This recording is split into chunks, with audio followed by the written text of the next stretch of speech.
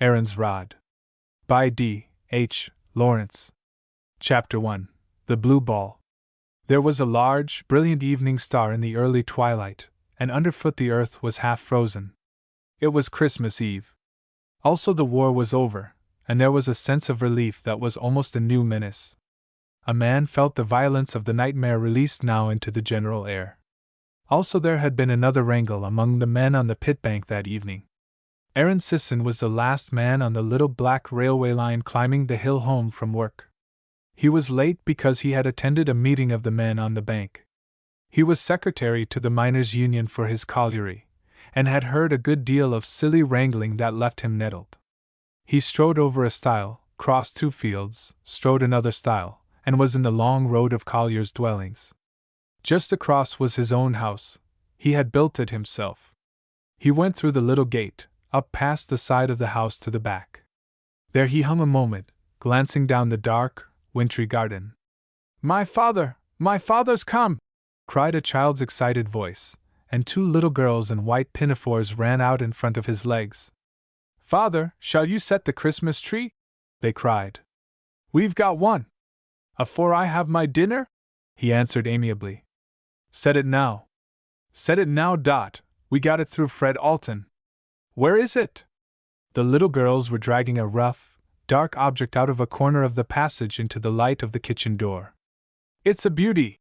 exclaimed Millicent. "Yes, it is," said Marjorie. "I should think so," he replied, striding over the dark bough.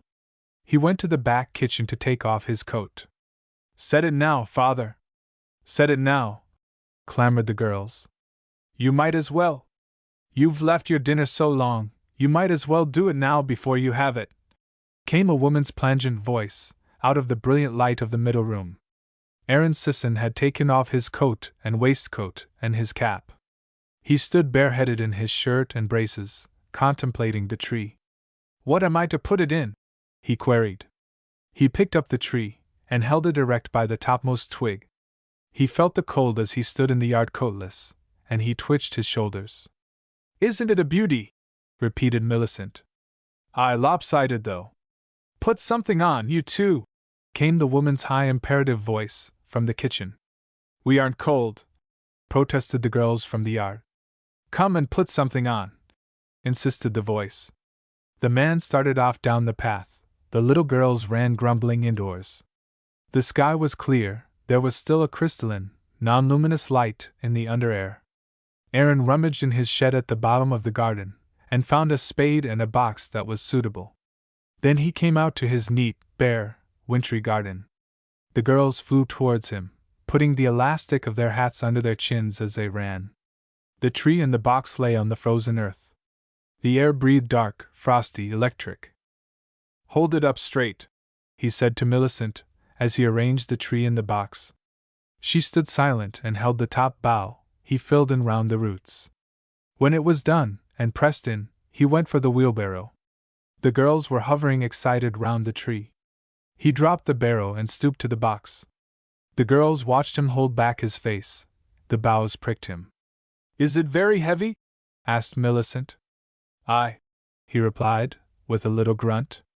Then the procession set off, the trundling wheelbarrow, the swinging hissing tree, the 2 excited little girls. They arrived at the door. Down went the legs of the wheelbarrow on the yard. The man looked at the box. "Where are you going to have it?" he called. "Put it in the back kitchen," cried his wife. "You'd better have it where it's going to stop. I don't want to hawk it about. Put it on the floor against the dresser, Father." "Put it there," urged Millicent.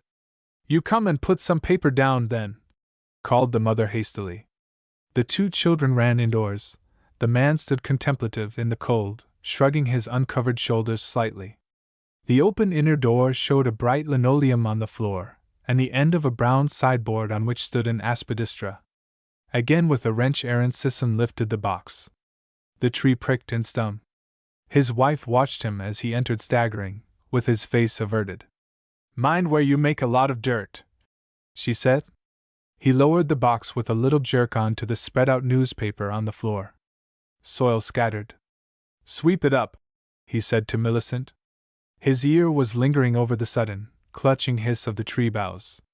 A stark white incandescent light filled the room and made everything sharp and hard. In the open fireplace a hot fire burned red. All was scrupulously clean and perfect. A baby was cooing in a rockerless wicker cradle by the hearth. The mother, a slim, neat woman with dark hair, was sewing a child's frock. She put this aside, rose, and began to take her husband's dinner from the oven. "You stopped confabbing long enough tonight," she said. "Yes," he answered, going to the back kitchen to wash his hands. In a few minutes he came and sat down to his dinner. The doors were shut close, but there was a draught, because the settling of the mines under the house made the doors not fit. Aaron moved his chair, to get out of the draught. But he still sat in his shirt and trousers. He was a good-looking man, fair and pleasant, about 32 years old. He did not talk much, but seemed to think about something. His wife resumed her sewing.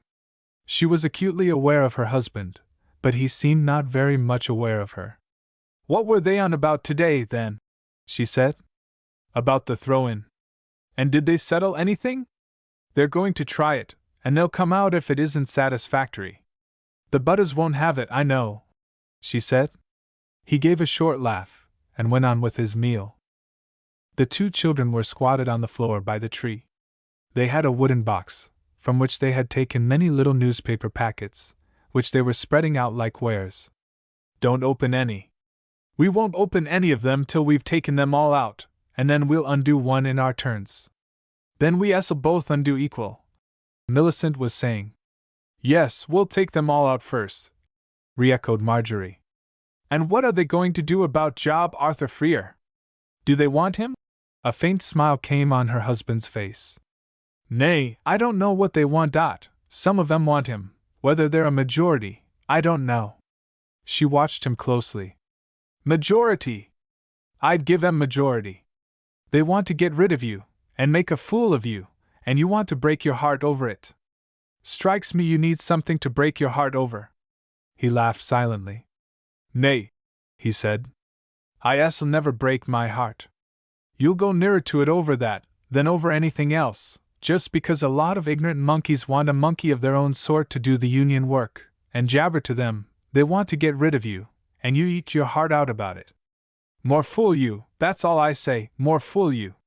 If you cared for your wife and children half what you care about your union, you'd be a lot better pleased in the end. But you care about nothing but a lot of ignorant colliers, who don't know what they want except it's more money just for themselves. Self, that's all it is with them, and ignorance." "You'd rather have self without ignorance?" he said, smiling finely. "I would if I've got to have it. But what I should like to see is a man that has thought for others, and isn't all self and politics." Her color had risen, her hand trembled with anger as she sewed. A blank look had come over the man's face, as if he did not hear or heed any more. He drank his tea in a long draught, wiped his mustache with 2 fingers, and sat looking abstractedly at the children. They had laid all the little packets on the floor, and Millicent was saying, "Now I'll undo the first, and you can have the second. I'll take this." She unwrapped the bit of newspaper and disclosed a silvery ornament for a Christmas tree, a frail thing like a silver plum, with deep rosy indentations on each side. "Oh!" she exclaimed. "Isn't it lovely?" Her fingers cautiously held the long bubble of silver and glowing rose, cleaving to it with a curious, irritating possession. The man's eyes moved away from her.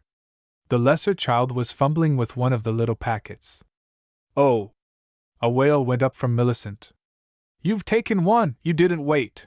Then her voice changed to a motherly admonition, and she began to interfere. "This is the way to do it, look! Let me help you." But Marjorie drew back with resentment. "Don't, Millicent, don't!" came the childish cry. But Millicent's fingers itched. At length Marjorie had got out her treasure, a little silvery bell with a glass top hanging inside. The bell was made of frail glassy substance, light as air. "Oh, the bell!"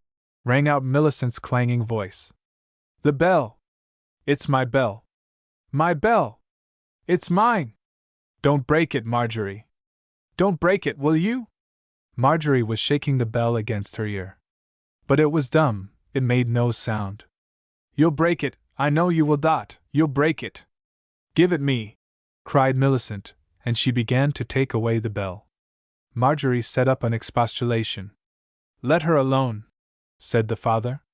Millicent let go as if she had been stung, but still her brassy, impudent voice persisted.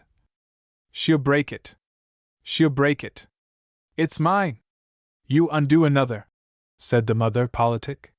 Millicent began with hasty, itching fingers to unclose another package. Mother, my peacock, my green peacock. Lavishly she hovered over a sinuous greenish bird, with wings and tail of spun glass, pearly, and body of deep electric green. It's mine, my green peacock. It's mine, because Marjorie's had one wing off, and mine hadn't. My green peacock that I love. I love it. She swung it softly from the little ring on its back. Then she went to her mother. Look, Mother, isn't it a beauty? Mind the ring doesn't come out, said her mother. Yes, it's lovely. The girl passed on to her father. Look, Father, don't you love it? Love it? He re-echoed, ironical over the word love. She stood for some moments, trying to force his attention. Then she went back to her place. Marjorie had brought forth a golden apple, red on one cheek, rather garish. Oh! Exclaimed Millicent feverishly, instantly seized with desire for what she had not got, indifferent to what she had. Her eye ran quickly over the packages. She took one. Now! She exclaimed loudly, to attract attention. Now! What's this? What's this? What will this beauty be? With finicky fingers she removed the newspaper. Marjorie watched her wide-eyed. Millicent was self-important. The blue ball! She cried in a climax of rapture. I've got the blue ball! She held it gloating in the cup of her hands.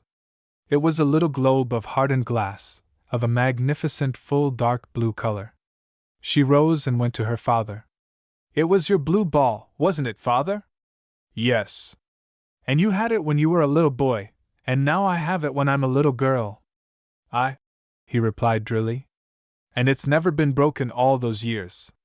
No, not yet. And perhaps it never will be broken. To this she received no answer. Won't it break? She persisted. Can't you break it? Yes, if you hit it with a hammer, he said. Ah, she cried. I don't mean that. I mean if you just drop it. It won't break if you drop it, will it? I dare say it won't. But will it? I think not. Should I try?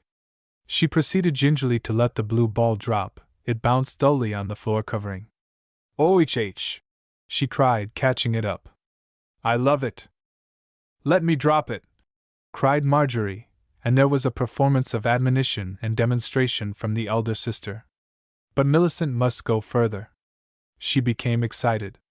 It won't break, she said, even if you toss it up in the air. She flung it up, it fell safely. But her father's brow knitted slightly. She tossed it wildly, it fell with a little splashing explosion, it had smashed. It had fallen on the sharp edge of the tiles that protruded under the fender. Now what have you done? Cried the mother. The child stood with her lip between her teeth, a look, half, of pure misery and dismay, half of satisfaction, on her pretty sharp face. She wanted to break it, said the father. No, she didn't. What do you say that for? Said the mother. And Millicent burst into a flood of tears. He rose to look at the fragments that lay splashed on the floor. You must mind the bits, he said, and pick 'em all up. He took one of the pieces to examine it. It was fine and thin and hard, lined with pure silver, brilliant. He looked at it closely. So, this was what it was. And this was the end of it. He felt the curious soft explosion of its breaking still in his ears. He threw his piece in the fire. Pick all the bits up, he said. Give over! Give over! Don't cry any more. The good-natured tone of his voice quieted the child, as he intended it should. He went away into the back kitchen to wash himself. As he was bending his head over the sink before the little mirror, lathering to shave, there came from outside the dissonant voices of boys, pouring out the dregs of carol singing. While Sheppy P herds watched, he held his soapy brush suspended for a minute. They called this singing. His mind flitted back to early carol music. Then again he heard the vocal violence outside. "Aren't you off there?" he called out, in masculine menace. The noise stopped, there was a scuffle. But the feet returned and the voices resumed. Almost immediately the door opened, boys were heard muttering among themselves. Millicent had given them a penny. Feet scraped in the yard, then went thudding along the side of the house, to the street. To Aaron Sisson, this was home, this was Christmas, the unspeakably familiar. The war over, nothing was changed. Yet everything changed. The scullery in which he stood was painted green, quite fresh, very clean, the floor was red tiles. The wash copper of red bricks was very red, the mangle with its put-up board was white scrubbed, the American oilcloth on the table had a gay pattern, there was a warm fire, the water in the boiler hissed faintly. And in front of him, beneath him as he leaned forward shaving, a drop of water fell with strange, incalculable rhythm from the bright brass tap into the white enamel bowl, which was now half full of pure, quivering water. The war was over, and everything just the same. The acute familiarity of this house, which he had built for his marriage 12 years ago, the changeless pleasantness of it all seemed unthinkable. It prevented his thinking. When he went into the middle room to comb his hair, he found the Christmas tree sparkling. His wife was making pastry at the table. The baby was sitting up propped in cushions. "Father," said Millicent, approaching him with a flat blue and white angel of cotton wool, and 2 ends of cotton. "Tie the angel at the top." "Tie it at the top?" he said, looking down. "Yes. At the very top, because it's just come down from the sky." My word!" he laughed. And he tied the angel. Coming downstairs after changing, he went into the icy cold parlor, and took his music and a small handbag. With this he retreated again to the back kitchen. He was still in trousers and shirt and slippers, but now it was a clean white shirt, and his best black trousers, and new pink and white braces. He sat under the gas jet of the back kitchen, looking through his music. Then he opened the bag, in which were sections of a flute and a piccolo. He took out the flute, and adjusted it. As he sat he was physically aware of the sounds of the night, the bubbling of water in the boiler, the faint sound of the gas, the sudden crying of the baby in the next room, then noises outside, distant boys shouting, distant rags of carols, fragments of voices of men. The whole country was roused and excited. The little room was hot. Aaron rose and opened a square ventilator over the copper, letting in a stream of cold air, which was grateful to him. Then he cocked his eye over the sheet of music spread out on the table before him. He tried his flute. And then at last, with the odd gesture of a diver taking a plunge, he swung his head and began to play. A stream of music, soft and rich and fluid, came out of the flute. He played beautifully. He moved his head and his raised bare arms with slight, intense movements, as the delicate music poured out. It was 16th century Christmas melody, very limpid and delicate. The pure, mindless, exquisite motion and fluidity of the music delighted him with a strange exasperation. There was something tense, exasperated to the point of intolerable anger, in his good-humored breast, as he played the finely spun piece music. The more exquisite the music, the more perfectly he produced it, in sheer bliss, and at the same time, the more intense was the maddened exasperation within him. Millicent appeared in the room. She fidgeted at the sink. The music was a bugbear to her, because it prevented her from saying what was on her own mind. At length it ended. Her father was turning over the various books and sheets. She looked at him quickly, seizing her opportunity. "Are you going out, father?" she said. "Eh? Are you going out?" She twisted nervously. "What do you want to know for?" He made no other answer, and turned again to the music. His eye went down a sheet, then over it again, then more closely over it again. "Are you?" persisted the child, balancing on one foot. He looked at her, and his eyes were angry under knitted brows. "What are you bothering about?" he said. "I'm not bothering, I only wanted to know if you were going out. She pouted, quivering to cry. I expect I am, he said quietly. She recovered at once, but still with timidity asked. We haven't got any candles for the Christmas tree. Shall you buy some, because Mother isn't going out? Candles, he repeated, settling his music and taking up the piccolo. Yes, shall you buy us some, Father? Shall you? Candles, he repeated, putting the piccolo to his mouth and blowing a few piercing, preparatory notes. Yes, little Christmas tree candles, blue ones and red ones, in boxes. Shall you, Father? We'll see, if I see any. But shall you? She insisted desperately. She wisely mistrusted his vagueness. But he was looking unheeding at the music. Then suddenly the piccolo broke forth, wild, shrill, brilliant. He was playing Mozart. The child's face went pale with anger at the sound. She turned and went out, closing both doors behind her to shut out the noise. The shrill, rapid movement of the piccolo music seemed to possess the air. It was useless to try to shut it out. The man went on playing to himself, measured and insistent. In the frosty evening the sound carried. People passing down the street hesitated, listening. The neighbors knew it was Aaron practicing his piccolo. He was esteemed a good player, was in request at concerts and dances, also at swell balls. So the vivid piping sound tickled the darkness. He played until about 7 o'clock. He did not want to go out too soon, in spite of the early closing of the public houses. He never went with the stream, but made a side current of his own. His wife said he was contrary. When he went into the middle room to put on his collar and tie, the two little girls were having their hair brushed. The baby was in bed. There was a hot smell of mince pies baking in the oven. You won't forget our candles, will you, Father? Asked Millicent, with assurance now. I'll see, he answered. His wife watched him as he put on his overcoat and hat. He was well dressed, handsome looking. She felt there was a curious glamour about him. It made her feel bitter. He had an unfair advantage. He was free to go off, while she must stay at home with the children. There's no knowing what time you'll be home, she said. I shan't be late, he answered. It's easy to say so, she retorted, with some contempt. He took his stick and turned towards the door. Bring the children some candles for their tree, and don't be so selfish, she said. All right, he said, going out.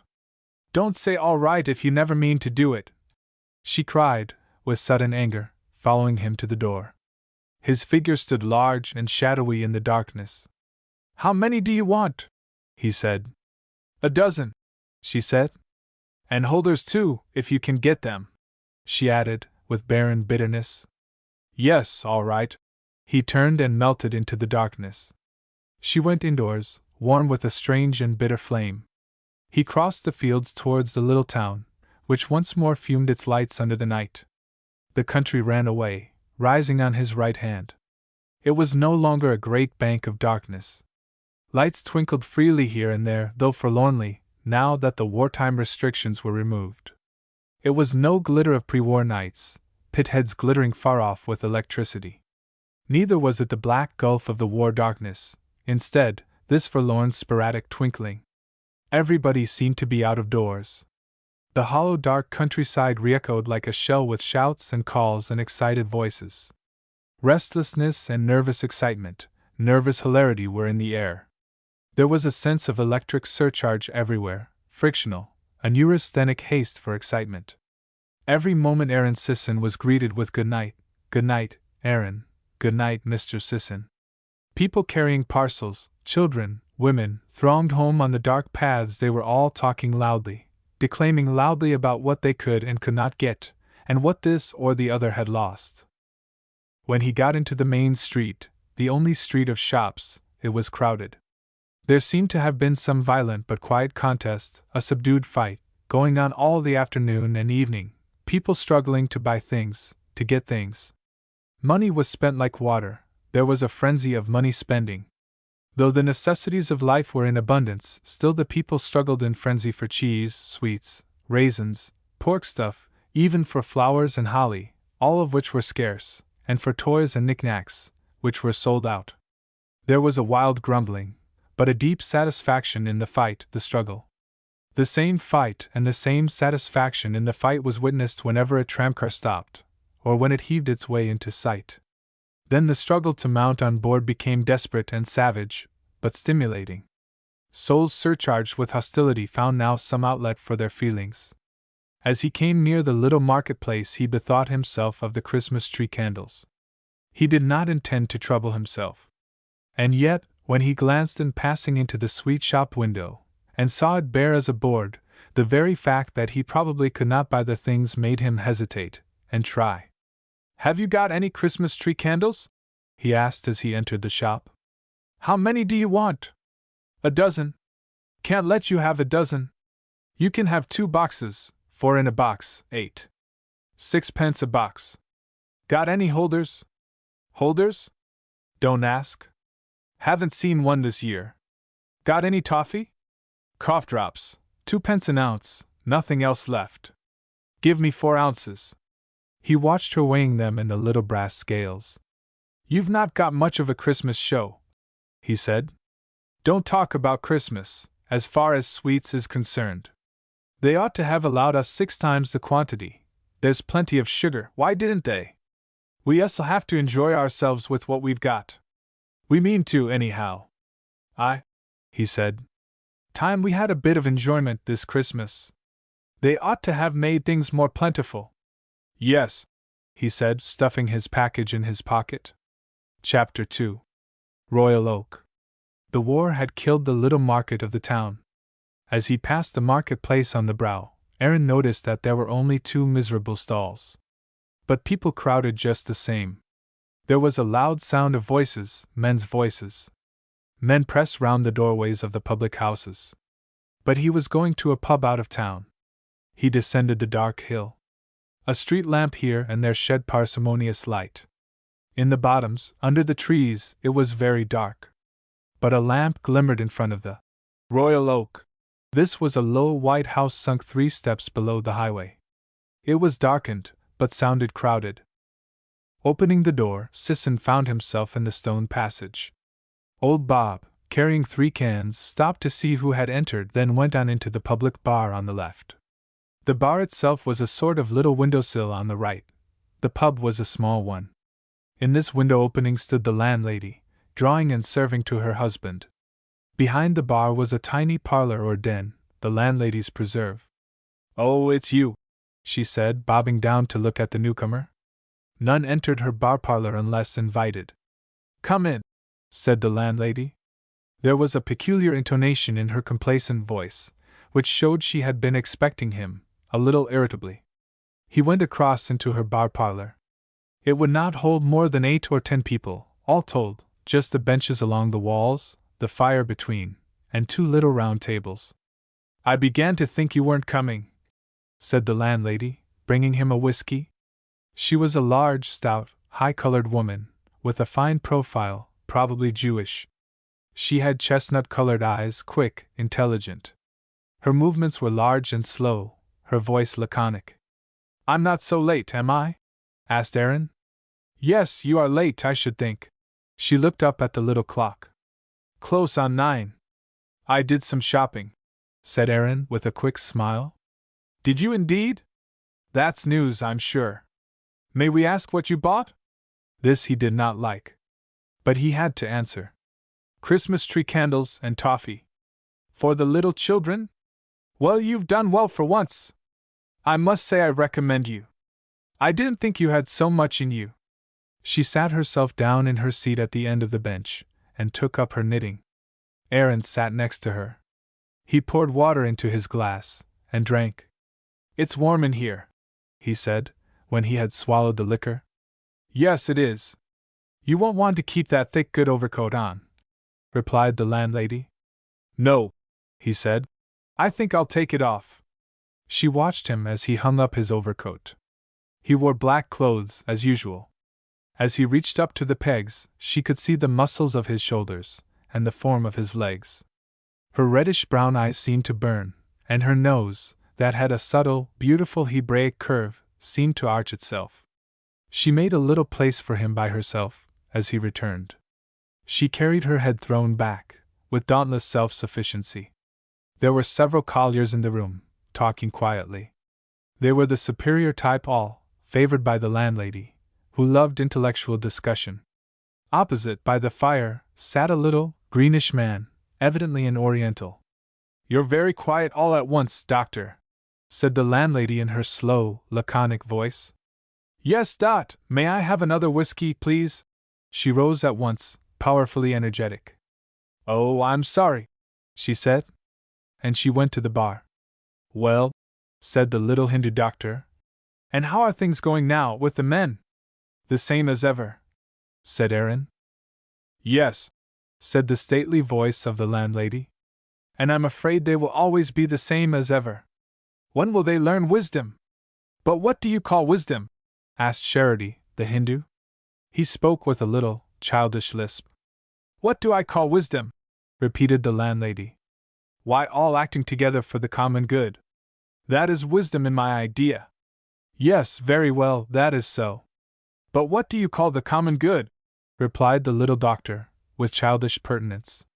"I," said Aaron, with a laugh. "That's it." The miners were all stirring now, to take part in the discussion. "What do I call the common good?" repeated the landlady.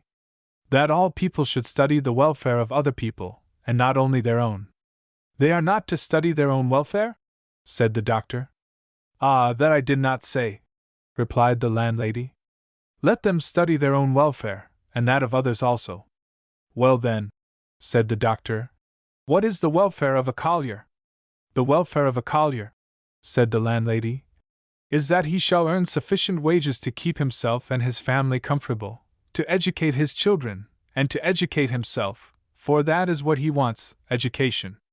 "I happen so," put in Bruett, a big, fine, good-humored collier.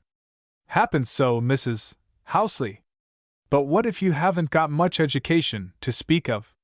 "You can always get it," she said patronizing. "Nay, I'm blessed if you can. It's no use trying to educate a man over 40, not by book learning. That isn't saying he's a fool, either." "And what better is them that's got education?" put in another man.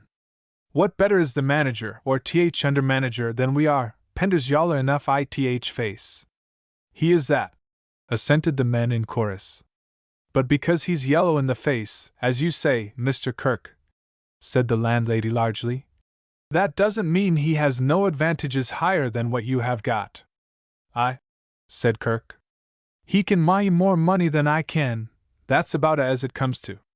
"He can make more money," said the landlady. "And when he's made it, he knows better how to use it." "'Appen so, and what does he do, more than eat and drink and work, and take it out of hisself a sight harder than I do, by looks of him. What's it matter, if he eats a bit more or drinks a bit more?" "No," reiterated the landlady. "He not only eats and drinks. He can read, and he can converse." "Me and a," said Tom Kirk, and the men burst into a laugh. "I can read, and I've had many a talk and conversation with you in this house, Mrs. Housley, am having one at this minute, seemingly." "Seemingly you are," said the landlady ironically. "But do you think there would be no difference between your conversation and Mr. Pender's if he were here so that I could enjoy his conversation?" "And what difference would there be?" asked Tom Kirk. "He'd go home to his bed just the same." "There you are mistaken. He would be the better, and so should I, a great deal better, for a little genuine conversation." "If it's conversation as my s is behind drop," said Tom Kirk. "And puts bile in his face," said Bruett. There was a general laugh. "I can see it's no use talking about it any further," said the landlady, lifting her head dangerously. "But look here, Mrs. Housley, do you really think it makes much difference to a man whether he can hold a serious conversation or not?" asked the doctor. "I do indeed, all the difference in the world. To me, there is no greater difference than between an educated man and an uneducated man." "And where does it come in?" asked Kirk. "But wait a bit now," said Aaron Sisson. "You take an educated man, take Pender. What's his education for? What does he scheme for? What does he contrive for? What does he talk for? For all the purposes of his life, replied the landlady. Aye, and what's the purpose of his life? Insisted Aaron Sisson. The purpose of his life, repeated the landlady at a loss. I should think he knows that best himself. No better than I know it, and you know it, said Aaron. Well, said the landlady, if you know, then speak out. What is it? To make more money for the firm, and so make his own chance of a rise better. The landlady was baffled for some moments. Then she said, Yes, and suppose that he does. Is there any harm in it? Isn't it his duty to do what he can for himself? Don't you try to earn all you can? Aye, said Aaron. But there's soon a limit to what I can earn. It's like this. When you work it out, everything comes to money. Reckon it as you like, it's money on both sides. It's money we live for, and money is what our lives is worth, nothing else. Money we live for, and money we are when we're dead, that or nothing. And it's money as is between the masters and us. There's a few educated ones got hold of one end of the rope, and all the lot of us hanging on to th other end, and we s'll go on pulling our guts out, time in, time out. But they've got th long end o th rope, th masters has, said Brewitt. For as long as one holds, the other will pull, concluded Aaron Sisson philosophically. And I'm almighty sure o' that, said Kirk. There was a little pause. Yes, that's all there is in the minds of you men, said the landlady. But what can be done with the money that you never think of? The education of the children, the improvement of conditions. Educate the children, so that they can lay hold of the long end of the rope, instead of the short end, said the doctor, with a little giggle. Aye, that's it, said Brewitt. I've pulled at th short end, and my lads may do th same. A selfish policy, put in the landlady. Selfish or not, they may do it. Till the crack o' doom, said Aaron, with a glistening smile. Or the crack o' th rope, said Brewitt. Yes, and then what? Cried the landlady. Then we all drop on our backsides, said Kirk. There was a general laugh, and an uneasy silence. All I can say of you men, said the landlady, is that you have a narrow, selfish policy. Instead of thinking of the children, instead of thinking of improving the world you live in. We hang on, British bulldog breed, said Brewitt. There was a general laugh. Yes, and little wiser than dogs, wrangling for a bone, said the landlady. Are we to let the other side run off th bone, then, while we sit on our stunts and yowl for it? Asked Brewitt. No, indeed. There can be wisdom in everything. It's what you do with the money, when you've got it, said the landlady. That's where the importance lies. It's missus as gets it, said Kirk. It doesn't stop us. Aye, it's the wife as gets it, 90%. They all concurred. And who should have the money, indeed, if not your wives? They have everything to do with the money. What idea have you, but to waste it? Women waste nothing, they couldn't if they tried, said Aaron Sisson. There was a lull for some minutes. The men were all stimulated by drink. The landlady kept them going. She herself sipped a glass of brandy, but slowly. She sat near to Sisson, and the great fierce warmth of her presence enveloped him particularly. He loved so to luxuriate, like a cat, in the presence of a violent woman. He knew that tonight she was feeling very nice to him, a female glow that came out of her to him. Sometimes when she put down her knitting, or took it up again from the bench beside him, her fingers just touched his thigh, and the fine electricity ran over his body, as if he were a cat tingling at a caress. And yet he was not happy, nor comfortable. There was a hard, opposing core in him, that neither the whiskey nor the woman could dissolve or soothe, tonight. It remained hard, nay, became harder and more deeply antagonistic to his surroundings, every moment. He recognized it as a secret malady he suffered from, this strained, unacknowledged opposition to his surroundings, a hard core of irrational, exhausting withholding of himself. Irritating because he still wanted to give himself. A woman and whiskey, these were usually a remedy, and music. But lately these had begun to fail him. No, There was something in him that would not give in, either to the whiskey, nor the woman, nor even the music. Even in the midst of his best music, it sat in the middle of him, this invisible black dog, and growled and waited, never to be cajoled. He knew of its presence, and was a little uneasy. For of course he wanted to let himself go, to feel rosy and loving and all that. But at the very thought, the black dog showed its teeth. Still he kept the beast at bay. With all his will he kept himself as it were genial. He wanted to melt and be rosy, happy. He sipped his whiskey with gratification, he luxuriated in the presence of the landlady, very confident of the strength of her liking for him. He glanced at her profile, that fine throw-back of her hostile head, wicked in the midst of her benevolence, that subtle, really very beautiful delicate curve of her nose, that moved him exactly like a piece of pure sound. But tonight it did not overcome him. There was a devilish little cold eye in his brain that was not taken in by what he saw. A terrible obstinacy located itself in him. He saw the fine, rich-colored, secretive face of the Hebrew woman, so loudly self-righteous, and so dangerous, so destructive, so lustful, and he waited for his blood to melt with passion for her. But not tonight. Tonight his innermost heart was hard and cold as ice. The very danger and lustfulness of her, which had so pricked his senses, now made him colder. He disliked her at her tricks. He saw her once too often. Her and all women. Bah, the love game! And the whiskey that was to help in the game. He had drowned himself once too often in whiskey and in love. Now he floated like a corpse in both, with a cold, hostile eye. And at least half of his inward fume was anger because he could no longer drown. Nothing would have pleased him better than to feel his senses melting and swimming into oneness with the dark. But impossible! Cold, with a white fury inside him, he floated wide-eyed and apart as a corpse.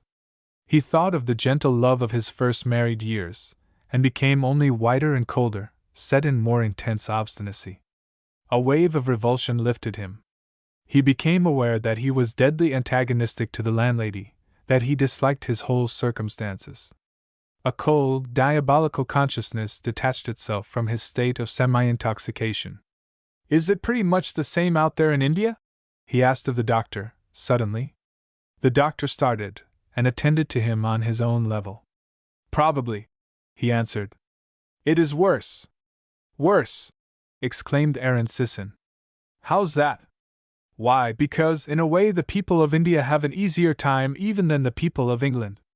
Because they have no responsibility. The British government takes the responsibility. And the people have nothing to do, except their bit of work, and talk perhaps about national rule, just for a pastime." "They have to earn their living?" said Sisson. "Yes," said the little doctor, who had lived for some years among the colliers, and become quite familiar with them. "Yes, they have to earn their living, and then no more. That's why the British government is the worst thing possible for them. It is the worst thing possible. And not because it is a bad government. Really, it is not a bad government. It is a good one, and they know it, much better than they would make for themselves, probably. But for that reason it is so very bad." The little Oriental laughed a queer, sniggering laugh. His eyes were very bright, dilated, completely black. He was looking into the ice-blue, pointed eyes of Aaron Sisson. They were both intoxicated, but grimly so. They looked at each other in elemental difference. The whole room was now attending to this new conversation, which they all accepted as serious. For Aaron was considered a special man, a man of peculiar understanding, even though as a rule he said little. "If it is a good government, doctor, how can it be so bad for the people?" said the landlady. The doctor's eyes quivered for the fraction of a second, as he watched the other man. He did not look at the landlady. It would not matter what kind of mess they made, and they would make a mess if they governed themselves, the people of India. They would probably make the greatest muddle possible, and start killing one another. But it wouldn't matter if they exterminated half the population, so long as they did it themselves, and were responsible for it. Again his eyes dilated, utterly black, to the eyes of the other man, and an arch little smile flickered on his face. "I think it would matter very much indeed," said the landlady. They had far better not govern themselves. She was, for some reason, becoming angry. The little greenish doctor emptied his glass, and smiled again. But what difference does it make, said Aaron Sisson, whether they govern themselves or not? They only live till they die either way. And he smiled faintly. He had not really listened to the doctor. The terms, British government, and bad for the people, good for the people, made him malevolently angry. The doctor was nonplussed for a moment. Then he gathered himself together. It matters, he said. It matters. People should always be responsible for themselves. How can any people be responsible for another race of people, and for a race much older than they are, and not at all children? Aaron Sisson watched the other's dark face, with its utterly exposed eyes. He was in a state of semi-intoxicated anger and clairvoyance. He saw in the black, void, glistening eyes of the Oriental only the same danger, the same menace that he saw in the landlady. Fair, wise, even benevolent words, always the human good speaking, and always underneath, something hateful, something detestable and murderous. Wise speech and good intentions, they were invariably maggoty with these secret inclinations to destroy the man in the man. Whenever he heard anyone holding forth, the landlady, this doctor, the spokesman on the pit bank, or when he read the all-righteous newspaper, his soul curdled with revulsion as from something foul. Even the infernal love and goodwill of his wife. To hell with goodwill. It was more hateful than ill will. Self-righteous bullying, like poison gas. The landlady looked at the clock. 10 minutes to, gentlemen, she said coldly. For she too knew that Aaron was spoiled for her for that night. The men began to take their leave, shakily. The little doctor seemed to evaporate. The landlady helped Aaron on with his coat. She saw the curious whiteness round his nostrils and his eyes, the fixed hellish look on his face. "You'll eat a mince pie in the kitchen with us for luck?" she said to him, detaining him till last. But he turned laughing to her. "Nay," he said, "I must be getting home." He turned and went straight out of the house. Watching him, the landlady's face became yellow with passion and rage. "That little poisonous Indian viper," she said aloud, attributing Aaron's mood to the doctor. Her husband was noisily bolting the door. Outside it was dark and frosty. A gang of men lingered in the road near the closed door. Aaron found himself among them, his heart bitterer than steel. The men were dispersing. He should take the road home. But the devil was in it, if he could take a stride in the homeward direction. There seemed a wall in front of him. He veered. But neither could he take a stride in the opposite direction. So he was destined to veer round, like some sort of weathercock, there in the middle of the dark road outside the Royal Oak. But as he turned, he caught sight of a third exit. Almost opposite was the mouth of Shottle Lane, which led off under trees, at right angles to the high road, up to New Brunswick Colliery. He veered towards the off chance of this opening, in a delirium of icy fury, and plunged away into the dark lane, walking slowly, on firm legs. Chapter 3. The Lighted Tree. It is remarkable how many odd or extraordinary people there are in England. We hear continual complaints of the stodgy dullness of the English. It would be quite as just to complain of their freakish, unusual characters.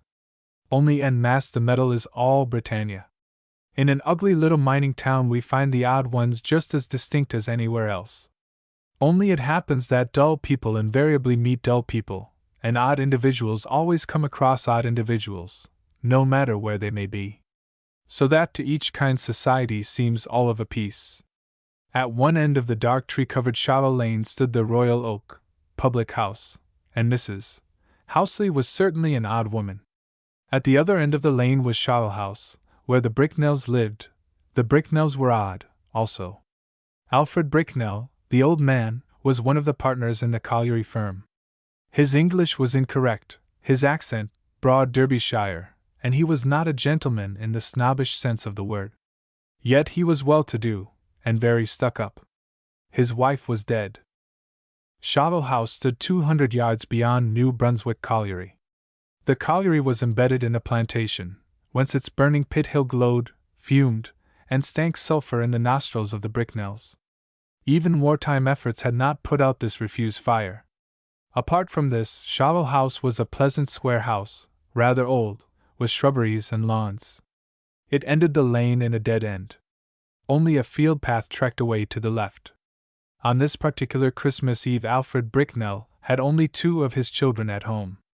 Of the others, one daughter was unhappily married, and away in India weeping herself thinner. Another was nursing her babies in Streatham. Jim, the hope of the house, and Julia, now married to Robert Cunningham, had come home for Christmas. The party was seated in the drawing room, that the grown-up daughters had made very fine during their periods of courtship. Its walls were hung with fine grey canvas, it had a large, silvery grey, silky carpet, and the furniture was covered with dark green silky material.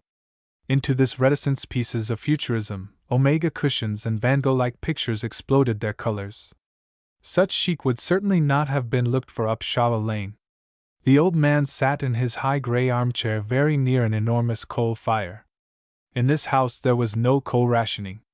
The finest coal was arranged to obtain a gigantic glow such as a coal owner may well enjoy, a great, intense mass of pure red fire. At this fire Alfred Bricknell toasted his tan, lamb's wool-lined slippers. He was a large man, wearing a loose grey suit, and sprawling in the large grey armchair. The soft lamplight fell on his clean, bald, Michelangelo head, across which a few pure hairs glittered. His chin was sunk on his breast, so that his sparse but strong-haired white beard, in which every strand stood distinct, like spun glass lithe and elastic, curved now upwards and inwards, in a curious curve returning upon him. He seemed to be sunk in stern, prophet-like meditation. As a matter of fact, he was asleep after a heavy meal. Across, seated on a pouff on the other side of the fire, was a cameo-like girl with neat black hair done tight and bright, in the French mode. She had strangely drawn eyebrows, and her color was brilliant. She was hot, leaning back behind the shaft of old marble of the mantelpiece, to escape the fire. She wore a simple dress of apple-green satin, with full sleeves and ample skirt and a tiny bodice of green cloth. This was Josephine Ford, the girl Jim was engaged to. Jim Bricknell himself was a tall big fellow of 38. He sat in a chair in front of the fire, some distance back, and stretched his long legs far in front of him. His chin too was sunk on his breast, his young forehead was bald, and raised in odd wrinkles. He had a silent half-grin on his face, a little tipsy, a little satyr-like. His small mustache was reddish. Behind him a round table was covered with cigarettes, sweets, and bottles. It was evident Jim Bricknell drank beer for choice. He wanted to get fat, that was his idea. But he couldn't bring it off. He was thin, though not too thin, except to his own thinking. His sister Julia was bunched up in a low chair between him and his father. She too was a tall stag of a thing, but she sat bunched up like a witch. She wore a wine-purple dress, her arms seemed to poke out of the sleeves, and she had dragged her brown hair into straight, untidy strands. Yet she had real beauty. She was talking to the young man who was not her husband, a fair, pale, fattish young fellow in pince-nez and dark clothes. This was Cyril Scott, a friend. The only other person stood at the round table pouring out red wine. He was a fresh, stoutish young Englishman in khaki, Julia's husband, Robert Cunningham, a lieutenant about to be demobilized, when he would become a sculptor once more. He drank red wine in large throatfuls, and his eyes grew a little moist. The room was hot and subdued, everyone was silent. "I say," said Robert suddenly, from the rear. "Anybody have a drink? Don't you find it rather hot? Is there another bottle of beer there?" said Jim, without moving, too settled even to stir an eyelid. "Yes, I think there is," said Robert. "Thanks, don't open it yet," murmured Jim. "Have a drink, Josephine?" said Robert. "No, thank you," said Josephine, bowing slightly. Finding the drinks did not go, Robert went round with the cigarettes. Josephine Ford looked at the white rolls. "Thank you," she said, and taking one, suddenly licked her rather full, dry red lips with the rapid tip of her tongue. It was an odd movement, suggesting a snake's flicker. She put her cigarette between her lips and waited. Her movements were very quiet and well-bred, but perhaps too quiet. They had the dangerous impassivity of the Bohemian, Parisian or American rather than English. "Cigarette, Julia?" said Robert to his wife. She seemed to start or twitch, as if dazed. Then she looked up at her husband with a queer smile, puckering the corners of her eyes. He looked at the cigarettes, not at her. His face had the blunt voluptuous gravity of a young lion, a great cat. She kept him standing for some moments impassively. Then suddenly she hung her long, delicate fingers over the box, in doubt, and spasmodically jabbed at the cigarettes, clumsily raking one out at last. "Thank you, dear, thank you," she cried, rather high, looking up and smiling once more. He turned calmly aside, offering the cigarettes to Scott, who refused. "Oh," said Julia, sucking the end of her cigarette. "Robert is so happy with all the good things, aren't you, dear?" she sang, breaking into a hurried laugh. "We aren't used to such luxurious living, we aren't, are we, dear? No, we're not such swells as this, we're not. Oh, Robbie, isn't it all right, isn't it just all right?" She tailed off into her hurried, wild, repeated laugh. "We're so happy in a land of plenty, aren't we, dear?" "Do you mean I'm greedy, Julia?" said Robert. "Greedy, oh greedy, he asks if he's greedy? No, you're not greedy, Robbie, you're not greedy. I want you to be happy." "I'm quite happy," he returned. "Oh, he's happy, really, he's happy. Oh, what an accomplishment. Oh, my word." Julia puckered her eyes and laughed herself into a nervous, twitching silence. Robert went round with the matches. Julia sucked her cigarette. "Give us a light, Robbie, if you are happy," she cried. "It's coming," he answered. Josephine smoked with short, sharp puffs. Julia sucked wildly at her light. Robert returned to his red wine. Jim Bricknell suddenly roused up, looked round on the company, smiling a little vacuously and showing his odd, pointed teeth. "Where's the beer?" he asked, in deep tones, smiling full into Josephine's face, as if she were going to produce it by some sleight of hand. Then he wheeled round to the table, and was soon pouring beer down his throat as down a pipe. Then he dropped supine again. Cyril Scott was silently absorbing gin and water. "I say," said Jim, from the remote depths of his sprawling, "isn't there something we could do to while the time away?" Everybody suddenly laughed. It sounded so remote and absurd. "What, play bridge or poker or something conventional of that sort?" said Josephine in her distinct voice, speaking to him as if he were a child. "Oh, damn bridge," said Jim in his sleep voice. Then he began pulling his powerful length together. He sat on the edge of his chair seat, leaning forward, peering into all the faces and grinning.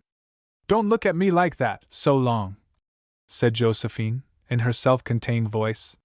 "You make me uncomfortable." She gave an odd little grunt of a laugh, and the tip of her tongue went over her lips as she glanced sharply, half furtively round the room. "I like looking at you," said Jim, his smile becoming more malicious. "But you shouldn't, when I tell you not," she returned. Jim twisted round to look at the state of the bottles. The father also came awake. He sat up. "Isn't it time," he said, "that you all put away your glasses and cigarettes and thought of bed?" Jim rolled slowly round towards his father, sprawling in the long chair. "Ah, Dad," he said, "tonight's the night. Tonight's some night, Dad. You can sleep any time." His grin widened. "But there aren't many nights to sit here, like this, eh?" He was looking up all the time into the face of his father, full and nakedly lifting his face to the face of his father, and smiling fixedly. The father, who was perfectly sober, except for the contagion from the young people, felt a wild tremor go through his heart as he gazed on the face of his boy. He rose stiffly. "You want to stay?" he said. "You want to stay? Well then, I'll leave you. But don't be long." The old man rose to his full height, rather majestic. The four younger people also rose respectfully.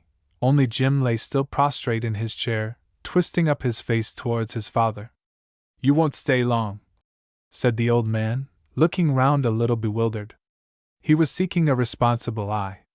Josephine was the only one who had any feeling for him. "No, we won't stay long, Mr. Bricknell," she said gravely. "Good night, Dad," said Jim, as his father left the room. Josephine went to the window. She had rather a stiff, papaye walk. "How is the night?" she said, as if to change the whole feeling in the room. She pushed back the thick gray silk curtains. "Why!" she exclaimed. "What is that light burning? A red light?" "Oh, that's only the pit bank on fire," said Robert, who had followed her. "How strange, why is it burning now?" "It always burns, unfortunately, it is most consistent at it. It is the refuse from the mines. It has been burning for years, in spite of all efforts to the contrary." "How very curious! May we look at it?" Josephine now turned the handle of the French windows, and stepped out. "Beautiful!" they heard her voice exclaim from outside. In the room, Julia laid her hand gently, protectively over the hand of Cyril Scott. "Josephine and Robert are admiring the night together," she said, smiling with subtle tenderness to him. "Naturally. Young people always do these romantic things," replied Cyril Scott. He was 22 years old, so he could afford to be cynical. "Do they? Don't you think it's nice of them?" she said, gently removing her hand from his. His eyes were shining with pleasure. "I do. I envy them enormously. One only needs to be sufficiently naive," he said. "One doesn't one?" cooed Julia. "I say, do you hear the bells?" said Robert, poking his head into the room. "No, dear." "Do you?" replied Julia. "Bells. Hear the bells. Bells!" exclaimed the half-tipsy and self-conscious Jim. And he rolled in his chair in an explosion of sudden, silent laughter, showing his mouth full of pointed teeth, like a dog. Then he gradually gathered himself together, found his feet, smiling fixedly. "Pretty cool night," he said aloud, when he felt the air on his almost bald head. The darkness smelt of sulphur. Josephine and Robert had moved out of sight. Julia was abstracted, following them with her eyes. With almost supernatural keenness she seemed to catch their voices from the distance. "Yes, Josephine, wouldn't that be awfully romantic?" she suddenly called shrilly. The pair in the distance started. "What?" they heard Josephine's sharp exclamation. "What's that? What would be romantic?" said Jim as he lurched up and caught hold of Cyril Scott's arm. "Josephine wants to make a great illumination of the grounds of the estate," said Julia, magniloquent. No, I didn't say it," remonstrated Josephine. "What Josephine said," explained Robert, "was simply that it would be pretty to put candles on one of the growing trees, instead of having a Christmas tree indoors." "Oh, Josephine, how sweet of you!" cried Julia. Cyril Scott giggled. "Good egg! Champion idea, Josie, my lass." "Eh? What?" cried Jim. "Why not carry it out, eh? Why not? Most attractive." He leaned forward over Josephine, and grinned. "Oh, no!" expostulated Josephine. "It all sounds so silly now. No, let us go indoors and go to bed." "No, Josephine dear, no! It's a lovely idea!" cried Julia. "Let's get candles and lanterns and things." "Let's!" grinned Jim. "Let's everybody, let's!" "Shall we really?" asked Robert. "Shall we illuminate one of the fir trees by the lawn?" "Yes!" "How lovely!" cried Julia. "I'll fetch the candles." "The women must put on warm cloaks," said Robert. They trooped indoors for coats and wraps and candles and lanterns. Then, lighted by a bicycle lamp, they trooped off to the shed to twist wire round the candles for holders. They clustered round the bench. "I say," said Julia, "doesn't Cyril look like a pilot on a stormy night? Oh, I say!" And she went into one of her hurried laughs. They all looked at Cyril Scott, who was standing sheepishly in the background, in a very large overcoat, smoking a large pipe. The young man was uncomfortable, but assumed a stoic air of philosophic indifference. Soon they were busy round a prickly fir tree at the end of the lawn. Jim stood in the background vaguely staring. The bicycle lamp sent a beam of strong white light deep into the uncanny foliage. Heads clustered and hands worked. The night above was silent, dim. There was no wind. In the near distance they could hear the panting of some engine at the colliery. "Shall we light them as we fix them?" asked Robert. "Or save them for one grand rocket at the end?" "Oh, as we do them," said Cyril Scott, who had lacerated his fingers and wanted to see some reward. A match spluttered. One naked little flame sprang alight among the dark foliage. The candle burned tremulously naked. They all were silent. "We ought to do a ritual dance. We ought to worship the tree," sang Julia, in her high voice. "Hold on a minute. We'll have a little more illumination," said Robert. "Why, yes. We want more than one candle," said Josephine. But Julia had dropped the cloak in which she was huddled, and with arms slung asunder was sliding, waving, crouching in a pas seul before the tree, looking like an animated bough herself. Jim, who was hugging his pipe in the background, broke into a short, harsh, cackling laugh. "Aren't we fools?" he cried. "What? Oh, God's love, aren't we fools?" "No, why?" cried Josephine, amused but resentful. But Jim vouchsafed nothing further, only stood like a red Indian gripping his pipe. The beam of the bicycle lamp moved and fell upon the hands and faces of the young people, and penetrated the recesses of the secret trees. Several little tongues of flame clipped sensitive and ruddy on the naked air, sending a faint glow over the needle foliage. They gave a strange, perpendicular aspiration in the night. Julia waved slowly in her tree dance. Jim stood apart, with his legs straddled, a motionless figure. The party round the tree became absorbed and excited as more ruddy tongues of flame pricked upward from the dark tree. Pale candles became evident, the air was luminous. The illumination was becoming complete, harmonious. Josephine suddenly looked round. Why, came her long note of alarm. A man in a bowler hat and a black overcoat stood on the edge of the twilight. "What is it?" cried Julia. "Homo sapiens," said Robert, the lieutenant. "Hand the light, Cyril." He played the beam of light full on the intruder, a man in a bowler hat, with a black overcoat buttoned to his throat, a pale, dazed, blinking face. The hat was tilted at a slightly jaunty angle over the left eye. The man was well-featured. He did not speak. "Did you want anything?" asked Robert, from behind the light. Aaron Sisson blinked, trying to see who addressed him. To him, they were all illusory. He did not answer. "Anything you wanted?" repeated Robert, military, rather peremptory.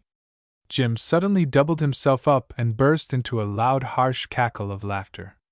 Whoop! He went, and doubled himself up with laughter. Whoop! Whoop! He went, and fell on the ground and writhed with laughter. He was in that state of intoxication when he could find no release from maddening self-consciousness. He knew what he was doing, he did it deliberately. And yet he was also beside himself, in a sort of hysterics. He could not help himself in exasperated self-consciousness. The others all began to laugh, unavoidably. It was a contagion. They laughed helplessly and foolishly. Only Robert was anxious. "I'm afraid he'll wake the house," he said, looking at the doubled-up figure of Jim writhing on the grass and whooping loudly. "Or not enough," put in Cyril Scott. He twigged Jim's condition. "No, no!" cried Josephine, weak with laughing in spite of herself. "No, it's too long, I'm like to die laughing." Jim embraced the earth in his convulsions. Even Robert shook quite weakly with laughter. His face was red, his eyes full of dancing water. Yet he managed to articulate. "I say, you'll bring the old man down." Then he went off again into spasms. "Who? Who?" whooped Jim, subsiding. "Who?" He rolled over onto his back, and lay silent. The others also became weakly silent. "What's amiss?" said Aaron Sisson, breaking this spell. They all began to laugh again, except Jim, who lay on his back looking up at the strange sky. "What are you laughing at?" repeated Aaron. "We're laughing at the man on the ground," replied Josephine. I think he's drunk a little too much. I, said Aaron, standing mute and obstinate. Did you want anything? Robert inquired once more. Eh? Aaron looked up. Me? No, not me. A sort of inertia kept him rooted. The young people looked at one another and began to laugh, rather embarrassed. Another, said Cyril Scott cynically. They wished he would go away. There was a pause. What do you reckon stars are? Asked the sepulchral voice of Jim. He still lay flat on his back on the grass. Josephine went to him and pulled at his coat. Get up, she said. You'll take cold. Get up now, we're going indoors. What do you reckon stars are? He persisted. Aaron Sisson stood on the edge of the light, smilingly staring at the scene, like a boy out of his place, but stubbornly keeping his ground. Get up now, said Josephine. We've had enough. But Jim would not move. Robert went with the bicycle lamp and stood at Aaron's side. Shall I show you a light to the road? You're off your track, he said. You're in the grounds of Shottle House. I can find my road, said Aaron. Thank you. Jim suddenly got up and went to peer at the stranger, poking his face close to Aaron's face. Righto, he replied. You're not half a bad sort of chap, cheerio. What's your drink? Mine whiskey, said Aaron. Come in and have one. We're the only sober couple in the bunch. What? Cried Jim. Aaron stood unmoving, static in everything. Jim took him by the arm affectionately. The stranger looked at the flickering tree, with its tiers of lights. A Christmas tree, he said, jerking his head and smiling. That's right, old man, said Jim, seeming thoroughly sober now. Come indoors and have a drink. Aaron Sisson negatively allowed himself to be led off. The others followed in silence, leaving the tree to flicker the night through. The stranger stumbled at the open window door. Mind the step, said Jim affectionately. They crowded to the fire, which was still hot. The newcomer looked round vaguely. Jim took his bowler hat and gave him a chair. He sat without looking round, a remote, abstract look on his face. He was very pale, and seemed inwardly absorbed. The party threw off their wraps and sat around.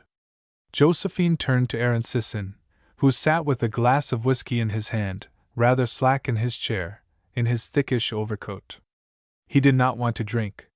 His hair was blonde, quite tidy, his mouth and chin handsome but a little obstinate, his eyes inscrutable. His pallor was not natural to him. Though he kept the appearance of a smile, underneath he was hard and opposed. He did not wish to be with these people, and yet, mechanically, he stayed. Do you feel quite well? Josephine asked him. He looked at her quickly. Me? He said. He smiled faintly. Yes, I'm all right. Then he dropped his head again and seemed oblivious. Tell us your name, said Jim affectionately. The stranger looked up. My name's Aaron Sisson, if it's anything to you, he said. Jim began to grin. It's a name I don't know, he said. Then he named all the party present. But the stranger hardly heeded, though his eyes looked curiously from one to the other, slow, shrewd, clairvoyant. Were you on your way home? Asked Robert Huffy. The stranger lifted his head and looked at him. Home, he repeated. No, the other road. He indicated the direction with his head, and smiled faintly. Beldova? Inquired Robert. Yes. He had dropped his head again, as if he did not want to look at them. To Josephine, the pale, and passive, blank-seeming face, the blue eyes with the smile which wasn't a smile, and the continual dropping of the well-shaped head was curiously affecting. She wanted to cry. Are you a miner? Robert asked, de haut en bas. No, cried Josephine. She had looked at his hands. Men's checkweighmen, replied Aaron. He had emptied his glass. He put it on the table. Have another? Said Jim, who was attending fixedly, with curious absorption, to the stranger. No, cried Josephine. No more. Aaron looked at Jim, then at her, and smiled slowly, with remote bitterness. Then he lowered his head again. His hands were loosely clasped between his knees. What about the wife? said Robert, the young lieutenant. What about the wife and kiddies? You're a married man, aren't you? The sardonic look of the stranger rested on the subaltern. Yes, he said. Won't they be expecting you? Said Robert, trying to keep his temper and his tone of authority. I expect they will. Then you'd better be getting along, hadn't you? The eyes of the intruder rested all the time on the flushed subaltern. The look on Aaron's face became slowly satirical. Oh, dry up the army touch, said Jim contemptuously to Robert. We're all civvies here. We're all right, aren't we? He said loudly, turning to the stranger with a grin that showed his pointed teeth. Aaron gave a brief laugh of acknowledgement. How many children have you? Sang Julia from her distance. 3. Girls or boys? Girls. All girls? Dear little things. How old? Oldest 8, youngest 9 months. So small, sang Julia, with real tenderness now. Aaron dropped his head. But you're going home to them, aren't you? Said Josephine, in whose eyes the tears had already risen. He looked up at her tears. His face had the same pale, perverse smile. Not tonight, he said. But why? You're wrong, cried Josephine. He dropped his head and became oblivious. Well, said Cyril Scott, rising at last with a bored exclamation. I think I'll retire. Will you? Said Julia, also rising. You'll find your candle outside. She went out. Scott bade good night, and followed her. The 4 people remained in the room, quite silent. Then Robert rose and began to walk about, agitated. Don't you go back to M. Have a night out. You stop here tonight, Jim said suddenly, in a quiet, intimate tone. The stranger turned his head and looked at him, considering. Yes? He said. He seemed to be smiling coldly. Oh, but, cried Josephine. Your wife and your children. Won't they be awfully bothered? Isn't it awfully unkind to them? She rose in her eagerness. He sat turning up his face to her. She could not understand his expression. Won't you go home to them? She said, hysterical. Not tonight, he replied quietly, again smiling. You're wrong, she cried. You're wrong! And so she hurried out of the room in tears. What bed do you propose to put him in? Asked Robert rather officer-like. Don't propose at all, my lad, replied Jim ironically. He did not like Robert. Then to the stranger he said, You'll be all right on the couch in my room. It's a good couch, big enough, plenty of rugs. His voice was easy and intimate. Aaron looked at him, and nodded. They had another drink each, and at last the 2 set off, rather stumbling, upstairs. Aaron carried his bowler hat with him. Robert remained pacing in the drawing-room for some time. Then he went out, to return in a little while. He extinguished the lamps, and saw that the fire was safe. Then he went to fasten the window doors securely. Outside he saw the uncanny glimmer of candles across the lawn. He had half a mind to go out and extinguish them, but he did not. So he went upstairs and the house was quiet. Faint crumbs of snow were falling outside. When Jim woke in the morning, Aaron had gone. Only on the floor were 2 packets of Christmas tree candles, fallen from the stranger's pockets. He had gone through the drawing-room door, as he had come. The housemaid said that while she was cleaning the grate in the dining-room she heard someone go into the drawing-room. A parlor-maid had even seen someone come out of Jim's bedroom. But they had both thought it was Jim himself, for he was an unsettled housemate. There was a thin film of snow, a lovely Christmas morning. Chapter 4. The Pillar of Salt. Our story will not yet see daylight. A few days after Christmas, Aaron sat in the open shed at the bottom of his own garden, looking out on the rainy darkness. No one knew he was there. It was some time after 6 in the evening. From where he sat, he looked straight up the garden to the house. The blind was not drawn in the middle kitchen. He could see the figures of his wife and 1 child. There was a light also in the upstairs window. His wife was gone upstairs again. He wondered if she had the baby ill. He could see her figure vaguely behind the lace curtains of the bedroom. It was like looking at his home through the wrong end of a telescope. Now the little girls had gone from the middle room, only to return in a moment. His attention strayed. He watched the light falling from the window of the next-door house. Uneasily, he looked along the whole range of houses. The streets sloped downhill, and the backs were open to the fields. So he saw a curious succession of lighted windows, between which jutted the intermediary back premises, scullery and outhouse, in dark little blocks. It was something like the keyboard of a piano, more still, like a succession of musical notes. For the rectangular planes of light were of different intensities, some bright and keen, some soft, warm, like candlelight, and there was one surface of pure red light, one or two were almost invisible, dark green. So the long scale of lights seemed to trill across the darkness, now bright, now dim, swelling and sinking. The effect was strange. And thus the whole private life of the street was threaded in lights. There was a sense of indecent exposure, from so many backs. He felt himself almost in physical contact with this contiguous stretch of back premises. He heard the familiar sound of water gushing from the sink into the grate, the dropping of a pail outside the door, the clink of a coal shovel, the banging of a door, the sound of voices. So many houses cheek by jowl, so many squirming lives, so many backyards, back doors giving on to the night. It was revolting. Away in the street itself, a boy was calling the newspaper. Ning Post!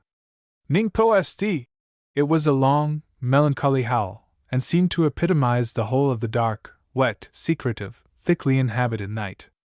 A figure passed the window of Aaron's own house, entered, and stood inside the room talking to Mrs. Sisson. It was a young woman in a brown mackintosh and a black hat. She stood under the incandescent light, and her hat nearly knocked the globe. Next door a man had run out in his shirt sleeves, this time a young, dark-headed collier running to the gate for a newspaper, running bareheaded, coatless, slippered in the rain. He had got his news sheet, and was returning. And just at that moment the young man's wife came out, shading her candle with a lading tin. She was going to the coal house for some coal. Her husband passed her on the threshold. She could be heard breaking the bits of coal and placing them on the dustpan. The light from her candle fell faintly behind her. Then she went back, blown by a swirl of wind. But again she was at the door, hastily standing her iron shovel against the wall. Then she shut the back door with a bang. These noises seemed to scrape and strike the night. In Aaron's own house, the young person was still talking to Mrs. Sisson. Millicent came out, sheltering a candle with her hand. The candle blew out. She ran indoors, and emerged again, her white pinafore fluttering. This time she performed her little journey safely. He could see the faint glimmer of her candle emerging secretly from the closet. The young person was taking her leave. He could hear her sympathetic, "Well, good night. I hope she'll be no worse. Good night, Mrs. Sisson." She was gone. He heard the windy bang of the street gate.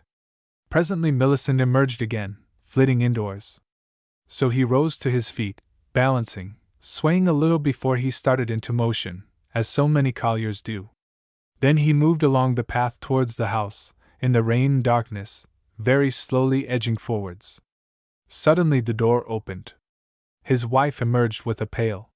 He stepped quietly aside, onto his side garden, among the sweet herbs. He could smell rosemary and sage and hyssop. A low wall divided his garden from his neighbor's. He put his hand on it, on its wetness, ready to drop over should his wife come forward. But she only threw the contents of her pail on the garden, and retired again. She might have seen him had she looked. He remained standing where he was, listening to the trickle of rain in the water butt. The hollow countryside lay beyond him. Sometimes in the windy darkness he could see the red burn of New Brunswick Bank, or the brilliant jewels of light clustered at Bestwood Colliery. Away in the dark hollow, nearer, the glare of the electric power station disturbed the night. So again the wind swirled the rain across all these hieroglyphs of the countryside, familiar to him as his own breast. A motor car was laboring up the hill. His trained ear attended to it unconsciously. It stopped with a jar. There was a bang of the yard gate. A shortish dark figure in a bowler hat passed the window. Millicent was drawing down the blind. It was the doctor. The blind was drawn, he could see no more. Stealthily he began to approach the house. He stood by the climbing rose of the porch, listening. He heard voices upstairs. Perhaps the children would be downstairs. He listened intently. Voices were upstairs only. He quietly opened the door. The room was empty, save for the baby, who was cooing in her cradle. He crossed to the hall. At the foot of the stairs he could hear the voice of the Indian doctor. "Now, little girl, you must just keep still and warm in bed, and not cry for the moon," he said. "The moon. Just as ever. Marjorie must be ill." So Aaron quietly entered the parlor. It was a cold, clammy room, dark. He could hear footsteps passing outside on the asphalt pavement below the window, and the wind howling with familiar cadence. He began feeling for something in the darkness of the music rack beside the piano. He touched and felt. He could not find what he wanted. Perplexed, he turned and looked out of the window. Through the iron railing of the front wall he could see the little motorcar sending its straight beams of light in front of it, up the street. He sat down on the sofa by the window. The energy had suddenly left all his limbs. He sat with his head sunk, listening. The familiar room, the familiar voice of his wife and his children. He felt weak as if he were dying. He felt weak like a drowning man who acquiesces in the waters. His strength was gone, he was sinking back. He would sink back to it all, float henceforth like a drowned man. So he heard voices coming nearer from upstairs, feet moving. They were coming down. "No, Mrs. Sisson, you needn't worry," he heard the voice of the doctor on the stairs. "If she goes on as she is, she'll be all right. Only she must be kept warm and quiet, that's the chief thing. Oh, when she has those bouts I can't bear it." Aaron heard his wife's voice. They were downstairs. Their feet clicked on the tiled passage. They had gone into the middle room. Aaron sat and listened. "She won't have any more bouts. If she does, give her a few drops from the little bottle, and raise her up. But she won't have any more," the doctor said. "If she does, I'll go off my head, I know I shall." "No, you won't. No, you won't do anything of the sort. You won't go off your head. You'll keep your head on your shoulders, where it ought to be," protested the doctor. "But it nearly drives me mad." "Then don't let it. The child won't die, I tell you. She will be all right with care. Who have you got sitting up with her? You're not to sit up with her tonight, I tell you. Do you hear me? Miss Smitham's coming in. But it's no good, I shall have to sit up. I shall have to. I tell you won't. You obey me. I know what's good for you as well as for her. I am thinking of you as much as of her. But I can't bear it, all alone." This was the beginning of tears. There was a dead silence, then a sound of Millicent weeping with her mother. As a matter of fact, the doctor was weeping too, for he was an emotional, sympathetic soul, over 40. Never mind, you aren't alone," came the doctor's matter-of-fact voice, after a loud nose-blowing. "I am here to help you. I will do whatever I can. I can't bear it. I can't bear it," wept the woman. Another silence, another nose-blowing, and again the doctor. "You'll have to bear it, I tell you, there's nothing else for it. You'll have to bear it, but we'll do our best for you. I will do my best for you, always, in sickness or out of sickness, there," he pronounced there oddly, not quite dear. "You haven't heard from your husband?" he added. "I had a letter," sobs, "from the bank this morning." "From the bank?" "Telling me they were sending me so much per month, from him, as an allowance, and that he was quite well, but he was traveling." "Well then, why not let him travel? You can live. But to leave me alone." There was burning indignation in her voice. "To go off and leave me with every responsibility, to leave me with all the burden. Well, I wouldn't trouble about him. Aren't you better off without him?" I am, she cried fiercely. "When I got that letter this morning, I said, may evil befall you, you selfish demon. And I hope it may. Well, don't fret.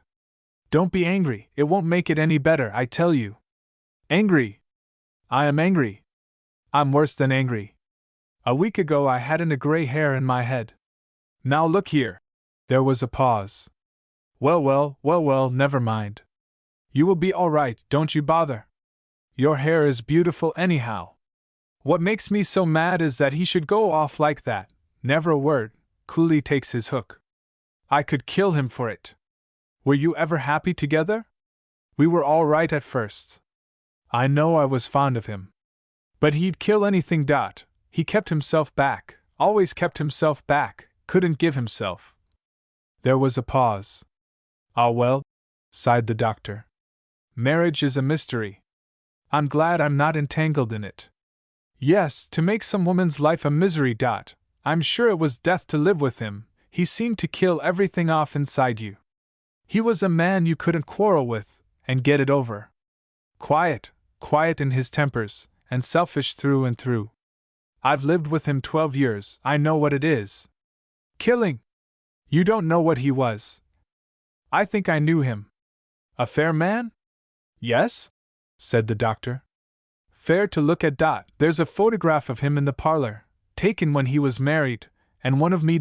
Yes, he's fair-haired. Aaron guessed that she was getting a candle to come into the parlor. He was tempted to wait and meet them, and accept it all again. Devilishly tempted, he was. Then he thought of her voice, and his heart went cold. Quick as thought, he obeyed his first impulse. He felt behind the couch, on the floor where the curtains fell. Yes, the bag was there. He took it at once. In the next breath he stepped out of the room and tiptoed into the passage. He retreated to the far end, near the street door, and stood behind the coats that hung on the hall stand. At that moment his wife came into the passage, holding a candle. She was red-eyed with weeping, and looked frail. "Did you leave the parlor door open?" she asked of Millicent, suspiciously. "No," said Millicent from the kitchen. The doctor, with his soft, oriental tread, followed Mrs. Sisson into the parlor. Aaron saw his wife hold up the candle before his portrait, and begin to weep. But he knew her. The doctor laid his hand softly on her arm, and left it there, sympathetically. Nor did he remove it when Millicent stole into the room, looking very woebegone and important. The wife wept silently, and the child joined in. "Yes, I know him," said the doctor. "If he thinks he will be happier when he's gone away, you must be happier too, Mrs. Sisson. That's all. Don't let him triumph over you by making you miserable. You enjoy yourself as well. You're only a girl, dash." But a tear came from his eye, and he blew his nose vigorously on a large white silk handkerchief, and began to polish his pince-nez. Then he turned, and they all bundled out of the room. The doctor took his departure. Mrs. Sisson went almost immediately upstairs, and Millicent shortly crept after her. Then Aaron, who had stood motionless as if turned to a pillar of salt, went quietly down the passage and into the living room. His face was very pale, ghastly looking. He caught a glimpse of himself in the mirror over the mantel, as he passed, and felt weak, as if he were really a criminal. But his heart did not relax, nevertheless. So he hurried into the night, down the garden, climbed the fence into the field, and went away across the field in the rain, towards the high road. He felt sick in every fiber. He almost hated the little handbag he carried, which held his flute and piccolo. It seemed a burden just then, a millstone round his neck. He hated the scene he had left, and he hated the hard, inviolable heart that stuck unchanging in his own breast. Coming to the high road, he saw a tall, luminous tramcar roving along through the rain. The trams ran across country from town to town. He dared not board because people knew him. So he took a side road, and walked in a detour for 2 miles. Then he came out on the high road again and waited for a tramcar. The rain blew on his face. He waited a long time for the last car. Chapter 5. At the Opera. A friend had given Josephine Ford a box at the opera for one evening. Our story continues by night. The box was large and important, near the stage. Josephine and Julia were there, with Robert and Jim, also 2 more men. The women sat in the front of the box, conspicuously. They were both poor, they were rather excited. but they belonged to a set which looked on social triumphs as a downfall that one allows oneself. The two men, Lily and Struthers, were artists, the former literary, the latter a painter. Lily sat by Josephine in the front of the box. He was her little lion of the evening. Few women can sit in the front of a big box, on a crowded and full-swing opera night, without thrilling and dilating. There is an intoxication in being thus thrust forward, conspicuous and enhanced, right in the eye of the vast crowd that lines the hollow shell of the auditorium. Thus even Josephine and Julia leaned their elbows and poised their heads regally, looking condescendingly down upon the watchful world. They were two poor women, having nothing to do with society. Half bohemians. Josephine was an artist. In Paris she was a friend of a very fashionable dressmaker and decorator, master of modern elegance. Sometimes she designed dresses for him, and sometimes she accepted from him a commission to decorate a room.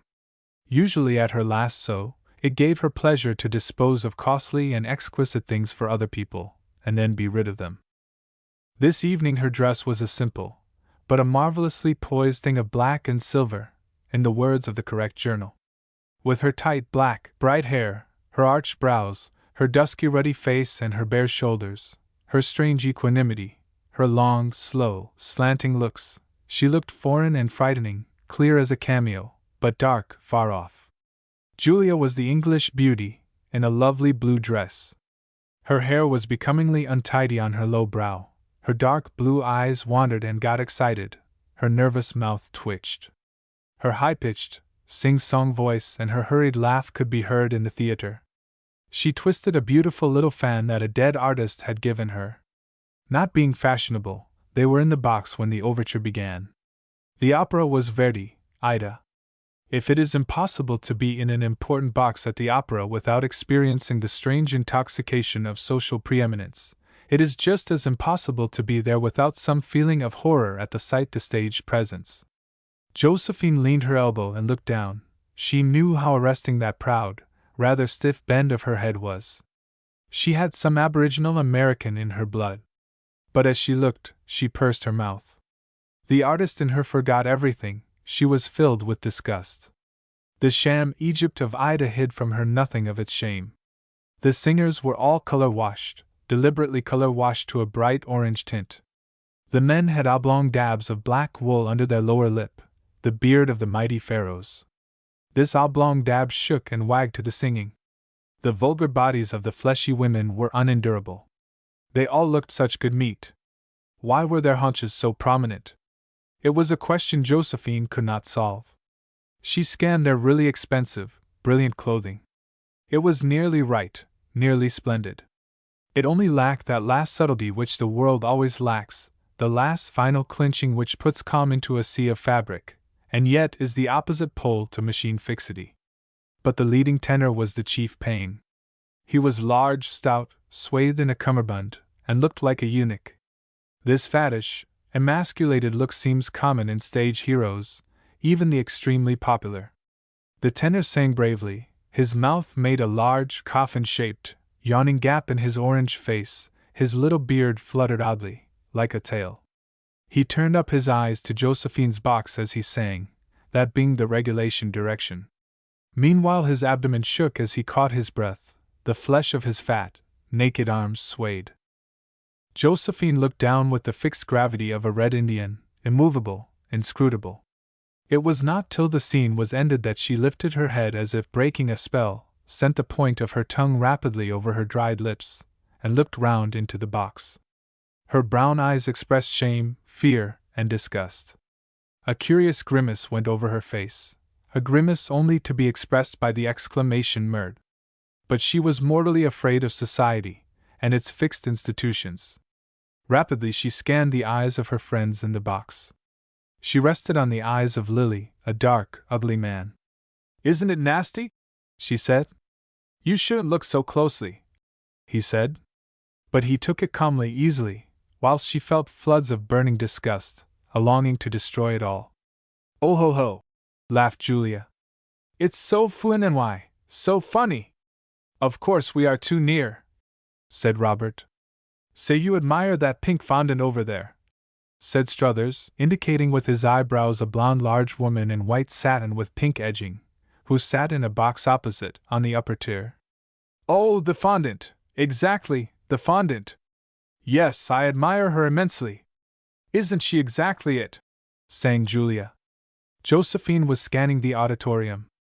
So many myriads of faces, like beads on a beadwork pattern, all beadwork, in different layers.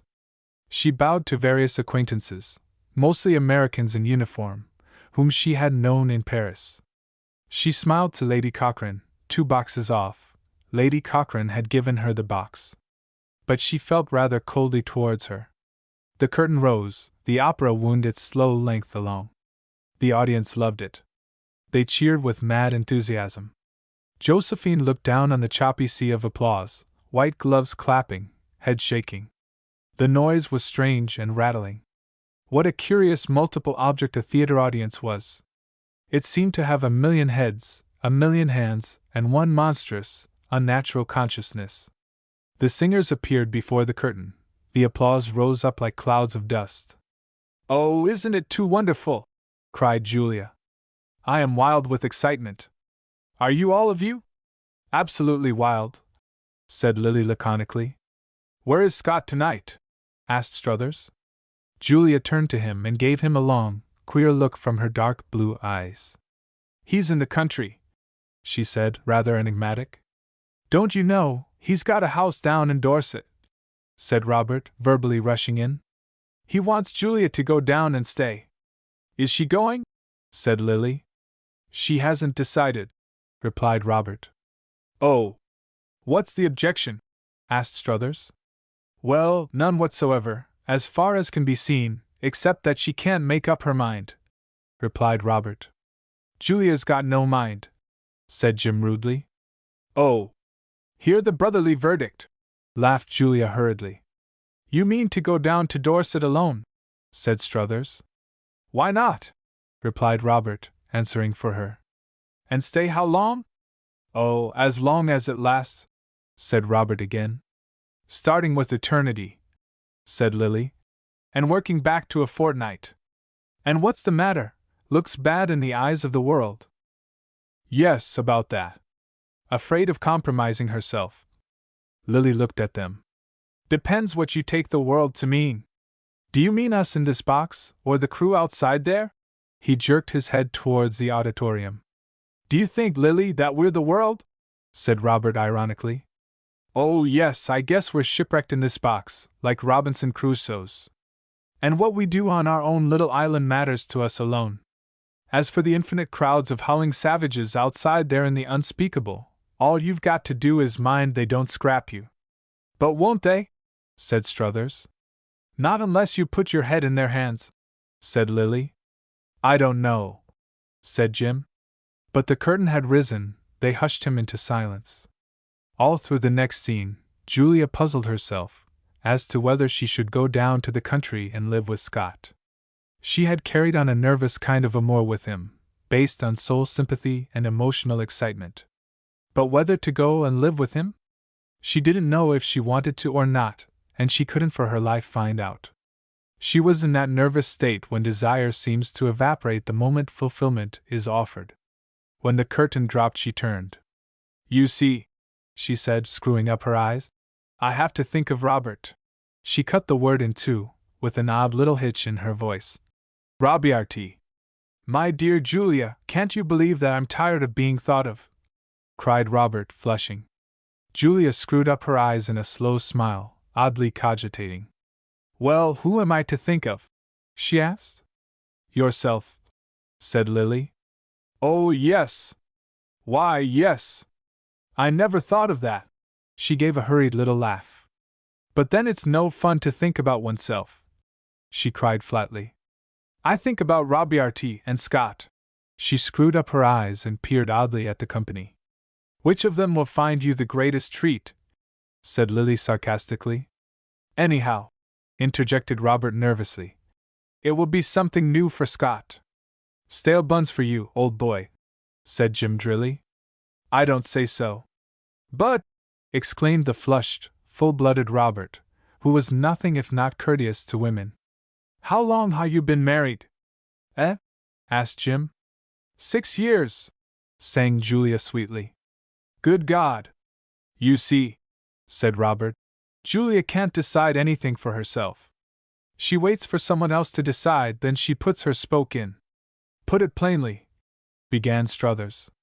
But don't you know, it's no use putting it plainly, cried Julia. But do you want to be with Scott out and out, or don't you? Said Lily. Exactly, chimed Robert. That's the question for you to answer, Julia. I won't answer it, she cried. Why should I? And she looked away into the restless hive of the theater. She spoke so wildly that she attracted attention. But it half pleased her. She stared abstractedly down at the pit. The men looked at one another in some comic consternation. Oh, damn it all, said the long Jim, rising and stretching himself. She's dead nuts on Scott. She's all over him. She'd have eloped with him weeks ago if it hadn't been so easy. She can't stand it that Robert offers to hand her into the taxi. He gave his malevolent grin round the company, then went out. He did not reappear for the next scene. Of course, if she loves Scott, began Struthers. Julia suddenly turned with wild desperation and cried. I like him tremendously, tremendosa why. He does understand. Which we don't, said Robert. Julia smiled her long, odd smile in their faces. One might almost say she smiled in their teeth. What do you think, Josephine? Asked Lily. Josephine was leaning forward. She started. Her tongue went rapidly over her lips. Who? I? She exclaimed. Yes. I think Julia should go with Scott, said Josephine. She'll bother with the idea till she's done it. She loves him, really. Of course she does, cried Robert. Julia, with her chin resting on her arms, in a position which irritated the neighboring Lady Cochrane sincerely, was gazing with unseeing eyes down upon the stalls. Well then, began Struthers. But the music struck up softly. They were all rather bored. Struthers kept on making small, half-audible remarks, which was bad form, and displeased Josephine, the hostess of the evening. When the curtain came down for the end of the act, the men got up. Lily's wife, Tanny, suddenly appeared. She had come on after a dinner engagement. Would you like tea or anything? Lily asked. The women refused. The men filtered out onto the crimson and white, curving corridor. Julia, Josephine, and Tanny remained in the box. Tanny was soon hitched on to the conversation in hand. Of course, she replied. One can't decide such a thing like drinking a cup of tea. Of course, one can't, dear Tanny, said Julia. After all, one doesn't leave one's husband every day to go and live with another man. Even if one looks on it as an experiment. It's difficult, cried Julia. It's difficult. I feel they all want to force me to decide. It's cruel. Oh, men with their beastly logic, they're either this or that stunt, they are an awful bore. But of course, Robert can't love you really, or he'd want to keep you. I can see Lily discussing such a thing for me. But then you don't love Robert either, said Tanny. I do.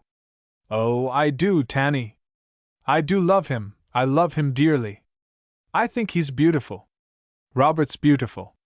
And he needs me. And I need him too. I need his support. Yes, I do love him. But you like Scott better, said Tanny. Only because he's different, sang Julia, in long tones. You see, Scott has his art. His art matters. And Robert is a dilettante, don't you think? He's dilettante. She screwed up her eyes at Tanny. Tanny cogitated. Of course I don't think that matters, she replied. But it does, it matters tremendously, dear Tanny, tremendously. Of course, Tanny sheered off. I can see Scott has great attractions, a great warmth somewhere. Exactly, cried Julia. He understands. And I believe he's a real artist. You might even work together. You might write his librettos. Yes, yes, Julia spoke with a long, pondering hiss. It might be awfully nice, said Tanny rapturously. Yes, it might, pondered Julia. Suddenly she gave herself a shake. Then she laughed hurriedly, as if breaking from her line of thought. And wouldn't Robert be an awfully nice lover for Josephine? Oh, wouldn't that be splendid? She cried, with her high laugh. Josephine, who had been gazing down into the orchestra, turned now, flushing darkly. But I don't want a lover, Julia, she said, hurt. Josephine, dear! Dear old Josephine! Don't you really? Oh, yes, you do, Dot. I want one so badly, cried Julia, with her shaking laugh. Robert's awfully good to me. But we've been married 6 years. And it does make a difference, doesn't it, Tanny dear? A great difference, said Tanny. Yes, it makes a difference, mused Julia. Dear old Roberty, I wouldn't hurt him for worlds. I wouldn't. Do you think it would hurt Robert? She screwed up her eyes, looking at Tanny. Perhaps it would do Robert good to be hurt a little, said Tanny. He's so well nourished. Yes, I see what you mean, Tanny. Poor old Roberty. Oh, poor old Roberty, he's so young. He does seem young, said Tanny. One doesn't forgive it. He is young, said Julia. I'm 5 years older than he. He's only 27. Poor old Robert. Robert is young and inexperienced, said Josephine, suddenly turning with anger. But I don't know why you talk about him. Is he inexperienced, Josephine dear? Is he? Sang Julia. Josephine flushed darkly, and turned away. Ah, he's not so innocent as all that, said Tanny roughly. Those young men, who seem so fresh, they're deep enough, really. They're far less innocent really than men who are experienced. They are, aren't they, Tanny? Repeated Julia softly. They're older than the old man of the seas sometimes, aren't they? Incredibly old, like little boys who know too much, aren't they? Yes. She spoke quietly, seriously, as if it had struck her. Below, the orchestra was coming in. Josephine was watching closely. Julia became aware of this. Do you see anybody we know, Josephine? She asked. Josephine started. No, she said, looking at her friends quickly and furtively. Dear old Josephine, she knows all sorts of people, sang Julia. At that moment the men returned. Have you actually come back? Exclaimed Tanny to them. They sat down without answering. Jim spread himself as far as he could, in the narrow space. He stared upwards, wrinkling his ugly, queer face. It was evident he was in one of his moods. If only somebody loved me, he complained. If only somebody loved me, I should be all right. I'm going to pieces. He sat up and peered into the faces of the women. But we all love you, said Josephine, laughing uneasily. Why aren't you satisfied? I'm not satisfied. I'm not satisfied, murmured Jim. Would you like to be wrapped in swaddling bands and laid at the breast? Asked Lily, disagreeably. Jim opened his mouth in a grin, and gazed long and malevolently at his questioner. Yes, he said. Then he sprawled his long 6 foot of limb and body across the box again. You should try loving somebody for a change, said Tanny. You've been loved too often. Why not try and love somebody? Jim eyed her narrowly. I couldn't love you, he said in vicious tones. Allah Banar, said Tanny. But Jim sank his chin on his chest, and repeated obstinately. I want to be loved. How many times have you been loved? Robert asked him. It would be rather interesting to know. Jim looked at Robert long and slow, but did not answer. Did you ever keep count? Tanny persisted. Jim looked up at her, malevolent. I believe I did, he replied. 40 is the age when a man should begin to reckon up, said Lily. Jim suddenly sprang to his feet, and brandished his fists. I'll pitch the lot of you over the bloody rail, he said. He glared at them, from under his bald, wrinkled forehead. Josephine glanced round. She had become a dusky white color. She was afraid of him, and she disliked him intensely nowadays. Do you recognize anyone in the orchestra? She asked. The party in the box had become dead silent. They looked down. The conductor was at his stand. The music began. They all remained silent and motionless during the next scene, each thinking his own thoughts. Jim was uncomfortable. He wanted to make good. He sat with his elbows on his knees, grinning slightly, looking down. At the next interval he stood up suddenly. "It is the chap, what?" he exclaimed excitedly, looking round at his friends. "Who?" said Tanny. "It is he," said Josephine quietly, meeting Jim's eye. "Sure!" he barked. He was leaning forward over the ledge, rattling a program in his hand, as if trying to attract attention. Then he made signals. "There you are!" he exclaimed triumphantly. "That's the chap." "Who? Who?" they cried. But neither Jim nor Josephine would vouchsafe an answer. The next was the long interval. Jim and Josephine gazed down at the orchestra. The musicians were laying aside their instruments and rising. The ugly fire curtain began slowly to descend. Jim suddenly bolted out. "Is it that man Aaron Sisson?" asked Robert. "Where? Where?" cried Julia. "It can't be." But Josephine's face was closed and silent. She did not answer. The whole party moved out onto the crimson-carpeted gangway. Groups of people stood about chatting. Men and women were passing along, to pay visits or to find drinks. Josephine's party stared around, talking desultorily. And at length they perceived Jim stalking along, leading Aaron Sisson by the arm. Jim was grinning, the flautist looked unwilling. He had a comely appearance, in his white shirt, a certain comely blondness and repose. And as much a gentleman as anybody. "Well," cried Josephine to him, "how do you come here?" "I play the flute," he answered as he shook hands. The little crowd stood in the gangway and talked. "How wonderful of you to be here!" cried Julia. He laughed. "Do you think so?" he answered. "Yes, I do. It seems so far from Shottle House and Christmas Eve. Oh, wasn't it exciting?" cried Julia. Aaron looked at her, but did not answer. "We've heard all about you," said Tanny playfully. "Oh, yes," he replied. "Come," said Josephine, rather irritated. We crowd up the gangway. And she led the way inside the box. Aaron stood and looked down at the disheveled theater. "You get all the view," he said. "We do, don't we?" cried Julia. "More than's good for us," said Lily. "Tell us what you are doing." "You've got a permanent job?" asked Josephine. "Yes, at present." "Ah. It's more interesting for you than at Beldover." She had taken her seat. He looked down at her dusky young face. Her voice was always clear and measured. "It's a change," he said, smiling. "Oh, it must be more than that," she said. "Why, you must feel a whole difference. It's a whole new life." He smiled, as if he were laughing at her silently. She flushed. "But isn't it?" she persisted. "Yes.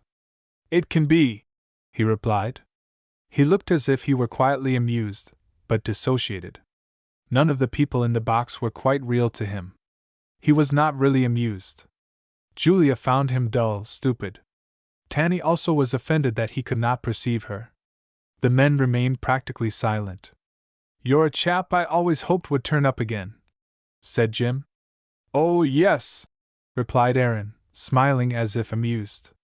"But perhaps he doesn't like us. Perhaps he's not glad that we turned up," said Julia, leaving her sting. The flautist turned and looked at her. "You can't remember us, can you?" she asked. "Yes," he said. "I can remember you." "Oh," she laughed. "You are unflattering." He was annoyed. He did not know what she was getting at. "How are your wife and children?" she asked spitefully. "All right, I think." "But you've been back to them?"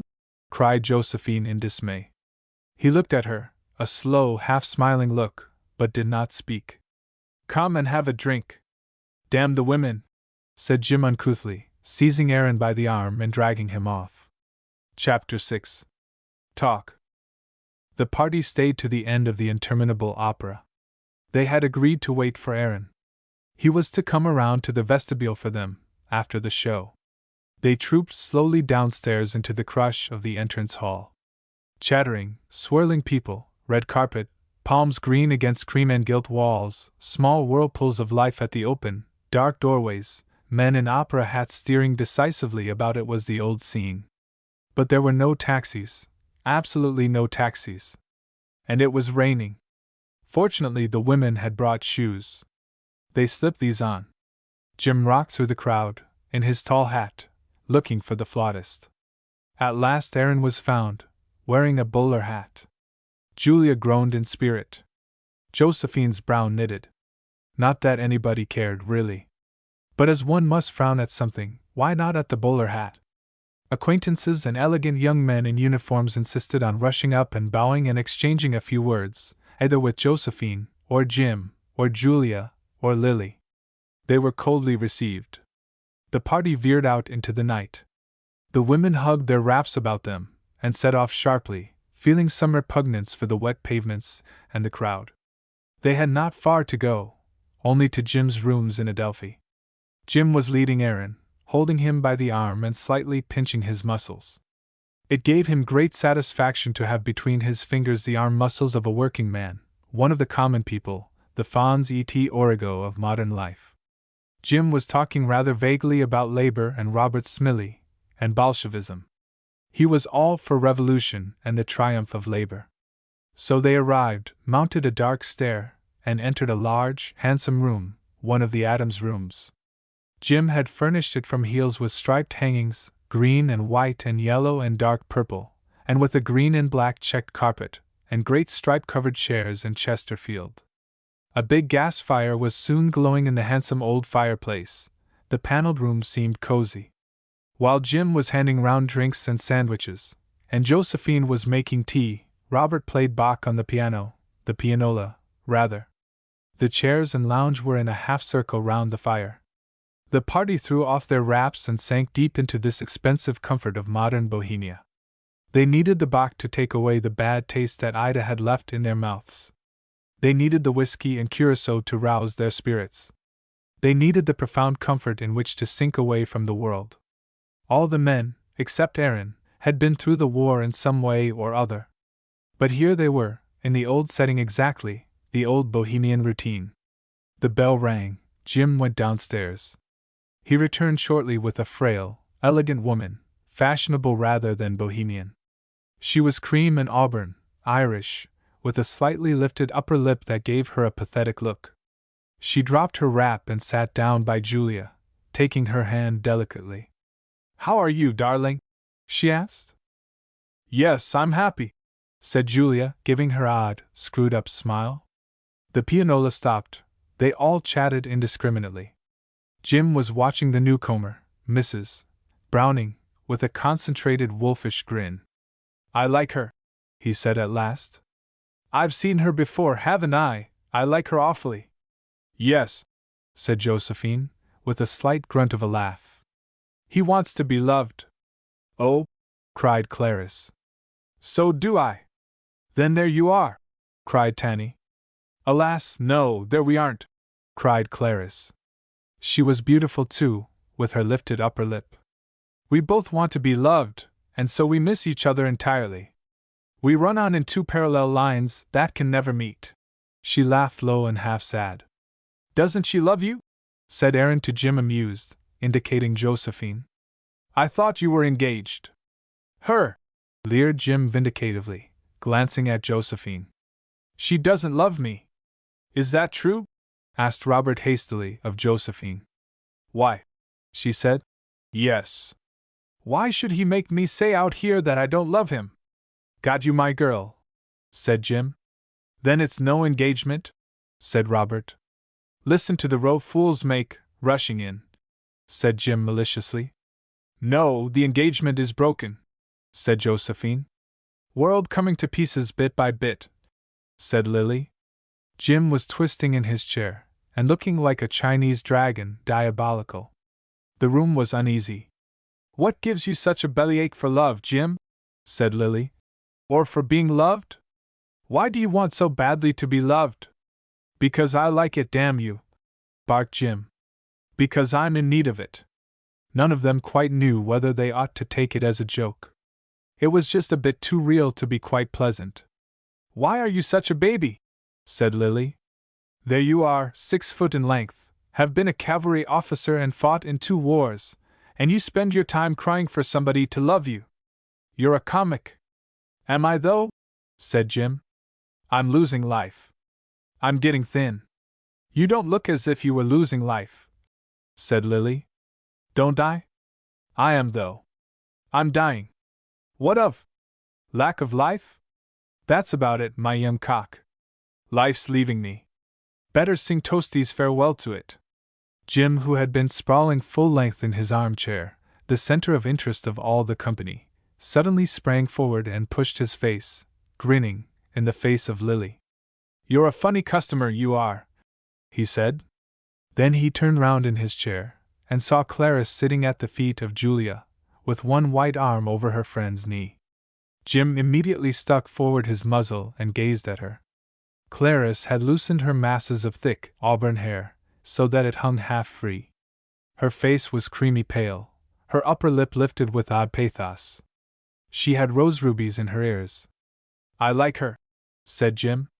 "What's her name?" "Mrs. Browning." "Don't be so rude," said Josephine. "Browning for gravies. Any relation of Robert?" "Oh, yes. You asked my husband," came the slow, plangent voice of Clarice. "You've got a husband, have you?" "Rather. Haven't I, Julie?" "Yes," said Julia, vaguely and wispily. "Yes, dear, you have." "And 2 fine children," put in Robert. "No! You don't mean it," said Jim. "Who's your husband? Anybody?" "Rather," came the deep voice of Clarice. "He sees to that." Jim stared, grinning, showing his pointed teeth, reaching nearer and nearer to Clarice, who, in her frail scrap of an evening dress, amethyst and silver, was sitting still in the deep black hearthrug, her arm over Julia's knee, taking very little notice of Jim, although he amused her. "I like you awfully, I say," he repeated. "Thanks, I'm sure," she said. The others were laughing, sprawling in their chairs, and sipping curacao and taking a sandwich or a cigarette. Aaron Sisson alone sat upright, smiling flickeringly. Josephine watched him, and her pointed tongue went from time to time over her lips. "But I'm sure," she broke in, "this isn't very interesting for the others. Awfully boring. Don't be silly all the time, Jim, or we must go home." Jim looked at her with narrowed eyes. He hated her voice. She let her eye rest on his for a moment. Then she put her cigarette to her lips. Robert was watching them both. Josephine took her cigarette from her lips again. "Tell us about yourself, Mr. Sisson," she said. "How do you like being in London?" "I like London," said Aaron. "Where did he live?" "Bloomsbury." "Did he know many people?" "No, nobody except a man in the orchestra." "How had he got his job?" "Through an agent," etc., etc. "What do you make of the miners?" said Jim, suddenly taking a new line. "Me?" said Sisson. "I don't make anything of them. Do you think they'll make a stand against the government?" "What for?" "Nationalization. They might, one day." "Think they'd fight?" "Fight? Yes." Aaron sat laughing. "What have they to fight for?" "Why, everything." "What haven't they to fight for?" cried Josephine fiercely. "Freedom, liberty, and escape from this vile system. Won't they fight for that?" Aaron sat smiling, slowly shaking his head. "Nay," he said. "You mustn't ask me what they'll do, I've only just left them for good. They'll do a lot of cavilling." "But won't they act?" cried Josephine. "Act?" said Aaron. "How act?" "Why, defy the government, and take things in their own hands," said Josephine. "They might sometime," said Aaron, rather indifferent. "I wish they would," cried Josephine. "My, wouldn't I love it if they'd make a bloody revolution!" They were all looking now at her. Her black brows were twitching. In her black and silver dress she looked like a symbol of young disaster. "Must it be bloody, Josephine?" said Robert. "Why, yes. I don't believe in revolutions that aren't bloody, said Josephine. Wouldn't I love it? I'd go in front with a red flag. It would be rather fun, said Tanny. Wouldn't it? Cried Josephine. Oh, Josie, dear, cried Julia hysterically. Isn't she a red-hot bull, sure? I should be frightened. No, cried Josephine. I should love it. So should I, said Jim, in a luscious sort of voice. What price machine guns at the end of the Strand? That's a day to live for, what? Ha! Ha! Laughed Clarice, with her deep laugh. We'd all bulge together. I'd give the cheers. I wouldn't mind getting killed. I'd love it in a real fight, said Josephine. But Josephine, said Robert, don't you think we've had enough of that sort of thing in the war? Don't you think it all works out rather stupid and unsatisfying? Ah, but a civil war would be different. I've no interest in fighting Germans. But a civil war would be different. That's a fact, it would, said Jim. Only rather worse, said Robert. No, I don't agree, cried Josephine. You'd feel you were doing something in a civil war. Pulling the house down, said Lily. Yes, she cried. Don't you hate it, the house we live in, London, England, America? Don't you hate them? I don't like them. But I can't get much fire in my hatred. They pall on me rather, said Lily. I, said Aaron, suddenly stirring in his chair. Lily and he glanced at one another with a look of recognition. Still, said Tanny, there's got to be a clearance some day or other. Oh, drawled Clarice. I'm all for a clearance.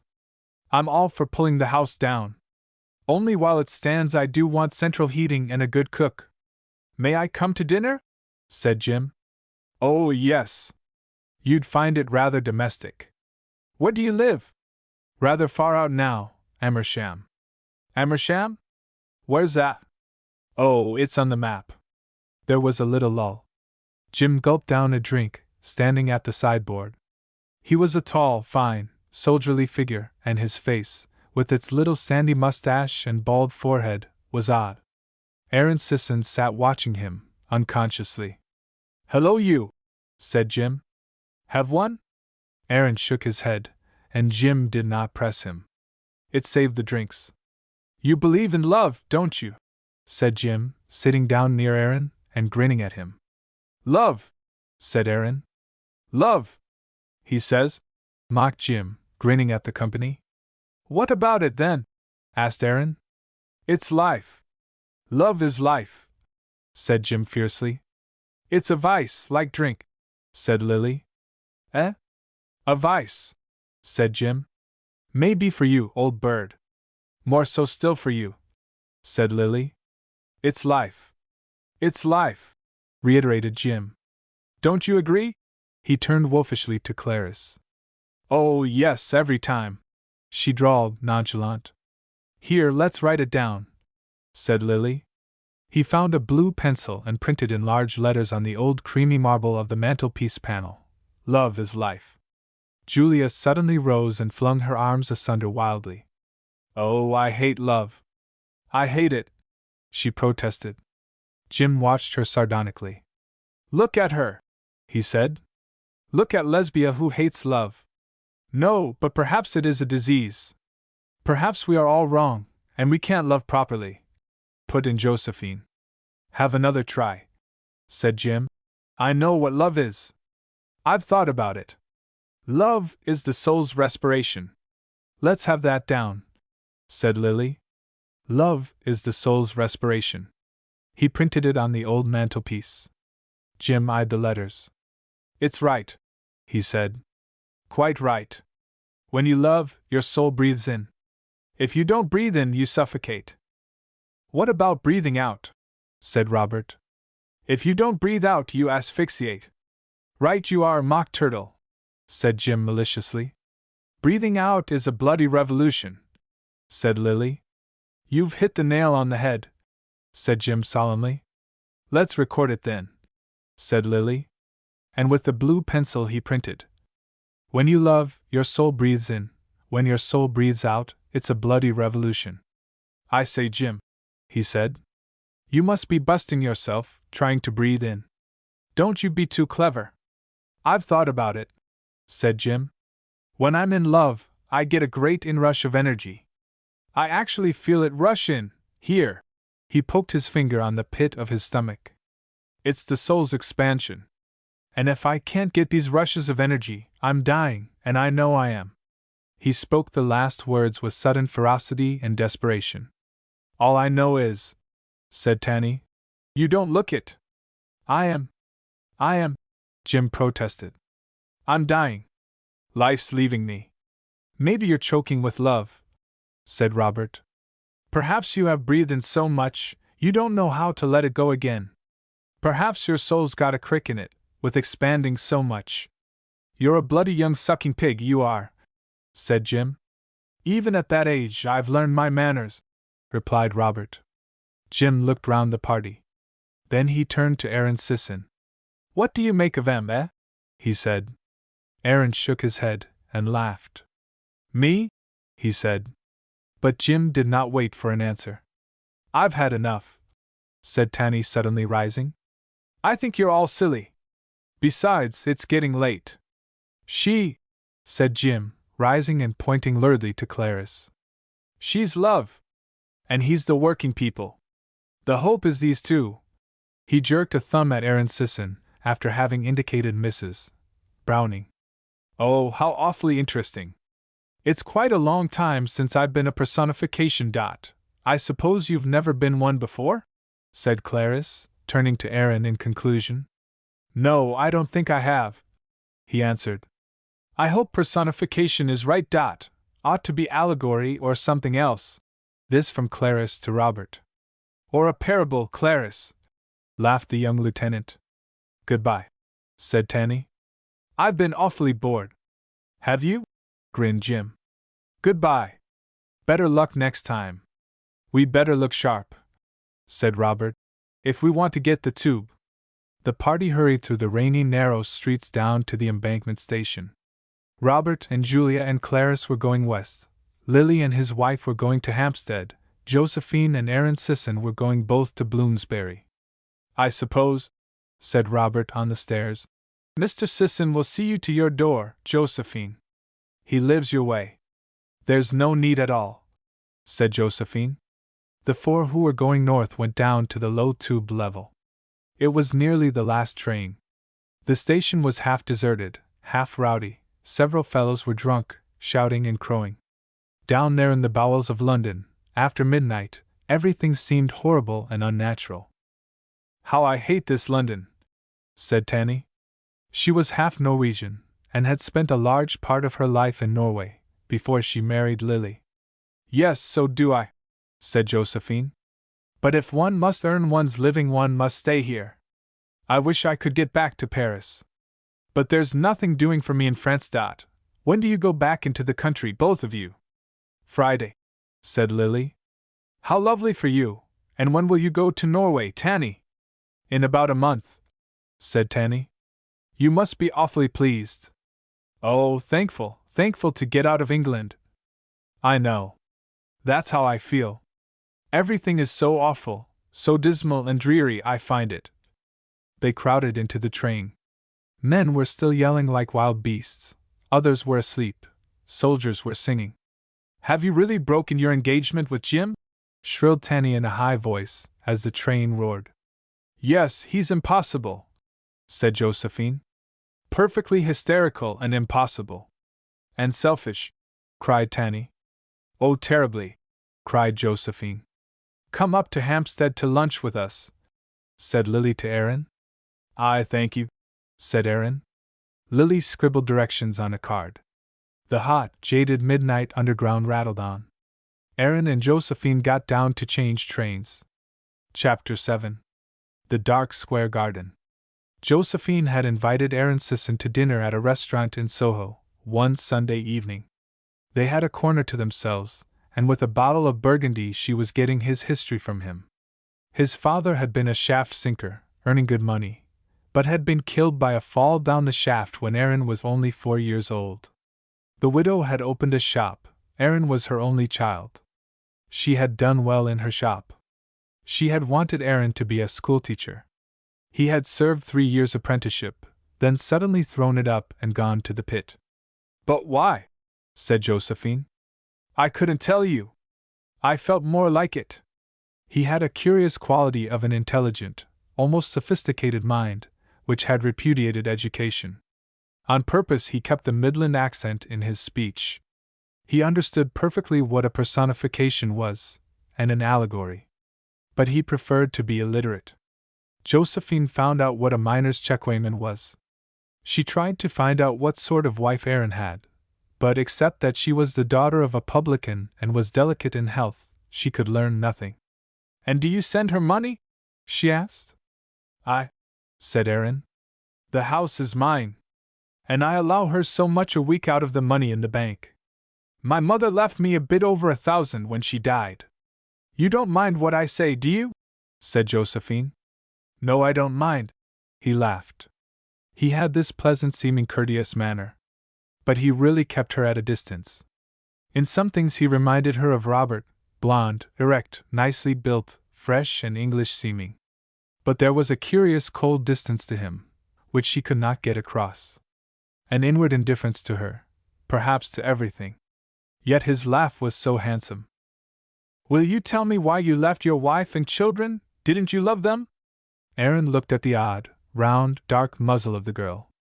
She had had her hair bobbed, and it hung in odd dark folds, very black, over her ears. "Why I left her," he said. "For no particular reason. They're all right without me." Josephine watched his face. She saw a pallor of suffering under its freshness, and a strange tension in his eyes. "But you couldn't leave your little girls for no reason at all." "Yes, I did. For no reason, except I wanted to have some free room round me, to loose myself." "You mean you wanted love?" flashed Josephine, thinking he said lose. "No, I wanted fresh air. I don't know what I wanted. Why should I know? But we must know, especially when other people will be hurt," said she. "Ah, well! A breath of fresh air by myself. I felt forced to feel. I feel if I go back home now, I shall be forced to love, or care, or something." "Perhaps you wanted more than your wife could give you," she said. "Perhaps less. She's made up her mind she loves me, and she's not going to let me off." "Did you never love her?" said Josephine. "Oh, yes. I shall never love anybody else.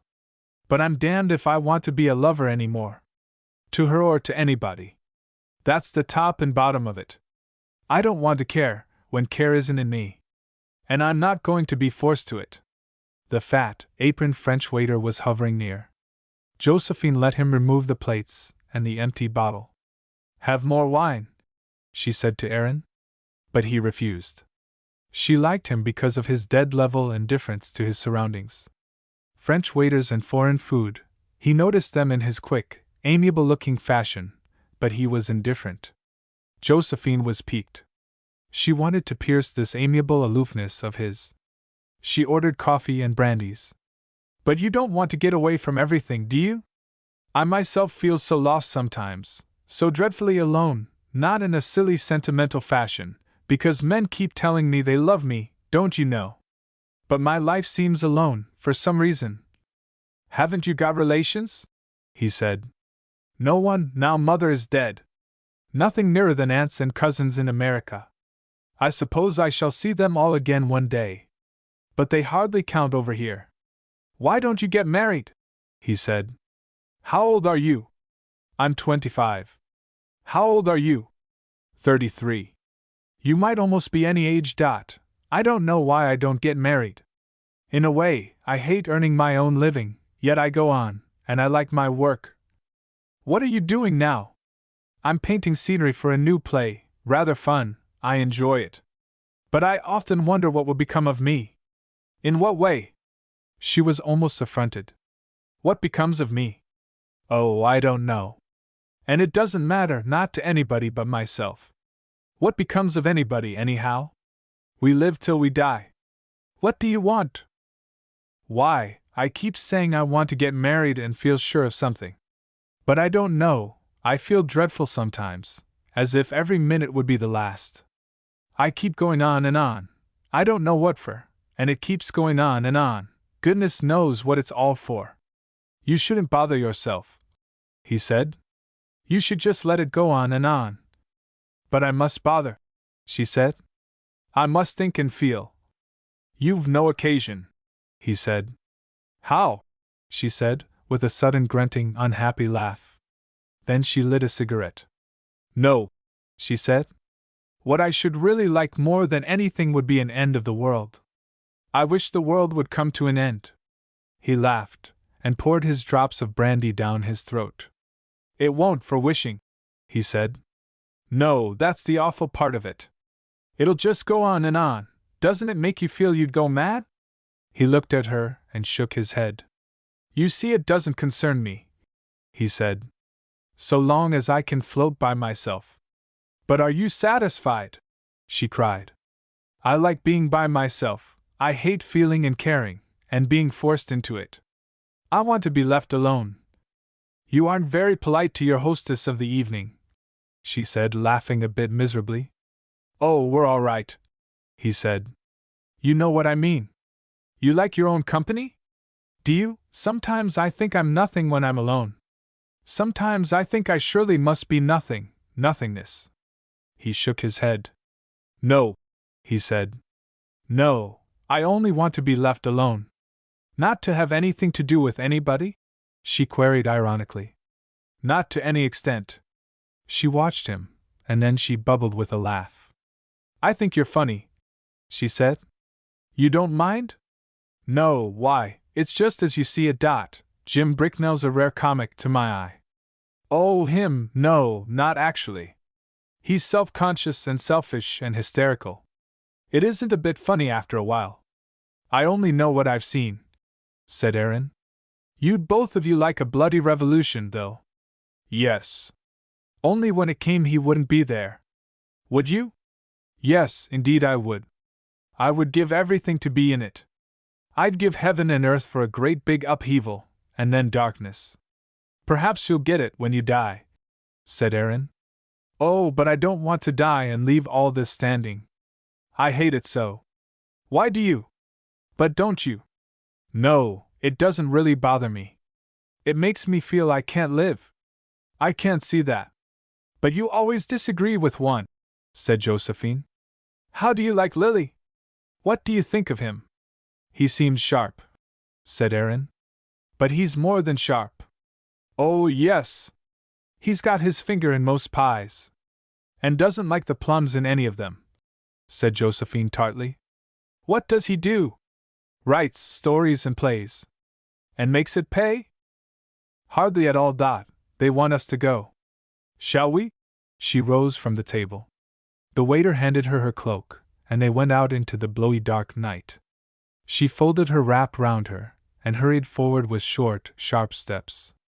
There was a certain Parisian chic and mincingness about her, even in her walk, but underneath, a striding, savage suggestion as if she could leg it in great strides, like some savage squaw. Aaron pressed his bowler hat down on his brow. Would you rather take a bus? She said in a high voice, because of the wind. I'd rather walk. So would I. They hurried across the Charing Cross Road, where great buses rolled and rocked, crammed with people. Her heels clicked sharply on the pavement as they walked east. They crossed Holborn and passed the museum. And neither of them said anything. When they came to the corner, she held out her hand. Look, she said. Don't come any further, don't trouble. I'll walk round with you, unless you'd rather not. No, but do you want to bother?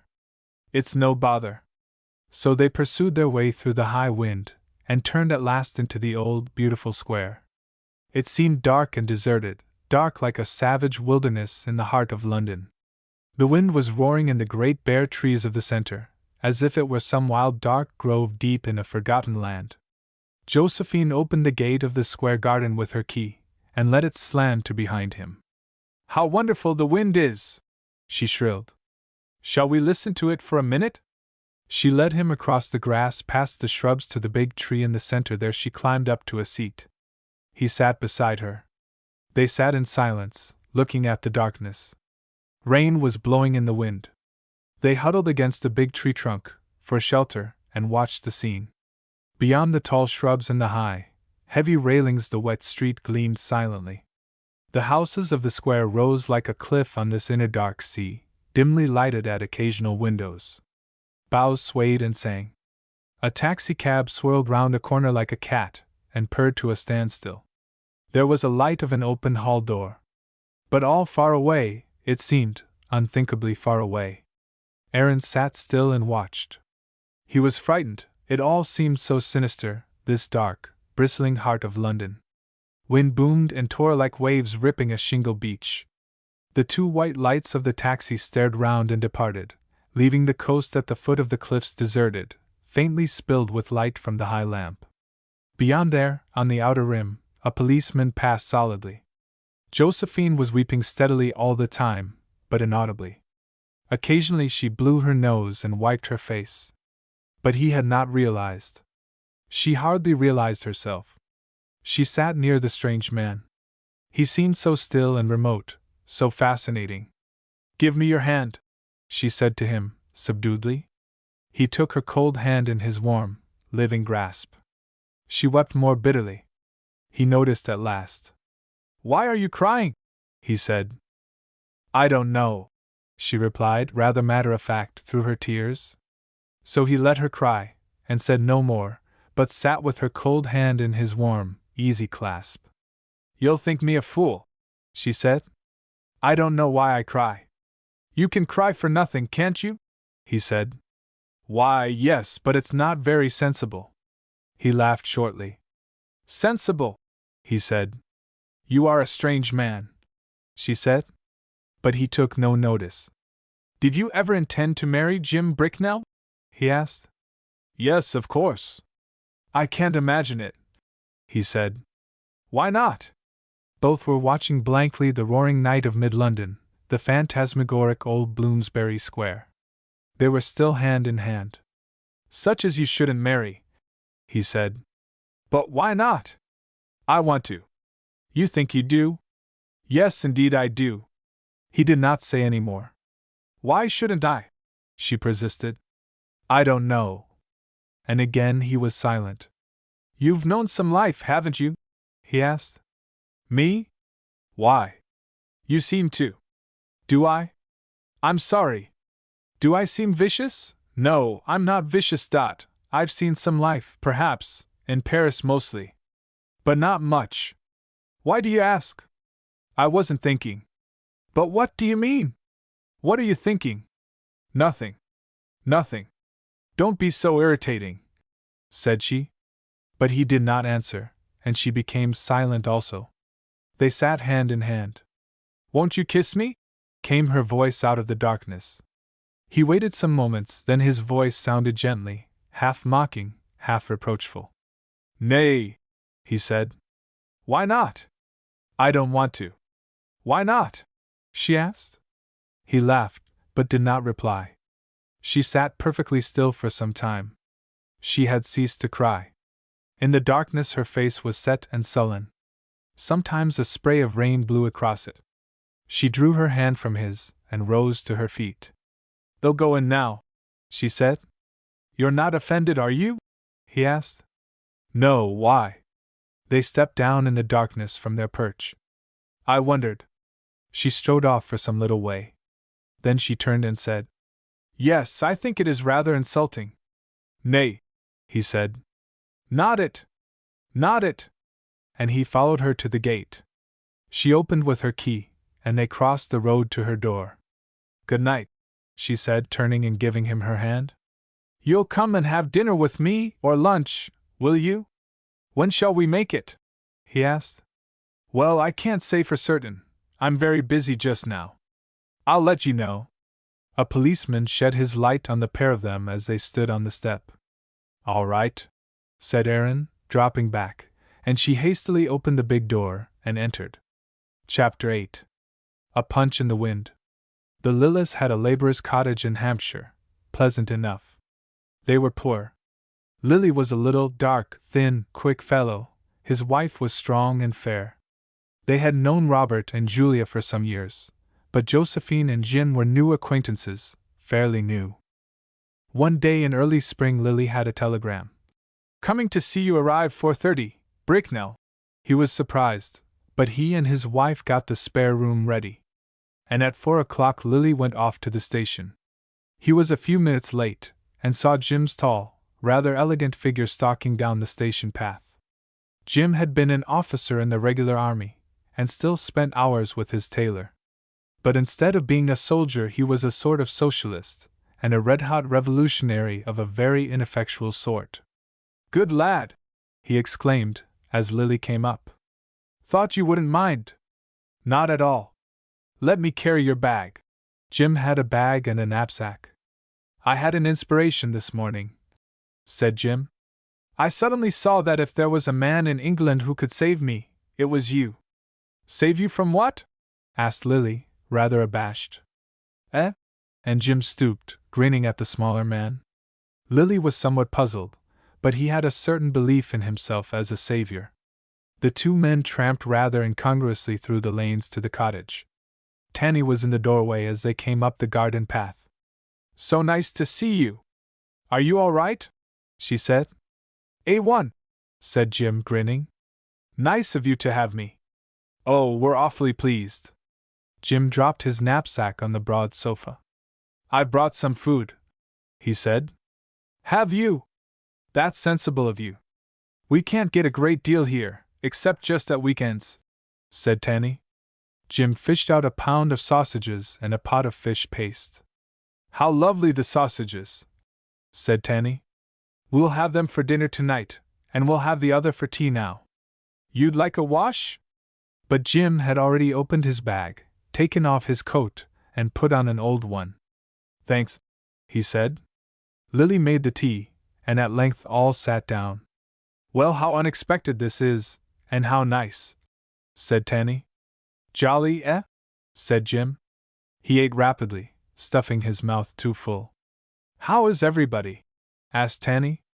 "All right. Julia's gone with Cyril Scott. Can't stand that fellow, can you?" "What?"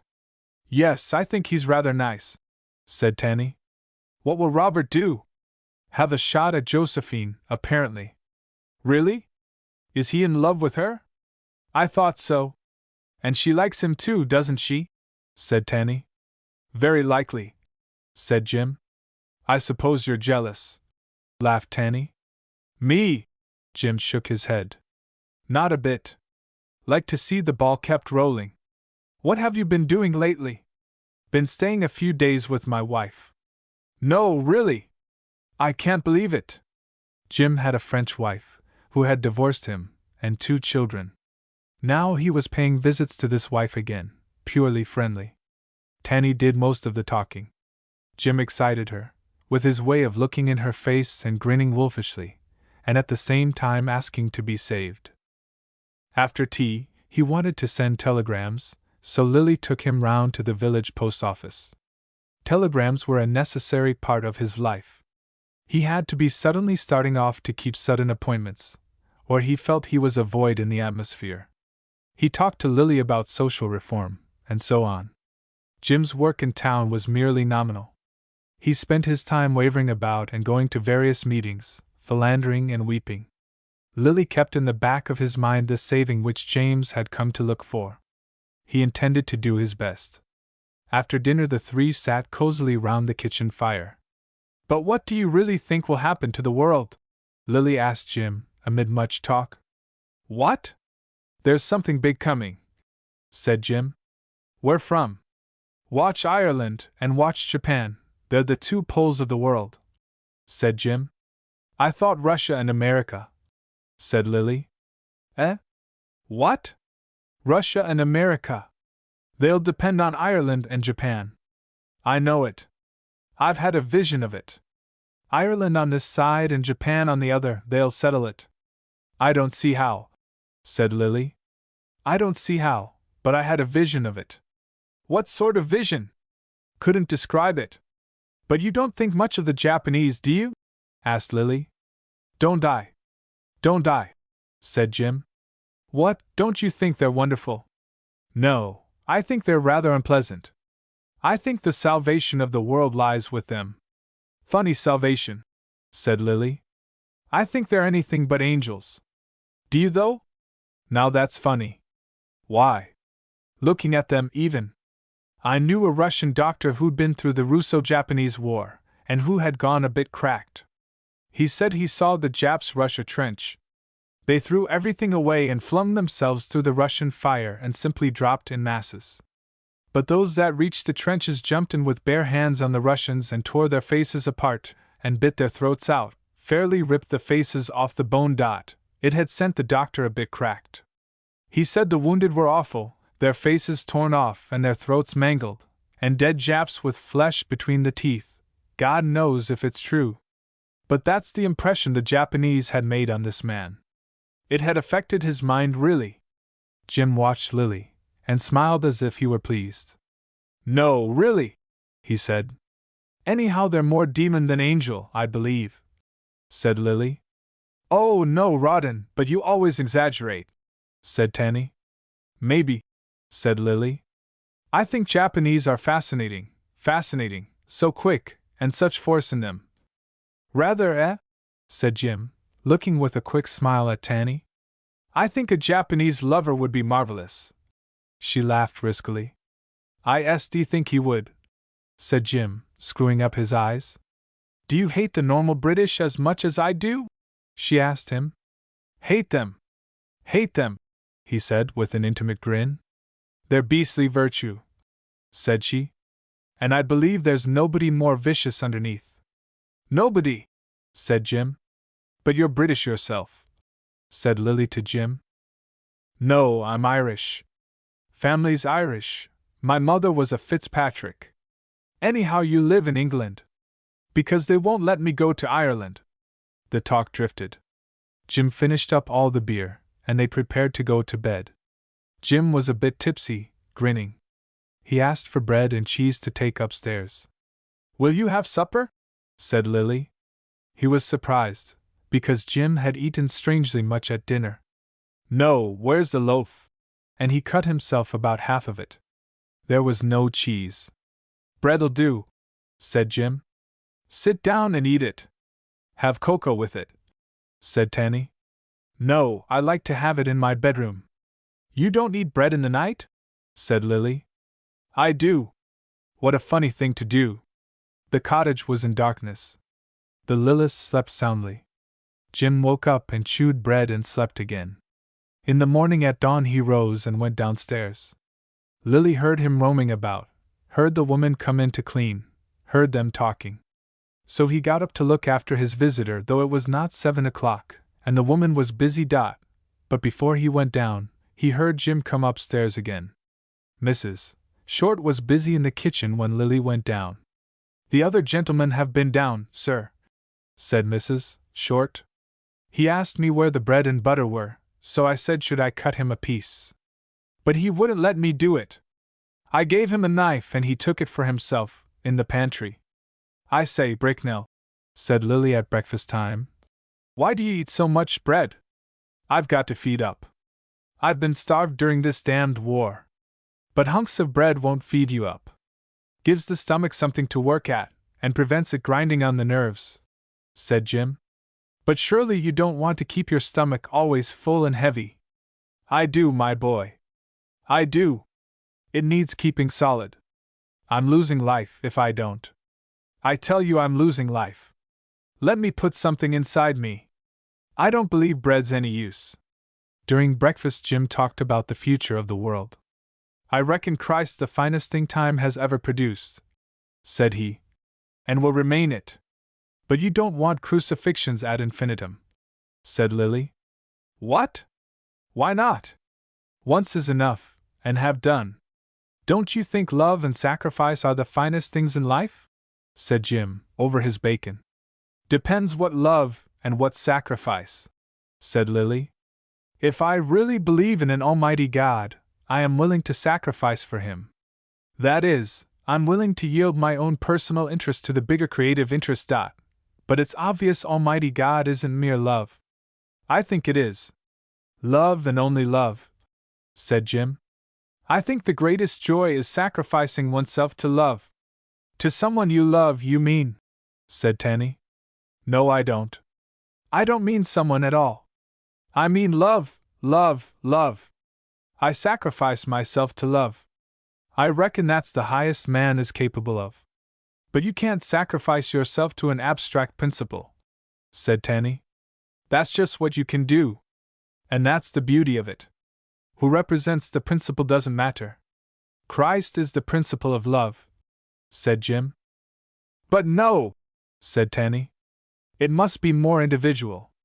It must be somebody you love, not abstract love in itself. How can you sacrifice yourself to an abstraction? Ha, I think love in your Christ detestable, said Lily. A sheer ignominy. Finest thing the world has produced, said Jim.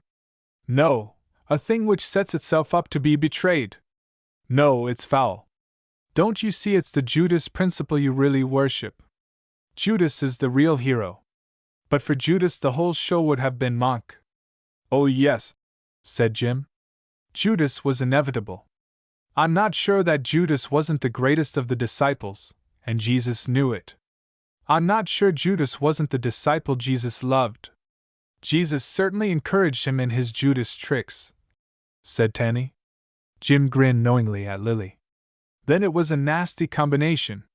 And anything which turns on a Judas climax is a dirty show, to my thinking. I think your Judas is a rotten, dirty worm, just a dirty little self-conscious sentimental twister.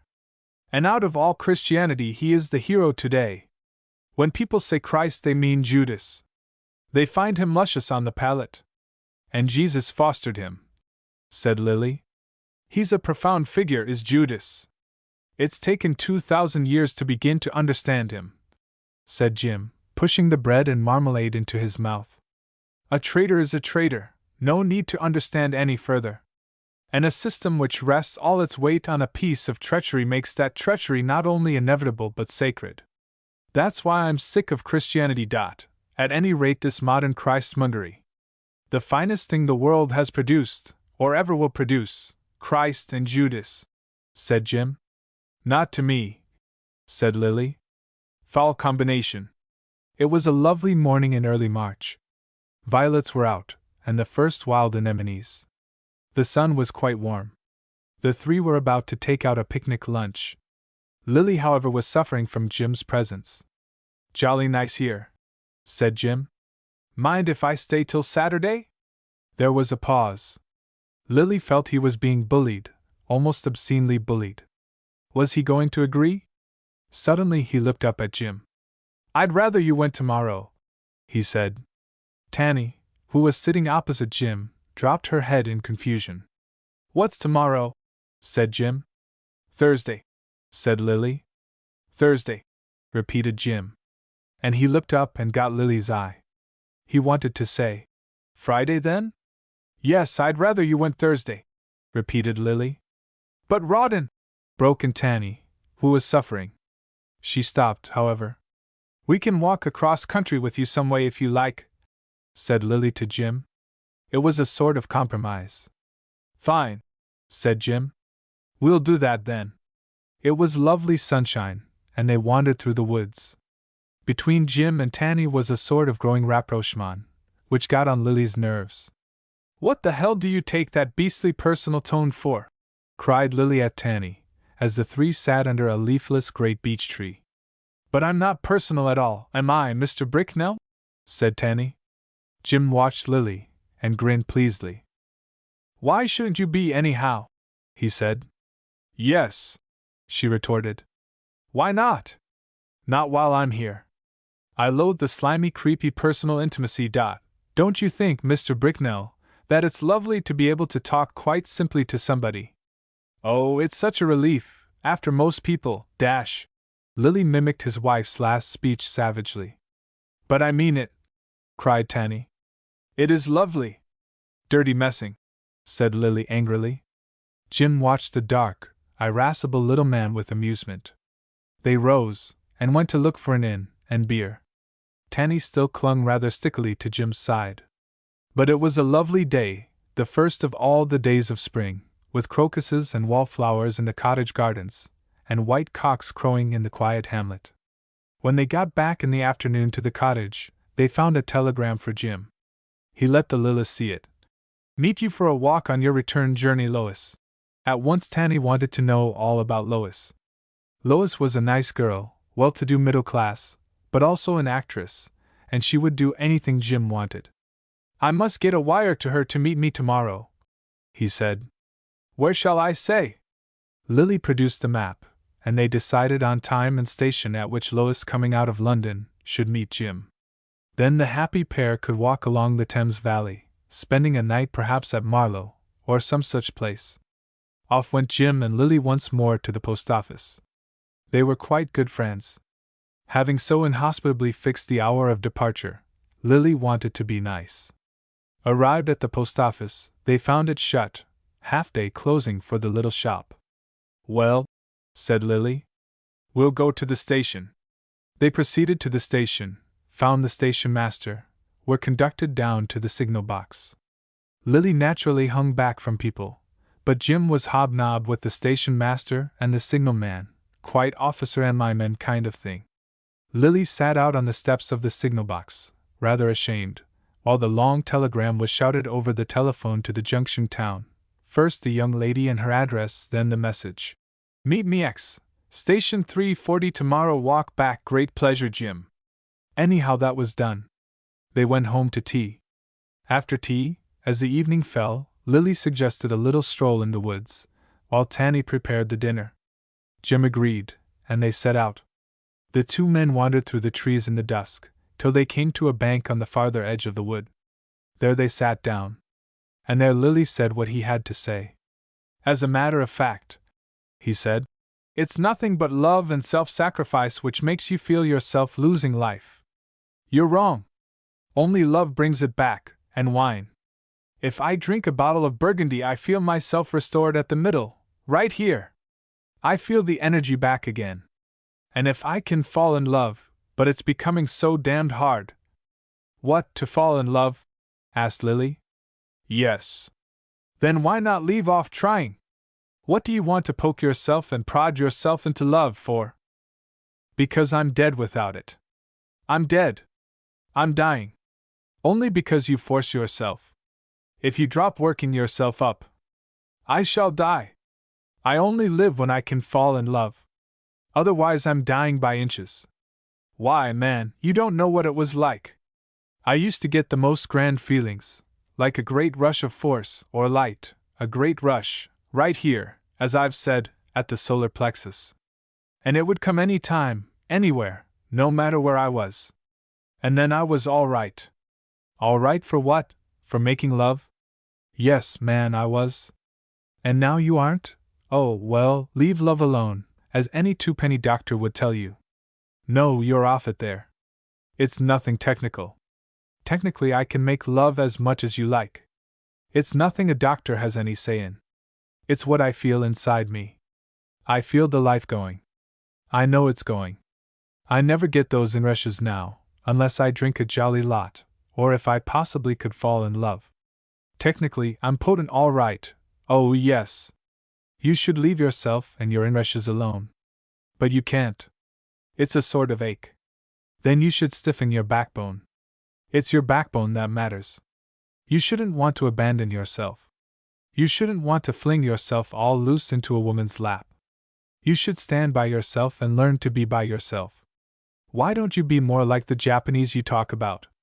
Quiet, aloof little devils. They don't bother about being loved. They keep themselves taut in their own selves, there, at the bottom of the spine, the devil's own power they've got there." Jim mused a bit. "Think they have?" He laughed. It seemed comic to him. "Sure. Look at them. Why can't you gather yourself there? At the tail? Yes. Hold yourself firm there." Jim broke into a cackle of a laugh, and rose. The two went through the dark woods back to the cottage. Jim staggered and stumbled like a drunken man, or worse, like a man with locomotor ataxia, as if he had no power in his lower limbs. "Walk there," said Lily, finding him the smoothest bit of the dark path.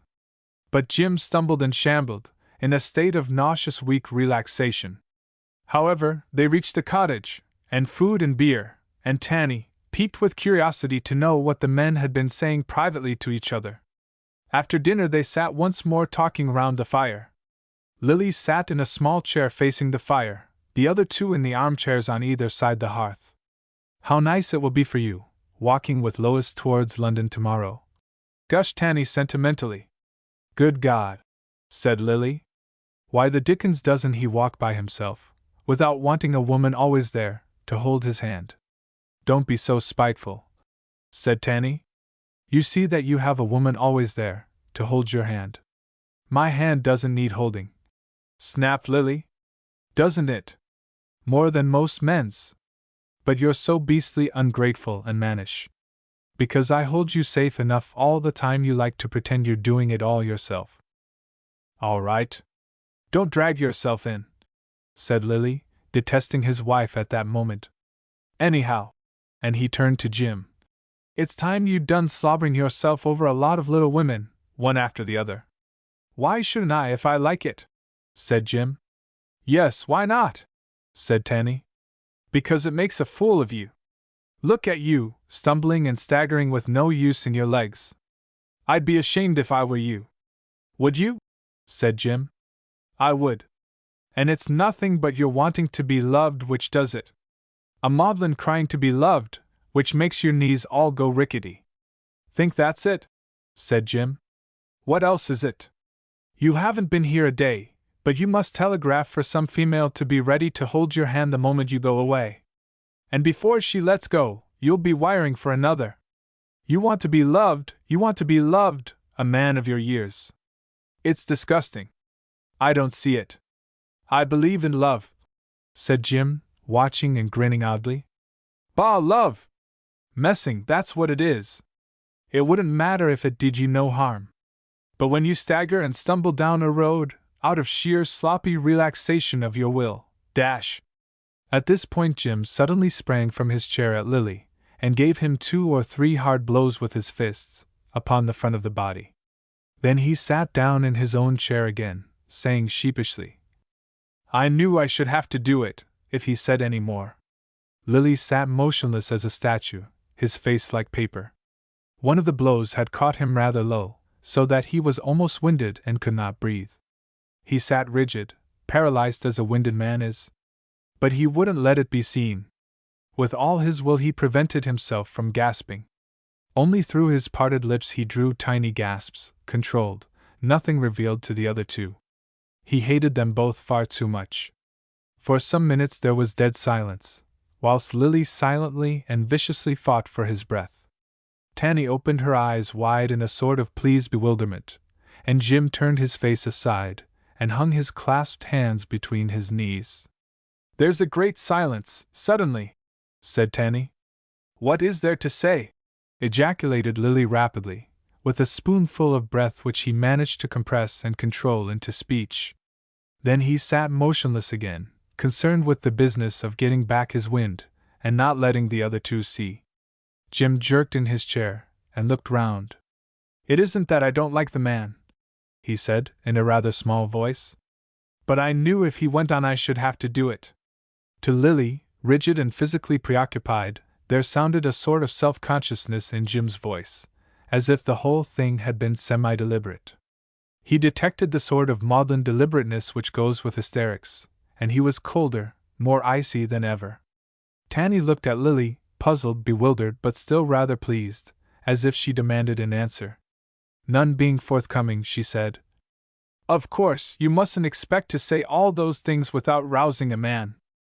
Still Lily did not answer. Jim glanced at him, then looked at Tanny.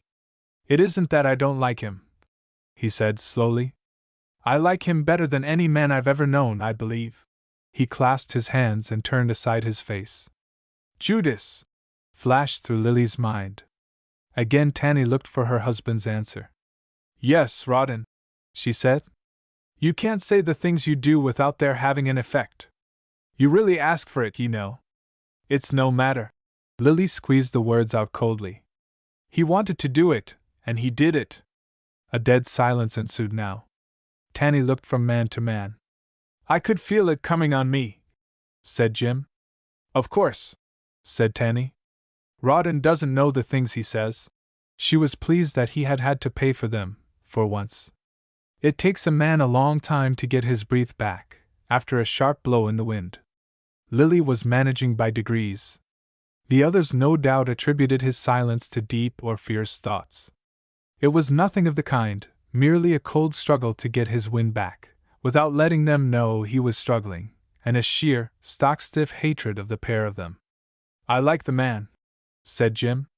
Never liked a man more than I like him. He spoke as if with difficulty. The man stuck safely in Lily's ears. Oh, well, he managed to say. It's nothing. I've done my talking and had an answer for once.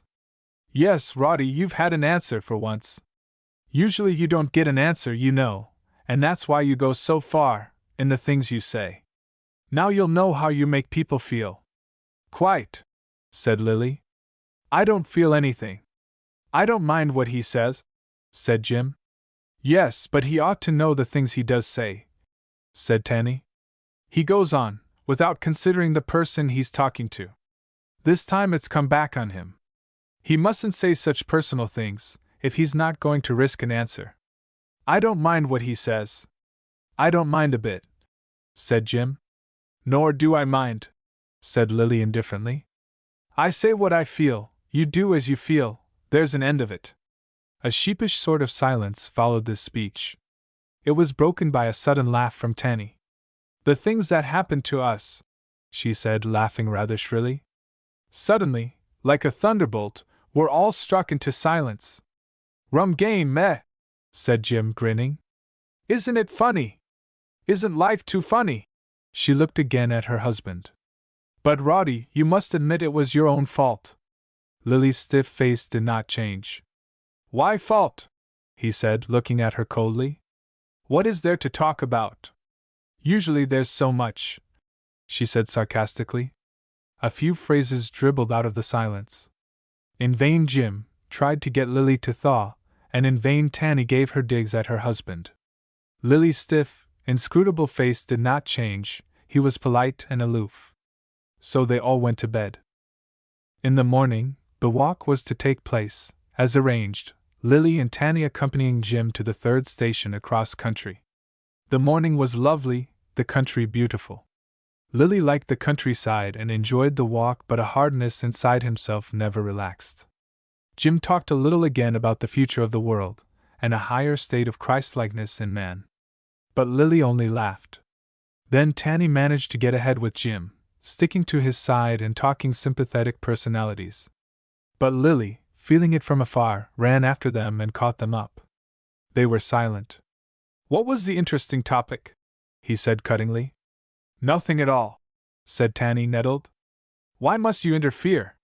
Because I intend to, said Lily. And the two others fell apart, as if severed with a knife. Jim walked rather sheepishly, as if cut out. So they came at last past the canals to the wayside station, and at last Jim's train came. They all said goodbye. Jim and Tanny were both waiting for Lily to show some sign of real reconciliation. But none came. He was cheerful and aloof. Goodbye, he said to Jim. Hope Lois will be there all right. Third station on. Goodbye. Goodbye. You'll come to Rackham? Said Jim, leaning out of the train. We should love to, called Tanny, after the receding train. All right, said Lily, noncommittal. But he and his wife never saw Jim again. Lily never intended to see him. A devil sat in the little man's breast. You shouldn't play at little Jesus, coming so near to people, wanting to help them, was Tanny's last word. Chapter 9. Low water mark. Tanny went away to Norway to visit her people, for the first time for 3 years. Lily did not go, he did not want to. He came to London and settled in a room over Covent Garden Market. The room was high up, a fair size, and stood at the corner of one of the streets and the market itself, looking down on the stalls and the carts and the arcade. Lily would climb out of the window and sit for hours watching the behavior of the great draft horses which brought the mountains of boxes and vegetables. Funny half-human creatures they seemed, so massive and fleshy, yet so cockney. There was one which could not bear donkeys, and which used to stretch out its great teeth like some massive serpent after every poor diminutive ass that came with a coster's barrow. Another great horse could not endure standing. It would shake itself and give little starts, and back into the heaps of carrots and broccoli, whilst the driver went into a frenzy of rage. There was always something to watch. One minute it was 2 great loads of empty crates, which in passing had got entangled, and reeled, leaning to fall disastrously. Then the drivers cursed and swore and dismounted and stared at their jeopardized loads, till a thin fellow was persuaded to scramble up the airy mountains of cages, like a monkey.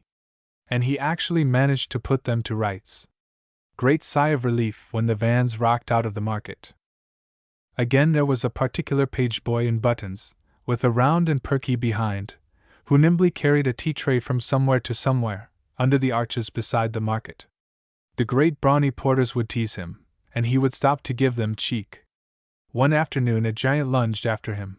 The boy darted gracefully among the heaps of vegetables, still bearing aloft his tea-tray, like some young blue-buttoned acolyte fleeing before a false god. The giant rolled after him, when alas, the acolyte of the tea-tray slipped among the vegetables, and down came the tray. Then tears, and a roar of unfeeling mirth from the giants. Lily felt they were going to make it up to him. Another afternoon a young swell sauntered persistently among the vegetables, and Lily, seated in his high little balcony, wondered why. But at last a taxi, and a very expensive female, in a sort of silver brocade gown and a great fur shawl and ospreys in her bonnet. Evidently an assignation. Yet what could be more conspicuous than this elegant pair, picking their way through the cabbage leaves? And then, one cold grey afternoon in early April, a man in a black overcoat and a bowler hat, walking uncertainly. Lily had risen and was just retiring out of the chill, damp air. For some reason he lingered to watch the figure. The man was walking east. He stepped rather insecurely off the pavement, and wavered across the sets between the wheels of the standing vans. And suddenly he went down. Lily could not see him on the ground, but he saw some van men go forward, and he saw one of them pick up the man's hat. "I'd better go down," said Lily to himself.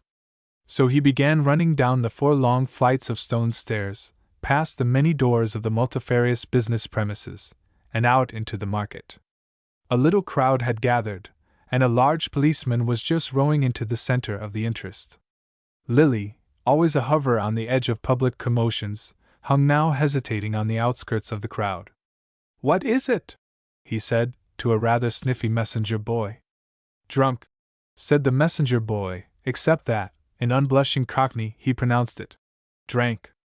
Lily hung further back on the edge of the little crowd. "Come on here." "Where do you want to go?" he heard the hearty tones of the policeman. "I'm all right. I'm all right," came the testy drunken answer. "All right, are you?"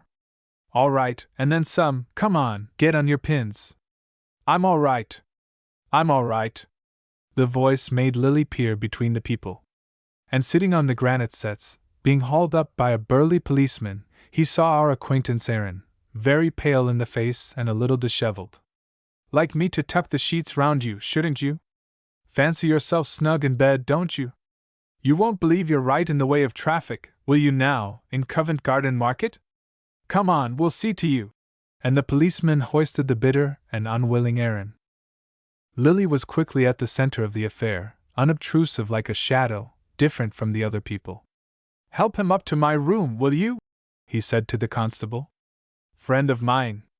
The large constable looked down on the bare-headed wispy, unobtrusive Lily with good-humored suspicion and incredulity. Lily could not have borne it if the policeman had uttered any of this cockney suspicion, so he watched him. There was a great gulf between the public official and the odd, quiet little individual, yet Lily had his way. "Which room?" said the policeman, dubious. Lily pointed quickly round. Then he said to Aaron, "Were you coming to see me, Sisson? You'll come in, won't you?" Aaron nodded rather stupidly and testily. His eyes looked angry. Somebody stuck his hat on his head for him, and made him look a fool. Lily took it off again, and carried it for him. He turned and the crowd eased. He watched Aaron sharply, and saw that it was with difficulty he could walk, so he caught him by the arm on the other side from the policeman, and they crossed the road to the pavement. "Not so much of this sort of thing these days," said the policeman. "Not so much opportunity," said Lily. "More than there was, though. Coming back to the old days, like. Working round bit by bit." They had arrived at the stairs. Aaron stumbled up. "Steady now! Steady does it," said the policeman, steering his charge. There was a curious breach of distance between Lily and the constable. At last Lily opened his own door. The room was pleasant. The fire burned warm, the piano stood open, the sofa was untidy with cushions and papers. Books and papers covered the big writing desk. Beyond the screen made by the bookshelves and the piano were two beds, with washstand by one of the large windows, the one through which Lily had climbed. The policeman looked round curiously. "More cozy here than in the lockup, sir," he said. Lily laughed. He was hastily clearing the sofa. "Sit on the sofa, Sisson," he said. The policeman lowered his charge with a "Right we are, then." Lily felt in his pocket, and gave the policeman half-a-crown. But he was watching Aaron, who sat stupidly on the sofa, very pale and semi-conscious. "Do you feel ill, Sisson?" he said sharply. Aaron looked back at him with heavy eyes, and shook his head slightly. "I believe you are," said Lily, taking his hand.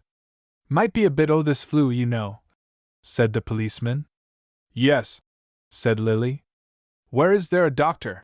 he added on reflection. "The nearest?" said the policeman. And he told him. "Leave a message for you, sir?" Lily wrote his address on a card, then changed his mind. "No, I'll run round myself if necessary," he said. And the policeman departed. "You'll go to bed, won't you?" said Lily to Aaron, when the door was shut. Aaron shook his head sulkily. "I would if I were you. You can stay here till you're all right. I'm alone, so it doesn't matter." But Aaron had relapsed into semi-consciousness. Lily put the big kettle on the gas stove, the little kettle on the fire. Then he hovered in front of the stupefied man. He felt uneasy. Again he took Aaron's hand and felt the pulse. "I'm sure you aren't well. You must go to bed," he said. And he kneeled and unfastened his visitor's boots. Meanwhile the kettle began to boil. He put a hot water bottle into the bed. "Let us get your overcoat off," he said to the stupefied man. "Come along." And with coaxing and pulling and pushing he got off the overcoat and coat and waistcoat. At last Aaron was undressed and in bed. Lily brought him tea. With a dim kind of obedience he took the cup and would drink. He looked at Lily with heavy eyes. I gave in to her, else I should ha' been all right," he said. "To whom?" said Lily. "I gave in to her, and afterwards I cried, thinking of Lottie and the children. I felt my heart break, you know. And that's what did it. I should have been all right if I hadn't given in to her." "To whom?" said Lily. "Josephine. I felt, the minute I was loving her, I'd done myself. And I had. Everything came back on me. If I hadn't given in to her, I should ha' kept all right. Don't bother now. Get warm and still. I felt it go, inside me, the minute I gave in to her. It's perhaps killed me. No, not it. Never mind, be still. Be still, and you'll be all right in the morning. It's my own fault, for giving in to her. If I'd kept myself back, my liver wouldn't have broken inside me, and I shouldn't have been sick. And I knew. Never mind now. Have you drunk your tea? Lie down. Lie down, and go to sleep." Lily pushed Aaron down in the bed, and covered him over. Then he thrust his hands under the bedclothes and felt his feet, still cold. He arranged the water bottle. Then he put another cover on the bed. Aaron lay still, rather gray and peak-looking, in a stillness that was not healthy. For some time Lily went about stealthily, glancing at his patient from time to time. Then he sat down to read. He was roused after a time by a moaning of troubled breathing and a fretful stirring in the bed. He went across. Aaron's eyes were open, and dark-looking. "Have a little hot milk," said Lily. Aaron shook his head faintly, not noticing. "A little Bovril?"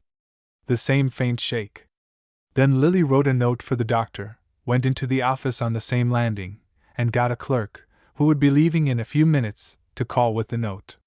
When he came back, he found Aaron still watching. "Are you here by yourself?" asked the sick man. "Yes. My wife's gone to Norway." "For good?" "No," laughed Lily. "For a couple of months or so. She'll come back here, unless she joins me in Switzerland or somewhere."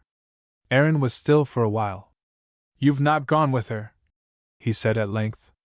"To see her people?" "No, I don't think they want me very badly, and I didn't want very badly to go. Why should I? It's better for married people to be separated sometimes." "I," said Aaron, watching the other man with fever-darkened eyes. "I hate married people who are two in one, stuck together like two jujube lozenges," said Lily. "Me and all. I hate 'em myself," said Aaron. "Everybody ought to stand by themselves, in the first place, men and women as well. They can come together, in the second place, if they like. But nothing is any good unless each one stands alone, intrinsically." "I'm with you there," said Aaron. "If I'd kept myself to myself I shouldn't be bad now, though I'm not very bad. I guess'll be all right in the morning. But I did myself in when I went with another woman.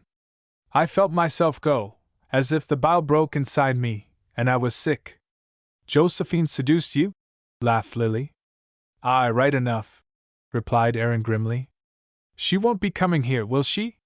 "Not unless I ask her." "You won't ask her, though?" "No, not if you don't want her." "I don't." The fever made Aaron naive and communicative, unlike himself. And he knew he was being unlike himself, he knew that he was not in proper control of himself, so he was unhappy, uneasy. "I'll stop here the night then, if you don't mind," he said. "You'll have to," said Lily. "I've sent for the doctor. I believe you've got the flu." "Think I have?" said Aaron, frightened. "Don't be scared," laughed Lily. There was a long pause. Lily stood at the window looking at the darkening market, beneath the street lamps. "I guess I'll have to go to the hospital, if I have," came Aaron's voice. "No, if it's only going to be a week or a fortnight's business, you can stop here." "I've nothing to do," said Lily. "There's no occasion for you to saddle yourself with me," said Aaron dejectedly. "You can go to your hospital if you like, or back to your lodging, if you wish to," said Lily. "You can make up your mind when you see how you are in the morning." "No use going back to my lodgings," said Aaron. "I'll send a telegram to your wife if you like," said Lily. Aaron was silent, dead silent, for some time. "Nay," he said at length, in a decided voice. "Not if I die for it." Lily remained still, and the other man lapsed into a sort of semi-sleep, motionless and abandoned. The darkness had fallen over London, and away below the lamps were white. Lily lit the green-shaded reading lamp over the desk. Then he stood and looked at Aaron, who lay still, looking sick. Rather beautiful the bones of the countenance, but the skull too small for such a heavy jaw and rather coarse mouth. Aaron half opened his eyes, and writhed feverishly, as if his limbs could not be in the right place. Lily mended the fire, and sat down to write. Then he got up and went downstairs to unfasten the street door, so that the doctor could walk up. The business people had gone from their various holes, all the lower part of the tall house was in darkness. Lily waited and waited. He boiled an egg and made himself toast. Aaron said he might eat the same. Lily cooked another egg and took it to the sick man. Aaron looked at it, and pushed it away with nausea. He would have some tea. So Lily gave him tea. "Not much fun for you, doing this for somebody who is nothing to you," said Aaron. "I shouldn't if you were unsympathetic to me," said Lily. "As it is, it's happened so, and so we'll let be. What time is it?" "Nearly 8 o'clock. "Oh, my lord, the opera!" And Aaron got half out of bed. But as he sat on the bedside he knew he could not safely get to his feet. He remained a picture of dejection. Perhaps we ought to let them know, said Lily. But Aaron, blank with stupid misery, sat huddled there on the bedside without answering. "I'll run round with a note," said Lily. "I suppose others have had flu, besides you." "Lie down!" But Aaron stupidly and dejectedly sat huddled on the side of the bed, wearing old flannel pajamas of Lily's, rather small for him. He felt too sick to move. "Lie down! Lie down!" said Lily. "And keep still while I'm gone. I shan't be more than 10 minutes. I don't care if I die," said Aaron. Lily laughed. "You're a long way from dying," said he, "or you wouldn't say it." But Aaron only looked up at him with queer, far-off, haggard eyes, something like a criminal who is just being executed. "Lie down," said Lily, pushing him gently into the bed. "You won't improve yourself sitting there, anyhow." Aaron lay down, turned away, and was quite still. Lily quietly left the room on his errand.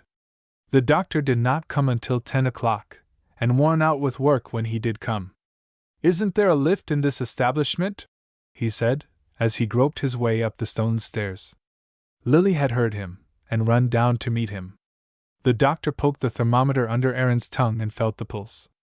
Then he asked a few questions, listened to the heart and breathing.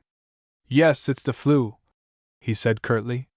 "Nothing to do but to keep warm in bed and not move, and take plenty of milk and liquid nourishment.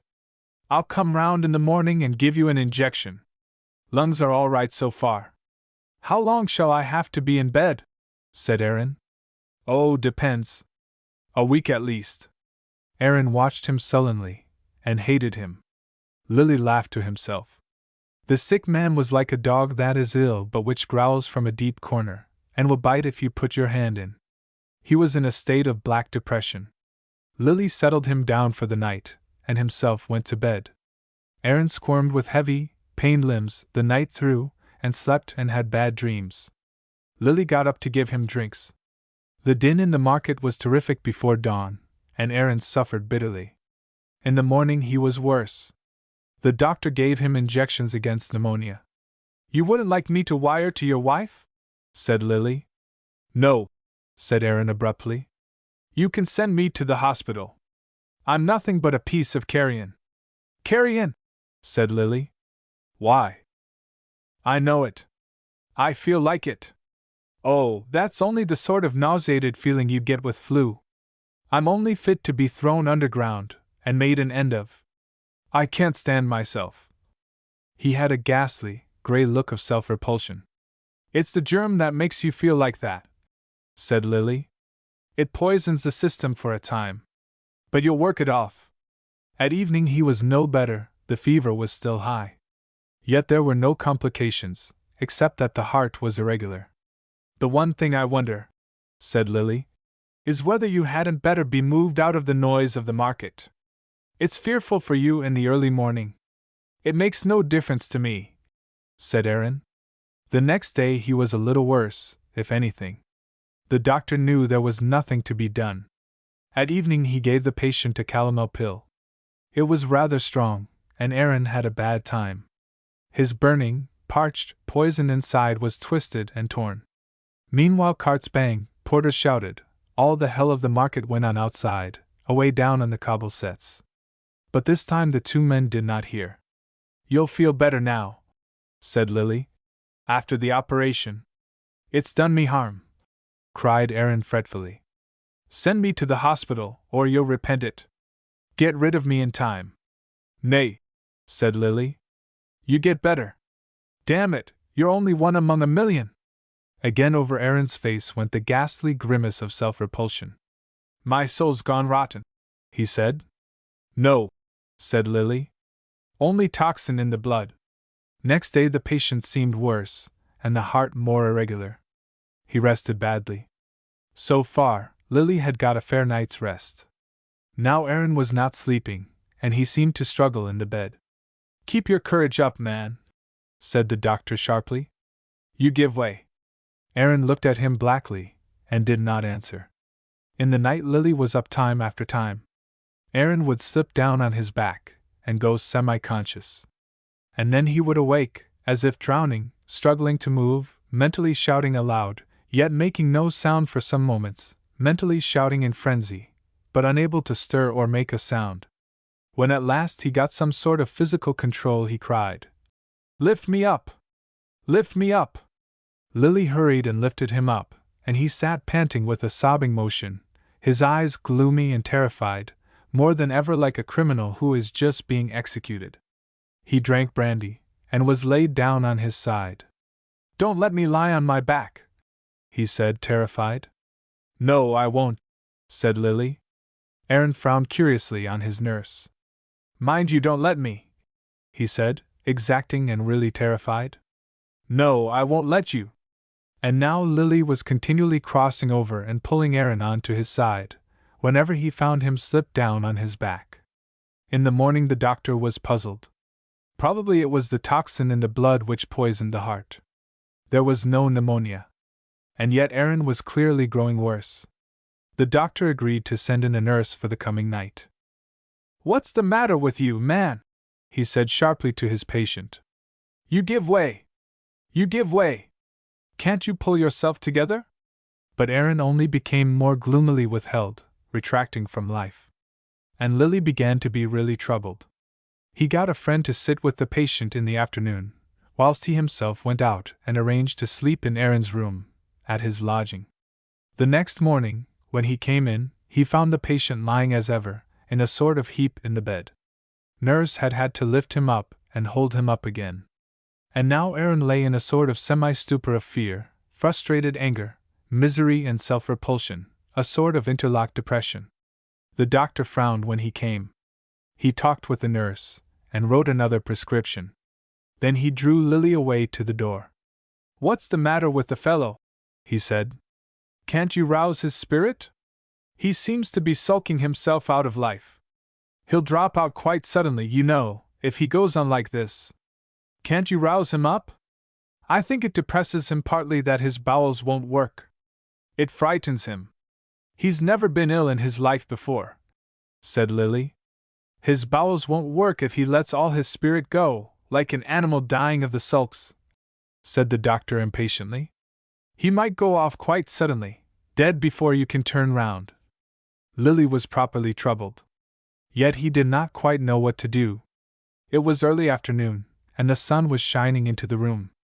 There were daffodils and anemones in a jar, and freesias and violets. Down below in the market were 2 stalls of golden and blue flowers, gay. "The flowers are lovely in the spring sunshine," said Lily. "I wish I were in the country, don't you? As soon as you are better we'll go. It's been a terrible cold, wet spring. But now it's going to be nice. Do you like being in the country?" "Yes," said Aaron. He was thinking of his garden. He loved it. Never in his life had he been away from a garden before.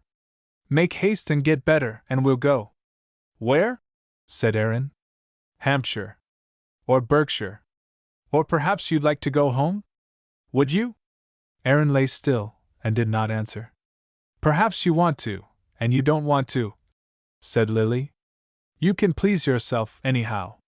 There was no getting anything definite out of the sick man. His soul seemed stuck, as if it would not move. Suddenly Lily rose and went to the dressing table. "I'm going to rub you with oil," he said. "I'm going to rub you as mothers do their babies whose bowels don't work." Aaron frowned slightly as he glanced at the dark, self-possessed face of the little man. "What's the good of that?" he said irritably. "I'd rather be left alone." "Then you won't be." Quickly he uncovered the blond lower body of his patient, and began to rub the abdomen with oil, using a slow, rhythmic, circulating motion, a sort of massage. For a long time he rubbed finely and steadily, then went over the whole of the lower body, mindless, as if in a sort of incantation. He rubbed every speck of the man's lower body, the abdomen, the buttocks, the thighs and knees down to the feet, rubbed it all warm and glowing with camphorated oil, every bit of it, chafing the toes swiftly, till he was almost exhausted.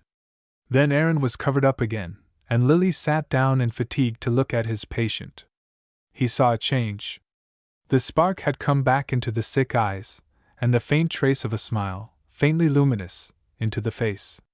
Aaron was regaining himself. But Lily said nothing. He watched his patient fall into a proper sleep. And he sat and watched him sleep. And he thought to himself, I wonder why I do it. I wonder why I bother with him. Jim ought to have taught me my lesson. As soon as this man's really better, he'll punch me in the wind, metaphorically if not actually, for having interfered with him.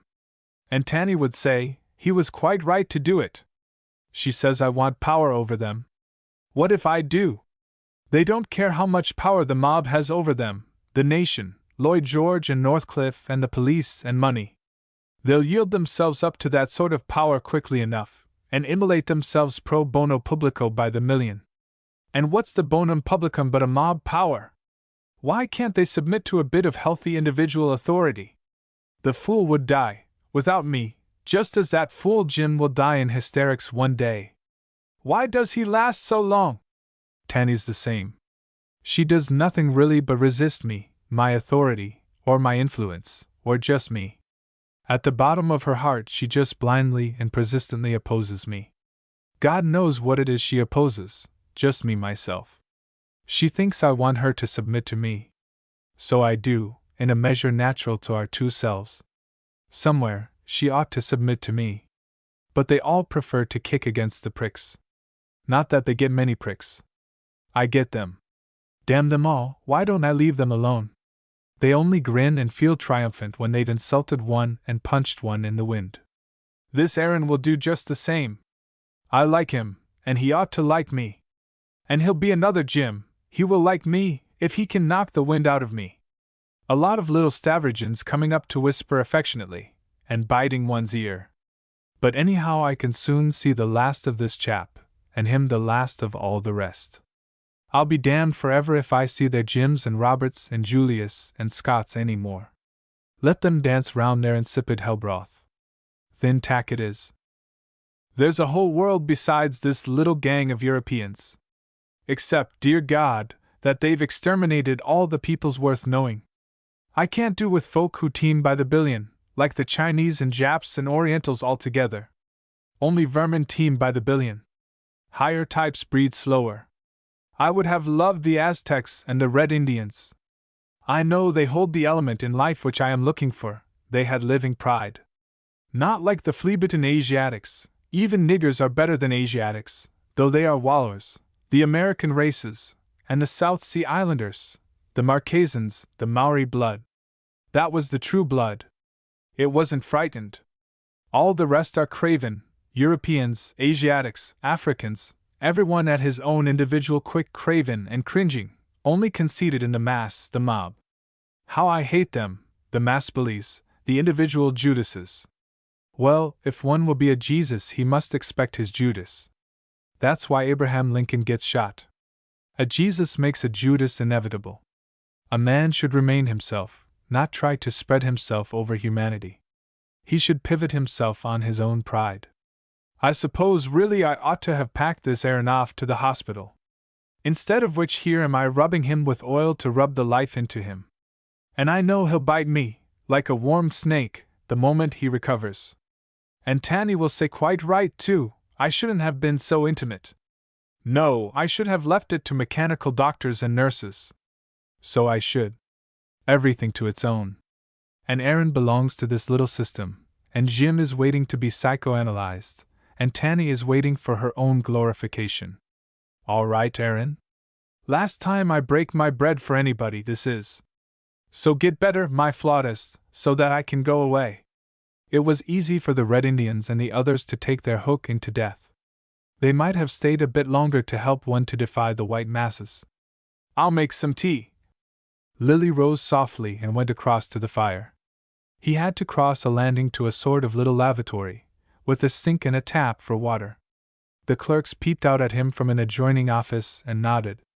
He nodded, and disappeared from their sight as quickly as possible, with his kettle. His dark eyes were quick, his dark hair was untidy, there was something silent and withheld about him. People could never approach him quite ordinarily. He put on the kettle, and quietly set cups and plates on a tray. The room was clean and cozy and pleasant. He did the cleaning himself, and was as efficient and inobtrusive a housewife as any woman. While the kettle boiled, he sat darning the socks which he had taken off Aaron's feet when the flautist arrived, and which he had washed. He preferred that no outsider should see him doing these things. Yet he preferred also to do them himself, so that he should be independent of outside aid. His face was dark and hollow, he seemed frail, sitting there in the London afternoon darning the black woolen socks. His full brow was knitted slightly, there was a tension. At the same time, there was an indomitable stillness about him, as it were in the atmosphere about him. His hands, though small, were not very thin. He bit off the wool as he finished his darn. As he was making the tea, he saw Aaron rouse up in bed. "I've been to sleep. I feel better," said the patient, turning round to look what the other man was doing. And the sight of the water steaming in a jet from the teapot seemed attractive. "Yes," said Lily. "You've slept for a good 2 hours." "I believe I have," said Aaron. "Would you like a little tea?" "Aye, and a bit of toast. You're not supposed to have solid food. Let me take your temperature." The temperature was down to 100, and Lily, in spite of the doctor, gave Aaron a piece of toast with his tea, enjoining him not to mention it to the nurse. In the evening the two men talked. "You do everything for yourself, then?" said Aaron. "Yes, I prefer it." "You like living all alone?" "I don't know about that. I never have lived alone. Tanny and I have been very much alone in various countries, but that's 2, not 1. You miss her then?" "Yes, of course. I missed her horribly in the cottage, when she'd first gone. I felt my heart was broken. But here, where we've never been together, I don't notice it so much." "She'll come back," said Aaron. "Yes, she'll come back. But I'd rather meet her abroad than here, and get on a different footing." "Why?" "Oh, I don't know. There's something with marriage altogether, I think. Egoism ado." "What's that mean? Egoism ado?"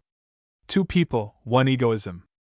Marriage is a self-conscious egoistic state, it seems to me." "You've got no children?" said Aaron. "No, Tanny wants children badly. I don't. I'm thankful we have none." "Why?" "I can't quite say. I think of them as a burden. Besides, there are such millions and billions of children in the world. And we know well enough what sort of millions and billions of people they'll grow up into. I don't want to add my quota to the mass, it's against my instinct." "I," laughed Aaron, with a curt acquiescence. "Tanny's furious. But then, when a woman has got children, she thinks the world wags only for them and her.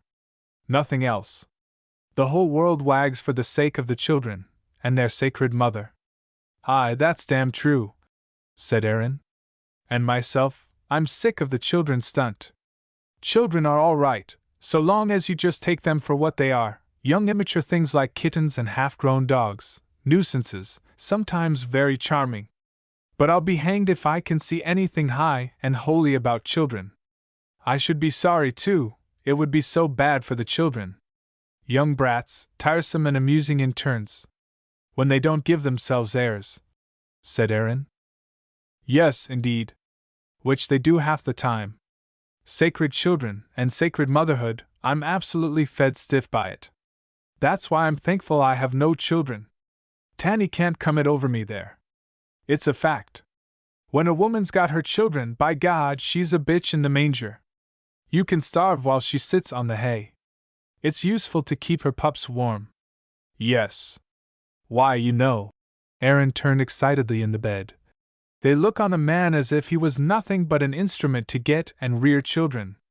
If you have anything to do with a woman, she thinks it's because you want to get children by her. And I'm damned if it is. I want my own pleasure or nothing, and children be damned." "Ah, women, they must be loved, at any price," said Lily. "And if you just don't want to love them, and tell them so, what a crime." "A crime," said Aaron. "They make a criminal of you. Them and their children be cursed. Is my life given me for nothing but to get children, and work to bring them up? See them all in hell first. They'd better die while they're children, if childhood's all that important." "I quite agree," said Lily. If childhood is more important than manhood, then why live to be a man at all? Why not remain an infant? Be damned and blasted to women and all their importances, cried Aaron. They want to get you under, and children is their chief weapon. Men have got to stand up to the fact that manhood is more than childhood, and then force women to admit it, said Lily. But the rotten whiners, they're all groveling before a baby's napkin and a woman's petticoat. It's a fact, said Aaron. But he glanced at Lily oddly, as if suspiciously. And Lily caught the look. But he continued. And if they think you try to stand on your legs and walk with the feet of manhood, why, there isn't a blooming father and lover among them but will do his best to get you down and suffocate you, either with a baby's napkin or a woman's petticoat. Lily's lips were curling. He was dark and bitter. Aye, it is like that, said Aaron, rather subduedly. The man's spirit has gone out of the world. Men can't move an inch unless they can grovel humbly at the end of the journey. No, said Aaron, watching with keen, half-amused eyes. That's why marriage wants readjusting, or extending, to get men on to their own legs once more, and to give them the adventure again. But men won't stick together and fight for it. Because once a woman has climbed up with her children, she'll find plenty of grovellers ready to support her and suffocate any defiant spirit. And women will sacrifice 11 men, fathers, husbands, brothers, and lovers, for one baby, or for her own female self-conceit. She will that, said Aaron. And can you find 2 men to stick together, without feeling criminal, and without cringing, and without betraying one another? You can't. One is sure to go fawning round some female, then they both enjoy giving each other away, and doing a new grovel before a woman again. Aye, said Aaron. After which Lily was silent. Chapter 10. The War Again. One is a fool, said Lily, to be lachrymose. The thing to do is to get a move on. Aaron looked up with a glimpse of a smile. The 2 men were sitting before the fire at the end of a cold, wet April day, Aaron convalescent, somewhat chastened in appearance. Aye, he said rather sourly. A move back to Guilford Street. Oh, I meant to tell you, said Lily. I was reading an old Baden history. They made a law in 1528, not a law, but a regulation, that if a man forsakes his wife and children, as now so often happens, the said wife and children are at once to be dispatched after him. I thought that would please you. Does it? Yes, said Aaron briefly. They would have arrived the next day, like a forwarded letter. I should have had to get a considerable move on, at that rate, grinned Aaron. Oh, no, you might quite like them here. But Lily saw the white frown of determined revulsion on the convalescent's face. Wouldn't you? He asked. Aaron shook his head. No, he said. And it was obvious he objected to the topic. What are you going to do about your move on? Me, said Lily. I'm going to sail away next week, or steam dirtily away on a tramp called the Maud Allan Wing. Where to? Malta. Where from? London Dock. I fixed up my passage this morning for £10. I am cook's assistant, signed on. Aaron looked at him with a little admiration.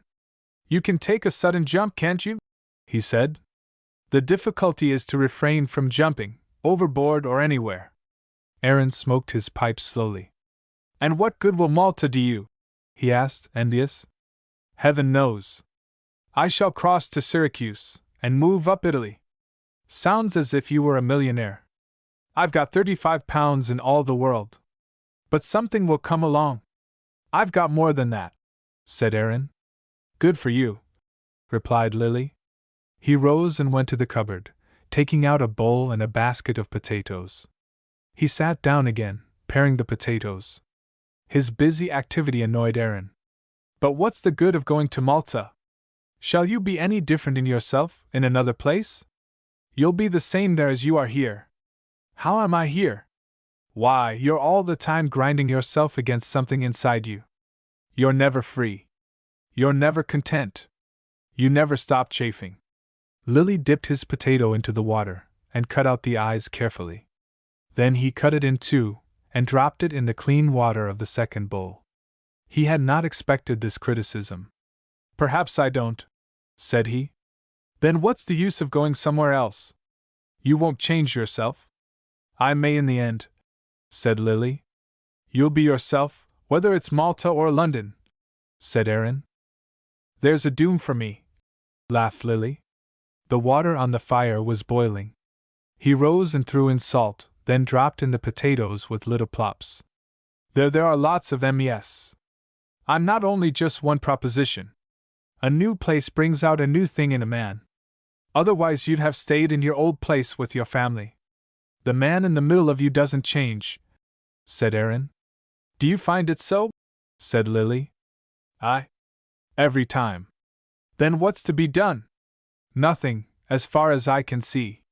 You get as much amusement out of life as possible, and there's the end of it. All right then, I'll get the amusement. All right then, said Aaron. But there isn't anything wonderful about it. You talk as if you were doing something special. You aren't. You're no more than a man who drops into a pub for a drink, to liven himself up a bit. Only you give it a lot of names, and make out as if you were looking for the Philosopher's Stone, or something like that. When you're only killing time like the rest of folks before time kills you. Lily did not answer. It was not yet 7 o'clock, but the sky was dark.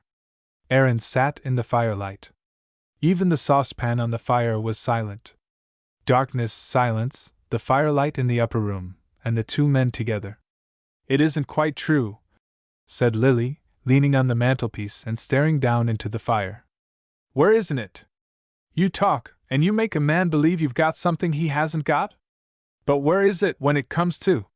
What have you got, more than me or Jim Bricknell? Only a bigger choice of words, it seems to me. Lily was motionless and inscrutable like a shadow. Does it, Aaron?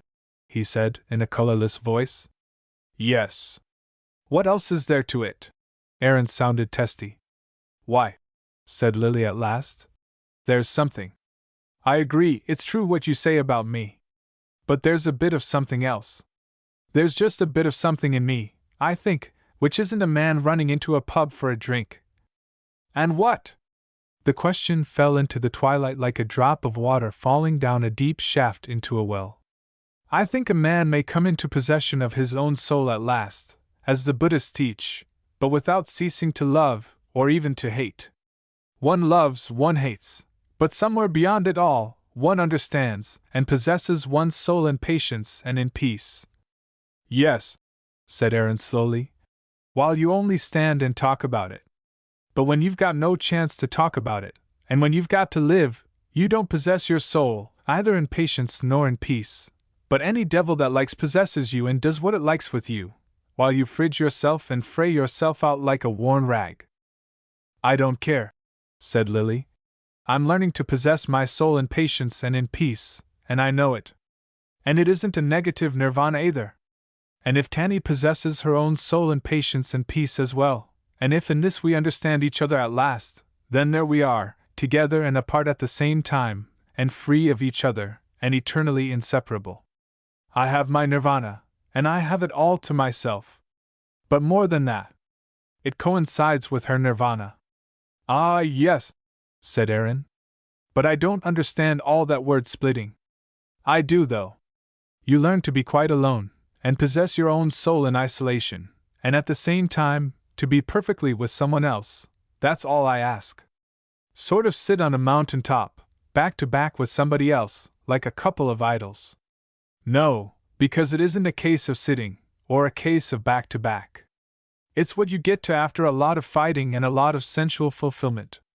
And it never does away with the fighting and with the sensual passion. It flowers on top of them, and it would never flower save on top of them. What wouldn't? The possessing one's own soul, and the being together with someone else in silence, beyond speech. And you've got them? I've got a bit of the real quietness inside me. So has a dog on a mat. So I believe, too. Or a man in a pub. Which I don't believe. You prefer the dog? Maybe. There was silence for a few moments. And I'm the man in the pub, said Aaron. You aren't the dog on the mat, anyhow. And you're the idol on the mountain top, worshipping yourself. You talk to me like a woman, Aaron. How do you talk to me, do you think? How do I? Are the potatoes done? Lily turned quickly aside and switched on the electric light. Everything changed. Aaron sat still before the fire, irritated. Lily went about preparing the supper. The room was pleasant at night. 2 tall, dark screens hid the 2 beds. In front, the piano was littered with music, the desk littered with papers. Lily went out onto the landing and set the chops to grill on the gas stove. Hastily, he put a small table on the hearthrug, spread it with a blue and white cloth, set plates and glasses. Aaron did not move. It was not his nature to concern himself with domestic matters, and Lily did it best alone. The 2 men had an almost uncanny understanding of one another, like brothers. They came from the same district, from the same class. Each might have been born into the other's circumstance. Like brothers, there was a profound hostility between them. But hostility is not antipathy. Lily's skillful housewifery always irritated Aaron. It was so self-sufficient. But most irritating of all was the little man's unconscious assumption of priority. Lily was actually unaware that he assumed this quiet predominance over others. He mashed the potatoes, he heated the plates, he warmed the red wine, he whisked eggs into the milk pudding, and served his visitor like a housemaid. But none of this detracted from the silent assurance with which he bore himself, and with which he seemed to domineer over his acquaintance. At last the meal was ready. Lily drew the curtains, switched off the central light, put the green-shaded electric lamp on the table, and the 2 men drew up to the meal. It was good food, well cooked and hot. Certainly Lily's hands were no longer clean, but it was clean dirt, as he said. Aaron sat in the low armchair at table. So his face was below, in the full light. Lily sat high on a small chair, so that his face was in the green shadow. Aaron was handsome, and always had that peculiar well-dressed look of his type. Lily was indifferent to his own appearance, and his collar was a rag. So the 2 men ate in silence. They had been together alone for a fortnight only, but it was like a small eternity. Aaron was well now, only he suffered from the depression and the sort of fear that follows influenza. "When are you going?" he asked irritably, looking up at Lily, whose face hovered in that green shadow above, and worried him. "One day next week. They'll send me a telegram. Not later than Thursday." "You're looking forward to going?" The question was half bitter. "Yes. I want to get a new tune out of myself." "Had enough of this?" "Yes." A flush of anger came on Aaron's face. "You're easily on, and easily off," he said, rather insulting. "Am I?" said Lily. "What makes you think so?" "Circumstances," replied Aaron sourly. To which there was no answer. The host cleared away the plates, and put the pudding on the table. He pushed the bowl to Aaron. "I suppose I shall never see you again, once you've gone," said Aaron. "It's your choice. I will leave you an address." After this, the pudding was eaten in silence. "Besides, Aaron," said Lily, drinking his last sip of wine, "what do you care whether you see me again or not? What do you care whether you see anybody again or not? You want to be amused. And now you're irritated because you think I am not going to amuse you any more, and you don't know who is going to amuse you. I admit it's a dilemma. But it's a hedonistic dilemma of the commonest sort. I don't know hedonistic. And supposing I am as you say, are you any different? No, I'm not very different. But I always persuade myself there's a bit of difference. Do you know what Josephine Ford confessed to me? She's had her lovers enough. There isn't any such thing as love, Lily, she said. Men are simply afraid to be alone.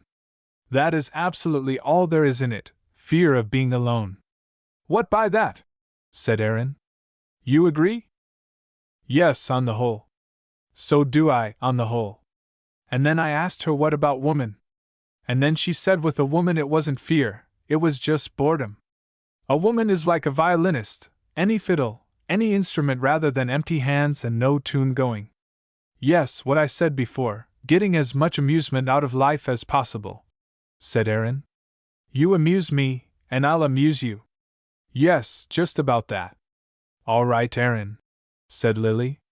I'm not going to amuse you, or try to amuse you any more. Going to try somebody else, and Malta.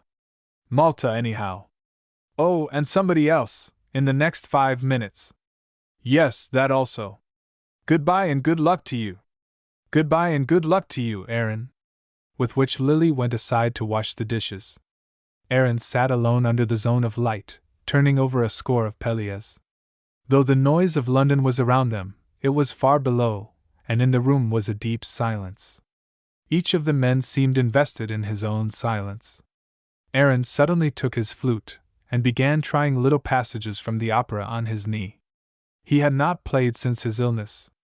The noise came out a little tremulous, but low and sweet. Lily came forward with a plate and a cloth in his hand. Aaron's rod is putting forth again, he said, smiling. What? Said Aaron, looking up. I said Aaron's rod is putting forth again. What rod? Your flute, for the moment.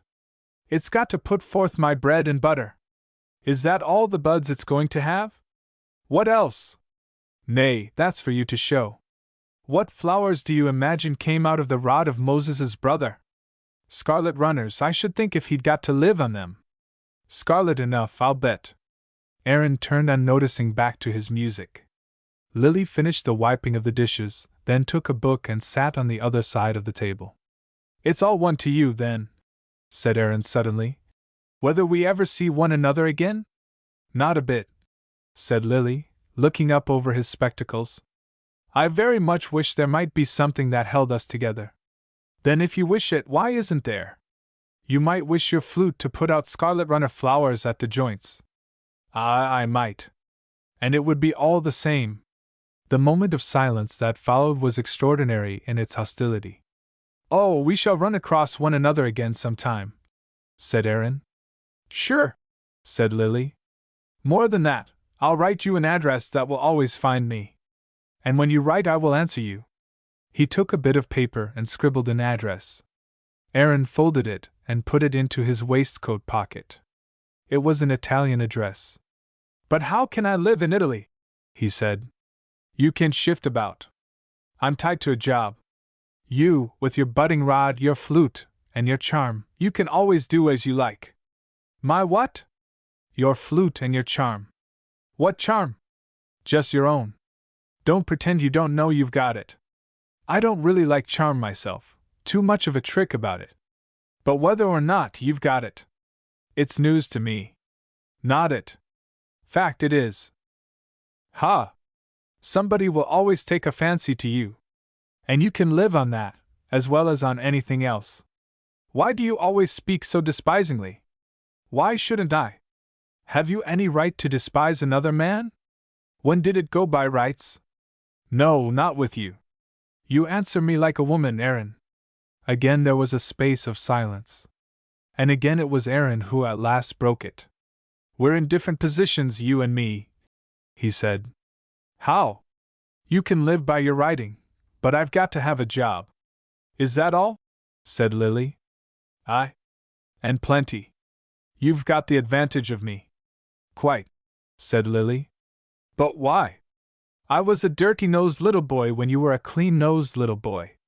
And I always had more patches on my breeches than you, need patches too, my poor mother. So what's the good of talking about advantages? You had the start.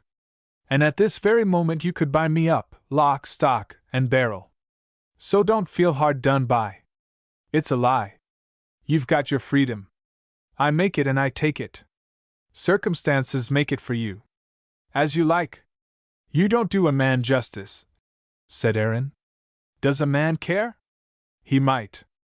Then he's no man. Thanks again, old fellow. Welcome, said Lily, grimacing.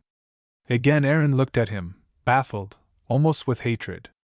Lily grimaced at the blank wall opposite, and seemed to ruminate. Then he went back to his book.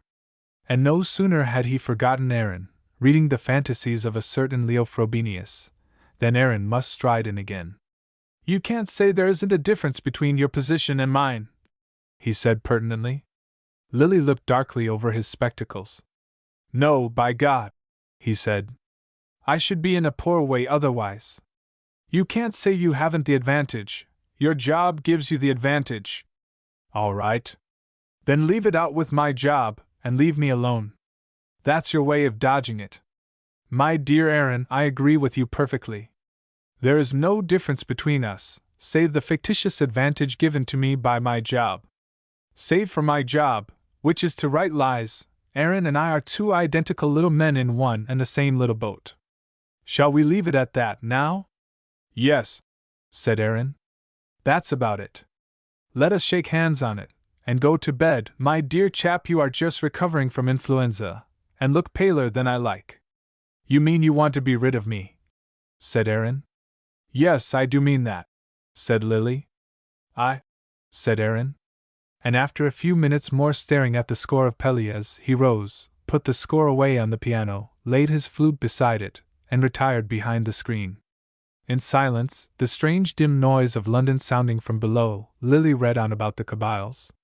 His soul had the faculty of divesting itself of the moment, and seeking further, deeper interests. These old Africans. And Atlantis. Strange wisdom of the Kabyles. Old dark Africa, and the world before the flood. How jealous Aaron seemed! The child of a jealous god. A jealous god. Could any race be anything but despicable, with such an antecedent? But no, persistent as a jealous god himself, Aaron reappeared in his pajamas, and seated himself in his chair. What is the difference then between you and me, Lily? He said. Haven't we shaken hands on it? A difference of jobs. You don't believe that, though, do you? Nay, now I reckon you're trespassing. Why am I? I know you don't believe it. What do I believe then? Said Lily. You believe you know something better than me, and that you are something better than me. Don't you? Do you believe it? What? That I am something better than you, and that I know something better? No, because I don't see it, said Aaron. Then if you don't see it, it isn't there. So go to bed and sleep the sleep of the just and the convalescent. I am not to be badgered any more. Am I badgering you? Said Aaron. Indeed you are. So I'm in the wrong again? Once more, my dear. You're a God Almighty in your way, you know. So long as I'm not in anybody else's way, anyhow, you'd be much better sleeping the sleep of the just. And I'm going out for a minute or two. Don't catch cold there with nothing on. I want to catch the post, he added, rising. Aaron looked up at him quickly. But almost before there was time to speak, Lily had slipped into his hat and coat, seized his letters, and gone. It was a rainy night. Lily turned down King Street to walk to Charing Cross. He liked being out of doors. He liked to post his letters at Charing Cross post office. He did not want to talk to Aaron any more. He was glad to be alone. He walked quickly down Villiers Street to the river, to see it flowing blackly towards the sea. It had an endless fascination for him, never failed to soothe him and give him a sense of liberty. He liked the night, the dark rain, the river, and even the traffic. He enjoyed the sense of friction he got from the streaming of people who meant nothing to him. It was like a fox slipping alert among unsuspecting cattle. When he got back, he saw in the distance the lights of a taxi standing outside the building where he lived, and heard a thumping and hallooing. He hurried forward. It was a man called Herbert's son. Oh, why, there you are! Exclaimed Herbert's son, as Lily drew near. Can I come up and have a chat? I've got that man who's had flu. I should think he has gone to bed. Oh, the disappointment was plain. Well, look here, I'll just come up for a couple of minutes.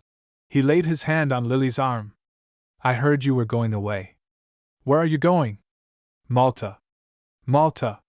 Oh, I know Malta very well. Well now, it'll be all right if I come up for a minute? I'm not going to see much more of you, apparently. He turned quickly to the taxi. What is it on the clock? The taxi was paid, the two men went upstairs. Aaron was in bed, but he called as Lily entered the room. Hello, said Lily. Not asleep? Captain Herbert's son has come in for a minute. Hope I shan't disturb you, said Captain Herbert's son, laying down his stick and gloves, and his cap. He was in uniform.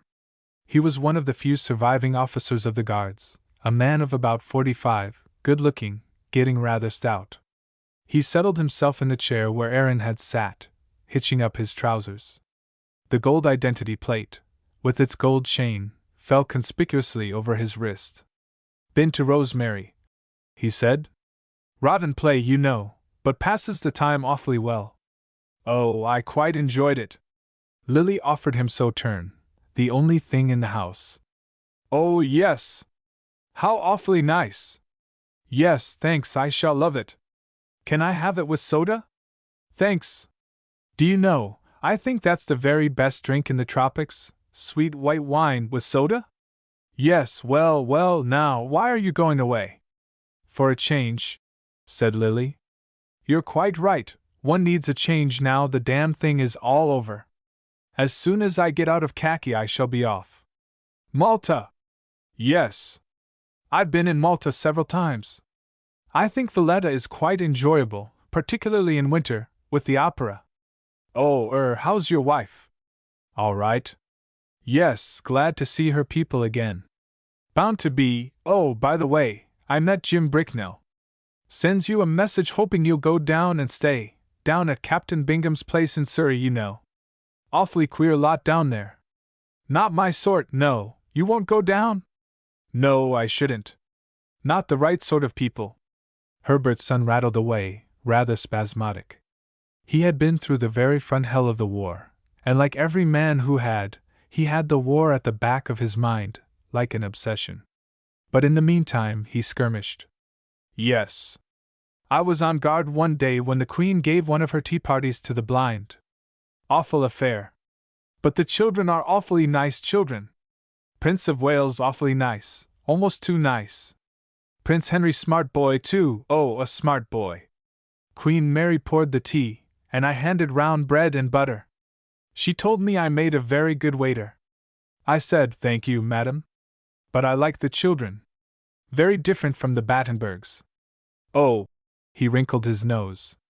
"I can't stand the Battenbergs." "Mountbattens," said Lily. "Yes.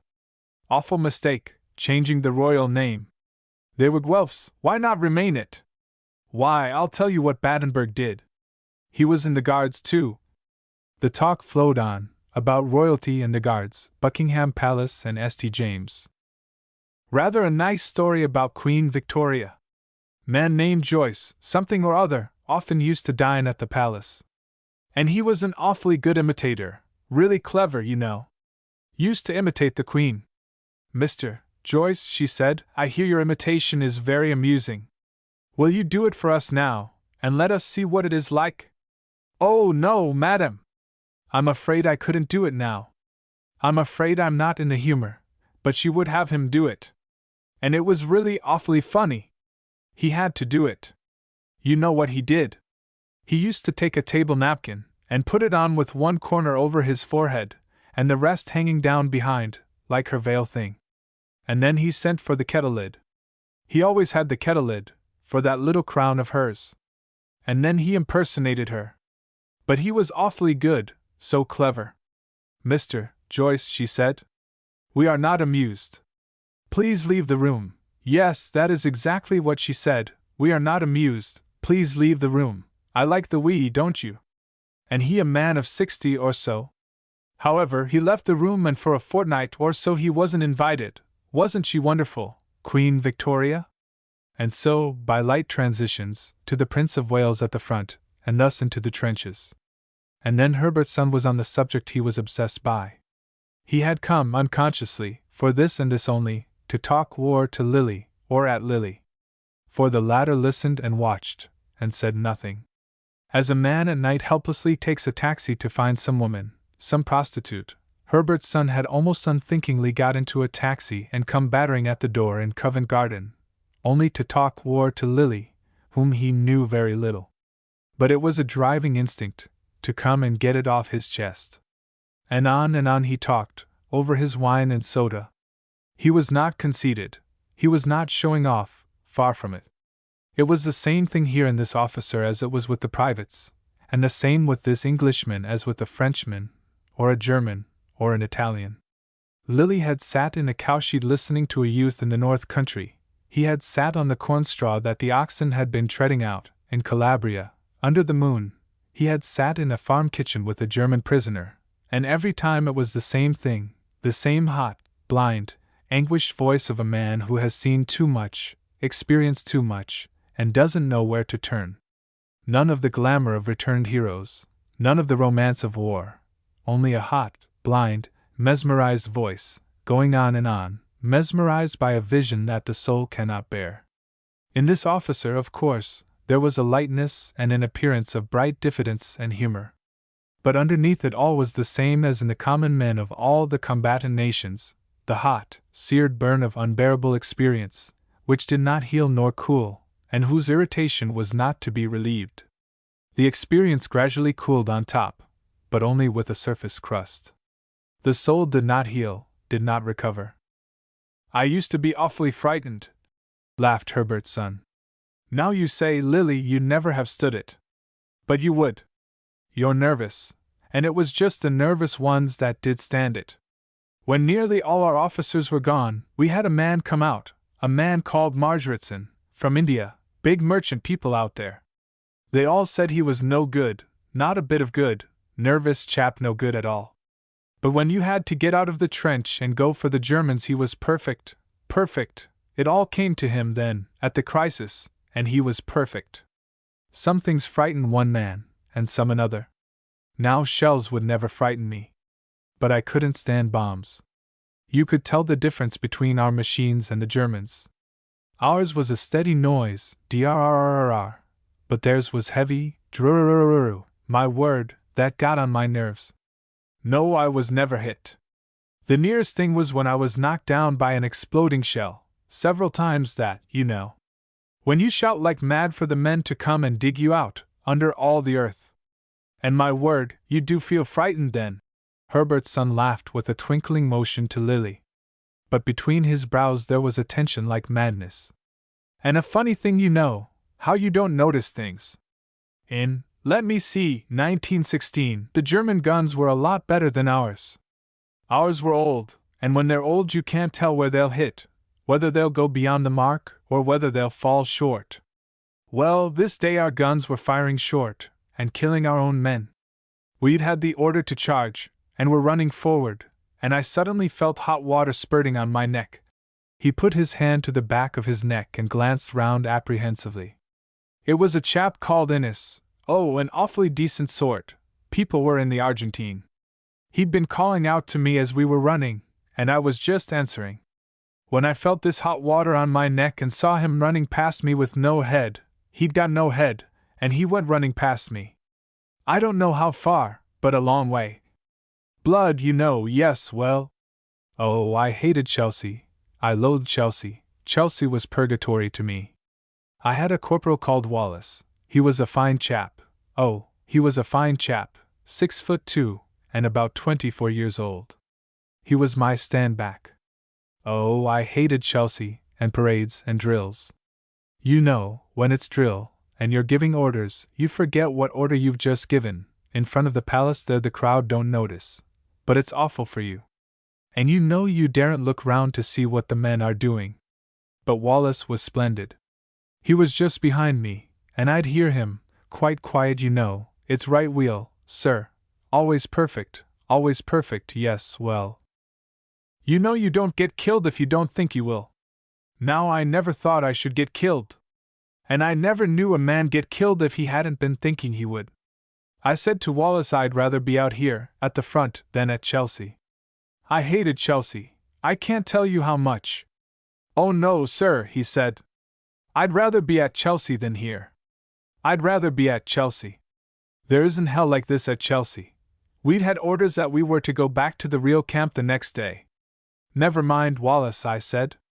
We shall be out of this hell on earth tomorrow, and he took my hand. We weren't much for showing feeling or anything in the Guards. But he took my hand. And we climbed out to charge. Poor fellow, he was killed. Herbert's son dropped his head, and for some moments seemed to go unconscious, as if struck. Then he lifted his face, and went on in the same animated, chatty fashion. You see, he had a presentiment. I'm sure he had a presentiment. None of the men got killed unless they had a presentiment. Like that, you know. Herbert's son nodded keenly at Lily, with his sharp, twinkling, yet obsessed eyes. Lily wondered why he made the presentiment responsible for the death, which he obviously did, and not vice versa. Herbert's son implied every time that you'd never get killed if you could keep yourself from having a presentiment. Perhaps there was something in it. Perhaps the soul issues its own ticket of death when it can stand no more.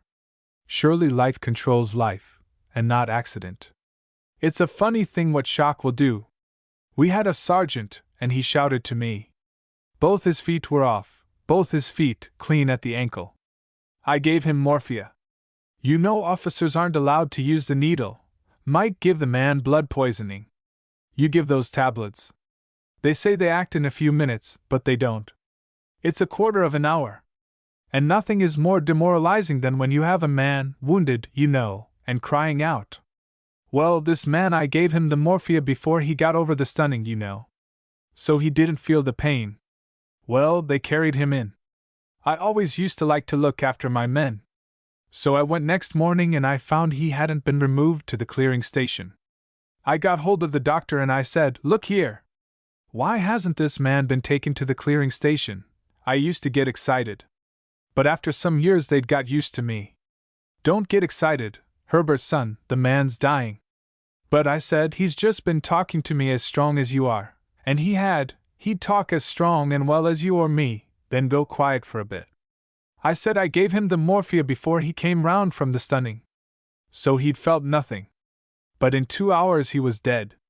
The doctor says that the shock does it like that sometimes. You can do nothing for them. Nothing vital is injured, and yet the life is broken in them.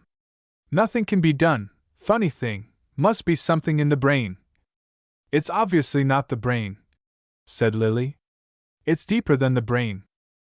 Deeper, said Herbert's son, nodding. Funny thing where life is. We had a lieutenant. You know, we all buried our own dead. Well, he looked as if he was asleep. Most of the chaps looked like that. Herbert's son closed his eyes and laid his face aside, like a man asleep and dead peacefully. You very rarely see a man dead with any other look on his face, you know the other look. And he clenched his teeth with a sudden, momentaneous, ghastly distortion. Well, you'd never have known this chap was dead. He had a wound here, in the back of the head, and a bit of blood on his hand, and nothing else, nothing. Well, I said we'd give him a decent burial. He lay there waiting, and they'd wrapped him in a filthy blanket, you know. Well, I said he should have a proper blanket. He'd been dead lying there a day and a half, you know. So I went and got a blanket, a beautiful blanket, out of his private kit. His people were Scotch, well-known family, and I got the pins, you know, ready to pin him up properly, for the Scots Guards to bury him. And I thought he'd be stiff, you see. But when I took him by the arms, to lift him on, he sat up. It gave me an awful shock. Why, he's alive, I said. But they said he was dead. I couldn't believe it. It gave me an awful shock. He was as flexible as you or me, and looked as if he was asleep. You couldn't believe he was dead. But we pinned him up in his blanket. It was an awful shock to me. I couldn't believe a man could be like that after he'd been dead 2 days. The Germans were wonderful with the machine guns. It's a wicked thing, a machine gun. But they couldn't touch us with the bayonet. Every time the men came back they had bayonet practice, and they got awfully good. You know when you thrust at the Germans, so, if you miss him, you bring your rifle back sharp, with a round swing, so that the butt comes up and hits up under the jaw. It's one movement, following on with the stab, you see, if you miss him. It was too quick for them, but bayonet charge was worst, you know. Because your man cries out when you catch him, when you get him, you know. That's what does you. No, oh no, this was no war like other wars. All the machinery of it. No, you couldn't stand it, but for the men. The men are wonderful, you know. They'll be wiped out. No, it's your men who keep you going, if you're an officer. But there'll never be another war like this. Because the Germans are the only people who could make a war like this, and I don't think they'll ever do it again, do you? Oh, they were wonderful, the Germans. They were amazing. It was incredible, what they invented and did. We had to learn from them, in the first 2 years. But they were too methodical. That's why they lost the war. They were too methodical. They'd fire their guns every 10 minutes, regular. Think of it. Of course we knew when to run, and when to lie down. You got so that you knew almost exactly what they'd do, if you'd been out long enough. And then you could time what you wanted to do yourselves. They were a lot more nervous than we were, at the last.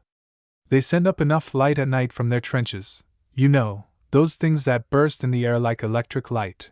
We had none of that to do, they did it all for us, lit up everything. They were more nervous than we were. It was nearly 2 o'clock when Herbertson left. Lily, depressed, remained before the fire.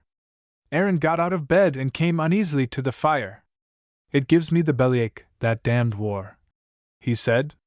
So it does me, said Lily. All unreal. Real enough for those that had to go through it. No, least of all for them, said Lily sullenly.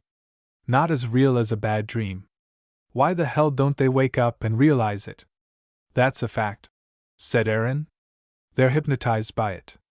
And they want to hypnotize me. And I won't be hypnotized. The war was a lie and is a lie and will go on being a lie till somebody busts it. It was a fact, you can't bust that. You can't bust the fact that it happened. Yes, you can. It never happened. It never happened to me. No more than my dreams happen. My dreams don't happen, they only seem. But the war did happen, right enough. Smiled Aaron palely. No, it didn't. Not to me or to any man, in his own self. It took place in the automatic sphere, like dreams do. But the actual man in every man was just absent, asleep, or drugged, inert, dreamlogged. That's it. You tell them so, said Aaron. I do. But it's no good. Because they won't wake up now even, perhaps never. They'll all kill themselves in their sleep. They wouldn't be any better if they did wake up and be themselves, that is, supposing they are asleep, which I can't see. They are what they are, and they're all alike, and never very different from what they are now. Lily stared at Aaron with black eyes. Do you believe in them less than I do, Aaron? He asked slowly. I don't even want to believe in them. But in yourself? Lily was almost wistful, and Aaron uneasy. I don't know that I've any more right to believe in myself than in them, he replied. Lily watched and pondered. No, he said. That's not true. I knew the war was false, humanly quite false. I always knew it was false. The Germans were false, we were false, everybody was false. And not you? Asked Aaron shrewishly. There was a wakeful, self-possessed bit of me which knew that the war and all that horrible movement was false for me. And so I wasn't going to be dragged in. The Germans could have shot my mother or me or what they liked. I wouldn't have joined the war. I would like to kill my enemy. But become a bit of that huge obscene machine they called the war, that I never would, no, not if I died 10 deaths and had 11 mothers violated. But I would like to kill my enemy, oh yes, more than one enemy. But not as a unit in a vast obscene mechanism. That never, no, never. Poor Lily was too earnest and vehement. Aaron made a fine nose. It seemed to him like a lot of words and a bit of wriggling out of a hole. Well, he said, you've got men and nations, and you've got the machines of war, so how are you going to get out of it?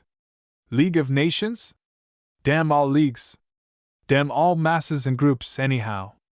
All I want is to get myself out of their horrible heap, to get out of the swarm. The swarm to me is nightmare and nullity, horrible helpless writhing in a dream.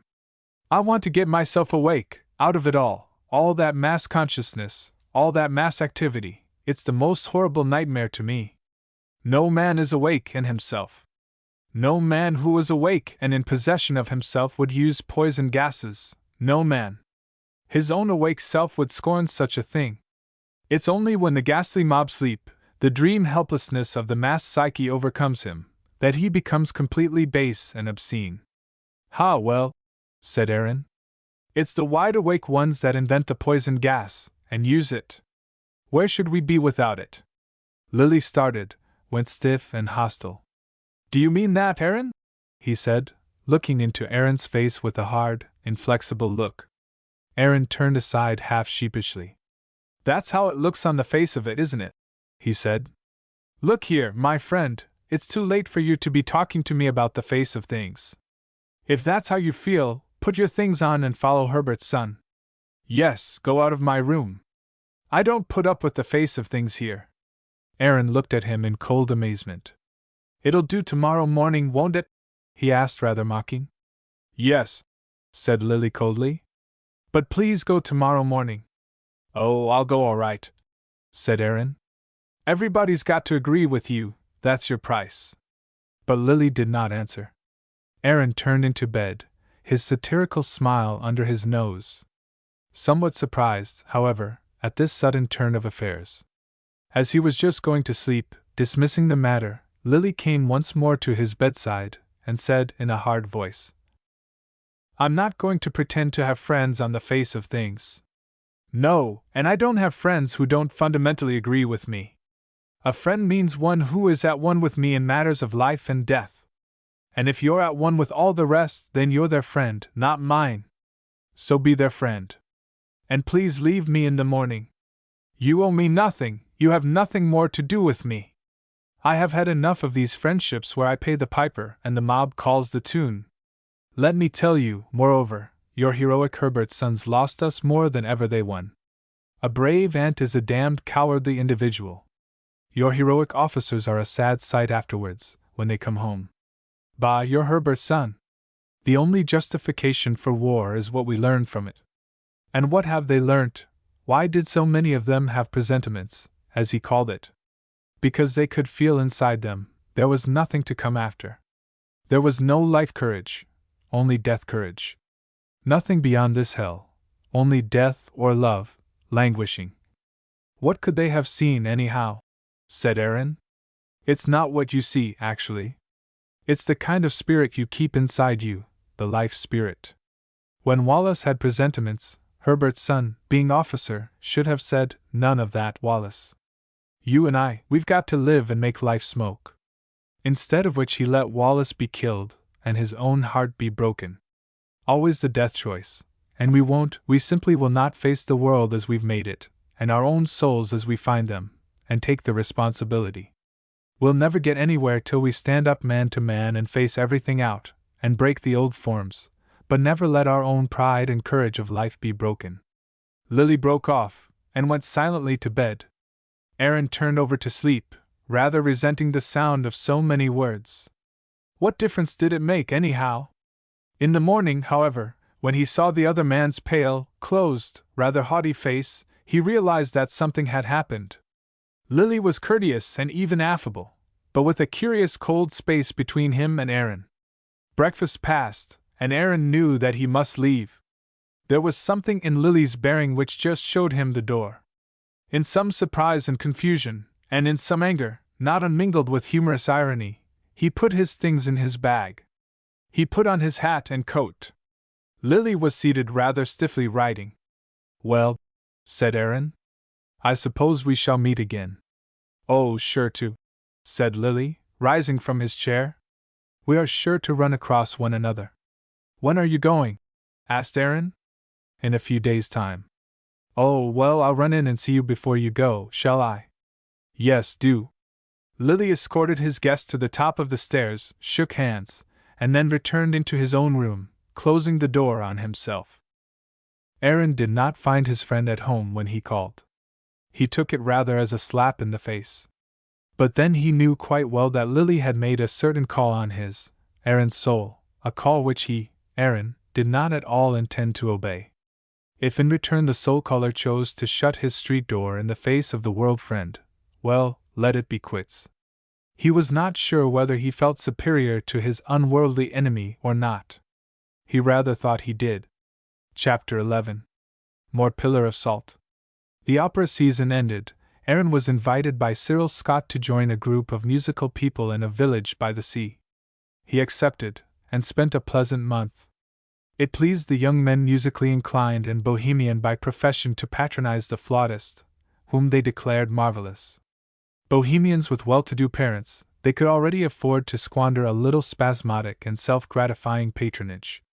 And Aaron did not mind being patronized. He had nothing else to do. But the party broke up early in September. The flautist was detained a few days at a country house, for the amusement of the guests. Then he left for London. In London he found himself at a loose end. A certain fretful dislike of the patronage of indifferent young men, younger than himself, and a certain distaste for regular work in the orchestra made him look round. He wanted something else. He wanted to disappear again. Qualms and emotions concerning his abandoned family overcame him. The early, delicate autumn affected him. He took a train to the Midlands. And again, just after dark, he strolled with his little bag across the field which lay at the end of his garden. It had been mown, and the grass was already growing long. He stood and looked at the line of back windows, lighted once more. He smelled the scents of autumn, phlox and moist old vegetation and corn in sheaf. A nostalgia which was half at least revulsion affected him. The place, the home, at once fascinated and revolted him. Sitting in his shed, he scrutinized his garden carefully, in the starlight. There were 2 rows of beans, rather disheveled. Near at hand the marrow plants sprawled from their old bed. He could detect the perfume of a few carnations. He wondered who it was had planted the garden, during his long absence. Anyhow, there it was, planted and fruited and waning into autumn. The blind was not drawn. It was 8 o'clock. The children were going to bed. Aaron waited in his shed, his bowels stirred with violent, but only half-admitted emotions. There was his wife, slim and graceful, holding a little mug to the baby's mouth. And the baby was drinking. She looked lonely. Wild emotions attacked his heart. There was going to be a wild and emotional reconciliation. Was there? It seemed like something fearful and imminent. A passion arose in him, a craving for the violent emotional reconciliation. He waited impatiently for the children to be gone to bed, gnawed with restless desire. He heard the clock strike 9, then past, from the village behind. The children would be asleep. His wife was sitting sewing some little frock. He went lingering down the garden path, stooping to lift the fallen carnations, to see how they were. There were many flowers, but small. He broke one off, then threw it away. The goldenrod was out. Even in the little lawn there were asters, as of old. His wife started to listen, hearing his step. He was filled with a violent conflict of tenderness, like a sickness. He hesitated, tapping at the door, and entered. His wife started to her feet, at bay. "What have you come for?" was her involuntary ejaculation. But he, with the familiar odd jerk of his head towards the garden, asked with a faint smile, "Who planted the garden?" And he felt himself dropping into the twang of the vernacular, which he had discarded. Lottie only stood and stared at him, objectively. She did not think to answer. He took his hat off, and put it on the dresser. Again the familiar act maddened her. "What have you come for?" she cried again, with a voice full of hate. Or perhaps it was fear and doubt, and even hope as well. He heard only hate. This time he turned to look at her. The old dagger was drawn in her. "I wonder," he said. "Myself." Then she recovered herself, and with trembling hand picked up her sewing again. But she still stood at bay, beyond the table. She said nothing. He, feeling tired, sat down on the chair nearest the door. But he reached for his hat, and kept it on his knee. She, as she stood there unnaturally, went on with her sewing. There was silence for some time. Curious sensations and emotions went through the man's frame, seeming to destroy him. They were like electric shocks, which he felt she emitted against him. And an old sickness came in him again. He had forgotten it. It was the sickness of the unrecognized and incomprehensible strain between him and her. After a time she put down her sewing, and sat again in her chair. "Do you know how vilely you've treated me?" she said, staring across the space at him. He averted his face. Yet he answered, not without irony, "I suppose so." "And why?" she cried. "I should like to know why." He did not answer. The way she rushed and made him go vague. Justify yourself. Say why you've been so vile to me.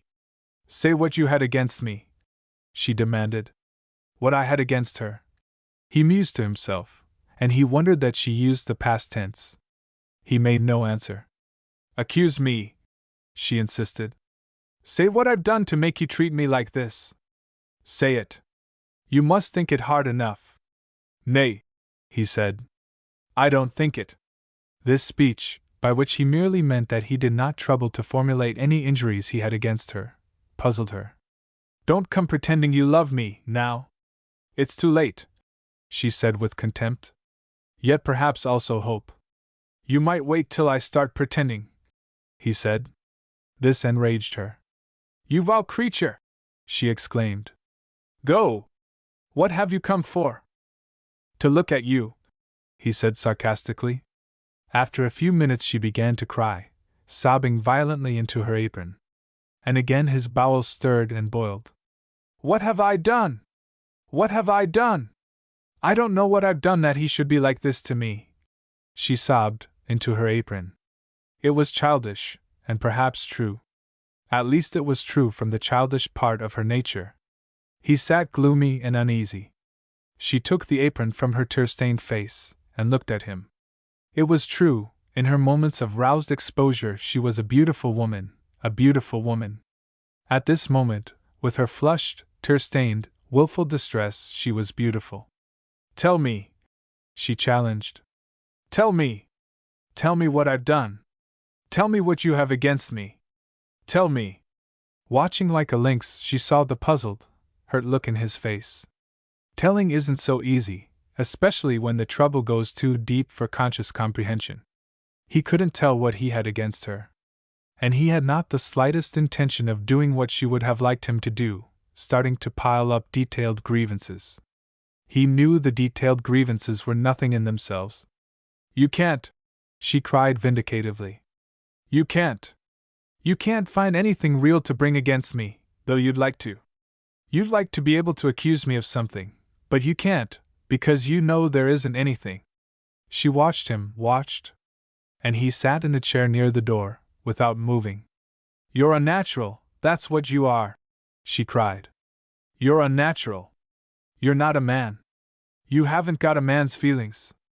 You're nasty, and cold, and unnatural. And you're a coward. You're a coward. You run away from me, without telling me what you've got against me. When you've had enough, you go away and you don't care what you do, he said, epigrammatic. She paused a moment. Enough of what? She said. What have you had enough of? Of me and your children? It's a nice manly thing to say. Haven't I loved you? Haven't I loved you for 12 years, and worked and slaved for you and tried to keep you right?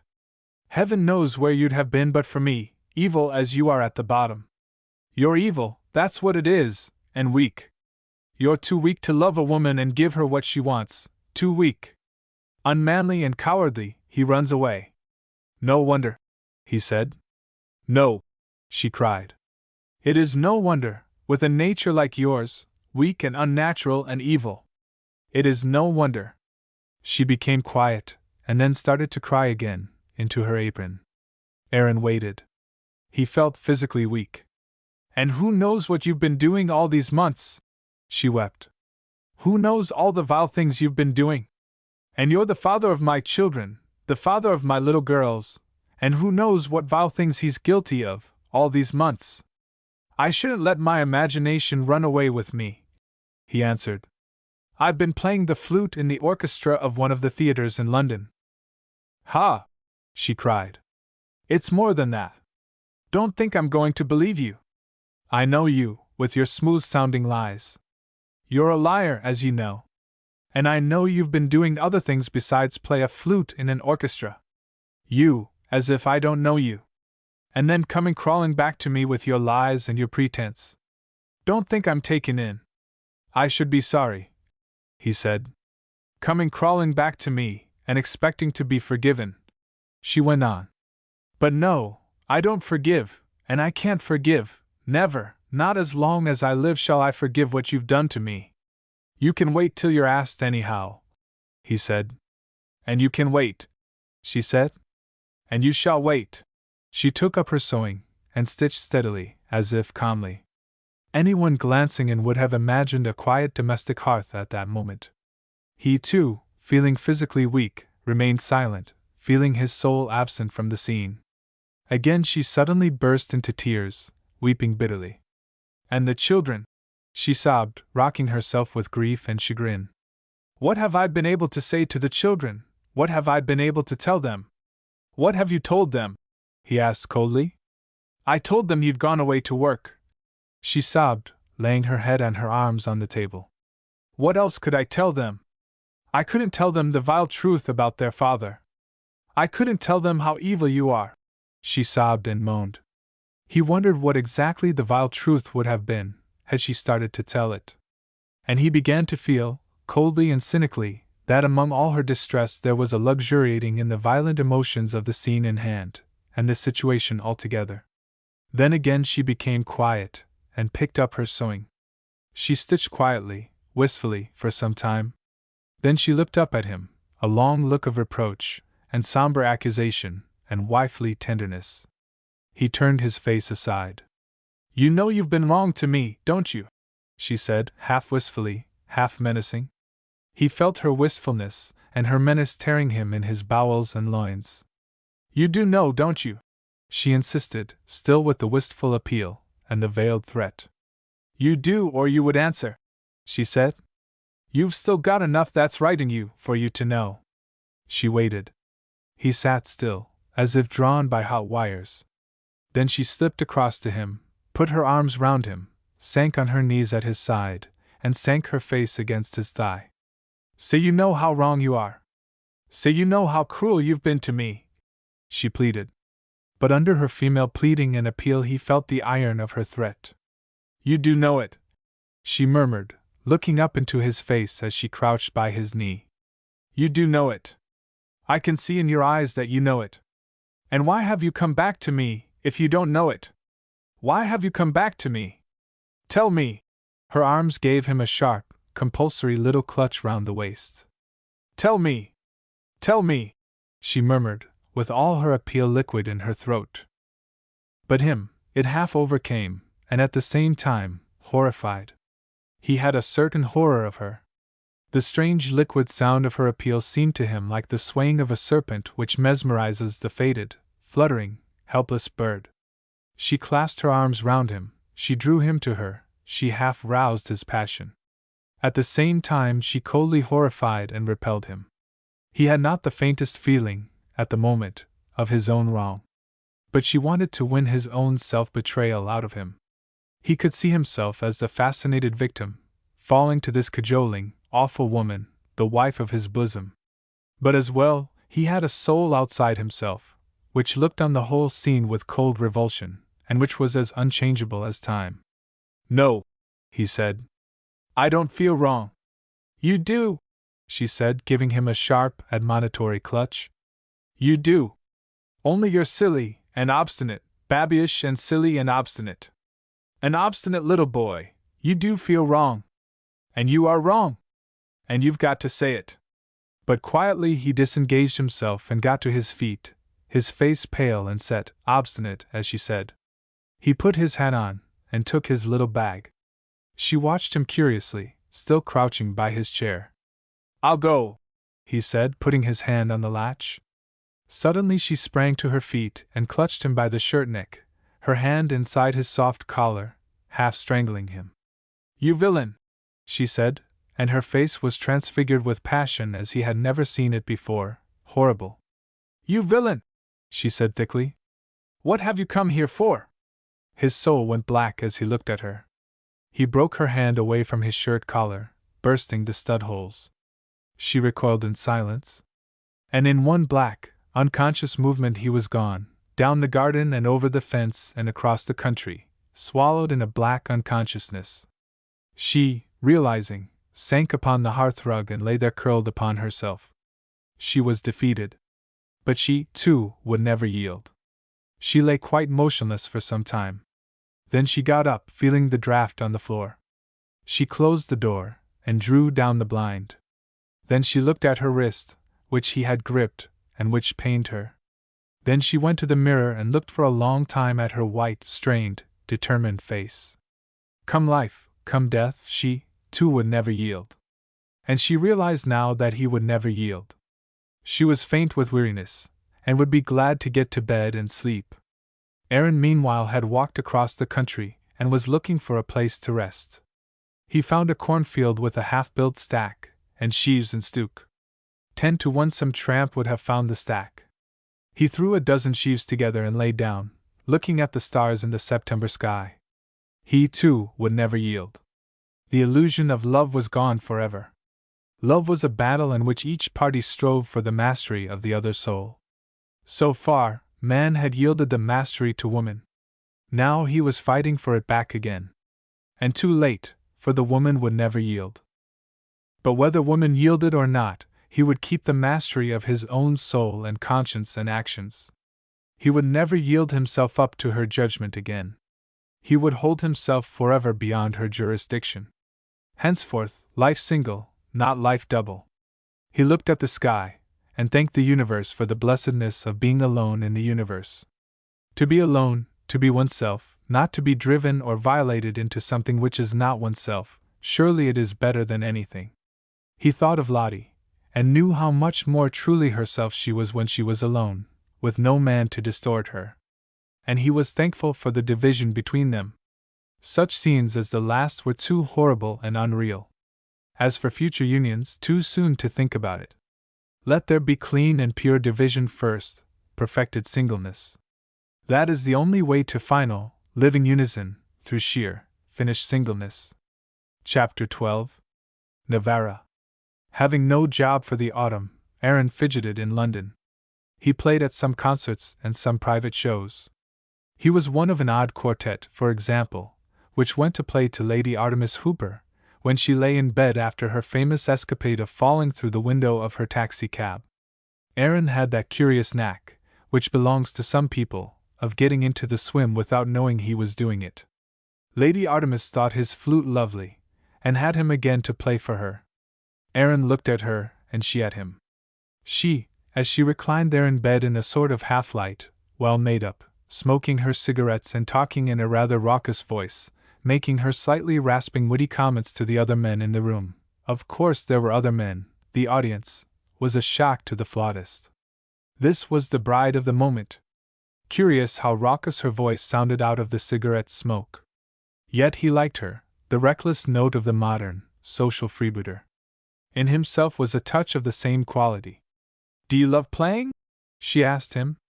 "Yes," he said, with that shadow of irony which seemed like a smile on his face. "Live for it, so to speak," she said. "I make my living by it," he said. "But that's not really how you take it," she said. He eyed her. She watched him over her cigarette. It was a personal moment. "I don't think about it," he said. "I'm sure you don't. You wouldn't be so good if you did. You're awfully lucky, you know, to be able to pour yourself down your flute." "You think I go down easy?" He laughed. "Ah," she replied, flicking her cigarette broadcast. "That's the point. What should you say, Jimmy?" She turned to one of the men. He screwed his eyeglass nervously and stiffened himself to look at her. I shouldn't like to say, offhand," came the small-voiced, self-conscious answer. And Jimmy bridled himself and glanced at Aaron. "Do you find it a tight squeeze, then?" she said, turning to Aaron once more. "No, I can't say that," he answered. "What of me goes down easy enough. It's what doesn't go down." "And how much is that?" she asked, eyeing him. "A good bit, maybe," he said. "Slops over, so to speak," she retorted sarcastically. "And which do you enjoy more, trickling down your flute or slopping over onto the lap of Mother Earth? Of Miss, more probably." "Depends," he said. Having got him a few steps too far upon the personal ground, she left him to get off by himself. So he found London got on his nerves. He felt it rubbed him the wrong way. He was flattered, of course, by his own success, and felt at the same time irritated by it. This state of mind was by no means acceptable. Wherever he was, he liked to be given, tacitly, the first place, or a place among the first. Among the musical people he frequented, he found himself on a callow kind of equality with everybody, even the stars and aristocrats, at one moment, and a backstairs outsider the next. It was all just as the moment demanded. There was a certain excitement in slithering up and down the social scale, 1 minute chatting in a personal tete-a-tete with the most famous, or notorious, of the society beauties, and the next walking in the rain, with his flute in a bag, to his grubby lodging in Bloomsbury. Only the excitement roused all the savage sarcasm that lay at the bottom of his soul, and which burned there like an unhealthy bile. Therefore he determined to clear out, to disappear. He had a letter from Lily, from Navarra. Lily was drifting about. Aaron wrote to Navarra, and asked if he should come to Italy, having no money to speak of. Come if you want to. Bring your flute. And if you've no money, put on a good suit of clothes and a big black hat, and play outside the best cafe in any Italian town, and you'll collect enough to get on with. It was a sporting chance. Aaron packed his bag and got a passport, and wrote to Lily to say he would join him, as invited, at Sir William Frank's. He hoped Lily's answer would arrive before he left London. But it didn't. Therefore behold our hero alighting at Navarra, 2 hours late, on a wet, dark evening. He hoped Lily would be there, but nobody. With some slight dismay he faced the big, crowded station. The stream of people carried him automatically through the barrier, a porter having seized his bag, and volleyed various unintelligible questions at him. Aaron understood not one word. So he just wandered after the blue blouse of the porter. The porter deposited the bag on the steps of the station front, fired off more questions and gesticulated into the half-illuminated space of darkness outside the station. Aaron decided it meant a cab, so he nodded and said, "Yes." But there were no cabs. So once more the blue-bloused porter slung the big bag and the little bag on the strap over his shoulder, and they plunged into the night, towards some lights and a sort of theater place. One carriage stood there in the rain, yes, and it was free. Keb? Yes, all right, sir. W.H.E.2? Where you go? Sir William Frank's? Yes, I know. Long way go long way. Sir William Frank's. The cabman spattered his few words of English. Aaron gave the porter an English shilling. The porter let the coin lie in the middle of his palm, as if it were a live beetle, and darted to the light of the carriage to examine the beast, exclaiming volubly. The cabman, wild with interest, peered down from the box into the palm of the porter, and carried on an impassioned dialogue. Aaron stood with one foot on the step. What you give, he? 1 franc? Asked the driver. A shilling, said Aaron. 1 shilling. Yes. I know that. 1 shilling English. And the driver went off into impassioned exclamations in Torinese. The porter, still muttering and holding his hand as if the coin might sting him, filtered away. All right. He know, shilling, all right. English moneys, eh? Yes, he know. You get up, sir. And away went Aaron, under the hood of the carriage, clattering down the wide darkness of Navarra, over a bridge apparently, past huge rain-wet statues, and through more rainy, half-lit streets. They stopped at last outside a sort of park wall with trees above. The big gates were just beyond. Sir William Frank's there. In a mixture of Italian and English the driver told Aaron to get down and ring the bell on the right. Aaron got down and in the darkness was able to read the name on the plate. How much? Said Aaron to the driver. 10 francs, said the fat driver. But it was his turn now to screw down and scrutinize the pink 10-shilling note. He waved it in his hand. Not good, eh? Not good moneys? Yes, said Aaron, rather indignantly. Good English money. 10 shillings. Better than 10 francs, a good deal. Better. Good, you say? 10 shilling. The driver muttered and muttered, as if dissatisfied. But as a matter of fact he stowed the note in his waistcoat pocket with considerable satisfaction, looked at Aaron curiously, and drove away. Aaron stood there in the dark outside the big gates, and wished himself somewhere else. However, he rang the bell. There was a huge barking of dogs on the other side. Presently a light switched on, and a woman, followed by a man, appeared cautiously in the half-open doorway. "Sir William Franks?" said Aaron. "Si, signore." And Aaron stepped with his 2 bags inside the gate. Huge dogs jumped round. He stood in the darkness under the trees at the foot of the park. The woman fastened the gate. Aaron saw a door, and through an uncurtained window a man writing at a desk, rather like the clerk in an hotel office. He was going with his 2 bags to the open door, when the woman stopped him, and began talking to him in Italian. It was evident he must not go on. So he put down the bags. The man stood a few yards away, watchfully. Aaron looked down at the woman and tried to make out something of what she was saying, but could not. The dogs still barked spasmodically. Drops fell from the tall, dark trees that rose overhead. "Is Mr. Lilly here? Mr. Lilly?" he asked. "Signor Lilly." "No, signore." And off the woman went in Italian. But it was evident Lilly was not at the house. Aaron wished more than ever he had not come, but had gone to an hotel. He made out that the woman was asking him for his name. "Meester? Meester?" she kept saying, with a note of interrogation. "Sisson. Mr. Sisson," said Aaron, who was becoming impatient.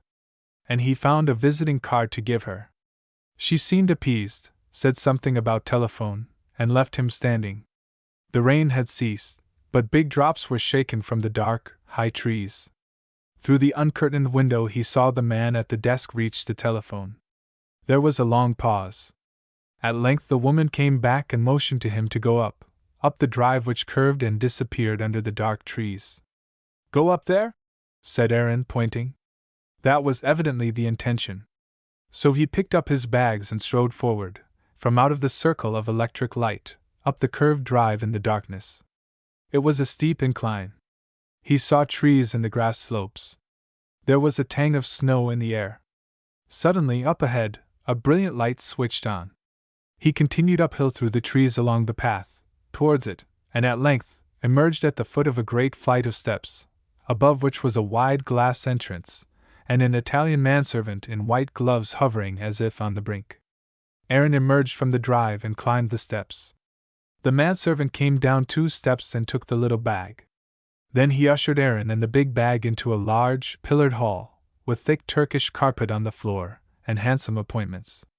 It was spacious, comfortable, and warm, but somewhat pretentious, rather like the imposing hall into which the heroine suddenly enters on the film.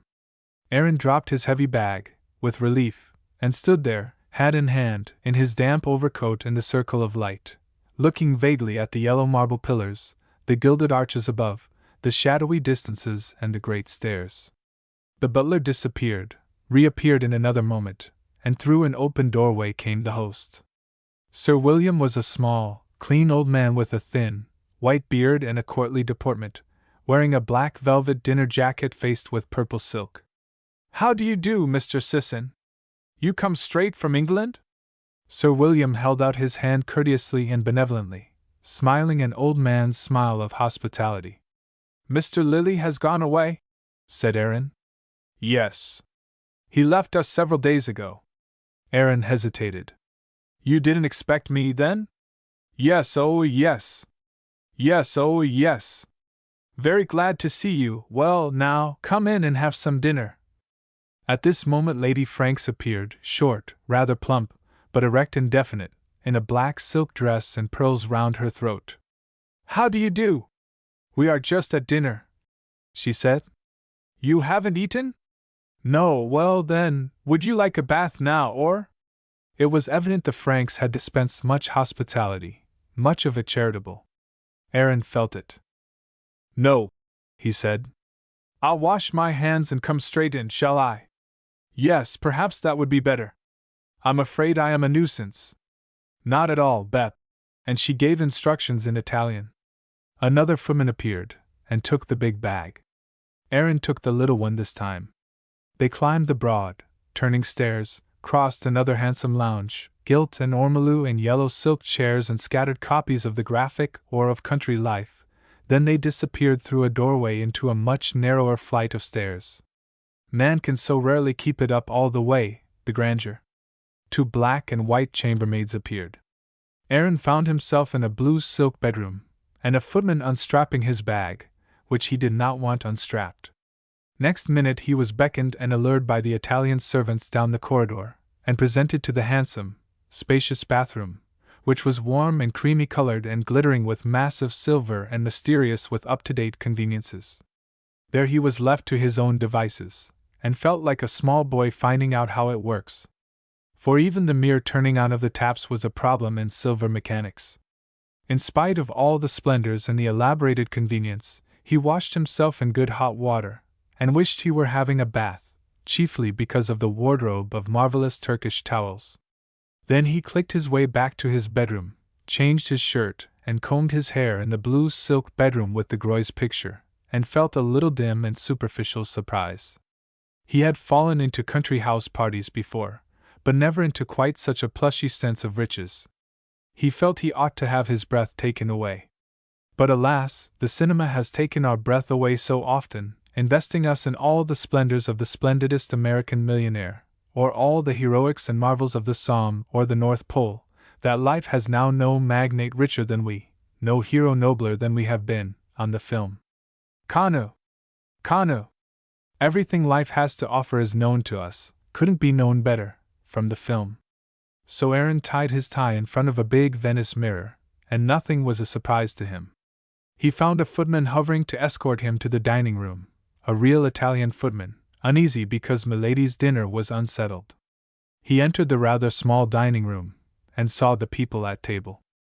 He was told various names, bowed to a young, slim woman with big blue eyes and dark hair like a photograph, then to a smaller, rather colorless young woman with a large nose, then to a stout, rubicund, bald colonel, and to a tall, thin, Oxford-looking major with a black patch over his eye, both these men in khaki, finally to a good-looking, well-nourished young man in a dinner jacket, and he sat down to his soup, on his hostess' left hand. The colonel sat on her right, and was confidential. Little Sir William, with his hair and his beard white like spun glass, his manner very courteous and animated, the purple facings of his velvet jacket very impressive, sat at the far end of the table jesting with the ladies and showing his teeth in an old man's smile, a little bit affected, but pleasant, wishing everybody to be happy. Aaron ate his soup, trying to catch up. Milady's own confidential Italian butler, fidelity itself, hovered quivering near, spiritually helping the newcomer to catch up. 2 nice little entree dishes, specially prepared for Aaron to take the place of the bygone fish and vol au vents of the proper dinner, testified to the courtesy and charity of his hostess. Well, eating rapidly, he had more or less caught up by the time the sweets came. So he swallowed a glass of wine and looked round. His hostess, with her pearls, and her diamond star in her gray hair, was speaking of Lily and then of music to him. "I hear you are a musician. That's what I should have been if I had had my way." "What instrument?" asked Aaron. "Oh, the piano. Yours is the flute, Mr. Lily says. I think the flute can be so attractive. But I feel, of course, you have more range with the piano." "I love the piano, and orchestra." At that moment, the colonel and hostess duties distracted her. But she came back in snatches. She was a woman who reminded him a little of Queen Victoria, so assured in her own room, a large part of her attention always given to the successful issue of her duties, the remainder at the disposal of her guests. It was an old-fashioned, not unpleasant feeling, like retrospect. But she had beautiful, big, smooth emeralds and sapphires on her fingers. Money! What a curious thing it is! Aaron noticed the deference of all the guests at table, a touch of obsequiousness, before the money. And the host and hostess accepted the deference, nay, expected it, as their due. Yet both Sir William and Lady Franks knew that it was only money and success. They had both a certain afterthought, knowing dimly that the game was but a game, and that they were the helpless leaders in the game. They had a certain basic ordinariness which prevented their making any great hits, and which kept them disillusioned all the while. They remembered their poor and insignificant days. "And I hear you were playing in the orchestra at Covent Garden. We came back from London last week. I enjoyed Beecham's operas so much." "Which do you like best?" said Aaron. Oh, the Russian. I think Ivan. It is such fine music. I find Ivan artificial. Do you? Oh, I don't think so. No, I don't think you can say that. Aaron wondered at her assurance. She seemed to put him just a tiny bit in his place, even in an opinion on music. Money gave her that right, too. Curious, the only authority left. And he deferred to her opinion, that is, to her money. He did it almost deliberately. Yes, what did he believe in, besides money? What does any man? He looked at the black patch over the Major's eye. What had he given his eye for? The nation's money. Well, and very necessary, too, otherwise we might be where the wretched Austrians are. Instead of which, how smooth his host of sapphires. Of course I myself prefer Mussorgsky, said Aaron. I think he is a greater artist. But perhaps it is just personal preference. Yes. Boris is wonderful. Oh, some of the scenes in Boris! And even more Kavanchina, said Aaron. I wish we could go back to melody pure and simple. Yet I find Kavanchina, which is all mass music practically, gives me more satisfaction than any other opera. Do you really? I shouldn't say so, oh no, but you can't mean that you would like all music to go back to melody pure and simple. Just a flute, just a pipe. Oh, Mr. Sisson, you are bigoted for your instrument. I just live in harmony, chords, chords. She struck imaginary chords on the white damask, and her sapphires swam blue. But at the same time she was watching to see if Sir William had still got beside his plate the white medicine cachet which he must swallow at every meal. Because if so, she must remind him to swallow it. However, at that very moment, he put it on his tongue, so that she could turn her attention again to Aaron and the imaginary chord on the white damask, the thing she just lived in. But the rubicund bald colonel, more rubicund after wine, most rubicund now the Marsala was going, snatched her attention with a burly homage to her femininity, and shared his fear with her with a boyish gallantry. When the women had gone up, Sir William came near and put his hand on Aaron's shoulder. It was evident the charm was beginning to work. Sir William was a self-made man, and not in the least a snob. He liked the fundamental ordinariness in Aaron, the commonness of the common man. Well now, Mr. Sisson, we are very glad to see you. Very glad indeed. I count Mr. Lilly one of the most interesting men it has ever been my good fortune to know. And so for your own sake, and for Mr. Lilly's sake, we are very glad to see you. Arthur, my boy, give Mr. Sisson some Marsala, and take some yourself.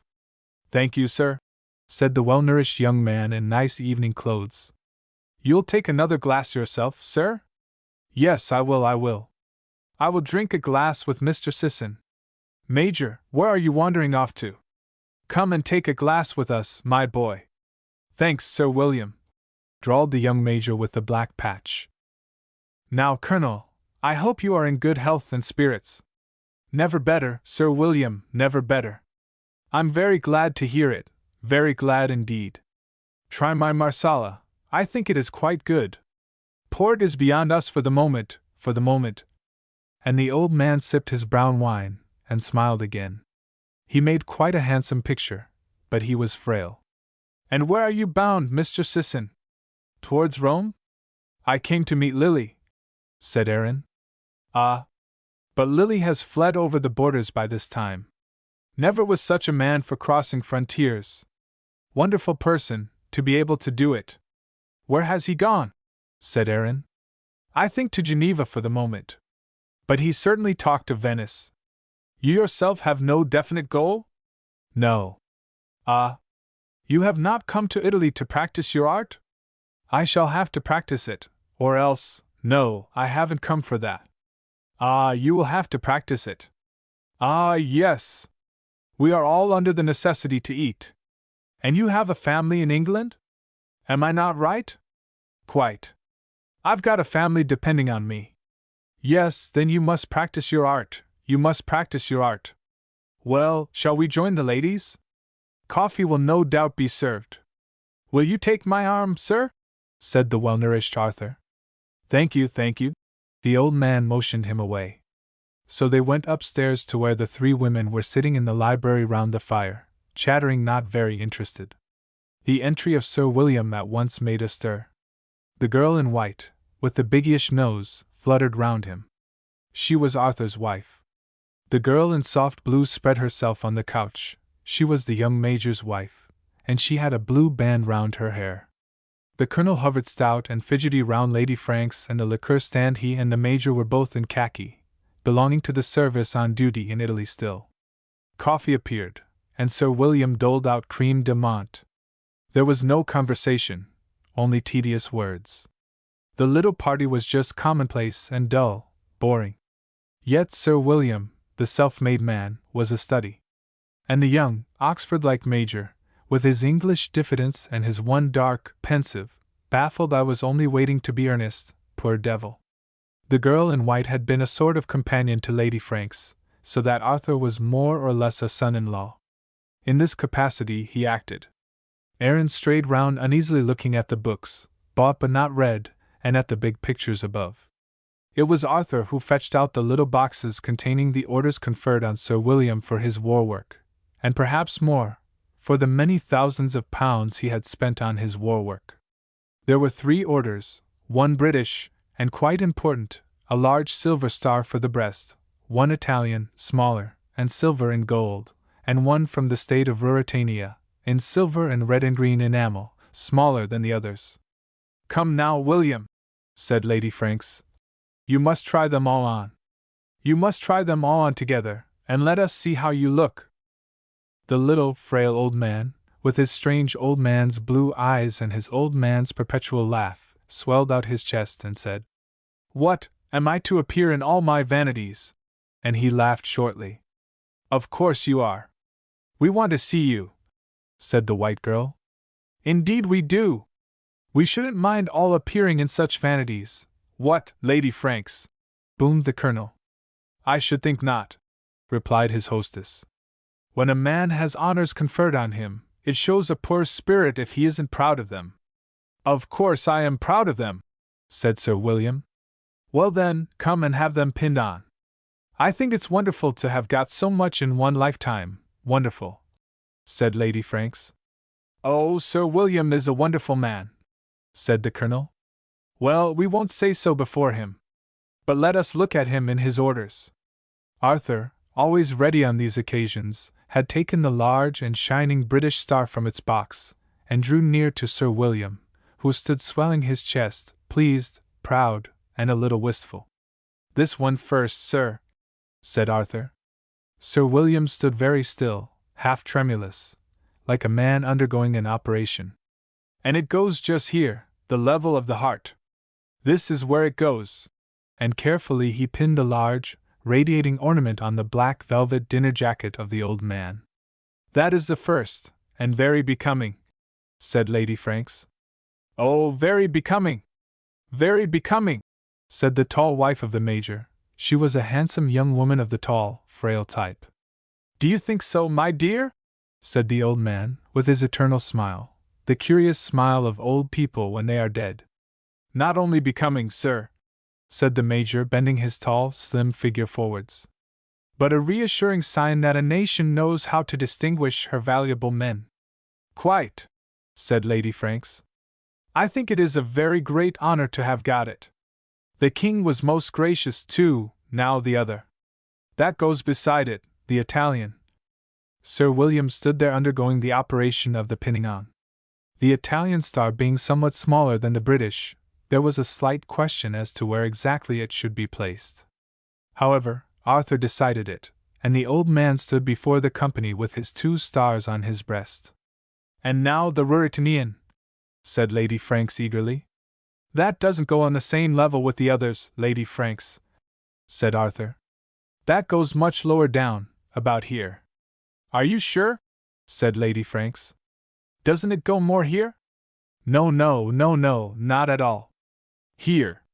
Isn't it so, Sybil?" "Yes, I think so," said Sybil. Old Sir William stood quite silent, his breast prepared, peering over the facings of his coat to see where the star was going. The Colonel was called in, and though he knew nothing about it, he agreed with Arthur, who apparently did know something. So the star was pinned quite low down. Sir William, peeping down, exclaimed, "Well, that is most curious now. I wear an order over the pit of my stomach. I think that is very curious, a curious place to wear an order." "Stand up. Stand up and let us look," said Lady Franks. "There now, isn't it handsome? And isn't it a great deal of honor for one man? Could he have expected so much, in one lifetime? I call it wonderful. Come and look at yourself, dear." And she led him to a mirror. "What's more, all thoroughly deserved," said Arthur. "I should think so," said the Colonel, fidgeting. "Ah, yes, nobody has deserved them better," cooed Sybil. "Nor on more humane and generous grounds," said the Major, sotto voce. "The effort to save life, indeed," returned the Major's young wife. "Splendid!" Sir William stood naively before the mirror and looked at his 3 stars on his black velvet dinner jacket. "Almost directly over the pit of my stomach," he said. "I hope that is not a decoration for my greedy appetite." And he laughed at the young women. "I assure you it is in position, sir," said Arthur. "Absolutely correct. I will read it out to you later. Aren't you satisfied? Aren't you a proud man? Isn't it wonderful?" said Lady Franks. "Why, what more could a man want from life? He could never expect so much. Yes, my dear.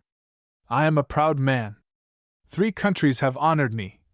There was a little breathless pause. "And not more than they ought to have done," said Sybil. "Well, well, I shall have my head turned. Let me return to my own humble self. I am too much in the stars at the moment." Sir William turned to Arthur to have his decorations removed.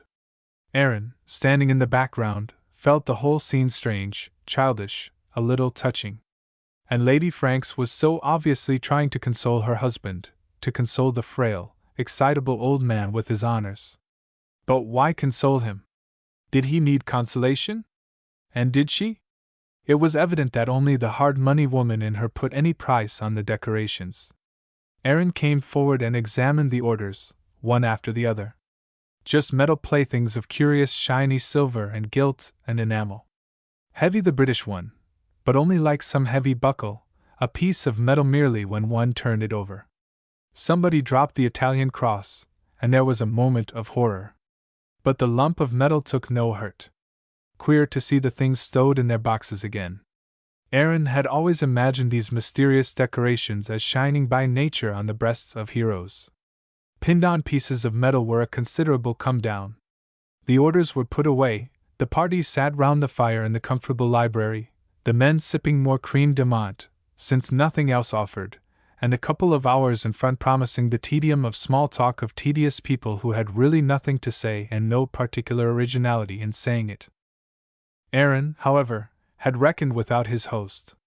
Sir William sat upright in his chair, with all the determination of a frail old man who insists on being level with the young.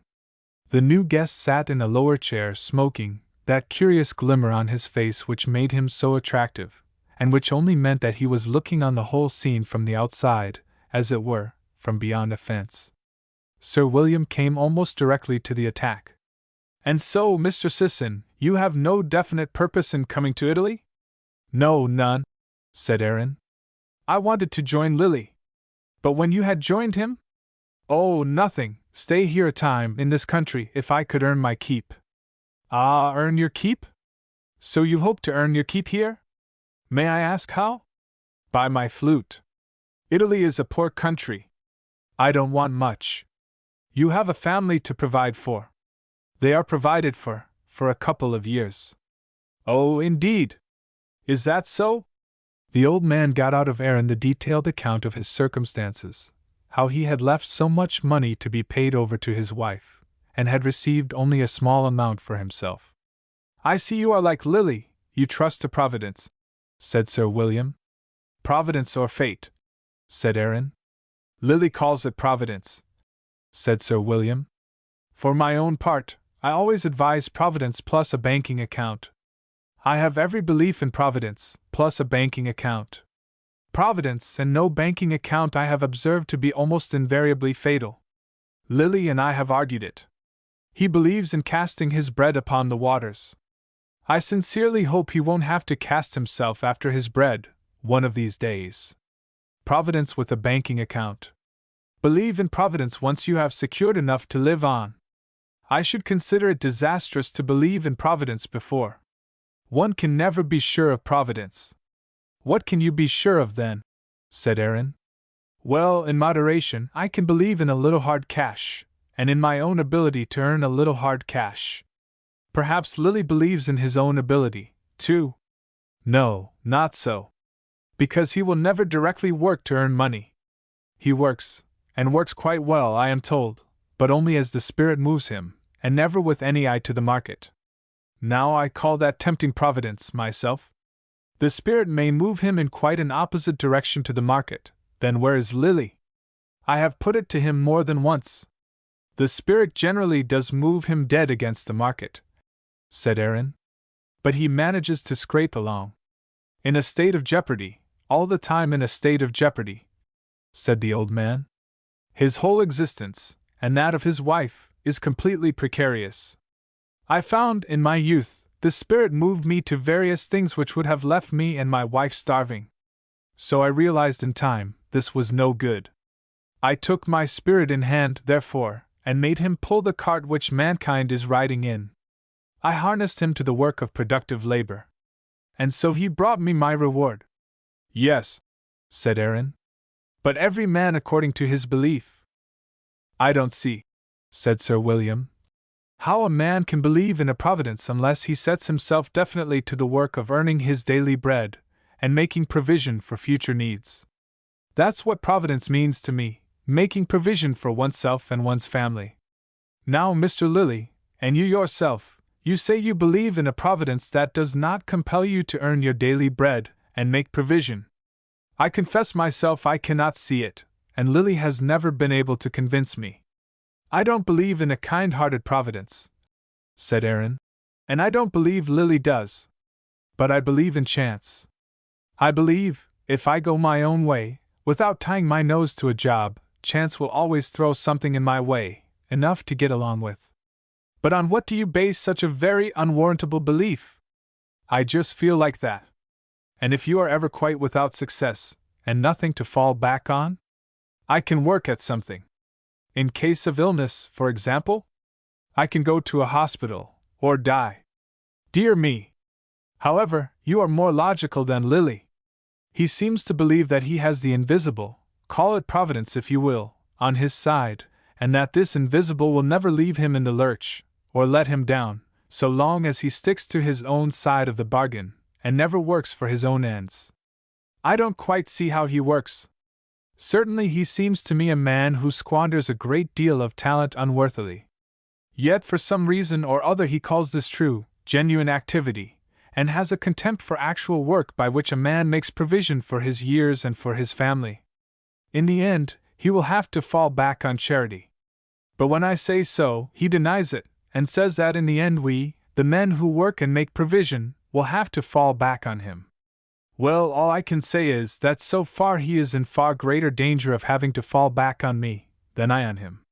The old man sat back in his chair with a little laugh of triumph. But it smote almost devilishly on Aaron's ears, and for the first time in his life he felt that there existed a necessity for taking sides. I don't suppose he will do much falling back, he said. Well, he is young yet. You are both young. You are squandering your youth. I am an old man, and I see the end. What end, Sir William? Charity, and poverty, and some not very congenial job, as you call it, to put bread in your mouth. No, no, I would not like to trust myself to your providence, or to your chance. Though I admit your chance is a sounder proposition than Lily's providence.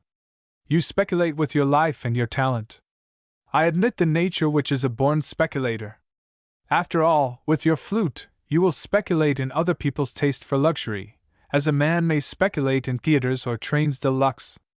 You are the speculator. That may be your way of wisdom. But Lily does not even speculate. I cannot see his point. I cannot see his point. I cannot see his point. Yet I have the greatest admiration for his mentality. The old man had fired up during this conversation, and all the others in the room had gone silent. Lady Franks was palpably uneasy. She alone knew how frail the old man was, frailier by far than his years. She alone knew what fear of his own age, what fear of death haunted him now, fear of his own non-existence.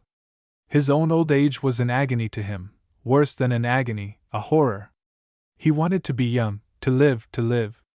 And he was old, he was breaking up. The glistening youth of Aaron, the impetuousness of Lily fascinated him. And both these men seemed calmly to contradict his own wealth and honors. Lady Franks tried to turn off the conversation to the trickles of normal chit-chat. The Colonel was horribly bored, so were all the women. Arthur was indifferent. Only the young Major was implicated, troubled in his earnest and philosophic spirit. "What I can't see," he said, "is the place that others have in your scheme." Isn't a scheme," said Aaron. "Well then, your way of life. Isn't it pretty selfish, to marry a woman and then expect her to live on very little indeed, and that always precarious, just because you happen to believe in Providence or in chance, which I think worse? What I don't see is where others come in. What would the world be like if everybody lived that way?" "Other people can please themselves," said Aaron. "No, they can't, because you take first choice, it seems to me. Supposing your wife, or Lily's wife, asks for security and for provision, as Sir William says. Surely she has a right to it. If I've no right to it myself, and I have no right to it if I don't want it, then what right has she? Every right, I should say. All the more since you are improvident. Then she must manage her rights for herself. It's no good her foisting her rights onto me. Isn't that pure selfishness? It may be. I shall send my wife money as long as I've money to send. And supposing you have none? Then I can't send it, and she must look out for herself. I call that almost criminal selfishness. I can't help it." The conversation with the young Major broke off. "It is certainly a good thing for society that men like you and Mr. Lilly are not common," said Sir William, laughing. "Becoming commoner every day, you'll find," interjaculated the Colonel. "Indeed! Indeed! Well, may we ask you another question, Mr. Sisson? I hope you don't object to our catechism?" "No, nor your judgment afterwards," said Aaron, grinning. "Then upon what grounds did you abandon your family? I know it is a tender subject. But Lily spoke of it to us, and as far I could see, there were no grounds," said Aaron. "No, there weren't, I just left them. Mere caprice? If it's a caprice to be begotten, and a caprice to be born, and a caprice to die, then that was a caprice, for it was the same. Like birth or death? I don't follow. It happened to me, as birth happened to me once, and death will happen. It was a sort of death, too, or a sort of birth. But as undeniable as either. And without any more grounds." The old, tremulous man and the young man were watching one another. "A natural event," said Sir William. "A natural event," said Aaron. "Not that you loved any other woman? God save me from it. You just left off loving?" "Not even that. I went away." "What from?" "From it all." "From the woman in particular?" "Oh, yes. Yes. Yes, that." "And you couldn't go back?" Aaron shook his head. "Yet you can give no reasons?" "Not any reasons that would be any good. It wasn't a question of reasons. It was a question of her and me, and what must be. What makes a child be born out of its mother to the pain and trouble of both of them? I don't know. But that is a natural process. So is this, or nothing." "No," interposed the Major. "Because birth is a universal process, and yours is a specific, almost unique event. Well, unique or not, it so came about. I didn't ever leave off loving her, not as far as I know. I left her as I shall leave the earth when I die, because it has to be." "Do you know what I think it is, Mr. Sisson?" put in Lady Franks. "I think you are just in a wicked state of mind, just that. Mr. Lilly, too. And you must be very careful, or some great misfortune will happen to you. It may, said Aaron. And it will, mark my word, it will. You almost wish it might, as a judgment on me, smiled Aaron. Oh, no, indeed. I should only be too sorry. But I feel it will, unless you are careful. I'll be careful then. Yes, and you can't be too careful. You make me frightened. I would like to make you very frightened indeed, so that you went back humbly to your wife and family. It would have to be a big fright then, I assure you. Ah, you are really heartless. It makes me angry. She turned angrily aside. Well, well. Well, well. Life. Life. Young men are a new thing to me, said Sir William, shaking his head. Well, well. What do you say to whiskey and soda, Colonel? Why, delighted, Sir William, said the Colonel, bouncing up. A nightcap, and then we retire, said Lady Franks. Aaron sat thinking. He knew Sir William liked him, and that Lady Franks didn't. One day he might have to seek help from Sir William. So he had better placate Milady. Wrinkling the fine, half-mischievous smile on his face, and trading on his charm, he turned to his hostess. You wouldn't mind, Lady Franks, if I said nasty things about my wife and found a lot of fault with her. What makes you angry is that I know it is not a bit more her fault than mine that we come apart. It can't be helped.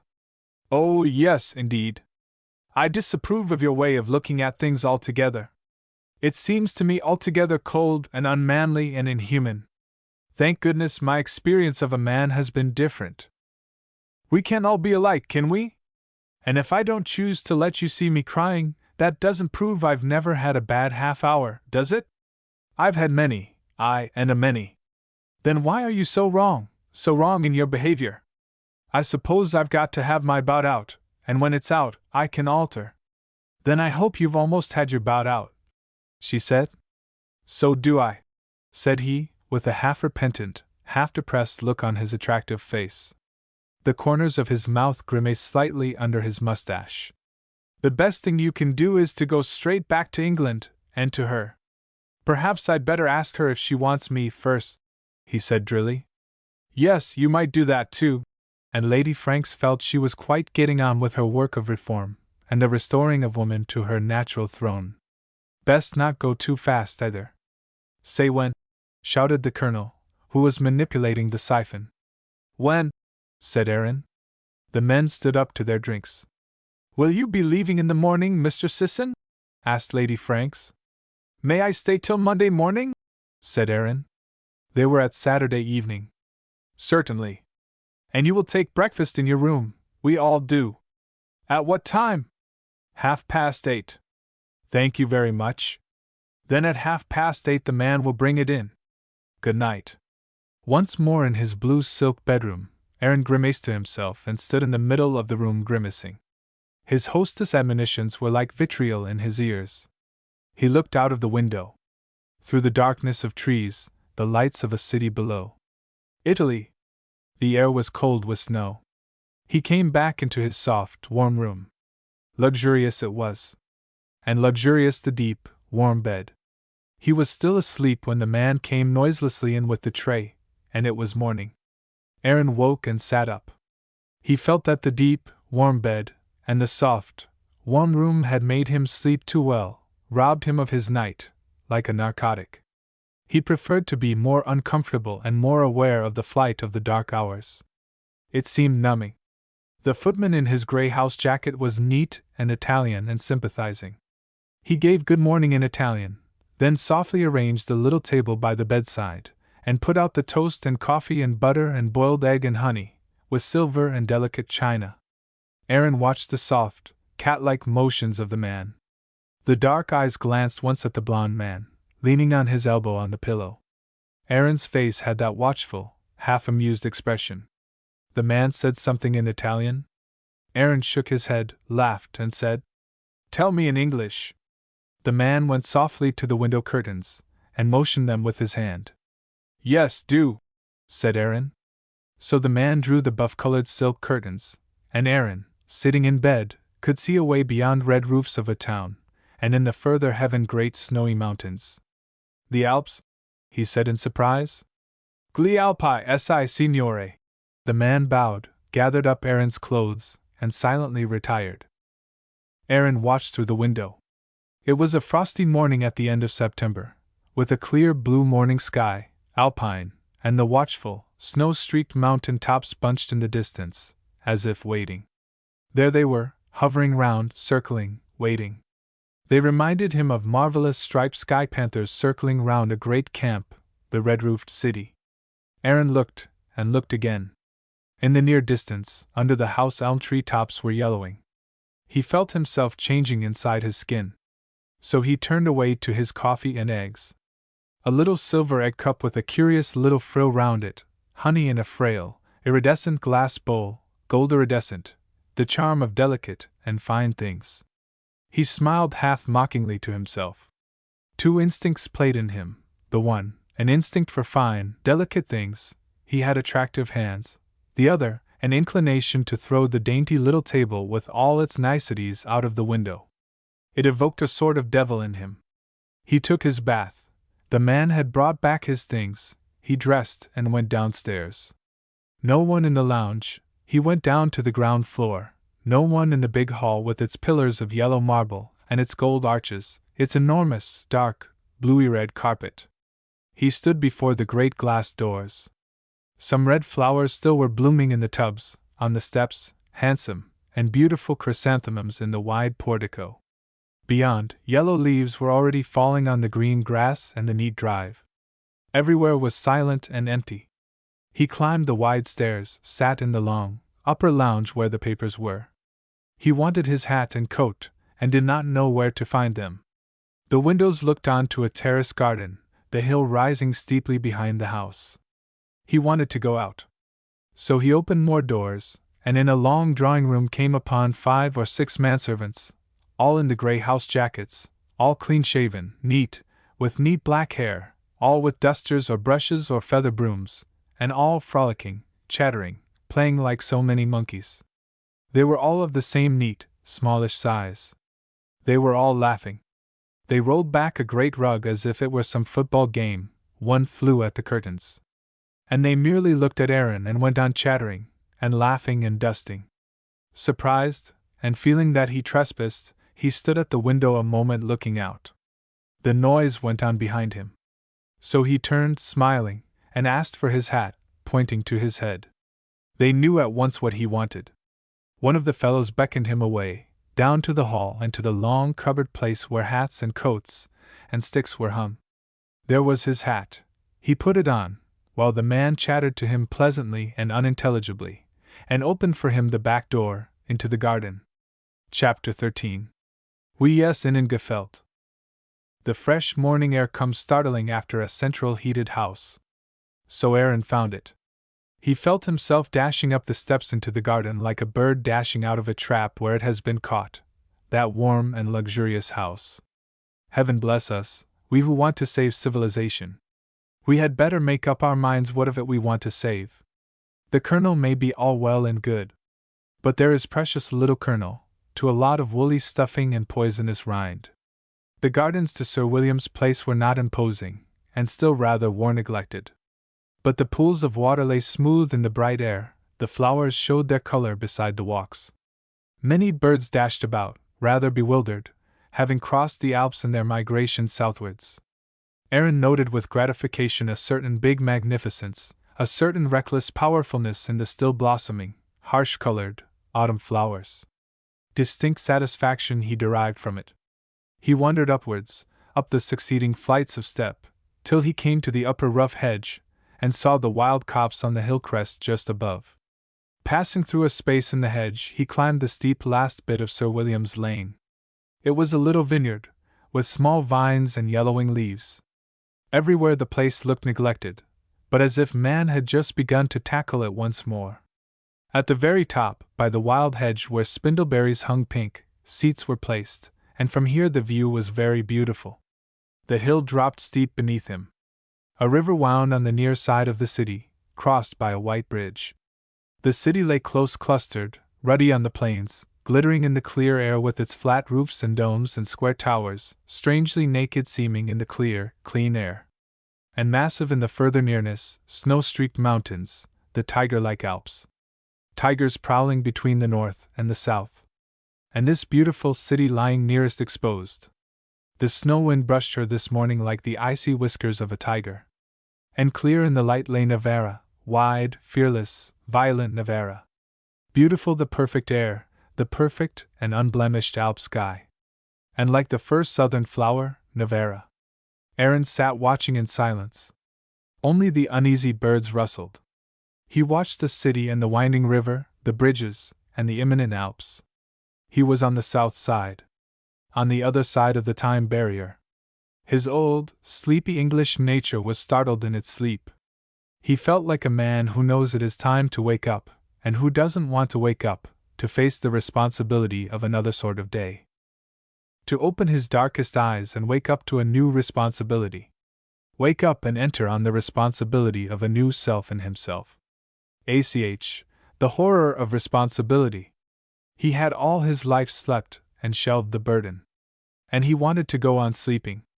It was so hateful to have to get a new grip on his own bowels, a new hard recklessness into his heart, a new and responsible consciousness into his mind and soul. He felt some finger prodding him awake out of the sleep of pathos and tragedy and spasmodic passion, and he wriggled, unwilling, oh, most unwilling to undertake the new business. In fact, he ran away again. He gave a last look at the town and its white-fanged mountains, and descended through the garden, round the way of the kitchen garden and garage and stables and pecking chickens, back to the house again. In the hall still no one. He went upstairs to the long lounge. There sat the rubicund, bald, boy-like colonel reading the Graphic. Aaron sat down opposite him, and made a feeble attempt at conversation. But the colonel wasn't having any. It was evident he didn't care for the fellow, Mr. Aaron, that is. Aaron therefore dried up, and began to sit him out, with the aid of the Queen. Came a servant, however, and said that the Signor Colonnello was called up from the hospital, on the telephone. The colonel once departed, Aaron fled again, this time out of the front doors, and down the steep little park to the gates. Huge dogs and little dogs came bounding forward. Out of the lodge came the woman with the keys, smiling very pleasantly this morning. So, he was in the street. The wide road led him inevitably to the big bridge, with the violent, physical stone statue groups. Men and women were moving about, and he noticed for the first time the littleness and the momentaneousness of the Italians in the street. Perhaps it was the wideness of the bridge and the subsequent big, open boulevard. But there it was, the people seemed little, upright brisk figures moving in a certain isolation, like tiny figures on a big stage. And he felt himself moving in the space between. All the northern coziness gone. He was set down with a space round him.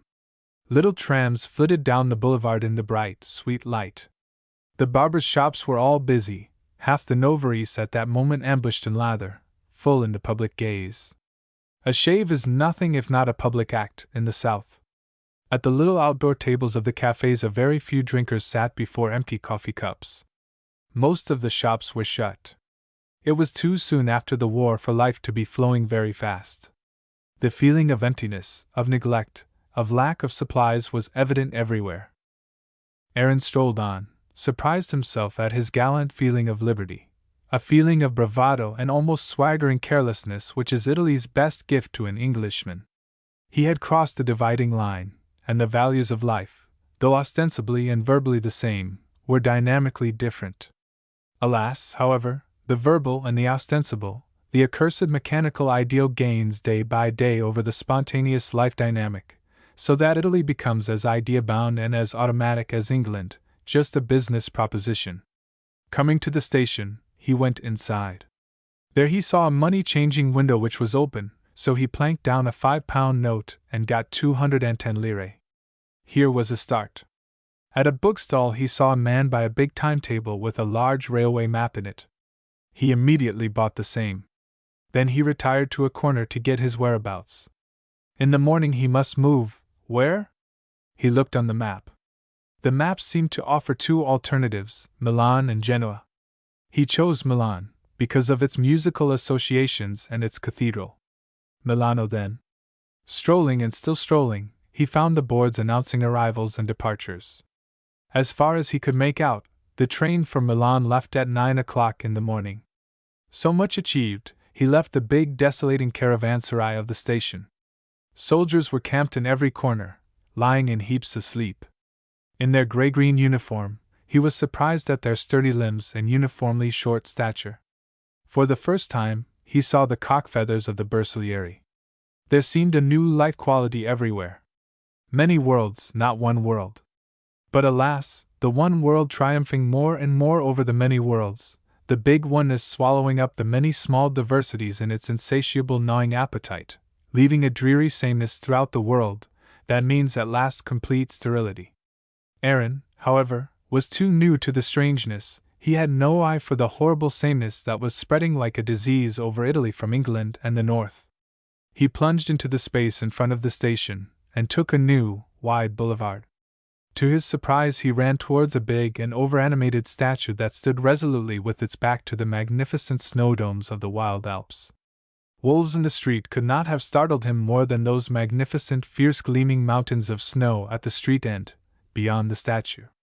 He stood and wondered, and never thought to look who the gentleman was. Then he turned right round, and began to walk home.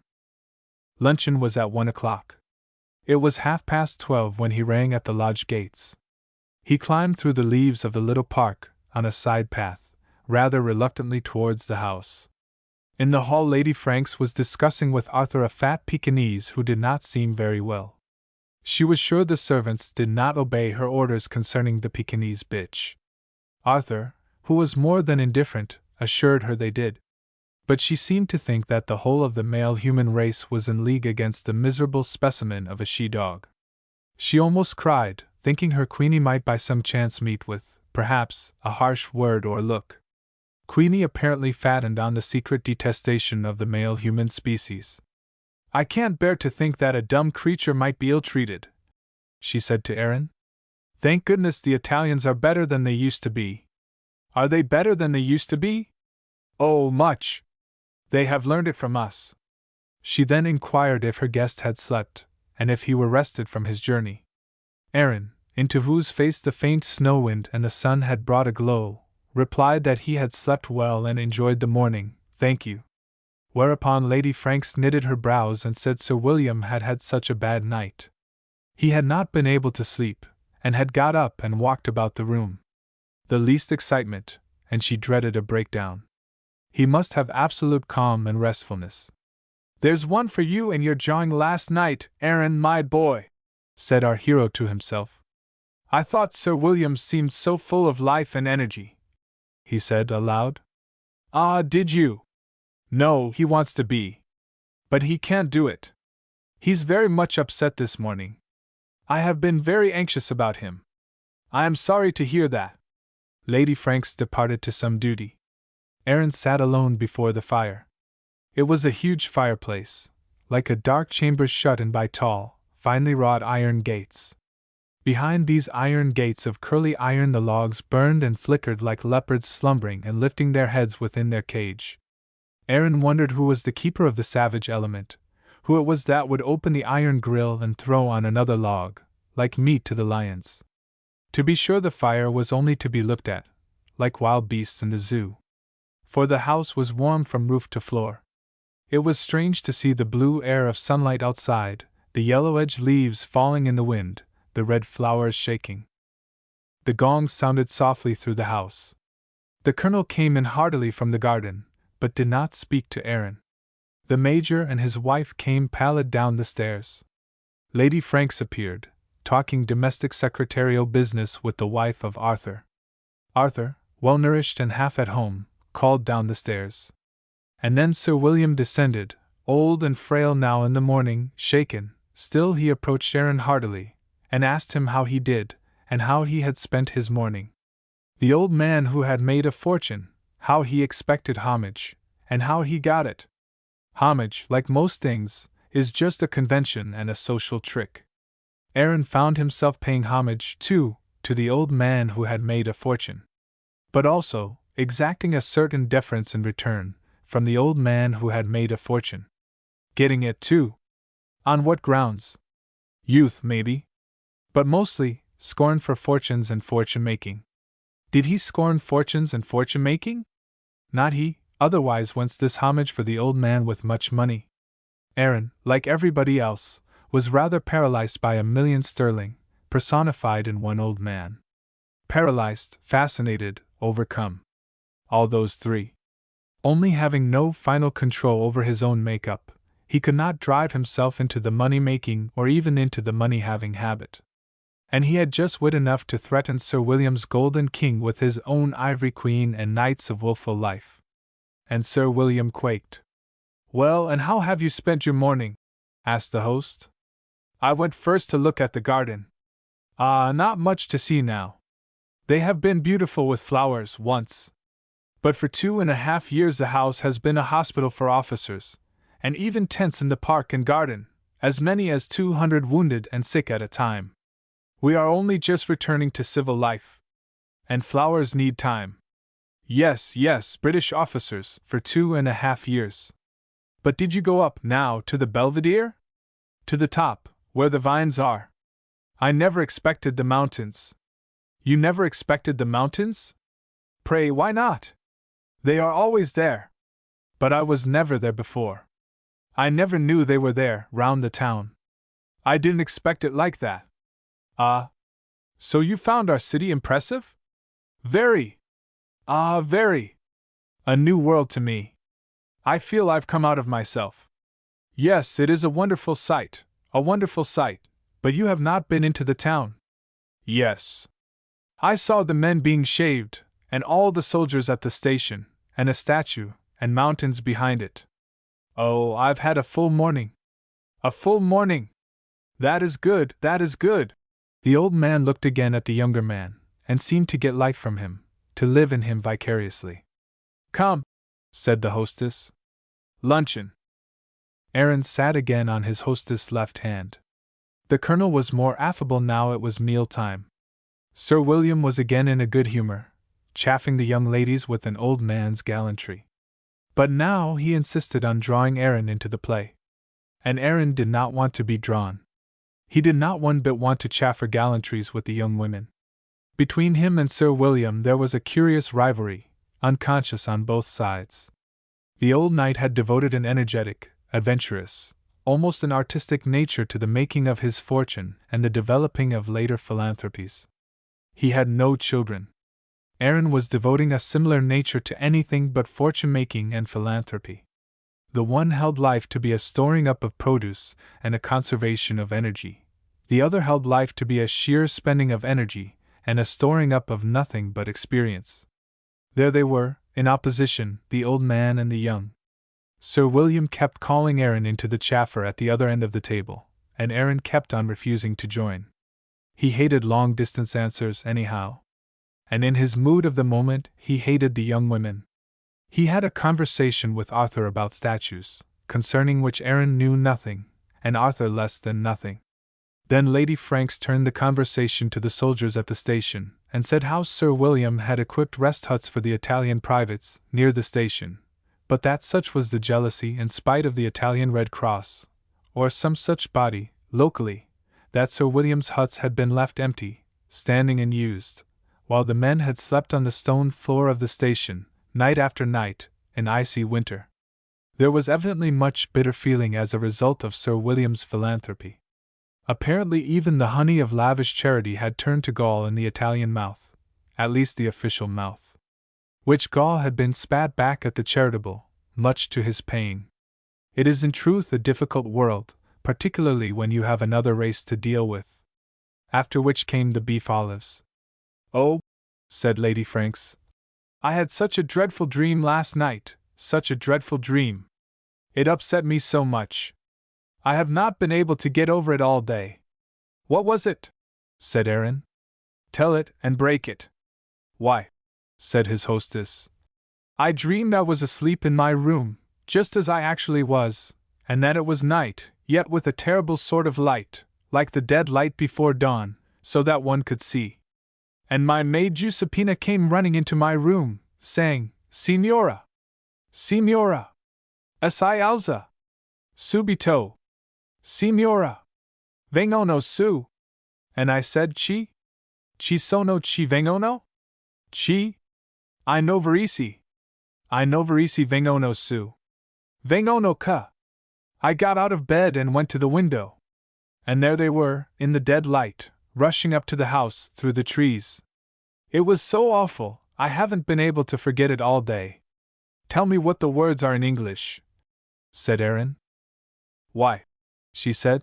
Get up, the Novarisi, the people of Navarra are coming up, vengo no su, they are coming up, the Navarra people, work people.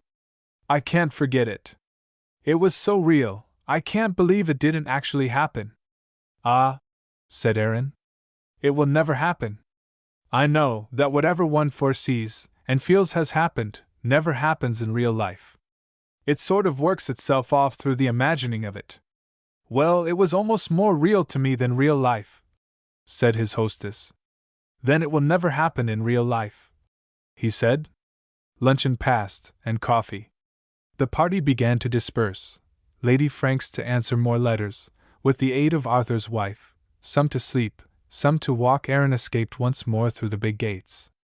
This time he turned his back on the town and the mountains, and climbed up the hill into the country.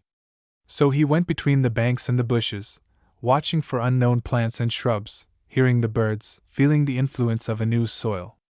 At the top of the hill he saw over into vineyards, and a new strange valley with a winding river, and jumbled, entangled hills. Strange wild country so near the town. It seemed to keep an almost virgin wildness, yet he saw the white houses dotted here and there. Just below him was a peasant house, and on a little loggia in the sun 2 peasants in white shirt sleeves and black Sunday suits were sitting drinking wine, and talking. Peasant youths in black hats, their sweethearts in dark stuff dresses, wearing no hat, but a black silk or a white silk scarf, passed slowly along the little road just below the ridge. None looked up to see Erin sitting there alone. From some hidden place somebody was playing an accordion, a jerky sound in the still afternoon. And away beyond lay the unchanging, mysterious valley, and the enfolding, mysterious hills of Italy. Returning back again another way, he lost himself at the foot of the hill in new and deserted suburb streets, unfinished streets of seemingly unfinished houses. Then a sort of boulevard where bourgeois families were taking the Sunday afternoon walk, stout papas, stout, pallid mammas in rather cheap black fur, little girls very much dressed, and long lads in short socks and round sailor caps, ribbons fluttering. Alien they felt, alien, as a bourgeois crowd always does, but particularly a foreign, Sunday-best bourgeois crowd. Erin wandered and wandered, finding the tram terminus and trying blank, unfinished street after street. He had a great disinclination to ask his way. At last he recognized the bank and the little stream of water that ran along the street side. So he was back in time for tea. A hospital nurse was there, and 2 other strange women. Arthur played the part of host. Sir William came in from a walk with the dogs, but retired to his room without taking tea. And so the evening fell. Erin sat in the hall at some distance from the fire, which burned behind its wrought iron gates. He was tired now with all his impressions, and dispirited. He thought of his wife and children at home, of the church bells ringing so loudly across the field beyond his garden end, of the dark-clad people trailing unevenly across the 2 paths, one to the left, one to the right, forking their way towards the houses of the town, to church or to chapel, mostly to chapel. At this hour he himself would be dressed in his best clothes, tying his bow, ready to go out to the public house.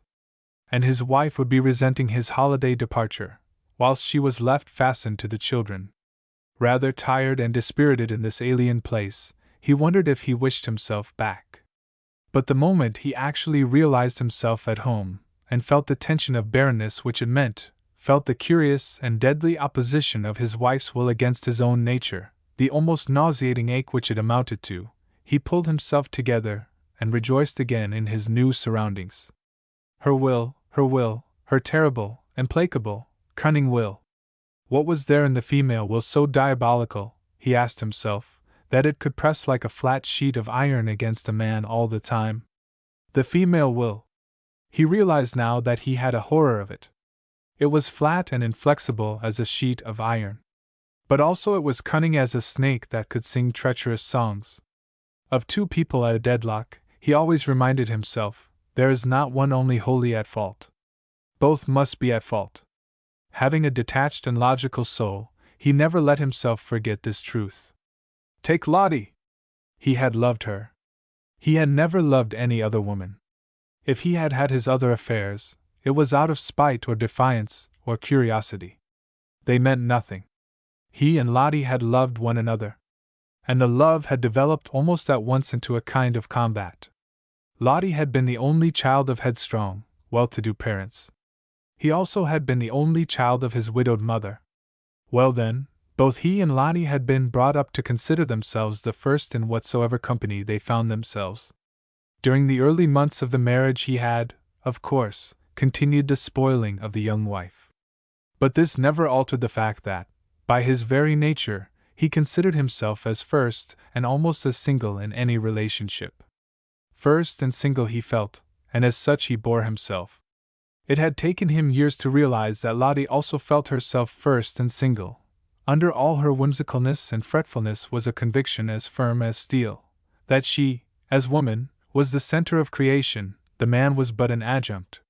She, as woman, and particularly as mother, was the first great source of life and being, and also of culture. The man was but the instrument and the finisher. She was the source and the substance. Sure enough, Lottie had never formulated this belief inside herself. But it was formulated for her in the whole world. It is the substantial and professed belief of the whole white world. She did but inevitably represent what the whole world around her asserted, the life centrality of woman. Woman, the life-bearer, the life source. Nearly all men agreed to the assertion. Practically all men, even while demanding their selfish rights as superior males, tacitly agreed to the fact of the sacred life-bearing priority of woman. Tacitly, they yield the worship to that which is female. Tacitly, they conspire to agree that all that is productive, all that is fine and sensitive and most essentially noble, is woman. This, in their productive and religious souls, they believe. And however much they may react against the belief, loathing their women, running to prostitutes, or beer or anything, out of reaction against this great and ignominious dogma of the sacred priority of women, still they do but profane the God they worship. Profaning woman, they still inversely worship her. But in Aaron was planted another seed. He did not know it. He started off on the good old tack of worshipping his woman while his heart was honest, and profaning her in his fits of temper and revolt. But he made a bad show. Born in him was a spirit which could not worship woman, no, and would not. Could not and would not. It was not in him. In early days he tried to pretend it was in him. But through his plaintive and homage-rendering love of a young husband was always, for the woman, discernible the arrogance of self-unyielding male. He never yielded himself, never. All his mad loving was only an effort. Afterwards he was as devilishly unyielded as ever. And it was an instinct in her, that her man must yield to her, so that she should envelop him yielding, in her all-beneficent love. She was quite sure that her love was all-beneficent. Of this no shadow of doubt. She was quite sure that the highest her man could ever know or ever reach, was to be perfectly enveloped in her all-beneficent love. This was her idea of marriage. She held it not as an idea, but as a profound impulse and instinct, an instinct developed in her by the age in which she lived. All that was deepest and most sacred in he feeling centered in this belief. And he outraged her. Oh, from the first day and the first night she felt he outraged her. True, for some time she had been taken in by his manifest love. But though you can deceive the conscious mind, you can never deceive the deep, unconscious instinct. She could never understand whence arose in her, almost from the first days of marriage with him, her terrible paroxysms of hatred for him. She was in love with him. Ah, heaven, how maddeningly she was in love with him, a certain unseizable beauty that was his, and which fascinated her as a snake a bird. But in revulsion, how she hated him! How she abhorred him! How she despised and shuddered at him! He seemed a horrible thing to her. And then again, oh God, the agony of her desire for him. The agony of her long, long desire for him. He was a passionate lover. He gave her, ostensibly, all she asked for. He withheld from her nothing, no experience, no degree of intimacy. She was his initiate, or he hers.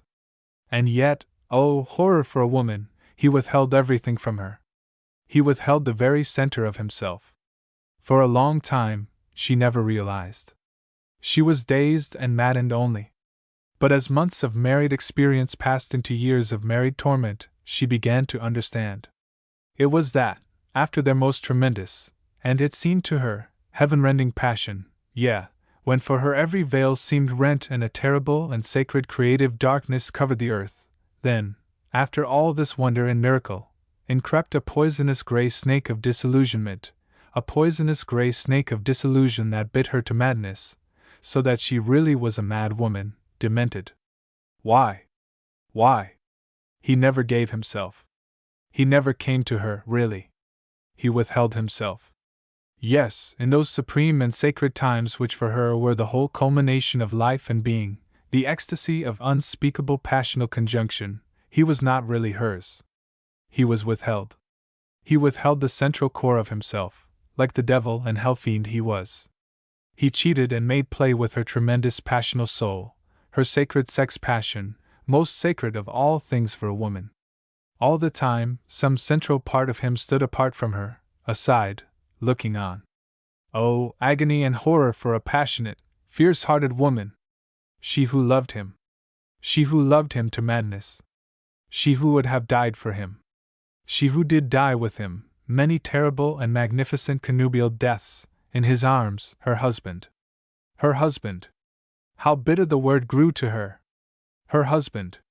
And him never once given wholly to her. Her husband, and in all the frenzied finality of desire, she never fully possessed him, not once. No, not once. As time went on, she learned it for inevitable. Not once! And then, how she hated him! Cheated, foiled, betrayed, forced to love him or to hate him, never able to be at peace near him nor away from him. Poor Lottie, no wonder she was as a mad woman. She was strictly as a woman demented, after the birth of her second child. For all her instinct, all her impulse, all her desire, and above all her will, was to possess her man in very fullness once, just once, and once and for all. Once, just once, and it would be once and for all. But never! Never! Not once! Never! Not for one single solitary second! Was it not enough to send a woman mad? Was it not enough to make her demented? Yes, and mad she was. She made his life a hell for him. She bit him to the bone with her frenzy of rage, chagrin, and agony. She drove him mad too, mad, so that he beat her, mad so that he longed to kill her. But even in his greatest rages it was the same. He never finally lost himself. He remained, somewhere in the center, in possession of himself. She sometimes wished he would kill her, or that she would kill him. Neither event happened. And neither of them understood what was happening. How should they? They were both dazed, horrified, and mortified. He took to leaving her alone as much as was possible. But when he had to come home, there was her terrible will, like a flat, cold snake coiled round his soul and squeezing him to death. Yes, she did not relent. She was a good wife and mother. All her duties she fulfilled. But she was not one to yield. He must yield. That was written in eternal letters, on the iron tablet of her will. He must yield. She the woman, the mother of his children, how should she ever even think to yield? It was unthinkable. He, the man, the weak, the false, the treacherous, the half-hearted, it was he who must yield. Was not hers the divine will and the divine right? Ha! She would be less than woman if she ever capitulated, abandoned her divine responsibility as woman. No, he must yield. So, he was unfaithful to her. Piling reproach after reproach upon himself, he added adultery to his brutality. And this was the beginning of the end. She was more than maddened, but he began to grow silent, unresponsive, as if he did not hear her. He was unfaithful to her, and oh, in such a low way. Such shame, such shame! But he only smiled carelessly now, and asked her what she wanted. She had asked for all she got. That he reiterated. And that was all he would do. Terrible was, that she found even his smile of insolent indifference half beautiful. Oh, bitter chain to bear! But she summoned up all her strange woman's will. She fought against his fascination, the fascination he exerted over her. With fearful efforts of will she fought against it, and mastered it. And then, suddenly, horror and agony of it, up it would rush in her again, her unbearable desire for him, the longing for his contact, his quality of beauty. That was a cross hard to bear. Yet even that she bore. And schooled herself into a fretful, petulant manner of indifference. Her odd, whimsical petulance hid a will which he, and he alone, knew to be stronger than steel, strong as a diabolical, cold, grey snake that presses and cannot relax, nay, cannot relax. She became the same as he. Even in her moments of most passionate desire for him, the cold and snake-like tension of her will never relaxed, and the cold, snake-like eye of her intention never closed. So, till it reached a deadlock. Each will was wound tense, and so fixed. Fixed. There was neither any relaxing or any increase of pressure. Fixed. Hard like a numbness, a grip that was solidifying and turning to stone. He realized, somehow, that at this terrible passive game of fixed tension she would beat him. Her fixed female soul, her wound-up female will would solidify into stone, whereas his must break. In him something must break. It was a cold and fatal deadlock, profitless. A life automatism of fixed tension that suddenly, in him, did break. His will flew loose in a recoil away from her. He left her, as inevitably as a broken spring flies out from its hold. Not that he was broken. He would not do her even that credit. He had only flown loose from the old center fixture. His will was still entire and unabated. Only he did not know, he did not understand. He swung wildly about from place to place, as if he were broken. Then suddenly, on this Sunday evening in this strange country, he realized something about himself. He realized that he had never intended to yield himself fully to her or to anything, that he did not intend ever to yield himself up entirely to her or to anything, that his very being pivoted on the fact of his isolate self-responsibility, aloneness. His intrinsic and central aloneness was the very center of his being. Break it, and he broke his being. Break this central aloneness, and he broke everything. It was the great temptation, to yield himself, and it was the final sacrilege. Anyhow, it was something which, from his profoundest soul, he did not intend to do. By the innermost isolation and singleness of his own soul he would abide though the skies fell on top of one another, and 7 heavens collapsed. Vaguely he realized this. And vaguely he realized that this had been the root cause of his strife with Lottie, the only person who had mattered at all to him in all the world, save perhaps his mother. And his mother had not mattered, no, not 1/2 nor 1/5 what Lottie had mattered. So there was, for him, only her significant in the universe. And between him and her matters were as they were. He coldly and terribly hated her, for a moment. Then no more. There was no solution. It was a situation without a solution. But at any rate, it was now a defined situation. He could rest in peace. Thoughts something in this manner ran through Aaron's subconscious mind as he sat still in the strange house. He could not have fired it all off at any listener, as these pages are fired off at any chance reader. Nevertheless, there it was, risen to half-consciousness in him. All his life he had hated knowing what he felt. He had willfully, if not consciously, kept a gulf between his passional soul and his open mind. In his mind was pinned up a nice description of himself, and a description of Lottie, sort of authentic passports to be used in the conscious world. These authentic passports, self-describing, nose short, mouth normal, etc., he had insisted that they should do all the duty of the man himself. This ready-made and very banal idea of himself as a really quite nice individual, eyes blue, nose short, mouth normal, chin normal, this he had insisted was really himself. It was his conscious mask. Now at last, after years of struggle, he seemed suddenly to have dropped his mask on the floor and broken it. His authentic self-describing passport, his complete and satisfactory idea of himself suddenly became a rag of paper, ridiculous. What on earth did it matter if he was nice or not, if his chin was normal or abnormal? His mask, his idea of himself dropped and was broken to bits. There he sat now maskless and invisible. That was how he strictly felt, invisible and undefined, rather like Wells' Invisible Man. He had no longer a mask to present to people. He was present and invisible. They could not really think anything about him, because they could not really see him. What did they see when they looked at him? Lady Franks, for example? He neither knew nor cared. He only knew he was invisible to himself and everybody, and that all thinking about what he was like was only a silly game of Mrs. Mackenzie's dead. So there. The old Aaron Sisson was as if painfully transmuted, as the Invisible Man when he underwent his transmutations. Now he was gone, and no longer to be seen. His visibility lost forever. And then what? Sitting there as an invisible presence, the preconceived world melted also and was gone. Lady Franks, Sir William, all the guests, they talked and maneuvered with their visible personalities, manipulating the masks of themselves.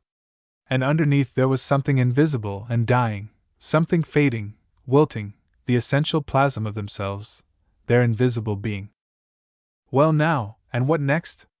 Having in some curious manner tumbled from the tree of modern knowledge, and cracked and rolled out from the shell of the preconceived idea of himself like some dark, night-lustrous chestnut from the green ostensibility of the burr, he lay as it were exposed but invisible on the floor, knowing, but making no conceptions, knowing, but having no idea. Now that he was finally unmasked and exposed, the accepted idea of himself cracked and rolled aside like a broken chestnut burr, the mask split and shattered, he was at last quiet and free. He had dreaded exposure, and behold, we cannot be exposed, for we are invisible. We cannot be exposed to the looks of others, for our very being is night-lustrous and unseeable. Like the Invisible Man, we are only revealed through our clothes and our masks. In his own powerful but subconscious fashion Aaron realized this. He was a musician. And hence even his deepest ideas were not word ideas, his very thoughts were not composed of words and ideal concepts. They too, his thoughts and his ideas, were dark and invisible, as electric vibrations are invisible no matter how many words they may purport. If I, as a word user, must translate his deep conscious vibrations into finite words, that is my own business. I do but make a translation of the man. He would speak in music. I speak with words. The inaudible music of his conscious soul conveyed his meaning in him quite as clearly as I convey it in words, probably much more clearly. But in his own mode only, and it was in his own mode only he realized what I must put into words. These words are my own affair. His mind was music.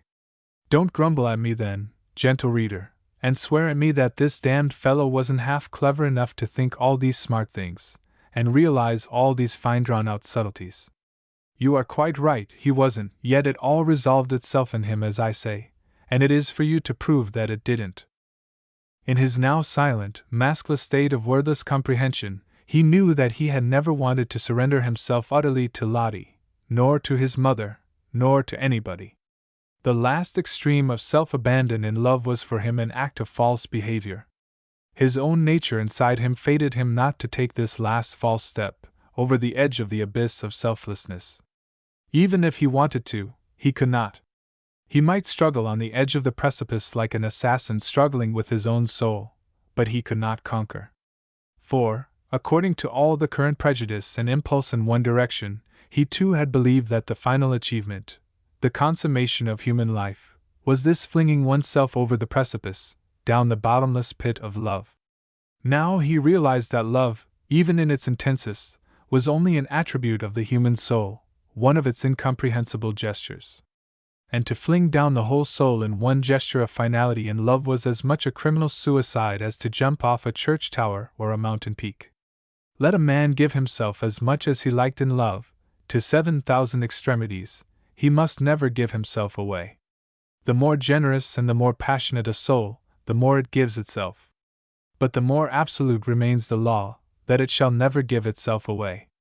Give thyself, but give thyself not away. That is the lesson written at the end of the long strange lane of love. The idée fixe of today is that every individual shall not only give himself, but shall achieve the last glory of giving himself away. And since this takes two, you can't even make a present of yourself unless you've got somebody to receive the present. Since this last extra divine act takes two people to perform it, you've got to take into account not only your giver but your receiver. Who is going to be the giver and who the receiver? Why, of course, in our long drawn-out Christian day, man is given and woman is recipient. Man is the gift, woman the receiver. This is the sacrament we live by, the Holy Communion we live for. That man gives himself to woman in an utter and sacred abandon, all himself given and taken.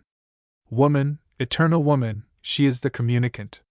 She receives the sacramental body and spirit of the man.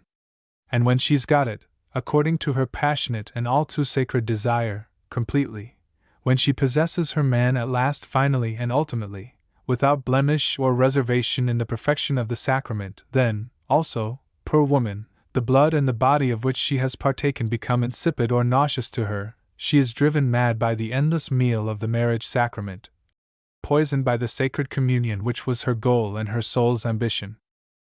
We have pushed a process into a goal. The aim of any process is not the perpetuation of that process, but the completion thereof. Love is a process of the incomprehensible human soul, love also incomprehensible, but still only a process. The process should work to a completion, not to some horror of intensification and extremity wherein the soul and body ultimately perish. The completion of the process of love is the arrival at a state of simple, pure self-possession, for man and woman. Only that. Which isn't exciting enough for us sensationalists. We prefer abysses and maudlin self-abandon and self-sacrifice, the degeneration into a sort of slime and merge. Perhaps, truly, the process of love is never accomplished. But it moves in great stages, and at the end of each stage a true goal, where the soul possesses itself in simple and generous singleness. Without this, love is a disease. So Aaron, crossing a certain borderline and finding himself alone completely, accepted his loneliness or singleness as a fulfillment, a state of fulfillment. The long fight with Lottie had driven him at last to himself, so that he was quiet as a thing which has its root deep in life, and has lost its anxiety. As for considering the lily, it is not a matter of consideration. The lily toils and spins hard enough, in her own way. But without that strain and that anxiety with which we try to weave ourselves a life. The lily is life-rooted, life-central. She cannot worry. She is life itself, a little, delicate fountain playing creatively, for as long or as short a time as may be, and unable to be anxious. She may be sad or sorry, if the north wind blows. But even then, anxious she cannot be. Whether her fountain play or cease to play, from out the cold, damp earth, she cannot be anxious. She may only be glad or sorry, and continue her way. She is perfectly herself, whatever befall. Even if frosts cut her off. Happy lily, never to be saddled with an idée fixe, never to be in the grip of a monomania for happiness or love or fulfillment. It is not laissez-aller. It is life-rootedness.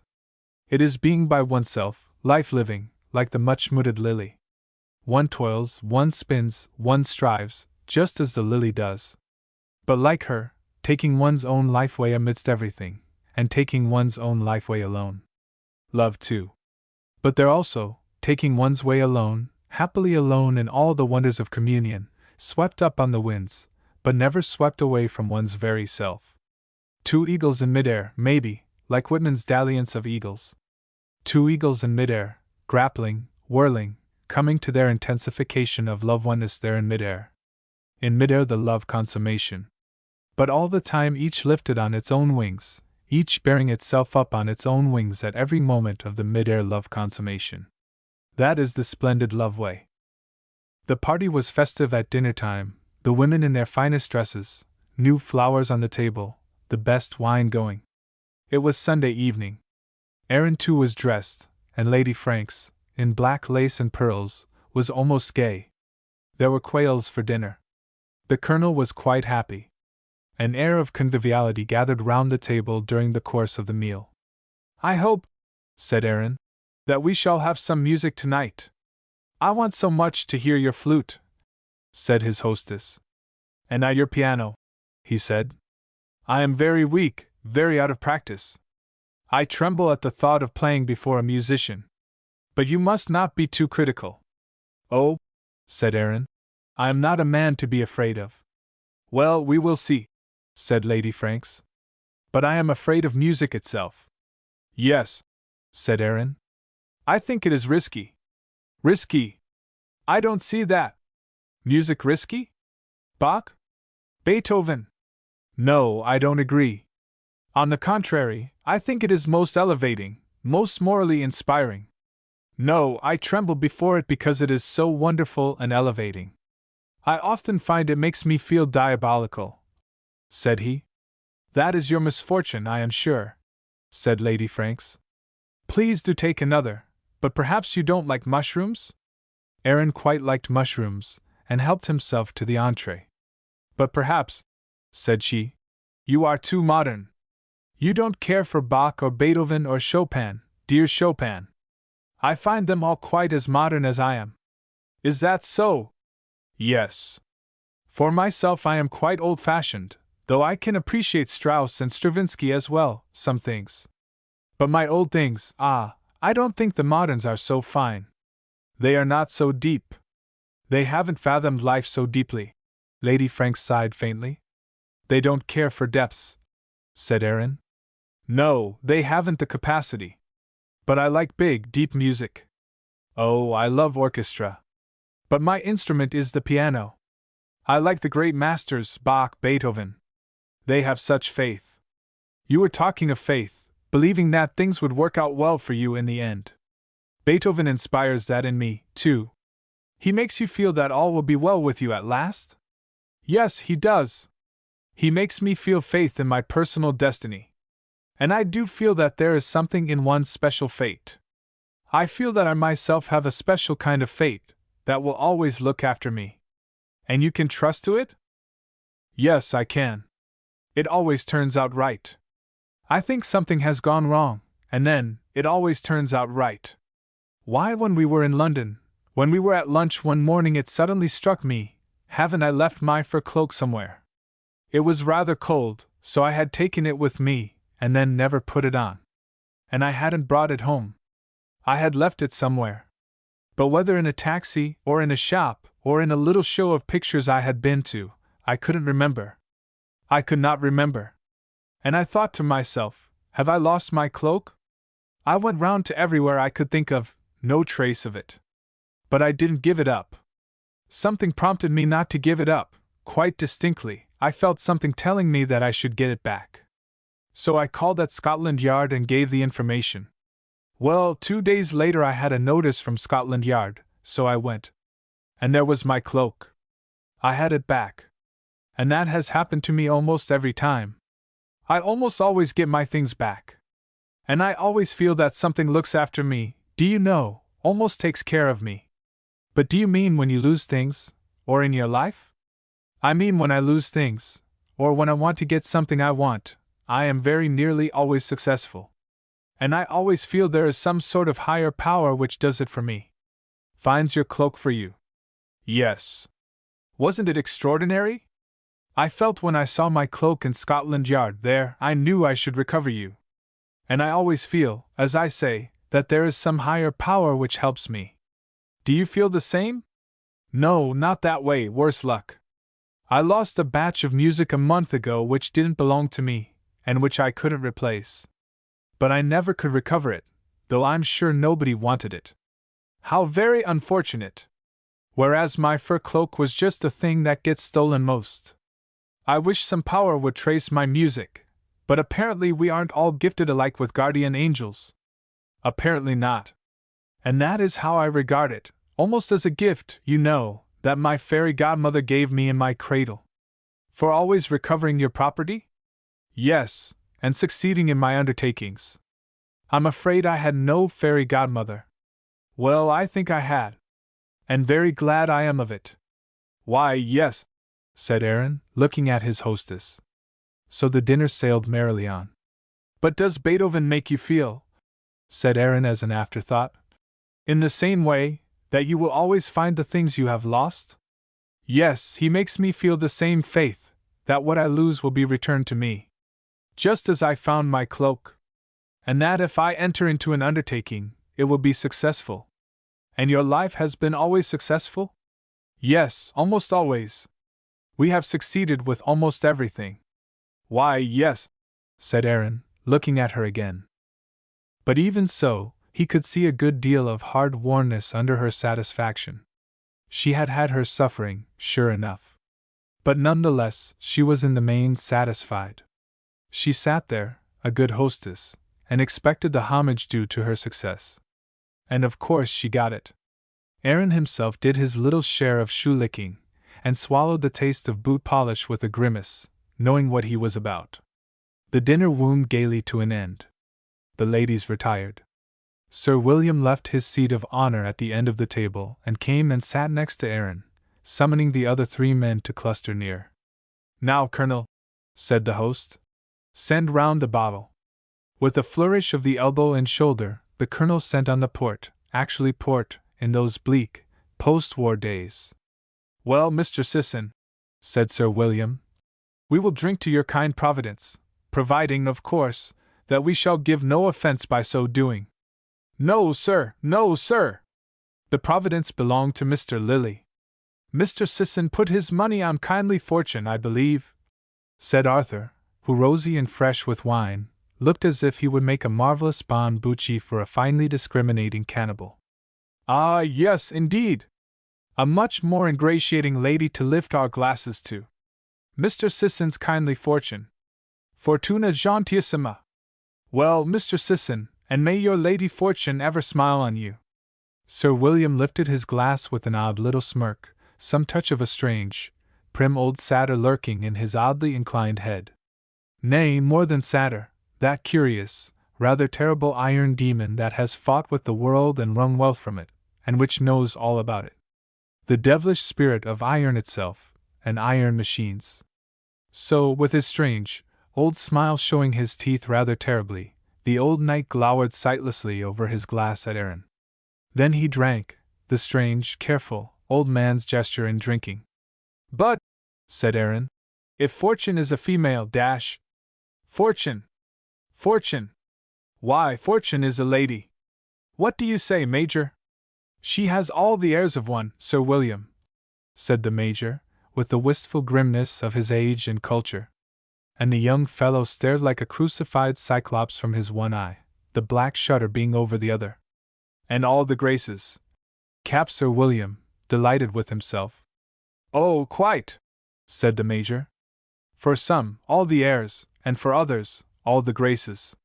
Faint heart ne'er won fair lady, my boy, said Sir William. Not that your heart is faint. On the contrary, as we know, and your country knows. But with Lady Fortune you need another kind of stout heart, oh, quite another kind. I believe it, sir, and the kind of stout heart which I am afraid I haven't got, said the Major.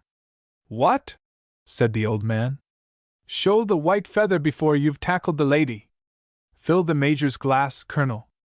I am quite sure we will none of us ever say die. Not likely. Not if we know it, said the Colonel, stretching himself heartily inside his tunic. He was becoming ruddier than the cherry. All he cared about at the moment was his gay little port glass. But the Major's young cheek was hollow and sallow, his one eye terribly pathetic. And you, Mr. Sisson, said Sir William, mean to carry all before you by taking no thought for the morrow. Well, now, we can only wish you success. I don't want to carry all before me, said Aaron. I should be sorry. I want to walk past most of it. Can you tell us where to? I am intrigued, as Sybil says, to know where you will walk to. Come now. Enlighten us. Nowhere, I suppose. But is that satisfactory? Can you find it satisfactory? Is it even true? Said the Major. Isn't it quite as positive an act to walk away from a situation as to walk towards it? My dear boy, you can't merely walk away from a situation. Believe that. If you walk away from Rome, you walk into the Maremma, or into the Alban Hills, or into the sea, but you walk into something. Now, if I am going to walk away from Rome, I prefer to choose my direction, and therefore my destination. But you can't, said the Major. What can't you? Choose. Either your direction or your destination. The Major was obstinate. Really? Said Sir William. I have not found it so. I have not found it so. I have had to keep myself hard at work, all my life, choosing between this or that. And we, said the Major, have no choice, except between this or nothing. Really? I am afraid, said Sir William. I am afraid I am too old, or too young, which shall I say, to understand. Too young, sir, said Arthur sweetly. The child was always father to the man, I believe. I confess the Major makes me feel childish, said the old man. The choice between this or nothing is a puzzler to me. Can you help me out, Mr. Sisson? What do you make of this or nothing business? I can understand neck or nothing, dash. I prefer the nothing part of it to the this part of it, said Aaron, grinning. Colonel, said the old man, throw a little light on this nothingness. No, Sir William, said the Colonel. I am all right as I am. As a matter of fact, so are we all, perfectly A1, said Arthur. Aaron broke into a laugh. That's the top and bottom of it. He laughed, flushed with wine, and handsome. We're all as right as ninepence. Only it's rather nice to talk. There, said Sir William. We're all as right as ninepence. We're all as right ninepence. So there, well, leave it, before the Major has time to say he is tuppence short. Laughing his strange old soundless laugh, Sir William rose and made a little bow. Come up and join the ladies in a minute or two, he said. Arthur opened the door for him and he left the room. The four men were silent for a moment, then the Colonel whipped up the decanter and filled his glass. Then he stood up and clinked glasses with Aaron, like a real old sport. Luck to you, he said. Thanks, said Aaron. You're going in the morning? Said Arthur. Yes, said Aaron. What train? Said Arthur. 8:40. Oh, then we shan't see you again. Well, best of luck. Best of luck, echoed the Colonel. Same to you, said Aaron, and they all peered over their glasses and quite loved one another for a rosy minute. I should like to know, though, said the hollow-cheeked young Major with the black flap over his eye, whether you do really mean you are all right, that it is all right with you, or whether you only say so to get away from the responsibility. I mean, I don't really care, I don't a damn, let the devil take it all. The devil doesn't want it either, said the Major. Then let him leave it. I don't care one single little curse about it all. Be damned. What is there to care about? Said the Colonel. What? Said Aaron. It's all the same, whether you care or don't care. So I say it's much easier not to care, said Arthur. Of course it is, said the Colonel gaily. And I think so too, said Aaron. Right you are. We're all as right as ninepence, what? Good old sport. Here's yours, cried the Colonel. We shall have to be going up, said Arthur, wise in his generation. As they went into the hall, Arthur suddenly put one arm round Aaron's waist, and one arm round the Colonel's, and the three did a sudden little barn dance towards the stairs. Arthur was feeling himself quite let loose again, back in his old regimental mess. Approaching the foot of the stairs, he let go again. He was in that rosy condition when united we stand, but unfortunately it is a complicated job to climb the stairs in unison. The whole lot tends to fall backwards. Arthur, therefore, rosy, plump, looking so good to eat, stood still a moment in order to find his own neatly slippered feet. Having found them, he proceeded to put them carefully one before the other, and to his enchantment found that this procedure was carrying him magically up the stairs. The Colonel, like a drowning man, clutched feebly for the straw of the great stair rail, and missed it. He would have gone under, but that Aaron's hand gripped his arm. So, orientating once more like a fragile tendril, he reached again for the banister rail, and got it. After which, lifting his feet as if they were little packets of sand tied to his trouser buttons, he manipulated his way upwards. Aaron was in that pleasant state when he saw what everybody else was doing and was unconscious of what he did himself. Whilst tall, gaunt, erect, like a murdered Hamlet resurrected in khaki, with a terrible black shutter over his eye, the young major came last. Arthur was making a stern fight for his composure. His whole future depended on it. But do what he would, he could not get the flushed, pleased, mess-happy look off his face. The colonel, oh awful man, did a sort of plump roly-poly cakewalk, like a fat boy, right to the very door of that sanctum sanctorum, the library. Aaron was inwardly convulsed.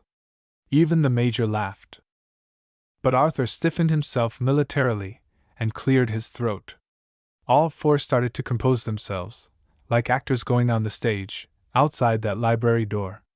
And then Arthur softly, almost wistfully, opened and held the door for the others to pass. The colonel slunk meekly in, and sat in a chair in the background.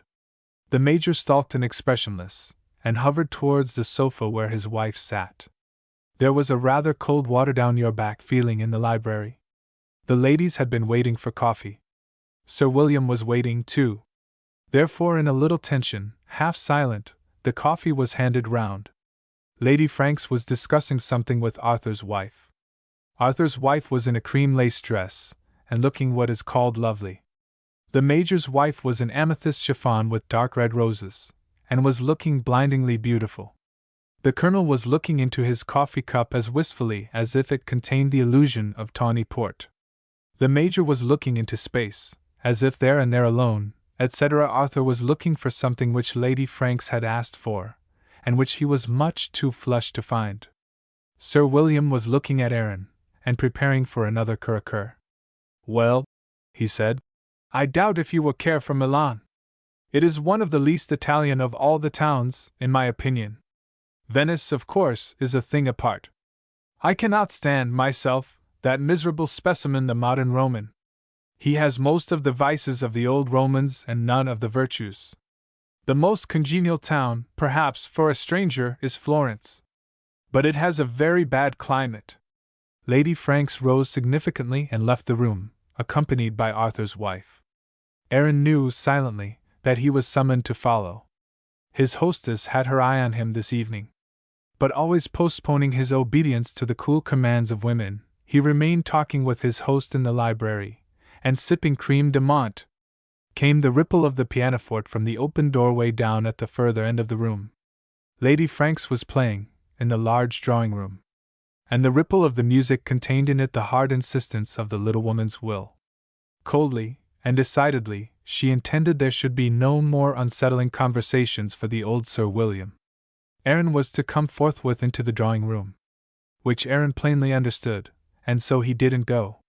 No, he didn't go, though the pianoforte rippled and swelled in volume. No, and he didn't go even when Lady Franks left off playing and came into the library again. There he sat talking with Sir William.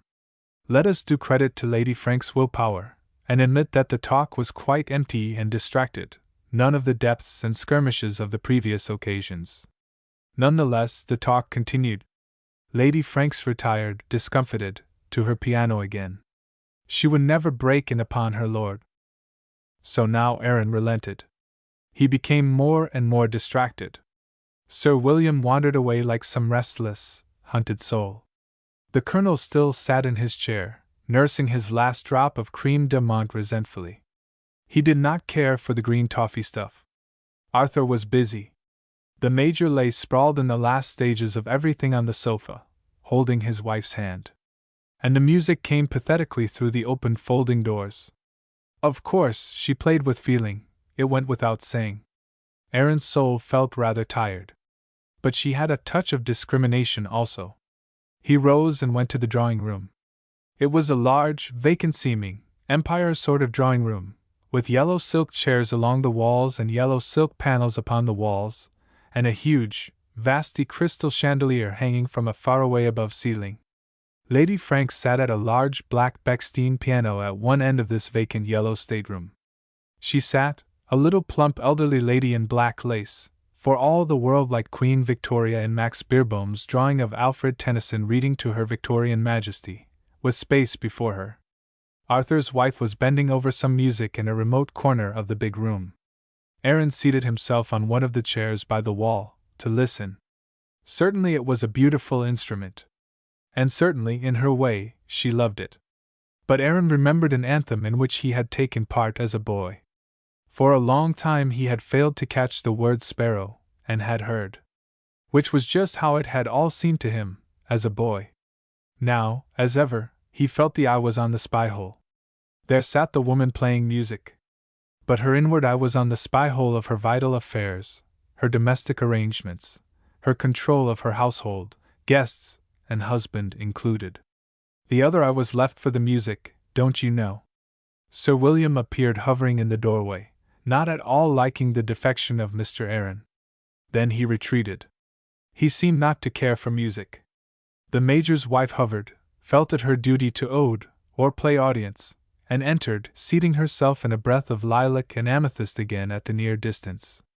The Major, after a certain beating about the bush, followed and sat wrapped in dim contemplation near his wife. Arthur luckily was still busy with something. Aaron, of course, made proper musical remarks in the intervals. Arthur's wife sorted out more pieces. Arthur appeared, and then the Colonel. The Colonel tiptoed beautifully across the wide blank space of the Empire Room, and seated himself on a chair, rather in the distance, with his back to the wall, facing Aaron. When Lady Franks finished her piece, to everybody's amazement the Colonel clapped gaily to himself and said bravo, as if at a café chantant, looking round for his glass. But there was no glass. So he crossed his neatly khakied legs, and looked rapt again. Lady Franks started with a vivace Schumann piece. Everybody listened in sanctified silence, trying to seem to like it. When suddenly our Colonel began to spring and bounce in his chair, slinging his loose leg with a kind of rapture up and down in the air, and capering upon his posterior, doing a sitting-down jig to the Schumann vivace. Arthur, who had seated himself at the farthest extremity of the room, winked with wild bliss at Aaron. The Major tried to look as if he noticed nothing, and only succeeded in looking agonized. His wife studied the point of her silver shoe minutely, and peeped through her hair at the performance. Aaron grimly chuckled, and loved the Colonel with real tenderness. And the game went on while the vivace lasted. Up and down bounced the plump Colonel on his chair, kicking with his bright, black patent toe higher and higher, getting quite enthusiastic over his jig. Rosy and unabashed, he was worthy of the great nation he belonged to. The broad-seated Empire chair showed no signs of giving way. Let him enjoy himself, away there across the yellow Sahara of this silk-paneled salon. Aaron felt quite cheered up. Well now, he thought to himself, this man is in entire command of a very important branch of the British service in Italy. We are a great race still. But Lady Franks must have twigged. Her playing went rather stiff. She came to the end of the vivace movement, and abandoned her piece. I always prefer Schumann in his vivace moods, said Aaron. Do you? Said Lady Franks. Oh, I don't know. It was now the turn of Arthur's wife to sing. Arthur seemed to get further away, if it was possible, for he was at the remotest remote end of the room, near the gallery doors. The Colonel became quiet, pensive. The Major's wife eyed the young woman in white lace, and seemed not to care for lace. Arthur seemed to be trying to push himself backwards through the wall. Lady Franks switched on more lights into the vast and voluminous crystal chandelier which hung like some glory cloud above the room's center, and Arthur's wife sang sweet little French songs, and Ye Banks and Braes, and Caro mio ben, which goes without saying, and so on. She had quite a nice voice and was quite adequately trained. Which is enough said? Aaron had all his nerves on edge. Then he had to play the flute. Arthur strolled upstairs with him, arm in arm, where he went to fetch his instrument. I find music in the home rather a strain, you know, said Arthur. Cruel strain. I quite agree, said Aaron. I don't mind it so much in the theater, Or even a concert, where there are a lot of other people to take the edge off, but after a good dinner. It's medicine, said Aaron. Well, you know, it really is to me. It affects my inside. Aaron laughed. And then, in the yellow drawing room, blew into his pipe and played. He knew so well that Arthur, the Major's wife, the Colonel, and Sir William thought it merely an intolerable bore. However, he played. His hostess even accompanied him in a Mozart bit. Chapter 14. XX Edinburgh. Aaron was awakened in the morning by the soft entrance of the butler with the tray. It was just 7 o'clock. Lady Frank's household was punctual as the sun itself. But our hero roused himself with a wrench. The very act of lifting himself from the pillow was like a fight this morning. Why? He recognized his own wrench, the pain with which he struggled under the necessity to move. Why shouldn't he want to move? Why not? Because he didn't want the day in front, the plunge into a strange country, towards nowhere, with no aim in view. True, he said that ultimately he wanted to join Lily. But this was hardly more than a sop, an excuse for his own irrational behavior. He was breaking loose from one connection after another, and what for? Why break every tie? Snap, snap, snap went the bonds and ligatures which bound him to the life that had formed him, the people he had loved or liked. He found all his affections snapping off, all the ties which united him with his own people coming asunder. And why? In God's name, why? What was there instead? There was nothingness. There was just himself, and blank nothingness. He had perhaps a faint sense of Lily ahead of him, an impulse in that direction, or else merely an illusion. He could not persuade himself that he was seeking for love, for any kind of unison or communion. He knew well enough that the thought of any loving, any sort of real coming together between himself and anybody or anything, was just objectionable to him. No, he was not moving towards anything, he was moving almost violently away from everything. And that was what he wanted. Only that. Only let him not run into any sort of embrace with anything or anybody, this was what he asked. Let no new connection be made between himself and anything on earth. Let all old connections break. This was his craving. Yet he struggled under it this morning as under the lid of a tomb. The terrible sudden weight of inertia. He knew the tray stood ready by the bed. He knew the automobile would be at the door at 8 o'clock, for Lady Franks had said so, and he half divined that the servant had also said so, yet there he lay, in a kind of paralysis in this bed. He seemed for the moment to have lost his will. Why go forward into more nothingness, away from all that he knew, all he was accustomed to and all he belonged to? However, with a click he sat up. And the very instant he had poured his coffee from the little silver coffee pot into his delicate cup, he was ready for anything and everything. The sense of silent adventure took him, the exhilarated feeling that he was fulfilling his own inward destiny.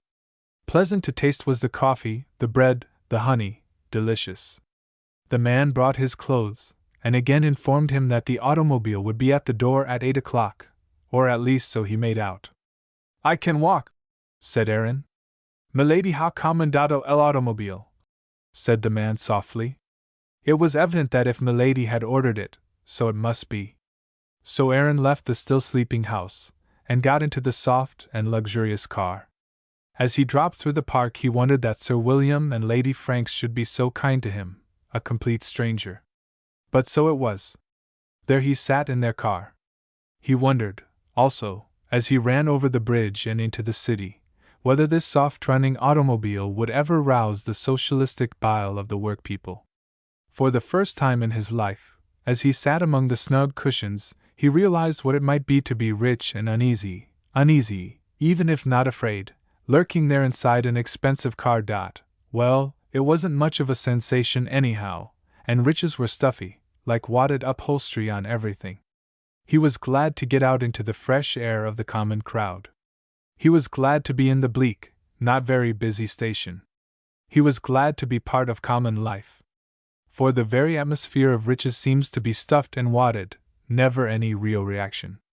It was terrible, as if one's very body, shoulders and arms, were upholstered and made cushiony. Ugh, but he was glad to shake off himself the atmosphere of wealth and motor cars, to get out of it all. It was like getting out of quilted clothes. Well, thought Aaron, if this is all it amounts to be rich, you can have riches. They talk about money being power. But the only sort of power it has over me is to bring on a kind of numbness, which I fairly hate. No wonder rich people don't seem to be really alive. The relief of escaping quite took away his self-conscious embarrassment at the station. He carried his own bags, bought a third-class ticket, and got into the train for Milan without caring one straw for the comments or the looks of the porters. It began to rain. The rain ran across the great plain of North Italy. Aaron sat in his wood-seated carriage and smoked his pipe in silence, looking at the thick, short Lombards opposite him without heeding them. He paid hardly any outward attention to his surroundings, but sat involved in himself. In Milan he had been advised to go to the Hotel Britannia, because it was not expensive, and English people went there. So he took a carriage, drove round the green space in front of Milan station, and away into the town. The streets were busy, but only half-heartedly so. It must be confessed that every new move he made was rather an effort. Even he himself wondered why he was struggling with foreign porters and foreign campmen, being talked at and not understanding a word. But there he was. So he went on with it. The hotel was small and congenial. The hotel porter answered in English. Aaron was given a little room with a tiny balcony, looking on to a quiet street. So, he had a home of his own once more. He washed, and then counted his money. £37 he had, and no more.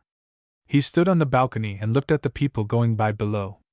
Life seems to be moving so quick, when one looks down on it from above. Across the road was a large stone house with its green shutters all closed. But from the flagpole under the eaves, over the central window of the uppermost floor, the house was 4 stories high, waved the Italian flag in the melancholy damp air. Aaron looked at it, the red, white and green tricolor, with the white cross of Savoy in the center. It hung damp and still. And there seemed a curious vacancy in the city, something empty and depressing in the great human center. Not that there was really a lack of people, but the spirit of the town seemed depressed and empty. It was a national holiday. The Italian flag was hanging from almost every house front. It was about 3 o'clock in the afternoon. Aaron sat in the restaurant of the hotel drinking tea, for he was rather tired, and looking through the thin curtains at the little square outside, where people passed, little groups of dark, aimless-seeming men, a little bit poorer-looking, perhaps rather shorter in stature, but very much like the people in any other town. Yet the feeling of the city was so different from that of London. There seemed a curious emptiness. The rain had ceased, but the pavements were still wet. There was a tension.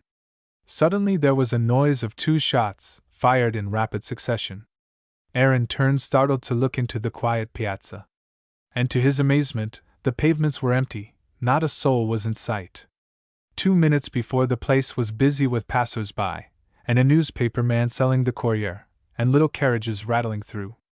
Now, as if by magic, nobody, nothing. It was as if they had all melted into thin air.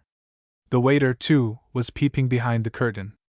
A carriage came trotting into the square. An odd man took his way alone. The traffic began to stir once more, and people reappeared as suddenly as they had disappeared. Then the waiter ran hastily and furtively out, and craned his neck, peering round the square.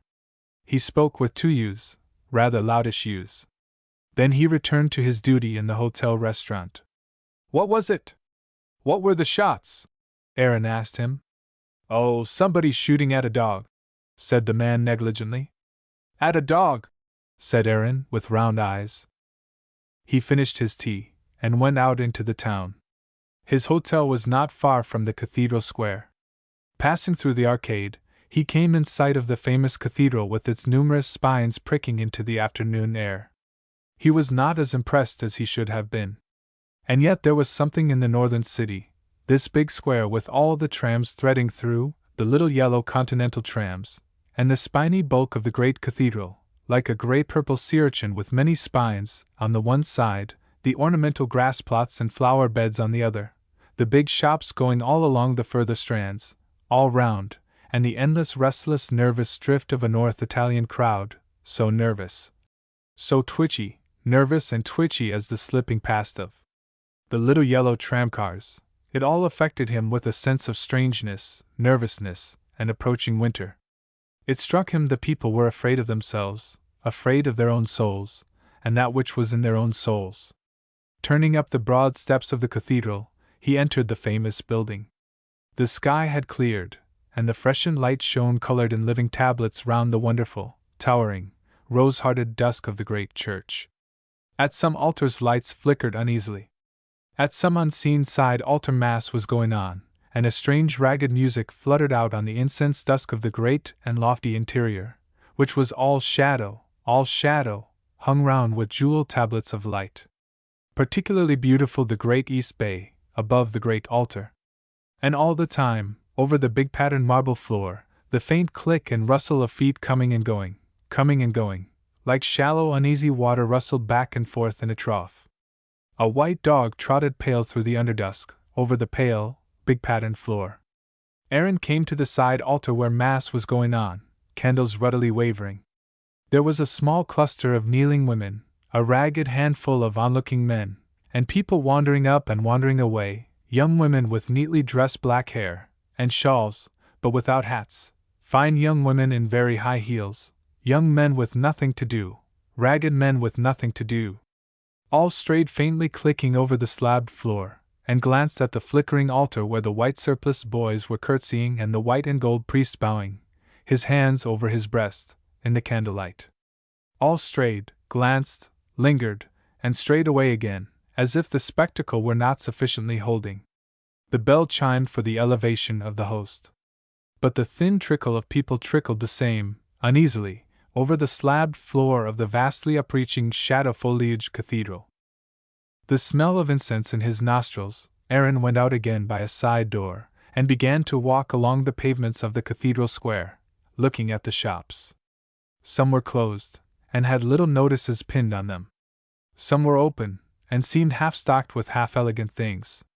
Men were carrying newspapers. In the cafes a few men were seated drinking vermouth. In the doorway of the restaurants waiters stood inert, looking out on the streets. The curious heart-eating ennui of the big town on a holiday came over our hero. He felt he must get out, whatever happened. He could not bear it. So he went back to his hotel and up to his room. It was still only 5 o'clock. And he did not know what to do with himself. He lay down on the bed, and looked at the painting on his bedroom ceiling. It was a terrible business in Reckitt's blue and browny gold, with awful heraldic beasts, rather wormwriggly, displayed in a blue field. As he lay thinking of nothing and feeling nothing except a certain weariness, or dreariness, or tension, or God knows what, he heard a loud hoarse noise of humanity in the distance, something frightening. Rising, he went on to his little balcony. It was a sort of procession, or march of men, here and there a red flag fluttering from a man's fist. There had been a big meeting, and this was the issue. The procession was irregular, but powerful, men four abreast. They emerged irregularly from the small piazza to the street, calling and vociferating. They stopped before a shop and clotted into a crowd, shouting, becoming vicious. Over the shop door hung a tricolor, a national flag. The shop was closed, but the men began to knock at the door. They were all workmen, some in railway men's caps, mostly in black felt hats. Some wore red cotton neckties. They lifted their faces to the national flag, and as they shouted and gesticulated Aaron could see their strong teeth in their jaws. There was something frightening in their lean, strong Italian jaws, something inhuman and possessed looking in their foreign, southern-shaped faces, so much more formed and demon-looking than northern faces. They had a demon-like set purpose, and the noise of their voices was like a jarring of steel weapons. Aaron wondered what they wanted. There were no women, all men, a strange male, slashing sound. Vicious it was, the head of the procession swirling like a little pool, the thick wedge of the procession beyond, flecked with red flags. A window opened above the shop, and a frowsty-looking man, yellow-pale, was quickly and nervously hauling in the national flag. There were shouts of derision and mockery, a great overtone of acrid derision, the flag and its owner ignominiously disappeared. And the procession moved on. Almost every shop had a flag flying. And every one of these flags now disappeared, quickly or slowly, sooner or later, in obedience to the command of the vicious, derisive crowd that marched and clotted slowly down the street, having its own way. Only one flag remained flying, the big tricolor that floated from the top story of the house opposite Aaron's hotel. The ground floor of this house consisted of shop premises, now closed. There was no sign of any occupant. The flag floated inert aloft. The whole crowd had come to a stop immediately below the hotel, and all were now looking up at the green and white and red tricolor which stirred damply in the early evening light, from under the broad eaves of the house opposite. Aaron looked at the long flag, which drooped almost unmoved from the eaves shadow, and he half expected it to furl itself up of its own accord, in obedience to the will of the masses. Then he looked down at the packed black shoulders of the mob below, and at the curious clustering pattern of a sea of black hats. He could hardly see anything but hats and shoulders, uneasily moving like boiling pitch away beneath him. But the shouts began to come up hotter and hotter. There had been a great ringing of a doorbell and battering on the shop door. The crowd, the swollen head of the procession, talked and shouted, occupying the center of the street, but leaving the pavement clear. A woman in a white blouse appeared in the shop door. She came out and looked up at the flag and shook her head and gesticulated with her hands. It was evidently not her flag, she had nothing to do with it. The leaders again turned to the large house door, and began to ring all the bells and to knock with their knuckles. But no good, there was no answer. They looked up again at the flag. Voices rose ragged and ironical. The woman explained something again. Apparently there was nobody at home in the upper floors. All entrance was locked. There was no caretaker. Nobody owned the flag. There it hung under the broad eaves of the strong stone house, and didn't even know that it was guilty. The woman went back into her shop and drew down the iron shutter from inside. The crowd, nonplussed, now began to argue and shout and whistle. The voices rose in pitch and derision. Steam was getting up. There hung the flag. The procession crowded forward and filled the street in a mass below. All the rest of the street was empty and shut up. And still hung the showy rag, red and white and green, up aloft. Suddenly there was a lull, then shouts, half encouraging, half derisive. And Aaron saw a smallish black figure of a youth, fair-haired, not more than 17 years old, clinging like a monkey to the front of the house, and by the help of the heavy drain pipe and the stonework ornamentation climbing up to the stone ledge that ran under ground floor windows, up like a sudden cat on to the projecting footing. He did not stop there, but continued his race like some frantic lizard running up the great wall front, working away from the noise below, as if in sheer fright. It was one unending wriggling movement, sheer up the front of the impassive, heavy stone house. The flag hung from a pole under one of the windows of the top story, the third floor. Up went the wriggling figure of the possessed youth. The cries of the crowd below were now wild, ragged ejaculations of excitement and encouragement. The youth seemed to be lifted up, almost magically, on the intense upreaching excitement of the massed men below. He passed the ledge of the first floor. Like a lizard he wriggled up and passed the ledge or coping of the second floor, and there he was, like an upward climbing shadow, scrambling on to the coping of the third floor. The crowd was for a second electrically still as the boy rose there erect, cleaving to the wall with the tips of his fingers. But he did not hesitate for one breath. He was on his feet and running along the narrow coping that went across the house under the third floor windows, running there on that narrow footing away above the street, straight to the flag. He had got it, he had clutched it in his hand, a handful of it. Exactly like a great flame rose the simultaneous yell of the crowd as the boy jerked and got the flag loose. He had torn it down. A tremendous prolonged yell, touched with a snarl of triumph, and searing like a puff of flame, sounded as the boy remained for one moment with the flag in his hand looking down at the crowd below. His face was odd and elated and still. Then with the slightest gesture he threw the flag from him, and Aaron watched the gaudy remnant falling towards the many faces, whilst the noise of yelling rose up unheard. There was a great clutch and hiss in the crowd. The boy still stood unmoved, holding by one hand behind him, looking down from above, from his dangerous elevation, in a sort of abstraction. And the next thing Aaron was conscious of was the sound of trumpets. A sudden startling challenge of trumpets, and out of nowhere a sudden rush of gray-green carabinieri battering the crowd wildly with truncheons. It was so sudden that Aaron heard nothing any more. He only saw. In utmost amazement he saw the greeny-gray uniformed carabinieri rushing thick and wild and indiscriminate on the crowd, a sudden new excited crowd in uniforms attacking the black crowd, beating them wildly with truncheons. There was a seething moment in the street below. And almost instantaneously the original crowd burst into a terror of frenzy. The mob broke as if something had exploded inside it. A few black-hatted men fought furiously to get themselves free of the hated soldiers. In the confusion bunches of men staggered, reeled, fell, and were struggling among the legs of their comrades and of the carabinieri. But the bulk of the crowd just burst and fled, in every direction. Like drops of water they seemed to fly up at the very walls themselves. They darted into any entry, any doorway. They sprang up the walls and clambered into the ground floor windows.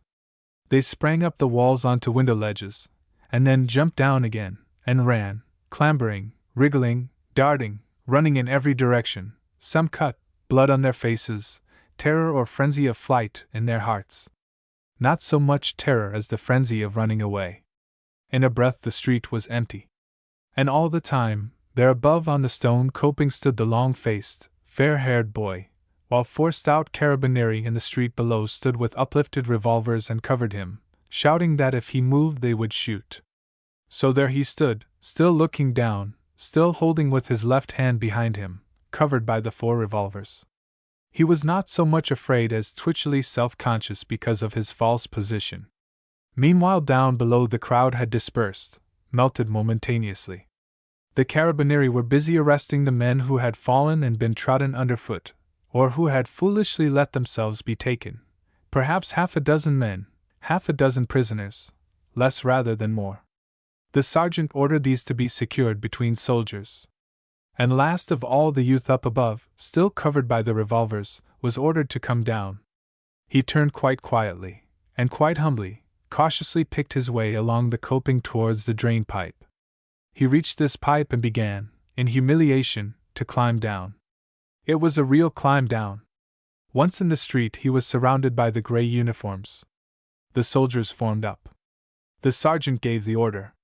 And away they marched, the dejected youth a prisoner between them.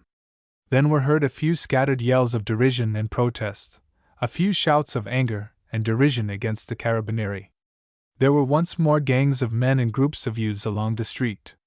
They sent up an occasional shout, but always over their shoulders, and pretending it was not they who shouted. They were all cowed and hangdog once more, and made not the slightest effort to save the youth. Nevertheless, they prowled and watched, ready for the next time. So away went the prisoner and the gray-green soldiers, and the street was left to the little gangs and groups of hangdog, discontented men, all thoroughly out of countenance. The scene was ended. Aaron looked round dazed. And then for the first time he noticed, on the next balcony to his own, 2 young men, young gentlemen, he would have said. The one was tall and handsome and well-colored, might be Italian. But the other with his pale thin face and his rimless monocle in his eye, he was surely an Englishman. He was surely one of the young officers shattered by the war. A look of strange, arch, bird-like pleasure was on his face at this moment, if one could imagine the gleaming smile of a white owl over the events that had just passed. This was the impression produced on Aaron by the face of the young man with the monocle. The other youth, the ruddy, handsome one, had knitted his brows in mock distress, and was glancing with a look of shrewd curiosity at Aaron, and with a look of almost self-satisfied excitement first to one end of the street, then to the other. "But imagine, Angus, it's all over," he said, laying his hand on the arm of the monocled young man, and making great eyes, not without a shrewd glance in Aaron's direction. "Did you see him fall?" replied Angus, with another strange gleam. "Yes." "But was he hurt?" "I don't know. I should think so. He fell right back out of that on to those stones. But how perfectly awful! Did you ever see anything like it?" No, it's one of the funniest things I ever did see. I saw nothing quite like it, even in the war. Here Aaron withdrew into his room. His mind and soul were in a whirl. He sat down in his chair, and did not move again for a great while. When he did move, he took his flute and played he knew not what. But strange his soul passed into his instrument. Or passed half into his instrument. There was a big residue left, to go bitter or to ferment into gold old wine of wisdom. He did not notice the dinner gong, and only the arrival of the chambermaid, to put the wash table in order, sent him down to the restaurant. The first thing he saw, as he entered, was the two young Englishmen seated at a table in a corner just behind him. Their hair was brushed straight back from their foreheads, making the sweep of the head bright and impeccable, and leaving both the young faces clear as if in cameo. Angus had laid his monocle on the table, and was looking round the room with wide, light blue eyes, looking hard, like some bird creature, and seeming to see nothing. He had evidently been very ill, was still very ill. His cheeks and even his jaw seemed shrunken, almost withered. He forgot his dinner, or he did not care for it. Probably the latter. "What do you think, Francis?" he said, "of making a plan to see Florence and Siena and Orvieto on the way down, instead of going straight to Rome?" He spoke in precise, particularly enunciated words, in a public school manner, but with a strong twang of South Wales. "Why, Angus," came the graceful voice of Francis, "I thought we had settled to go straight through via Pisa." Francis was graceful in everything, in his tall, elegant figure, in the poses of his handsome head, in the modulation of his voice. "Yes, but I see we can go either way, either Pisa or Florence. And I thought it might be nice to look at Florence and Siena and Orvieto. I believe they're very lovely," came the soft, precise voice of Angus, ending in a touch of odd emotion on the words. "Very lovely," as if it were a new experience to him to be using them. "I'm sure they're marvelous. I'm quite sure they're marvelously beautiful," said Francis, in his assured, elegant way. "Well, then, Angus, suppose we do that, then. When shall we start?" Angus was the nervous insister. Francis was quite occupied with his own thoughts and calculations and curiosity. For he was very curious, not to say inquisitive. And at the present moment he had a new subject to ponder. This new subject was Aaron, who sat with his back to our new couple, and who, with his fine sharp ears, caught every word that they said. Aaron's back was broad enough, and his shoulders square, and his head rather small and fairish and well-shaped, and Francis was intrigued. He wanted to know, was the man English? He looked so English, yet he might perhaps be Danish, Scandinavian, or Dutch. Therefore, the elegant young man watched and listened with all his ears. The waiter who had brought Aaron his soup now came very free and easy, to ask for further orders. "What would you like to drink? Wine? Chianti? Or white wine? Or beer?" The old-fashioned, sir, was dropped. It is too old-fashioned now, since the war. "What should I drink?" said Aaron, whose acquaintance with wines was not very large. "Half-liter of Chianti, that is very good," said the waiter, with the air of a man who knew only too well how to bring up his betters, and train them in the way they should go. "All right," said Aaron. The welcome sound of these two magic words, "all right," was what the waiter most desired. "All right." "Yes." "All right." This is the pith, the marrow, the sum and essence of the English language to a Southerner. Of course it is not all right. It is awry, and one word at that. The blow that would be given to most foreign waiters, if they were forced to realize that the famous Ori was really composed of two words, and spelt all right, would be too cruel, perhaps. "Half-liter Chianti." "Ori," said the waiter. "And we'll let him say it." "English," whispered Francis melodramatically in the ear of Angus. "I thought so. The flautist." Angus put in his monocle, and stared at the oblivious shoulders of Aaron, without apparently seeing anything. "Yes. Obviously English," said Angus, pursing like a bird. "Oh, but I heard him," whispered Francis emphatically. "Quite," said Angus. but quite inoffensive. Oh, but Angus, my dear, he's the flautist. Don't you remember? The divine bit of Scriabin. At least I believe it was Scriabin. But perfectly divine. I adore the flute above all things. And Francis placed his hand on Angus' arm, and rolled his eyes. Lay this to the credit of a bottle of Lachrymae Christi, if you like. Yes. So do I, said Angus, again looking archly through the monocle, and seeing nothing. I wonder what he's doing here. Don't you think we might ask him? Said Francis, in a vehement whisper. After all, we are the only 3 English people in the place. For the moment, apparently we are, said Angus. But the English are all over the place wherever you go, like bits of orange peel in the street. Don't forget that, Francesco. No, Angus, I don't. The point is, his flute is perfectly divine, and he seems quite attractive in himself. Don't you think so? Oh, quite, said Angus, whose observations had gotten no further than the black cloth of the back of Aaron's jacket. That there was a man inside he had not yet paused to consider. Quite a musician, said Francis. The hired sort, said Angus. Most probably. But he plays most marvelously. That you can't get away from, Angus. I quite agree, said Angus. Well then? Don't you think we might hear him again? Don't you think we might get him to play for us? But I should love it more than anything. Yes, I should too, said Angus. You might ask him to coffee and a liqueur. I should like to, most awfully. But do you think I might? Oh, yes. He won't mind being offered a coffee and liqueur. We can give him something decent. Where's the waiter? Angus lifted his pinched, ugly bare face and looked round with weird command for the waiter. The waiter, having not much to do, and feeling ready to draw these 2 weird young birds, allowed himself to be summoned. Where's the wine list? What liqueurs have you got? Demanded Angus abruptly.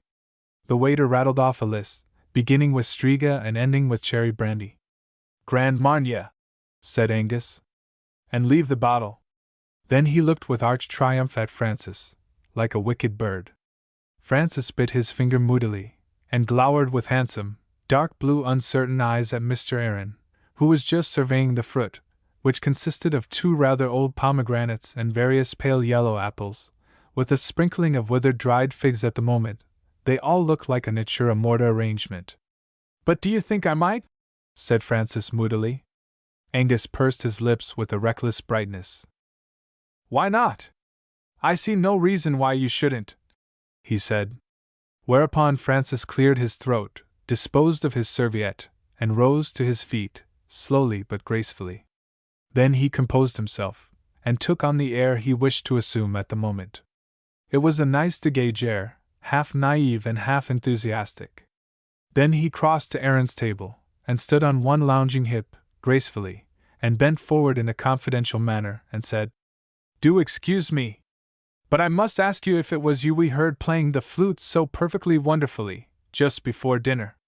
The voice was confidential and ingratiating. Aaron, relieved from the world's stress and seeing life anew in the rosy glow of half a liter of good old Chianti, the war was so near but gone by, looked up at the dark blue, ingenuous, well-adapted eyes of our friend Francis, and smiling said, Yes, I saw you on the balcony as well. Oh, did you notice us?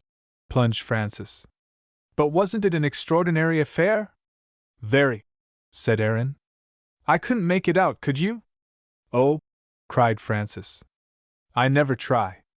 It's all much too new and complicated for me. But perhaps you know Italy? No, I don't, said Aaron. Neither do we. And we feel rather stunned. We had only just arrived, and then, oh! Francis put up his hand to his comely brow and rolled his eyes. I feel perfectly overwhelmed with it still. He here allowed himself to sink friendlily into the vacant chair opposite Aaron's. Yes, I thought it was a bit exciting, said Aaron. I wonder what will become of him. Of the one who climbed for the flag, you mean? No, but wasn't it perfectly marvelous? Oh, incredible, quite incredible, and then your flute to finish it all. Oh! I felt it only wanted that. I haven't got over it yet, But your playing was marvelous, really marvelous. Do you know, I can't forget it. You are a professional musician, of course.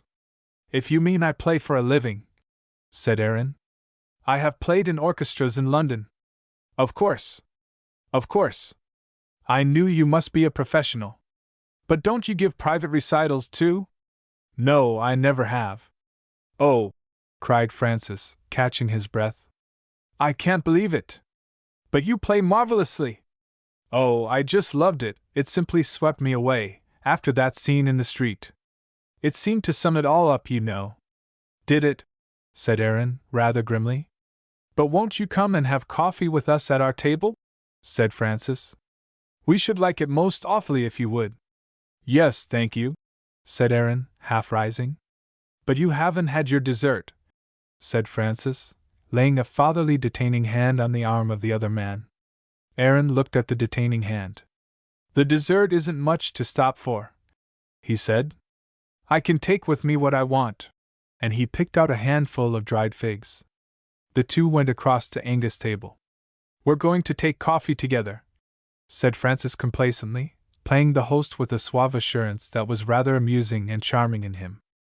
Yes. I'm very glad, said Angus.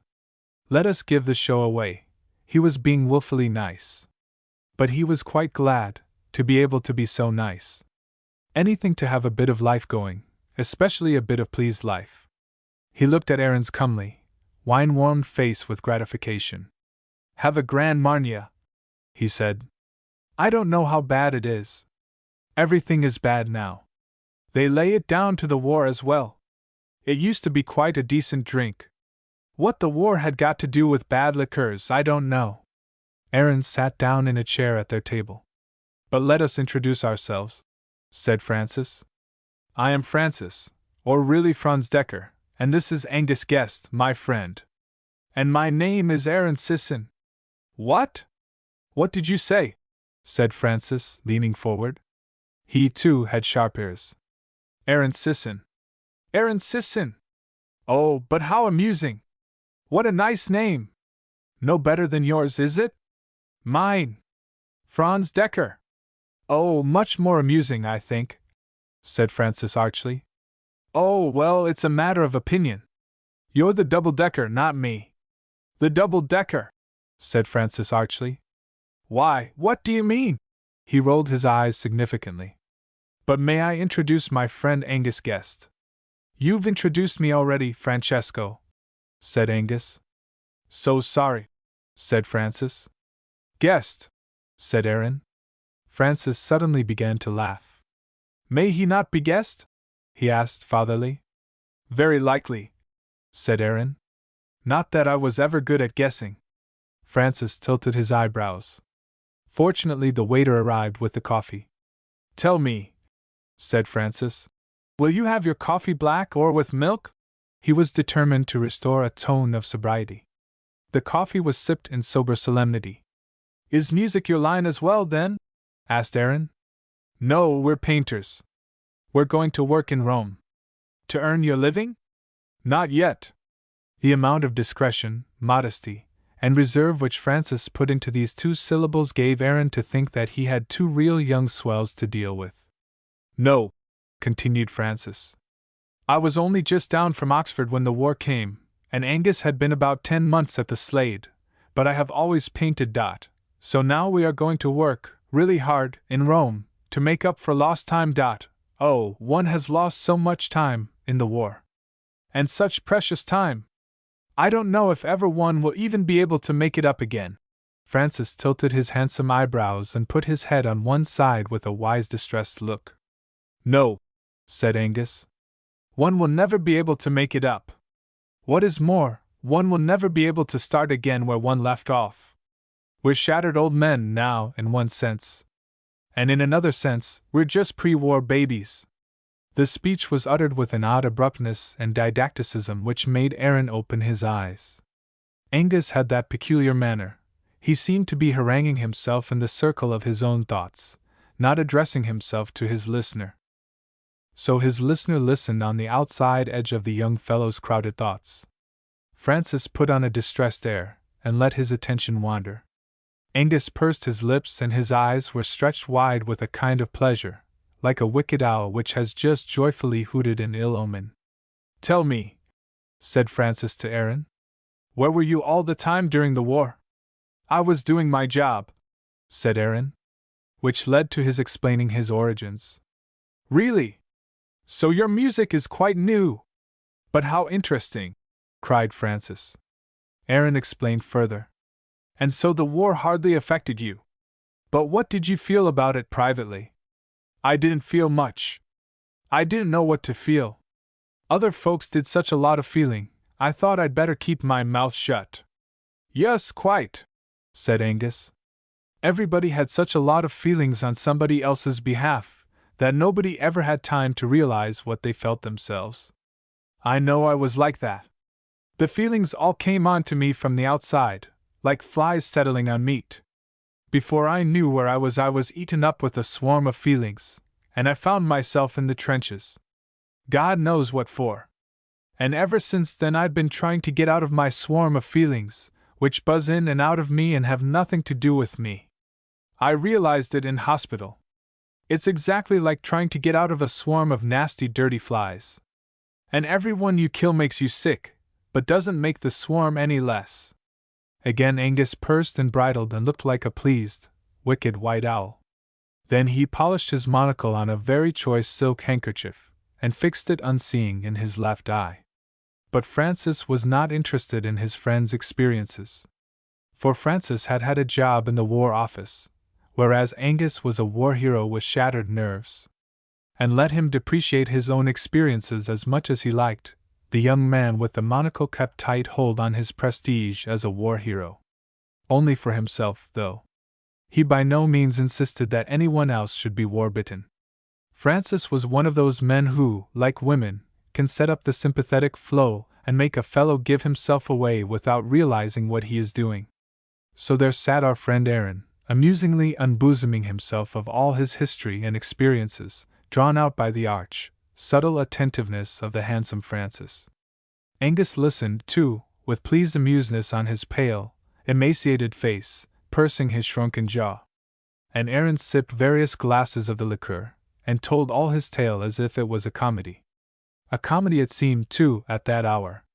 And a comedy no doubt it was. But mixed, like most things in this life. Mixed. It was quite late before this séance broke up, and the waiter itching to get rid of the fellows. "Well, now," said Francis, as he rose from the table and settled his elegant waist, resting on one hip, as usual. "We shall see you in the morning, I hope. You say you are going to Venice. Why? Have you some engagement in Venice?" "No," said Aaron. "I only was going to look for a friend, Rawdon Lilly." "Rawdon Lilly? Why, is he in Venice? Oh, I've heard such a lot about him. I should like so much to meet him. But I heard he was in Germany. I don't know where he is. Angus, didn't we hear that Lilly was in Germany?" "Yes, in Munich, being psychoanalyzed, I believe it was." Aaron looked rather blank. "But have you anything to take you to Venice? It's such a bad climate in the winter. Why not come with us to Florence?" said Francis. Aaron wavered. He really did not know what to do. "Think about it," said Francis, laying his hand on Aaron's arm. "Think about it tonight. And we'll meet in the morning." "At what time?" "Any time," said Aaron. "Well, say 11. We'll meet in the lounge here at 11. Will that suit you?" "All right, then. It's so awfully nice meeting you. That marvelous flute dot, and think about Florence. But do come. Don't disappoint us." The two young men went elegantly upstairs. Chapter 15. A Railway Journey. The next day but one, the three set off for Florence. Aaron had made an excursion from Milan with the two young heroes, and dined with them subsequently at the most expensive restaurant in the town. Then they had all gone home, and had sat in the young men's bedroom drinking tea, whilst Aaron played the flute. Francis was really musical, and enchanted. Angus enjoyed the novelty, and the moderate patronage he was able to confer. And Aaron felt amused and pleased, and hoped he was paying for his treat. So behold them setting off for Florence in the early morning. Angus and Francis had first-class tickets. Aaron took a third class. "Come and have lunch with us on the train," said Angus. "I'll order 3 places, and we can lunch together." "Oh, I can buy a bit of food at the station," said Aaron. "No, come and lunch with us. It will be much nicer. And we shall enjoy it as well," said Angus. "Of course. Ever so much nicer." "Of course," cried Francis. "Yes, why not, indeed? Why should you hesitate?" "All right then," said Aaron, not without some feeling of constraint. So they separated. The young men settled themselves amidst the red plush and crochet work, looking, with their hair plastered smoothly back, quite as first class as you could wish, creating quite the right impression on the porters and the traveling Italians. Aaron went to his third class, further up the train. "Well, then, au revoir, till luncheon," cried Francis. The train was fairly full in the third and second classes. However, Aaron got his seat, and the porter brought on his bags, after disposing of the young men's luggage. Aaron gave the tip uneasily. He always hated tipping, it seemed humiliating both ways. And the airy aplomb of the 2 young cavaliers, as they settled down among the red plush and the obsequiousness, and said, "Well, then, au revoir till luncheon," was peculiarly unsettling, though they did not intend it so. "The porter thinks I'm their servant, their valet," said Aaron to himself, and a curious half-amused, half-contemptuous look flickered on his face. It annoyed him. The falsity occasioned by the difference in the price of the tickets was really humiliating. Aaron had lived long enough to know that as far as manhood and intellect went, nay, even education, he was not the inferior of the 2 young gentlemen. He knew quite well that, as far as intrinsic nature went, they did not imagine him an inferior, rather the contrary. They had rather an exaggerated respect for him and his life power, and even his origin. And yet, they had the inestimable cash advantage, and they were going to keep it. They knew it was nothing more than an artificial cash superiority. But they gripped it all the more intensely. They were the upper middle classes. They were Eton and Oxford. And they were going to hang on to their privileges. In these days, it is a fool who abdicates before he's forced to. And therefore, well then, au revoir till luncheon. They were being so awfully nice. And inwardly they were not condescending. But socially, they just had to be. The world is made like that. It wasn't their own private fault. It was no fault at all.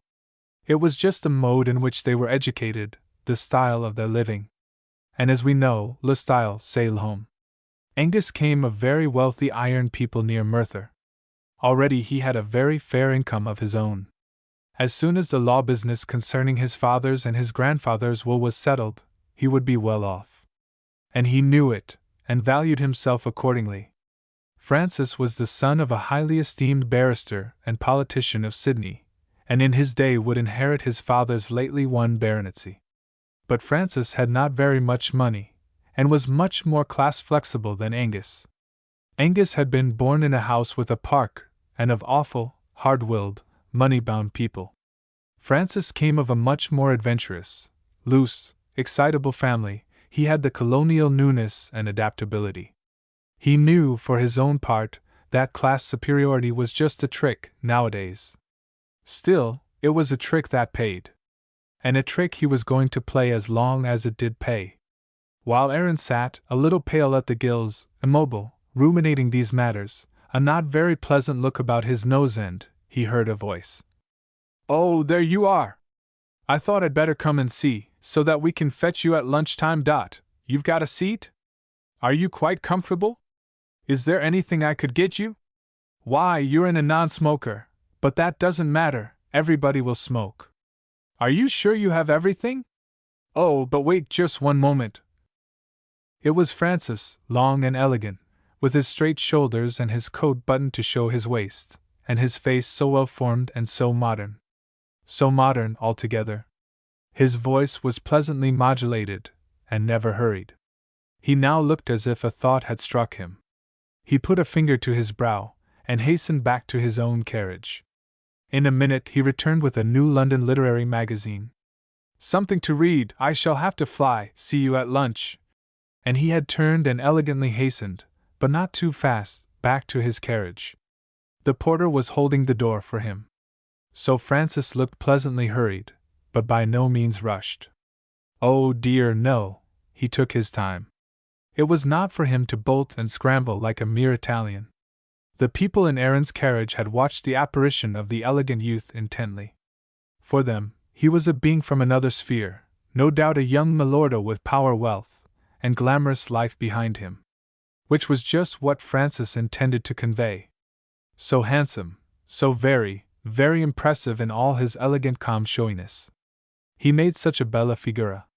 It was just what the Italians loved. Those in the first-class regions thought he might even be an Italian, he was so attractive. The train in motion, the many Italian eyes in the carriage studied Aaron. He, too, was good-looking. But by no means as fascinating as the young milordo. Not half as sympathetic. No good at all at playing a role. Probably a servant of the young signori. Aaron stared out of the window, and played the one single British role left to him, that of ignoring his neighbors, isolating himself in their midst, and minding his own business. Upon this insular trick our greatness and our predominance depends, such as it is. Yes, they might look at him. They might think him a servant, or what they liked. But he was inaccessible to them. He isolated himself upon himself, and there remained. It was a lovely day, a lovely, lovely day of early autumn. Over the great plain of Lombardy a magnificent blue sky glowed like midsummer, the sun shone strong. The great plain, with its great stripes of cultivation, without hedges or boundaries, how beautiful it was! Sometimes he saw oxen plowing. Sometimes, oh, so beautiful, teams of 8, or 10, even of 12 pale, great soft oxen in procession, plowing the dark velvety earth, a driver with a great whip at their head, a man far behind holding the plow shafts. Beautiful the soft, soft plunging motion of oxen moving forwards.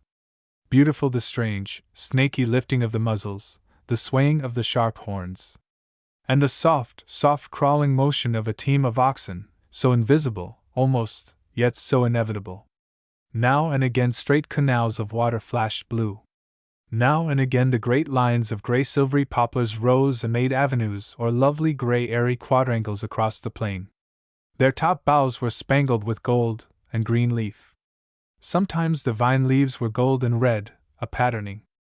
And the great square farm homesteads, white, red-roofed, with their outbuildings, stood naked amid the lands, without screen or softening. There was something big and exposed about it all. No more the cozy English ambush life. No longer the cozy littleness of the landscape.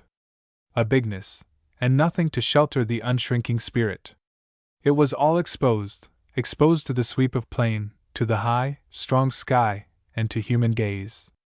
A kind of boldness and indifference. Aaron was impressed and fascinated. He looked with new interest at the Italians in the carriage with him, for this same boldness and indifference and exposed gesture. And he found it in them, too. And again it fascinated him. It seemed so much bigger, as if the walls of life had fallen. Nay, the walls of English life will have to fall. Sitting there in the third-class carriage, he became happy again. The presence of his fellow passengers was not so hampering as in England. In England, everybody seems held tight and gripped, nothing is left free. Every passenger seems like a parcel holding his string as fast as he can about him, lest one corner of the wrapper should come undone and reveal what is inside. And every other passenger is forced, by the public will, to hold himself as tight-bound also, which in the end becomes a sort of self-conscious madness. But here, in the third-class carriage, there was no tight string round every man. They were not all trussed with self-conscious string as tight as capons. They had a sufficient amount of callousness and indifference and natural equanimity. True, one of them spat continually on the floor, in large spits. And another sat with his boots all unlaced and his collar off, and various important buttons undone. They did not seem to care if bits of themselves did show, through the gaps in the wrapping.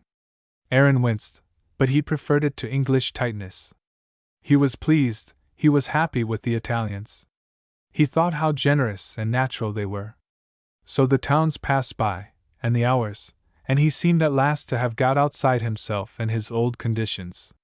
It seemed like a great escape. There was magic again in life, real magic. Was it illusion, or was it genuine? He thought it was genuine, and opened his soul if there was no danger. Lunchtime came. Francis summoned Aaron down the rocking tram. The three men had a table to themselves, and all felt they were enjoying themselves very much indeed. Of course, Francis and Angus made a great impression again. But in the dining car were mostly middle-class, well-to-do Italians. And these did not look upon our two young heroes as two young wonders. No, rather with some criticism, and some class envy. But they were impressed. Oh, they were impressed. How should they not be, when our young gentleman had such an air? Aaron was conscious all the time that the fellow diners were being properly impressed by the flower of civilization and the salt of the earth, namely, young, well-to-do Englishmen. And he had a faint premonition, based on experience perhaps, that fellow passengers in the end never forgive the man who has impressed them. Mankind loves being impressed. It asks to be impressed. It almost forces those whom it can force to play a role and to make an impression. And afterwards never forgives. When the train ran into Bologna station, they were still in the restaurant car. Nor did they go at once to their seats. Angus had paid the bill.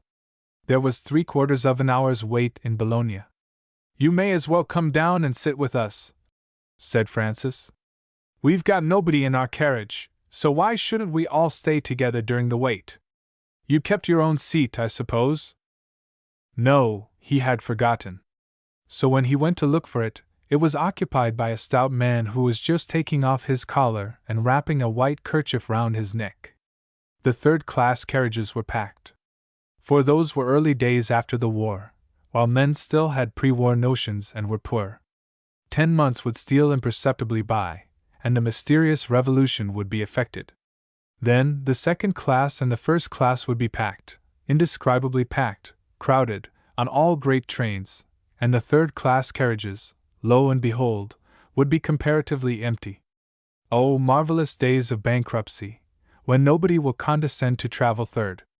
However, these were still modest, somber months immediately after the peace. So a large man with a fat neck and a white kerchief, and his collar over his knee, sat in Aaron's seat. Aaron looked at the man, and at his own luggage overhead. The fat man saw him looking and stared back, then stared also at the luggage overhead, and with his almost invisible North Italian gesture said much plainer than words would have said it, "Go to hell. I'm here and I'm going to stop here." There was something insolent and unbearable about the look, and about the rocky fixity of the large man. He sat as if he had insolently taken root in his seat. Aaron flushed slightly. Francis and Angus strolled along the train, outside, for the corridor was already blocked with the mad Bologna rush, and the baggage belonging. They joined Aaron as he stood on the platform. "But where is your seat?" cried Francis, peering into the packed and jammed compartments of the third class. "That man's sitting in it." "Which?" cried Francis, indignant. "The fat one there, with the collar on his knee." "But it was your seat!" Francis' gorge rose in indignation. He mounted into the corridor. And in the doorway of the compartment he bridled like an angry horse rearing, bridling his head. Poising himself on one hip, he stared fixedly at the man with the collar on his knee, then at the baggage aloft. He looked down at the fat man as a bird looks down from the eaves of a house. But the man looked back with a solid, rock-like impudence, before which an Englishman quails, a jeering, immovable insolence, with a sneer round the nose and a solid-seated posterior.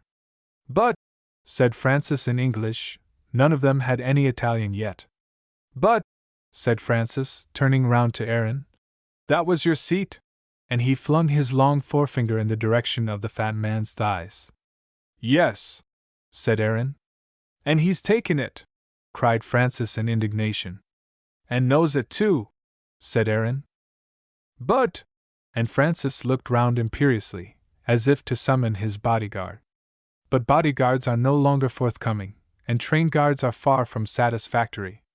The fat man sat on, with a sneer grin, very faint but very effective, round his nose, and a solidly planted posterior.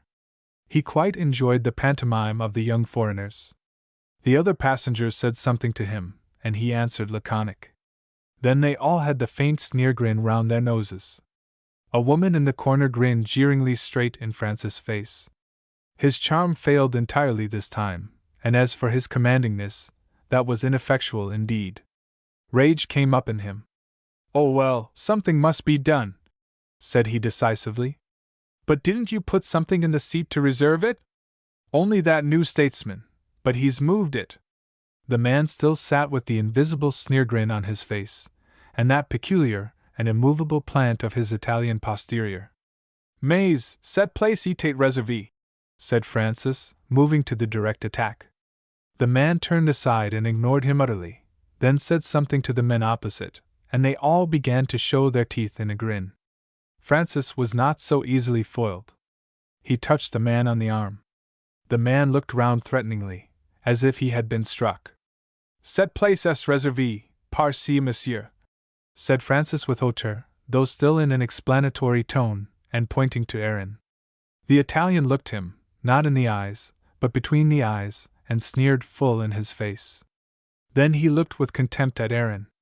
And then he said, in Italian, that there was room for such snobs in the first class, and that they had not any right to come occupying the place of honest men in the third. "Gia! Gia!" barked the other passengers in the carriage. "Loro possono and are prima classa," said the woman in the corner, in a very high voice, as if talking to deaf people, and pointing to Aaron's luggage, then along the train to the first-class carriages. "C'est posto là," said one of the men, shrugging his shoulders. There was a jeering quality in the hard insolence which made Francis go very red and August very white. Angus stared like a death's head behind his monocle, with death-blue eyes. "Oh, never mind. Come along to the first class. I'll pay the difference. We shall be much better all together. Get the luggage down, Francis. It wouldn't be possible to travel with this lot, even if he gave up the seat. There's plenty of room in our carriage, and I'll pay the extra," said Angus. He knew there was one solution, and only one: money. But Francis bit his finger. He felt almost beside himself, and quite powerless. For he knew the guard of the train would jeer too. It is not so easy to interfere with honest third-class Bolognesi in Bologna station, even if they have taken another man's seat. Powerless, his brow knitted, and looking just like Mephistopheles with his high forehead and slightly arched nose, Mephistopheles in a rage, he hauled down Aaron's bag and handed it to Angus.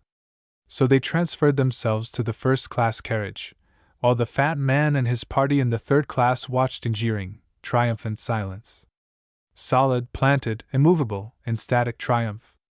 So Aaron sat with the others amid the red plush, whilst the train began its long slow climb of the Apennines, stinking sulphurous through tunnels innumerable. Wonderful the steep slopes, the great chestnut woods, and then the great distances glimpsed between the heights, Firenzuola away and beneath, Turneresque hills far off, built of heaven bloom, not of earth. It was cold at the summit station, ice and snow in the air, fierce.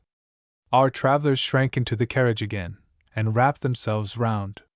Then the train began its long slither downhill, still through a whole necklace of tunnels, which fortunately no longer stank.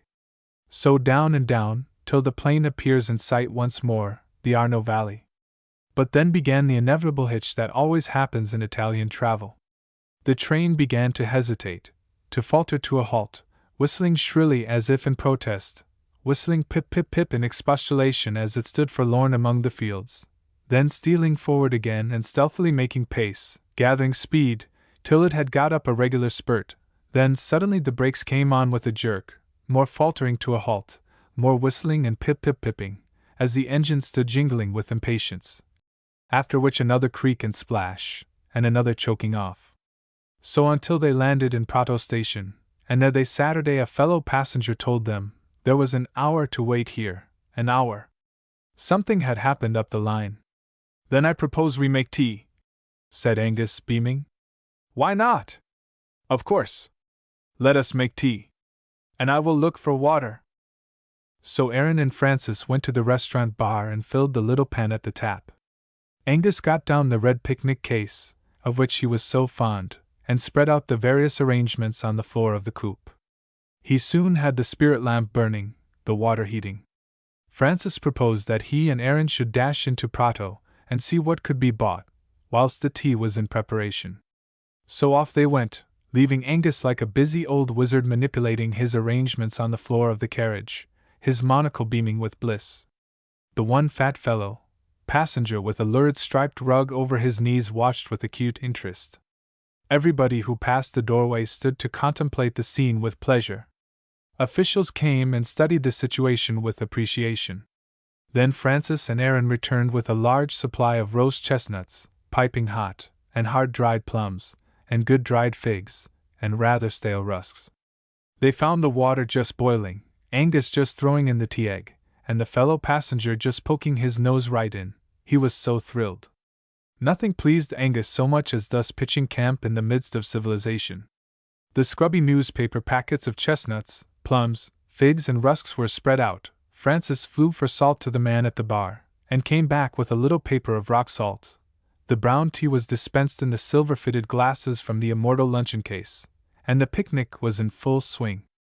Angus, being in the height of his happiness, now sat on the seat cross-legged, with his feet under him, in the authentic Buddha fashion, and on his face the queer rapt alert look, half a smile, also somewhat Buddhistic, holding his glass of brown tea in his hand. He was as rapt and immobile as if he really were in a mystic state.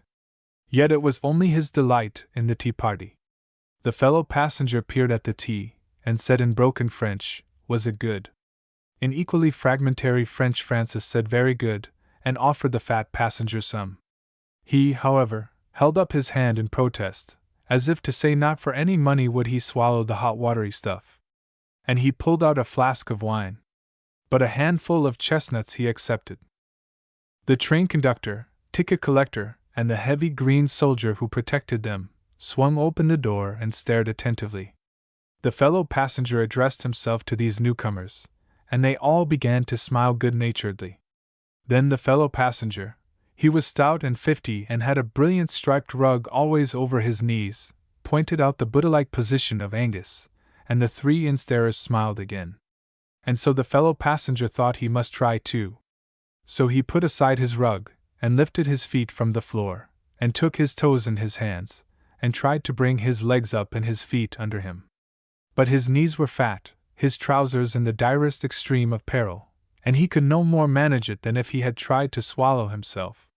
So he desisted suddenly, rather scared, whilst the three bunched and official heads in the doorway laughed and jested at him, showing their teeth and teasing him.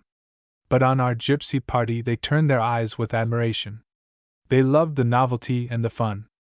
And on the thin, elegant Angus in his new London clothes, they looked really puzzled, as he sat there immobile, gleaming through his monocle like some Buddha going wicked, perched cross-legged and ecstatic on the red velvet seat.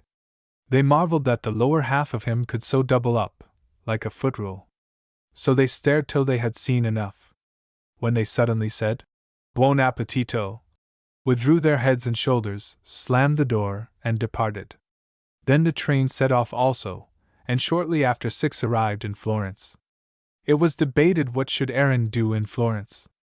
The young men had engaged a room at Bertolini's hotel, on the Lungarno.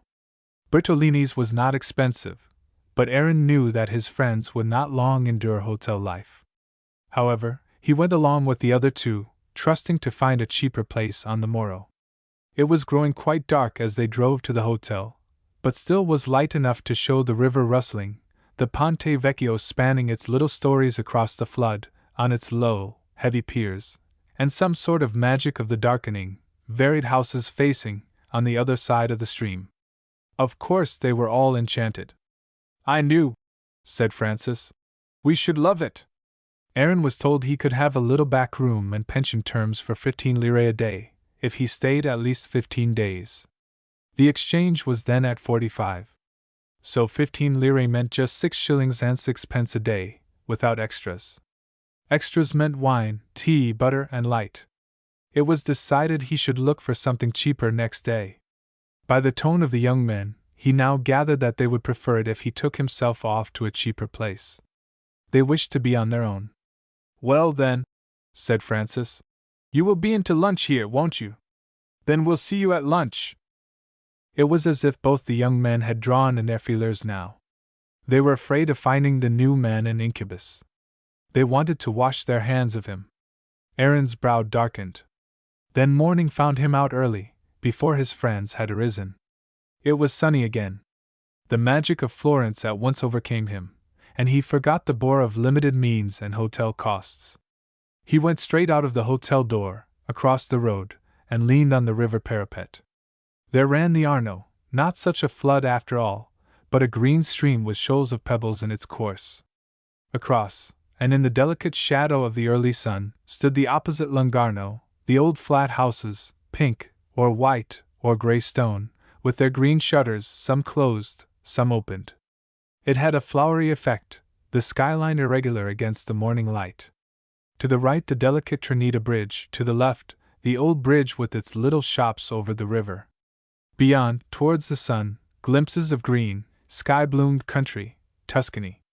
There was a noise and clatter of traffic, boys pushing hand-barrows over the cobblestones, slow bullocks stepping side by side, and shouldering one another affectionately, drawing a load of country produce, then horses in great brilliant scarlet cloths, like vivid palls, slowly pulling the long narrow carts of the district, and men hoo-hewing, and people calling, all the sharp, clattering morning noise of Florence. Oh, Angus! Do come and look! Oh, so lovely! Glancing up, he saw the elegant figure of Francis, in fine-colored silk pajamas, perched on a small upper balcony, turning away from the river towards the bedroom again, his hand lifted to his lips, as if to catch there his cry of delight. The whole pose was classic and effective, and very amusing. How the Italians would love it! Aaron slipped back across the road, and walked away under the houses towards the Ponte Vecchio.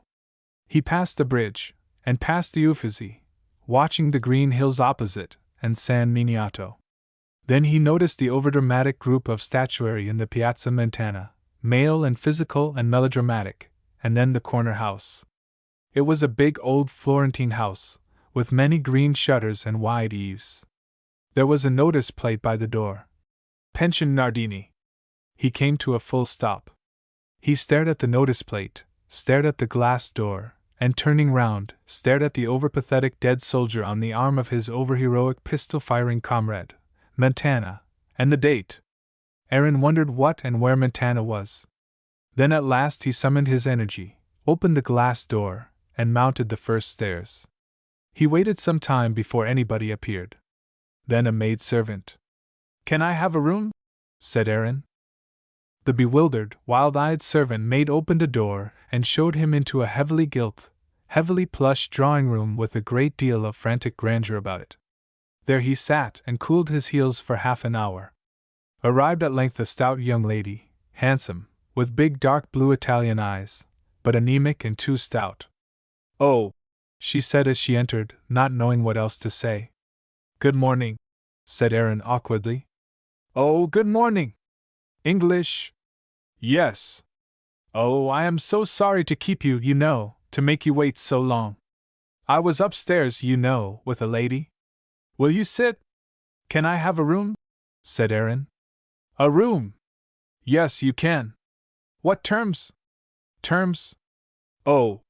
Why, 10 francs a day, you know, pension, if you stay. How long will you stay?" "At least a month, I expect." "A month? Oh, yes. Yes, 10 francs a day." "For everything?" "Everything. Yes, everything. Coffee, bread, honey or jam in the morning, lunch at 12:30, tea in the drawing-room, 4:30, dinner at 7:30, all very nice. And a warm room with the sun, would you like to see?" So Aaron was led up the big, rambling old house to the top floor, then along a long old corridor, and at last into a big bedroom with 2 beds and a red-tiled floor, a little dreary, as ever, but the sun just beginning to come in, and a lovely view onto the river, towards the Ponte Vecchio, and at the hills with their pines and villas and verdure opposite. Here he would settle. The signorina would send a man for his bags, at 2:30 in the afternoon. At luncheon Aaron found the two friends, and told them of his move. "How very nice for you! 10 francs a day, but that is nothing. I am so pleased you've found something. And when will you be moving in?" said Francis. "At 2:30. Oh, so soon. Yes, just as well. But we shall see you from time to time, of course. What did you say the address was?" "Oh, yes, just near the awful statue." "Very well.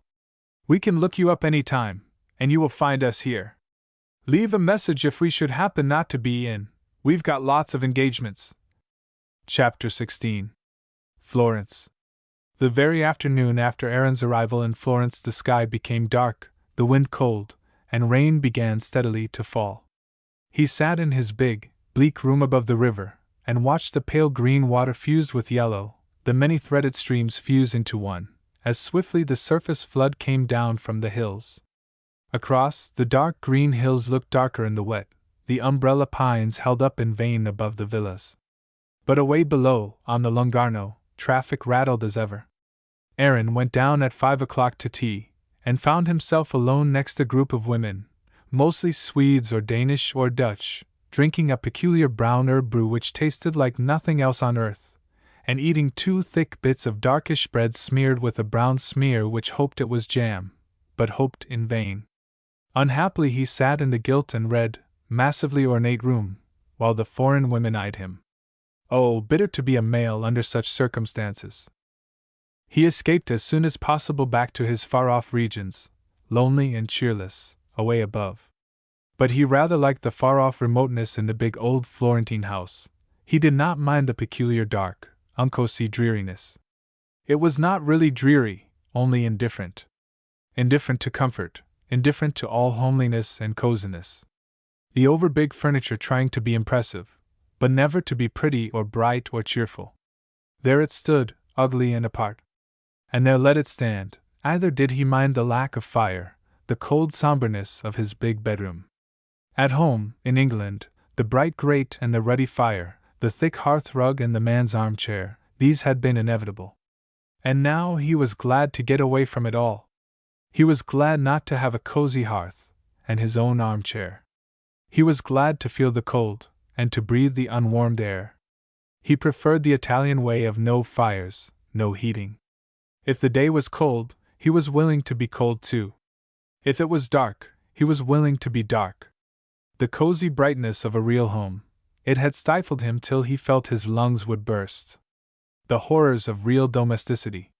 No, the Italian brutal way was better. So he put his overcoat over his knee, and studied some music he had bought in Milan, some Pergolesi and the Scarlatti he liked, and some Corelli. He preferred frail, sensitive, abstract music, with not much feeling in it, but a certain limpidity and purity. Night fell as he sat reading the scores. He would have liked to try certain pieces on his flute. But his flute was too sensitive, it winced from the new strange surroundings, and would not blossom. Dinner sounded at last, at 8 o'clock, or something after. He had to learn to expect the meals always 40 minutes late. Down he went, down the long, dark, lonely corridors and staircases. The dining room was right downstairs. But he had a little table to himself near the door, the elderly women were at some little distance. The only other men were Agosmo, the unshapely waiter, and an Italian duke, with wife and child and nurse, the family sitting all together at a table halfway down the room, and utterly preoccupied with a little yellow dog. However, the food was good enough, and sufficient, and the waiter and the maid-servant cheerful and bustling. Everything felt happy-go-lucky and informal, there was no particular atmosphere. Nobody put on any airs, because nobody in the Nardini took any notice if they did. The little ducal dog yapped, the ducal son shouted, the waiter dropped half a dozen spoons, the old women knitted during the waits, and all went off so badly that it was quite pleasant. Yes, Aaron preferred it to Bertolini's, which was trying to be efficient and correct, though not making any strenuous effort. Still, Bertolini's was much more up to the scratch, there was the tension of proper standards. Whereas here at Nardini's, nothing mattered very much. It was November. When he got up to his far-off room again, Aaron felt almost as if he were in a castle with the drawbridge drawn up. Through the open window came the sound of the swelling Arno, as it rushed and rustled along over its gravel shoals. Lights spangled the opposite side. Traffic sounded deep below. The room was not really cold, for the summer sun so soaks into these thick old buildings that it takes a month or two of winter to soak it out. The rain still fell. In the morning it was still November, and the dawn came slowly. And through the open window was the sound of the rivers rushing. But the traffic started before dawn, with a bang and a rattle of carts, and a bang and jingle of tramcars over the not distant bridge. Oh, noisy Florence! At 7:30 Aaron rang for his coffee, and got it at a few minutes past 8. The signorina had told him to take his coffee in bed. Rain was still falling.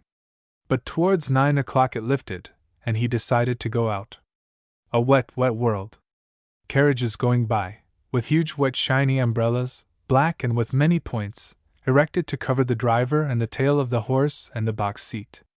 The hood of the carriage covered the fare. Clatter, clatter through the rain.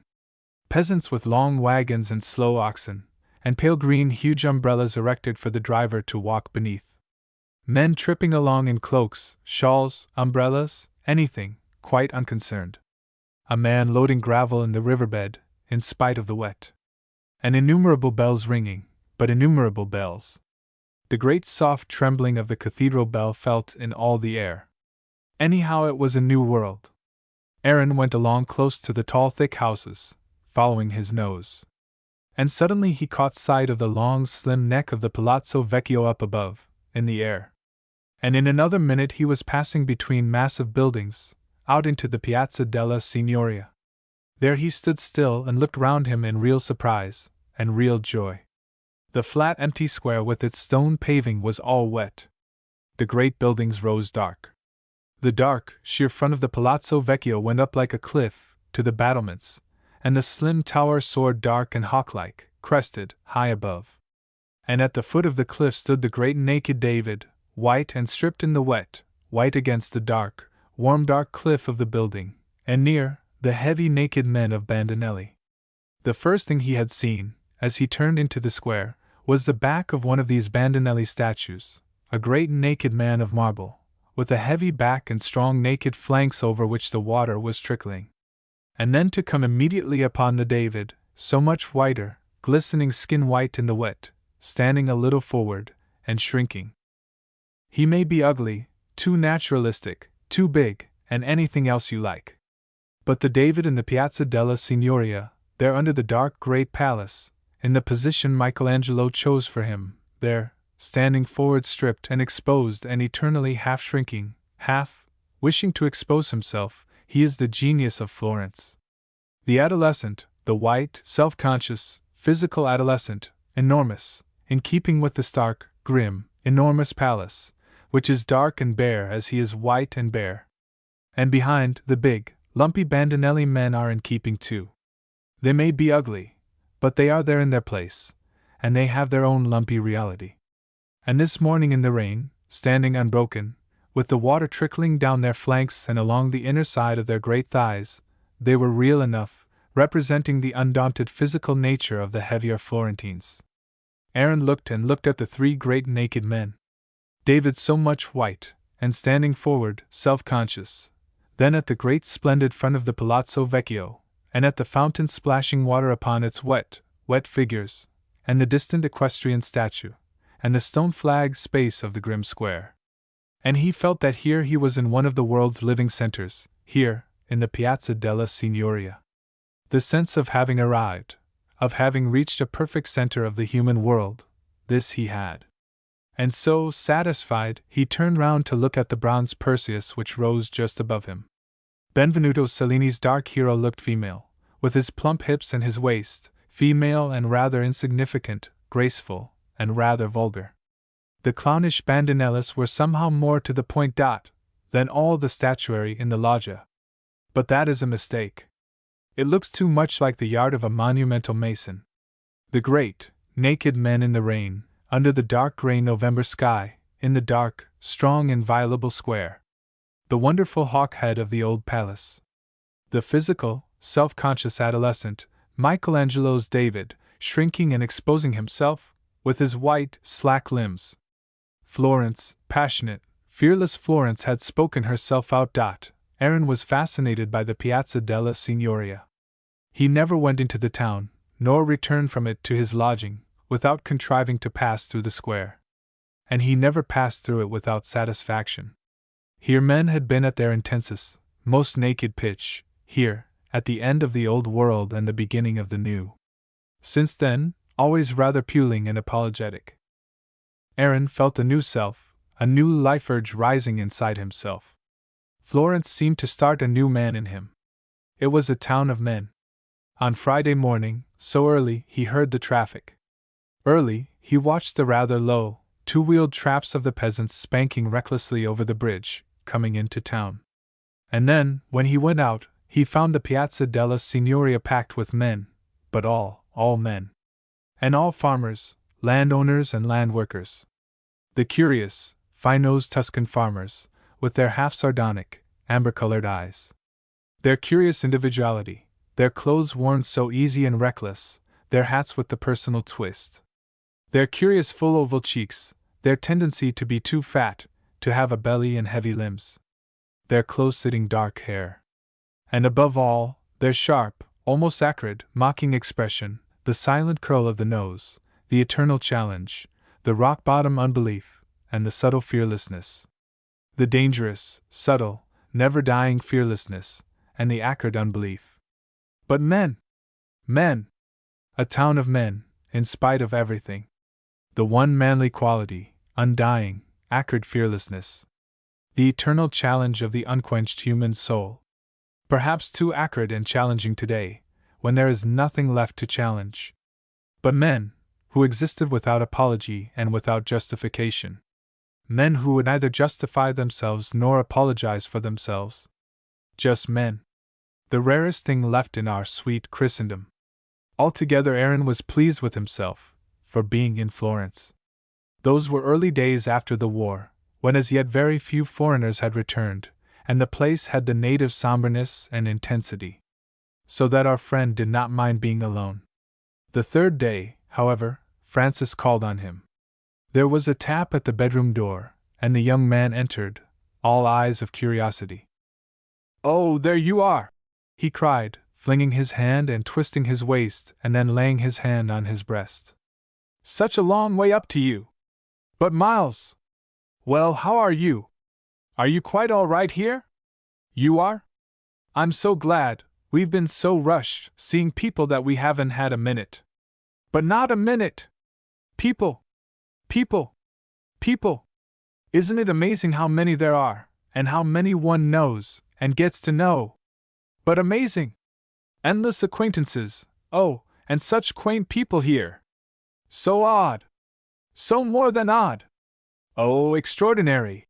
Francis chuckled to himself over the extraordinariness. Then he seated himself gracefully at Aaron's table. "Oh, music! What? Corelli! So interesting! So very clever these people, weren't they, Corelli and the younger Scarlatti and all that crowd?" Here he closed the score again. "But now, look! Do you want to know anybody here, or don't you? I've told them about you, and of course they're dying to meet you and hear you play. But I thought it best not to mention anything about your being hard up, and all that. I said you were just here on a visit. You see, with this kind of people I'm sure it's much the best not to let them start off by thinking you will need them at all, or that you might need them. Why give yourself away, anyhow? Just meet them and take them for what they're worth, and then you can see. If they like to give you an engagement to play at some show or other, well, you can decide when the time comes whether you will accept. Much better that these kind of people shouldn't get it into their heads at once that they can hire your services. It doesn't do. They haven't enough discrimination for that. Much best make rather a favor of it, then sort of ask them to hire you. Don't you agree? Perhaps I'm wrong." Aaron sat and listened and wondered at the wisdom and the genuine kindness of the young beau. And more still, he wondered at the profound social disillusionment. This handsome collie dog was something of a social wolf, half showing his fangs at the moment. but with genuine kind-heartedness for another wolf. Aaron was touched. "Yes, I think that's the best way," he said. "You do?" "Yes, so do I. Oh, they are such queer people. Why is it, do you think, that English people abroad go so very queer, so ultra-English, incredible, and at the same time so perfectly impossible? But impossible! Pathological, I assure you. And as for their sexual behavior, oh dear, don't mention it. I assure you it doesn't bear mention. And all quite flagrant, quite unabashed, under the cover of this fanatical Englishness. But I couldn't begin to tell you all the things. It's just incredible." Aaron wondered how on earth Francis had been able to discover and bear witness to so much that was incredible, in a bare 2 days. But a little gossip, and an addition of lurid imagination will carry you anywhere. "Well now," said Francis, "what are you doing today?" Aaron was not doing anything in particular. "Then will you come and have dinner with us?" Francis fixed up the time and the place, a small restaurant at the other end of the town. Then he leaned out of the window. "Fascinating place! Oh, fascinating place!" he said, soliloquy. "And you've got a superb view. Almost better than ours, I think.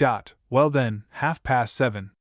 We're meeting a few other people, mostly residents or people staying some time. We're not inviting them. Just dropping in, you know, a little restaurant. We shall see you then. Well then, arrivederci till this evening. So glad you like Florence. I'm simply loving it, reveling. And the pictures, oh!"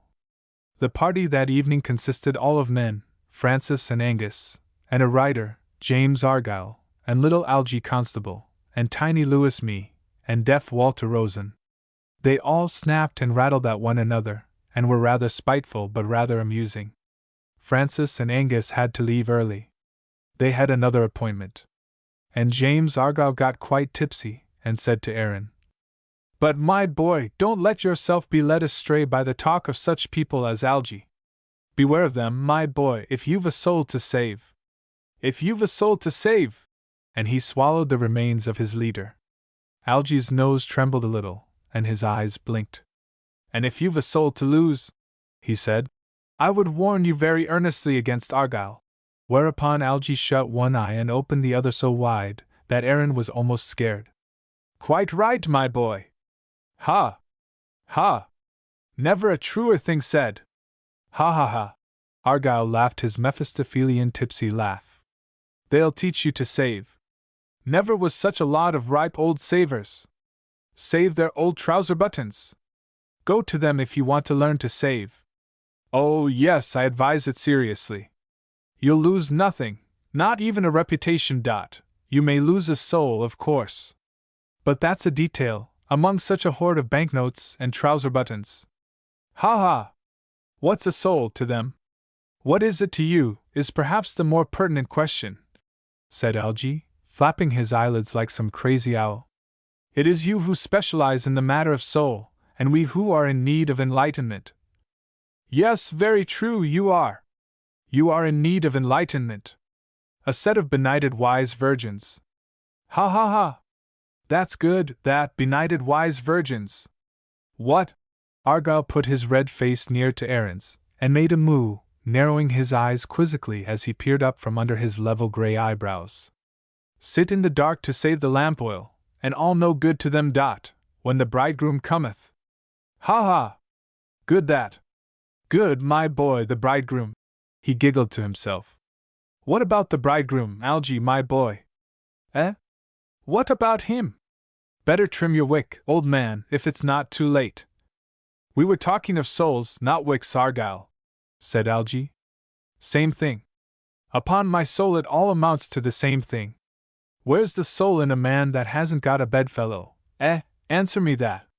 Can't be done, you know. Might as well ask a virgin chicken to lay you an egg." "Then there ought to be a good deal of it about," said Algy. "Of what? Of soul? There ought to be a good deal of soul about. Because there's a good deal of, you mean. I wish it were so. I wish it were so. But believe me, there's far more damned chastity in the world than anything else. Even in this town. Call it chastity if you like. I see nothing in it but sterility. It takes a rat to praise long tails. Impotence set up the praise of chastity, believe me or not, but that's the bottom of it. The virtue is made out of the necessity. Ha ha ha, like them. Like them. Ha ha. Saving their souls. Why, they'd save the waste matter of their bodies if they could. Grieves them to part with it. Ha. Ha ha. There was a pause. Argyll was in his cups, which left no more to be said. Algy, quivering and angry, looked disconcertingly round the room as if he were quite calm and collected. The deaf Jewish Rosen was smiling down his nose and saying, "What was that last? I didn't catch that last," cupping his ear with his hand in the frantic hope that someone would answer. No one paid any heed. "I shall be going," said Algy, looking round. Then to Aaron he said, "You play the flute, I hear. May we hear you some time?" "Yes," said Aaron, non-committal. "Well, look here, come to tea tomorrow. I shall have some friends, and Del Torre will play the piano. Come to tea tomorrow, will you?" "Thank you, I will." "And perhaps you'll bring your flute along. Don't you do any such thing, my boy. Make them entertain you for once. They're always squeezing an entertainment out of somebody." And Argyll desperately emptied the remains of Algy's wine into his own glass, whilst Algy stood as if listening to something far off, and blinking terribly. "Anyhow," he said at length, "you'll come, won't you? And bring the flute if you feel like it." "Don't you take that flute, my boy," persisted Argyll. "Don't think of such a thing. If they want a concert, let them buy their tickets and go to the Teatro Diana. Or to Marchesa del Torre's Saturday morning. She can afford to treat them." Algy looked at Argyll, and blinked. "Well," he said, "I hope you'll get home all right, Argyll. Thank you for your courtesy, Algy. Won't you lend me your arm?" As Algy was small and frail, somewhat shaky, and as Argyll was a finely built, heavy man of 50 or more, the slap was unkind. "Afraid I can't tonight. Good night." Algy departed, so did little me, who had sat with a little delighted disapproval on his tiny, bird-like face, without saying anything.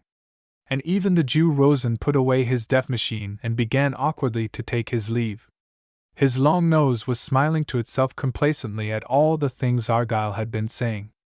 When he, too, had gone, Argyll arched his brows at Aaron, saying, "Oh, my dear fellow, what a lot they are, little me, looking like an innocent little boy. He's over 70 if he's a day." "Well over 70.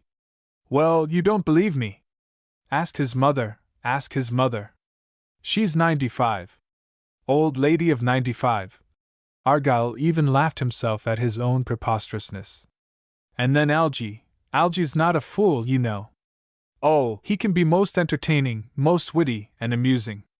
But he's out of place here. He should be in Kensington, dandling round the ladies' drawing rooms and making his mows. They're rich, you know, the pair of them. Little me used to boast that he lived on 11 and 3 pence a week. Had to, poor chap, but then what does a white mouse like that need? Makes a heavy meal on a cheese paring. Luck, you know, but of course he's come into money as well. Rich as Croesus, and still lives on 19 and 2 pence a week. Though it's nearly double, of course, what it used to be. No wonder he looks anxious. They disapprove of me. Oh, quite right from their own point of view. Where would their money be otherwise? It wouldn't last long if I laid hands on it." He made a devilish quizzing face. "But you know, they get on my nerves. Little old maids, you know, little old maids. I'm sure I'm surprised at their patience with me. But when people are patient with you, you want to spit gall at them. Don't you? Ha ha ha! Poor old Algy. Did I lay it on him tonight, or did I miss him?" "I think you got him," said Aaron. "He'll never forgive me. Depend on it, he'll never forgive me. Ha ha! I like to be unforgiven. It adds zest to one's intercourse with people, to know that they'll never forgive one. Ha ha ha!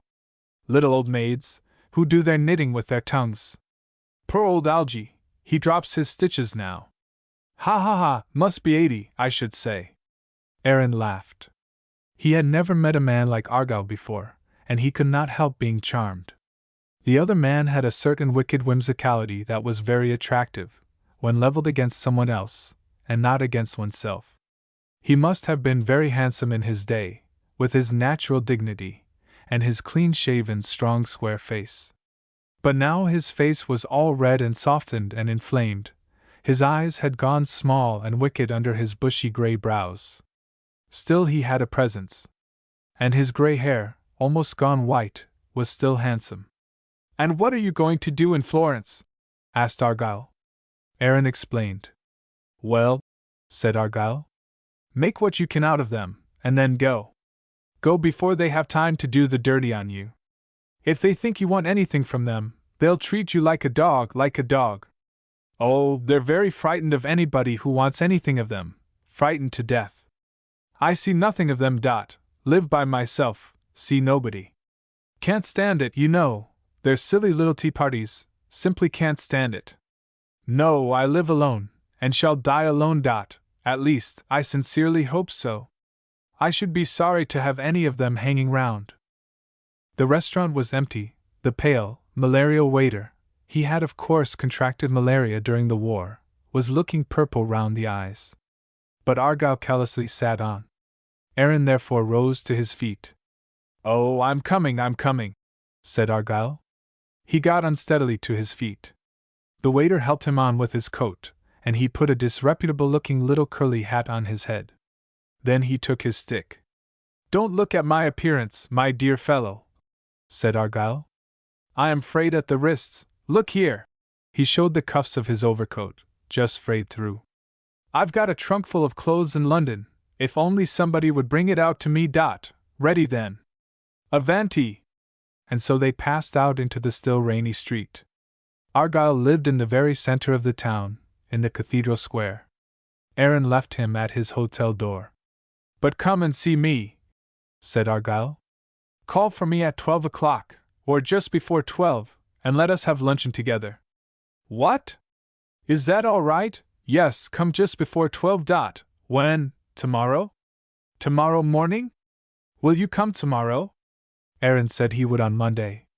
"Monday, eh? You say Monday? Very well then. Don't you forget now. Don't you forget. For I've a memory like a vice. I shan't forget. Just before 12 then. And come right up. I'm right under the roof. In paradise, as the porter always says. Siamo nel paradiso. But he's a cretin. As near paradise as I care for it's devilish hot in summer, and damned cold in winter. Don't you forget now, Monday, 12 o'clock. And Argyll pinched Aaron's arm fast, then went unsteadily up the steps to his hotel door. The next day at Algy's there was a crowd. Algy had a very pleasant flat indeed, kept more scrupulously neat and finicking than ever any woman's flat was kept. So today, with its bowls of flowers and its pictures and books and old furniture, and Algy, very nicely dressed, fluttering and blinking and making really a charming host, it was all very delightful to the little mob of visitors. They were a curious lot, it is true, everybody rather exceptional. Which, though it may be startling, is so very much better fun than everybody all alike. Aaron talked to an old Italian elegant in side curls, who peeled off his grey gloves and studied his formalities with a delightful mid-Victorian dash, and told stories about a plaint which Lady Surrey had against Lord Marsh, and was quite incomprehensible. Out rolled the English words, like plums out of a burst bag, and all completely unintelligible. But the old beau was supremely satisfied. He loved talking English, and holding his listeners spellbound. Next to Aaron on the sofa sat the Marchesa del Torre, an American woman from the southern states, who had lived most of her life in Europe. She was about 40 years of age, handsome, well-dressed, and quiet in the buzz of the tea party. It was evident she was one of Algy's lionesses. Now she sat by Aaron, eating nothing, but taking a cup of tea and keeping still.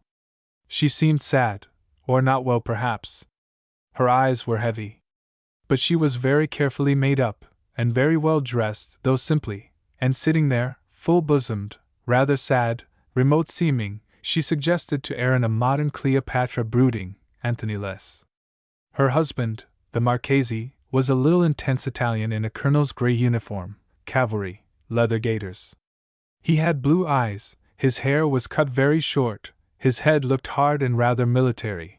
He would have been taken for an Austrian officer, or even a German, had it not been for the peculiar Italian sprightliness and touch of grimace in his mobile countenance. He was rather like a gnome, not ugly, but odd. Now he came and stood opposite to Signor Di Lanti, and quizzed him in Italian. But it was evident, in quizzing the old buck, the little Marchese was hovering near his wife, in earshot. Algy came up with cigarettes, and she at once began to smoke, with that peculiar heavy intensity of a nervous woman. Aaron did not say anything, did not know what to say. He was peculiarly conscious of the woman sitting next to him, her arm near his. She smoked heavily, in silence, as if abstracted, a sort of cloud on her level, dark brows. Her hair was dark, but a softish brown, not black, and her skin was fair. Her bosom would be white dot. Why Aaron should have had this thought, he could not for the life of him say. Manfredi, her husband, rolled his blue eyes and grimaced as he laughed at old Lanti. But it was obvious that his attention was diverted sideways towards his wife. Aaron, who was tired of nursing a teacup, placed it on a table and resumed his seat in silence. But suddenly the little Marchese whipped out his cigarette case, and making a little bow, presented it to Aaron, saying, "Won't you smoke?" "Thank you," said Aaron. "Turkish that side, Virginia there, you see." "Thank you, Turkish," said Aaron. The little officer in his dove gray and yellow uniform snapped his box shut again, and presented a light. "You are new in Florence?" he said, as he presented the match. 4 days, said Aaron. "And I hear you are musical." "I play the flute, no more." "Ah, yes, but then you play it as an artist, not as an accomplishment." "But how do you know?" laughed Aaron. "I was told so, and I believe it." "That's nice of you, anyhow, but you are a musician too." "Yes, we are both musicians, my wife and I." Manfredi looked at his wife. She flicked the ash off her cigarette. "What sort?" said Aaron. "Why, how do you mean, what sort? We are dilettanti, I suppose?" "No, what is your instrument?" "The piano?" "Yes, the pianoforte. And my wife sings. But we are very much out of practice. I have been at the war 4 years, and we have had our home in Paris. My wife was in Paris, she did not wish to stay in Italy alone. And so, you see, everything goes. But you will begin again?" "Yes. We have begun already. We have music on Saturday mornings. Next Saturday a string quartet, and violin solos by a young Florentine woman, a friend, very good indeed, daughter of our Professor Tortelli, who composes, as you may know." "Yes," said Aaron. "Would you care to come and hear?" "Awfully nice if you would," suddenly said the wife, quite simply, as if she had merely been tired, and not talking before. "I should like to very much." "Do come then." While they were making the arrangements, Algy came up in his blandest manner. "Now, Marchesa, might we hope for a song?" "No, I don't sing any more," came the slow, contralto reply. "Oh, but you can't mean you say that deliberately." "Yes, quite deliberately." She threw away her cigarette and opened her little gold case to take another. "But what can have brought you to such a disastrous decision?" "I can't say," she replied, with a little laugh. "The war, probably." "Oh, but don't let the war deprive us of this, as of everything else." "Can't be helped," she said. "I have no choice in the matter. The bird has flown." She spoke with a certain heavy languor. "You mean the bird of your voice?" "Oh, but that is quite impossible. One can hear it calling out of the leaves every time you speak. I'm afraid you can't get him to do any more than call out of the leaves." But pardon me, is it because you don't intend there should be any more song? Is that your intention?" "That I couldn't say," said the Marchesa, smoking. "Yes," said Manfredi. "At the present time it is because she will not because she cannot. It is her will, as you say." "Dear me! Dear me!" said Algy. But this is really another disaster added to the war list. But will none of us ever be able to persuade you? He smiled, half cajoling, half pathetic, with a prodigious flapping of his eyes. I don't know, said she. That will be as it must be. Then can't we say it must be song once more? To this sally she merely laughed, and pressed out her half-smoked cigarette. How very disappointing!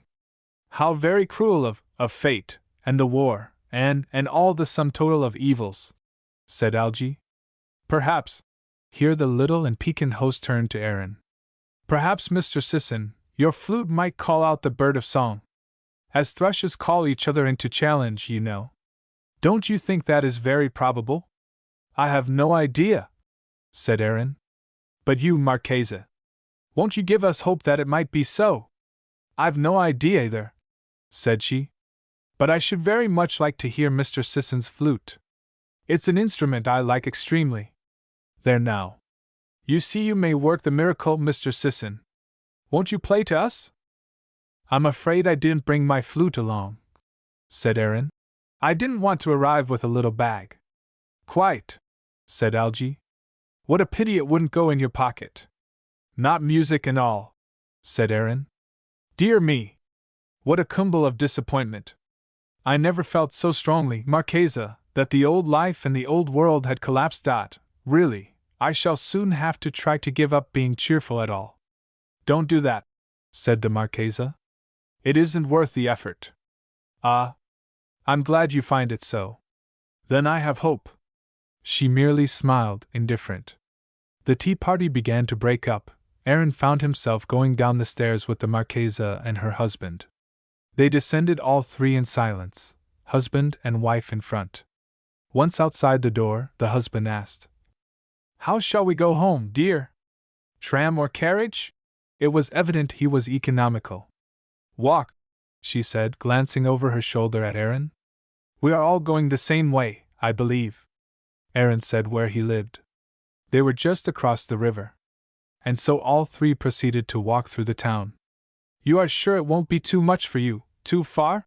Said the little officer, taking his wife's arm solicitously.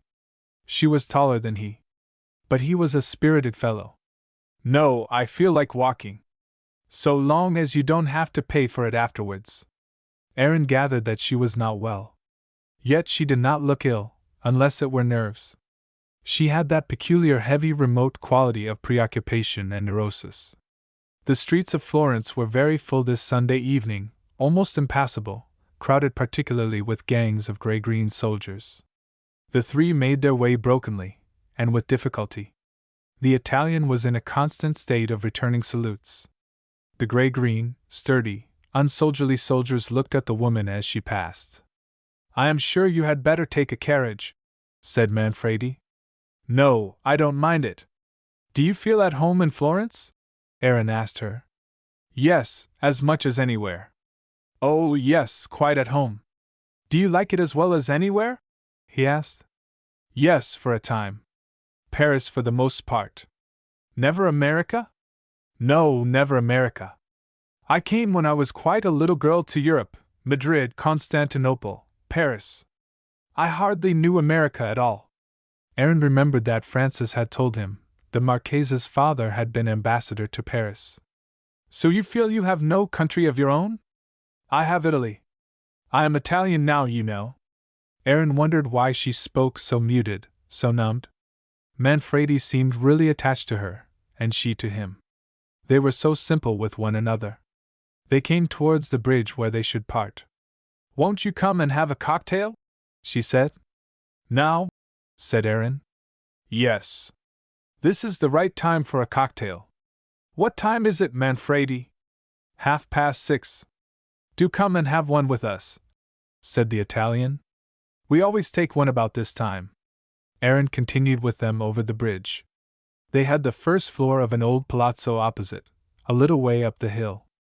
A manservant opened the door. If only it will be warm, she said. The apartment is almost impossible to keep warm. We will sit in the little room. Aaron found himself in a quite warm room with shaded lights and a mixture of old Italian stiffness and deep, soft, modern comfort. The Marchesa went away to take off her wraps, and the Marchese chatted with Aaron. The little officer was amiable and kind, and it was evident he liked his guest. "Would you like to see the room where we have music?" he said. "It is a fine room for the purpose. We used before the war to have music every Saturday morning, from 10 to 12, and all friends might come. Usually we had 15 or 20 people. Now we are starting again. I myself enjoy it so much. I am afraid my wife isn't so enthusiastic as she used to be. I wish something would rouse her up, you know. The war seemed to take her life away. Here in Florence are so many amateurs. Very good indeed. We can have very good chamber music indeed. I hope it will cheer her up and make her quite herself again.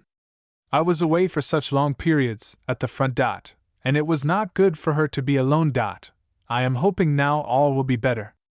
So saying, the little, odd officer switched on the lights of the long salon.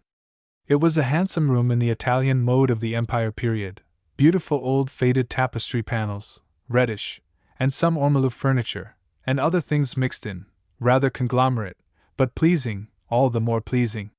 It was big, not too empty, and seemed to belong to human life, not to show and shut-upness. The host was happy showing it. "Of course the flat in Paris is more luxurious than this," he said. "But I prefer this. I prefer it here."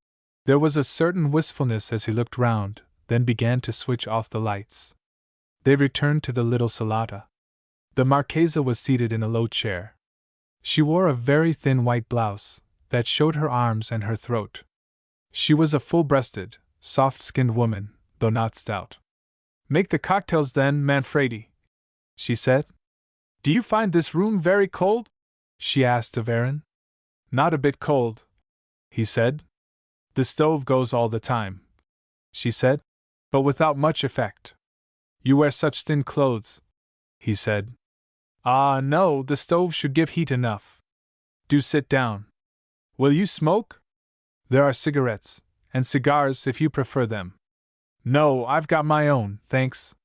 She took her own cigarette from her gold case.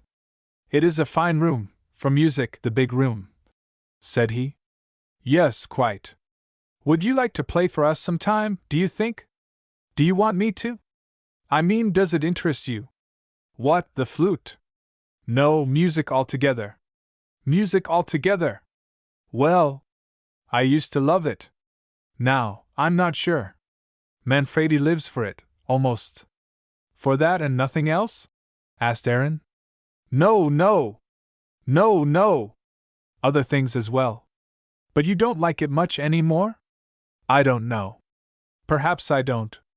I'm not sure." "You don't look forward to the Saturday mornings?" he asked. "Perhaps I don't, but for Manfredi's sake, of course, I do. But for his sake more than my own, I admit. And I think he knows it." "A crowd of people in one's house," said Aaron. "Yes, the people. But it's not only that. It's the music itself. I think I can't stand it any more. I don't know. Too emotional? Too much feeling for you? Yes, perhaps. But no, what I can't stand is chords, you know, harmonies. A number of sounds all sounding together. It just makes me ill. It makes me feel so sick." "What, do you want discords, dissonances?" "No, they are nearly as bad. No, it's just when any number of musical notes, different notes, come together, harmonies or discords. Even a single chord struck on the piano. It makes me feel sick. I just feel as if I should retch. Isn't it strange? Of course, I don't tell Manfredi. It would be too cruel to him. It would cut his life in two. But then why do you have the music, the Saturdays, then?" "Oh, I just keep out of the way as much as possible. I'm sure you feel there is something wrong with me, that I take it as I do," she added, as if anxious, but half ironical. "No, I was just wondering. I believe I feel something the same myself. I know orchestra makes me blind with hate, or I don't know what. But I want to throw bombs. There now. It does that to me, too. Only now it has fairly got me down, and I feel nothing but helpless nausea. You know, like when you are seasick." Her dark blue, heavy, haunted-looking eyes were resting on him as if she hoped for something. He watched her face steadily, a curious intelligence flickering on his own. "Yes," he said. "I understand it. And I know, at the bottom, I'm like that. But I keep myself from realizing, don't you know? Else perhaps, where should I be? Because I make my life and my living at it, as well. At music. Do you? But how bad for you. But perhaps the flute is different. I have a feeling that it is. I can think of one single pipe note. Yes, I can think of it quite calmly. And I can't even think of the piano, or of the violin with its tremolo, or of orchestra, or of a string quartet, or even a military band. I can't think of it without a shudder. I can only bear drum and fife. Isn't it crazy of me? But from what we call music proper, I've endured too much. But bring your flute one day. Bring it, will you? And let me hear it quite alone. Quite alone. I think it might do me an awful lot of good. I do, really. I can imagine it." She closed her eyes and her strange, sing-song lapsing voice came to an end. She spoke almost like one in a trance, or a sleepwalker. "I've got it now in my overcoat pocket," he said. "If you like." "Have you?" "Yes." She was never hurried, always slow and resonant, so that the echoes of her voice seemed to linger. "Yes, do get it. Do get it. And play in the other room, quite without accompaniment. Do, and try me. And you will tell me what you feel?" "Yes." Aaron went out to his overcoat. When he returned with his flute, which he was screwing together, Manfredi had come with the tray and the 3 cocktails. The Marchesa took her glass. "Listen, Manfredi," she said. "Mr. Sisson is going to play, quite alone in the sala. And I am going to sit here and listen." "Very well," said Manfredi. "Drink your cocktail first. Are you going to play without music?" "Yes," said Aaron. "I'll just put on the lights for you." "No, leave it dark. Enough light will come in from here." "Sure?" said Manfredi. "Yes." The little soldier was an intruder at the moment. Both the others felt it so. But they bore him no grudge. They knew it was they who were exceptional, not he. Aaron swallowed his drink and looked towards the door. "Sit down, Manfredi." "Sit still," said the Marchesa. "Won't you let me try some accompaniment?" said the soldier. "No, I shall just play a little thing from memory," said Aaron. "Sit down, dear." "Sit down," said the Marchesa to her husband. He seated himself obediently. The flash of bright yellow on the gray of his uniform seemed to make him like a chaffinch or a gnome. Aaron retired to the other room, and waited a while, to get back the spell which connected him with the woman, and gave the two of them this strange isolation, beyond the bounds of life, as it seemed. He caught it again. And there, in the darkness of the big room, he put his flute to his lips, and began to play. It was a clear, sharp, lilted run and fall of notes, not a tune in any sense of the word, and yet a melody, a bright, quick sound of pure animation, a bright, quick, animate noise, running and pausing. It was like a bird singing, in that it had no human emotion or passion or intention or meaning, a ripple and poise of animate sound. But it was unlike a bird singing, in that the notes followed clear and single one after the other, in their subtle gallop. A nightingale is rather like that, a wild sound. To read all the human pathos into nightingales singing is nonsense. A wild, savage, non-human lurch and squander of sound, beautiful, but entirely unesthetic. What Aaron was playing was not of his own invention. It was a bit of medieval phrasing written for the pipe and the viol. It made the piano seem a ponderous, nerve-wracking steamroller of noise, and the violin, as we know it, a hateful wire-drawn nerve torturer. After a little while, when he entered the smaller room again, the Marchesa looked full into his face. "Good," she said. "Good." And a gleam almost of happiness seemed to light her up. She seemed like one who had been kept in a horrible enchanted castle, for years and years. Oh, a horrible enchanted castle, with wet walls of emotions and ponderous chains of feelings and a ghastly atmosphere of must-be. She felt she had seen through the opening door a crack of sunshine, and thin, pure, light outside air, outside, beyond this dank and beastly dungeon of feelings and moral necessity. Ugh! She shuddered convulsively at what had been. She looked at her little husband. Chains of necessity all round him, a little jailer. Yet she was fond of him. If only he would throw away the castle keys. He was a little gnome. What did he clutch the castle keys so tight for? Aaron looked at her. He knew that they understood one another, he and she. Without any moral necessity or any other necessity. Outside, they had got outside the castle of so-called human life. Outside the horrible, stinking human castle of life. A bit of true, limpid freedom. Just a glimpse. Charming, said the Marchese. Truly charming. But what was it you played? Aaron told him. But truly delightful. I say, won't you play for us one of these Saturdays? And won't you let me take the accompaniment? I should be charmed if you would. All right, said Aaron. Do drink another cocktail, said his hostess. He did so. And then he rose to leave. Will you stay to dinner? Said the Marchesa. We have 2 people coming, 2 Italian relatives of my husband. But…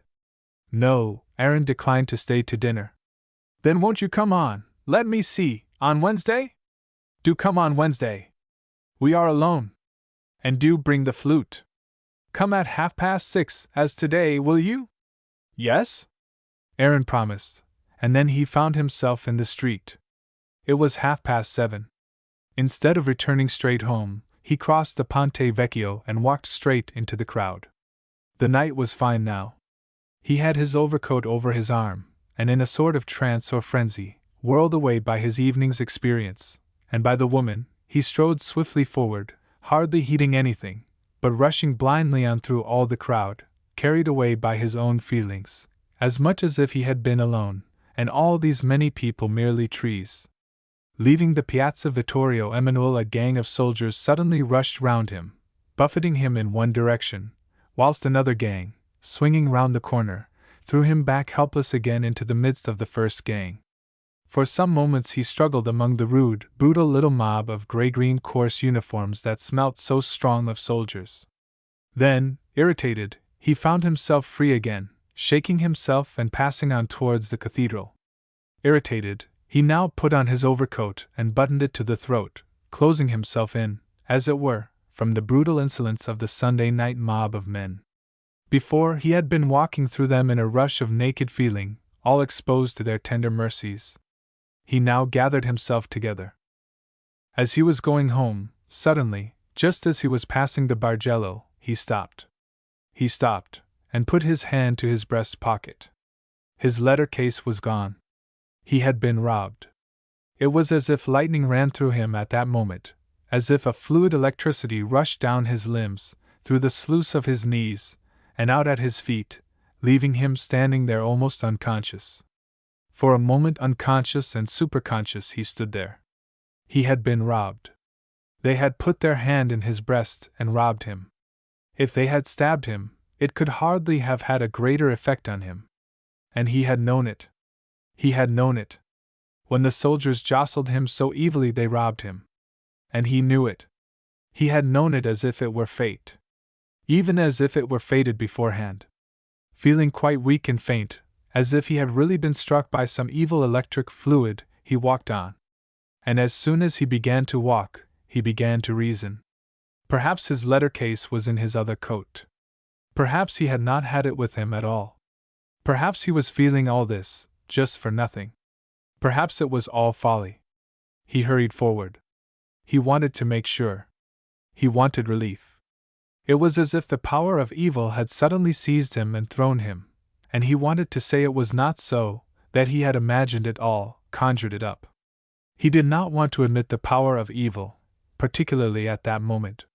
For surely a very ugly evil spirit had struck him, in the midst of that gang of Italian soldiers. He knew it, it had pierced him. It had got him. But he wanted to say it was not so. Reaching the house, he hastened upwards to his far-off, lonely room, through the dark corridors. Once in his own apartment, he shut the door and switched on the light, a sensation like fear at his heart. Then he searched his other pockets. He looked everywhere. In vain. In vain, truly enough. For he knew the thing was stolen. He had known it all along. The soldiers had deliberately plotted, had deliberately rushed him and taken his purse. They must have watched him previously. They must have grinned and jeered at him. He sat down in a chair, to recover from the shock. The pocket-book contained 400 francs, 3 one-pound notes, and various letters and private effects. Well, these were lost. But it was not so much the loss as the assault on his person that caused him to feel so stricken.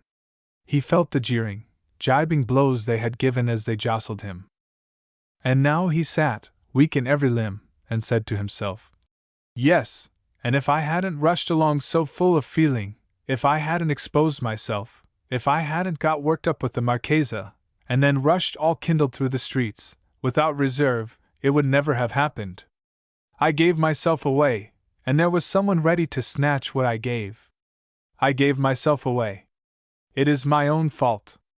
I should have been on my guard. I should be always on my guard, always, always. With God and the devil both, I should be on my guard. Godly or devilish, I should hold fast to my reserve and keep on the watch. And if I don't, I deserve what I get." But still he sat in his chair in his bedroom, dazed. One part of his soul was saying emphatically, "It serves you right. It is nothing but right. It serves everybody right who rushes enkindled through the street, and trusts implicitly in mankind and in the life spirit, as if mankind and the life spirit were a playground for enkindled individuals. It serves you right. You have paid about £12 for your lesson. Fool, you might have known beforehand, and then you needn't have paid at all. You can ill afford £12, you fool. But since paid you have, then mind the lesson is learned. Never again. Never expose yourself again. Never again absolute trust.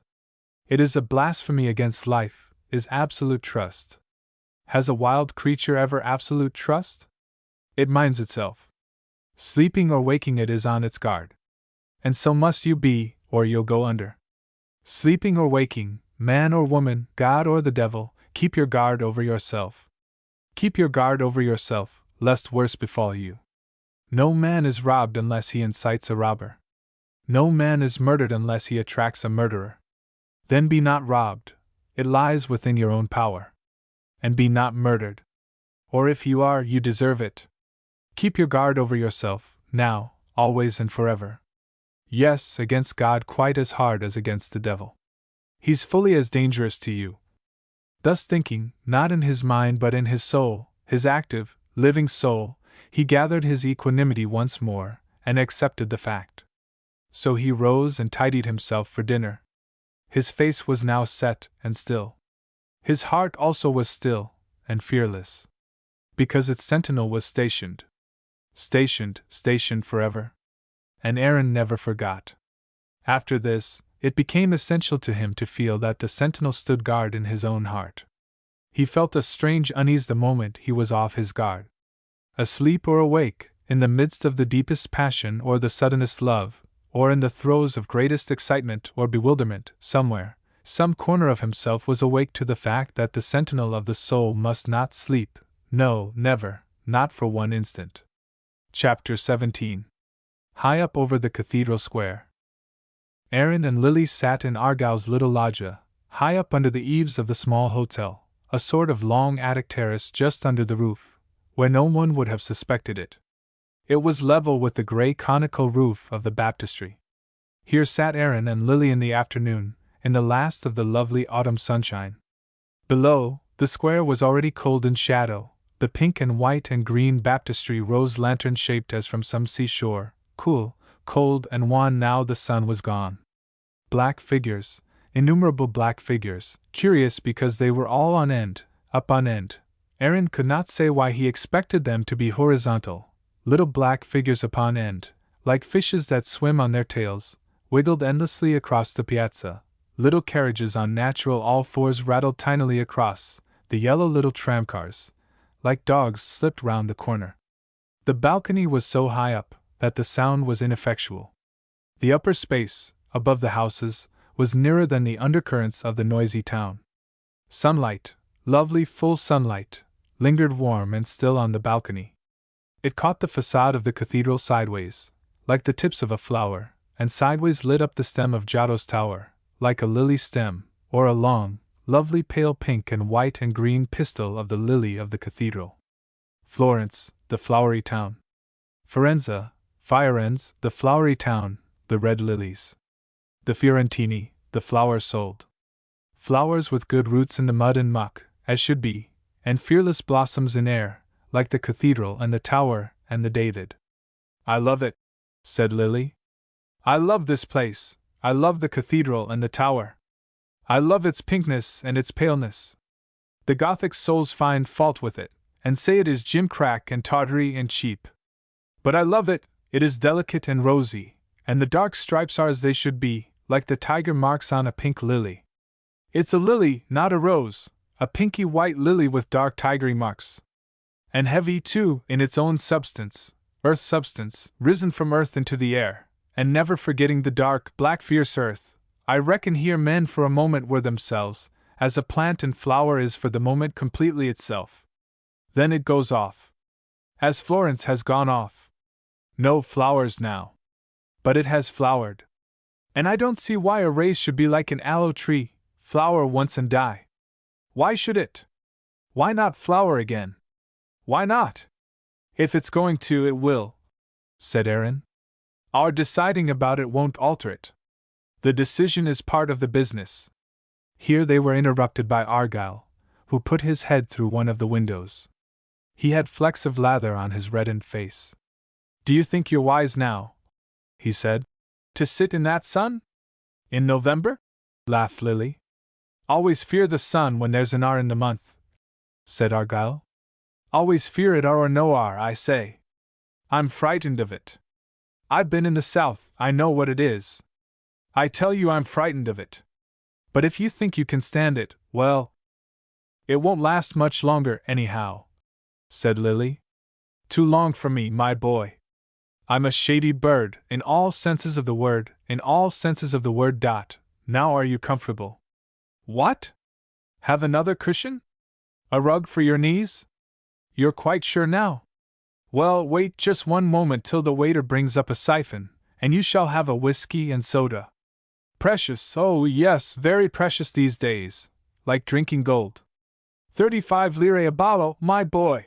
Argyll pulled a long face, and made a noise with his lips. But I had this bottle given me, and luckily you've come while there's a drop left. Very glad you have. Very glad you have. Here he poked a little table through the window, and put a bottle and 2 glasses, one a tooth glass, upon it. Then he withdrew again to finish shaving. The waiter presently hobbled up with the siphon and 3rd glass.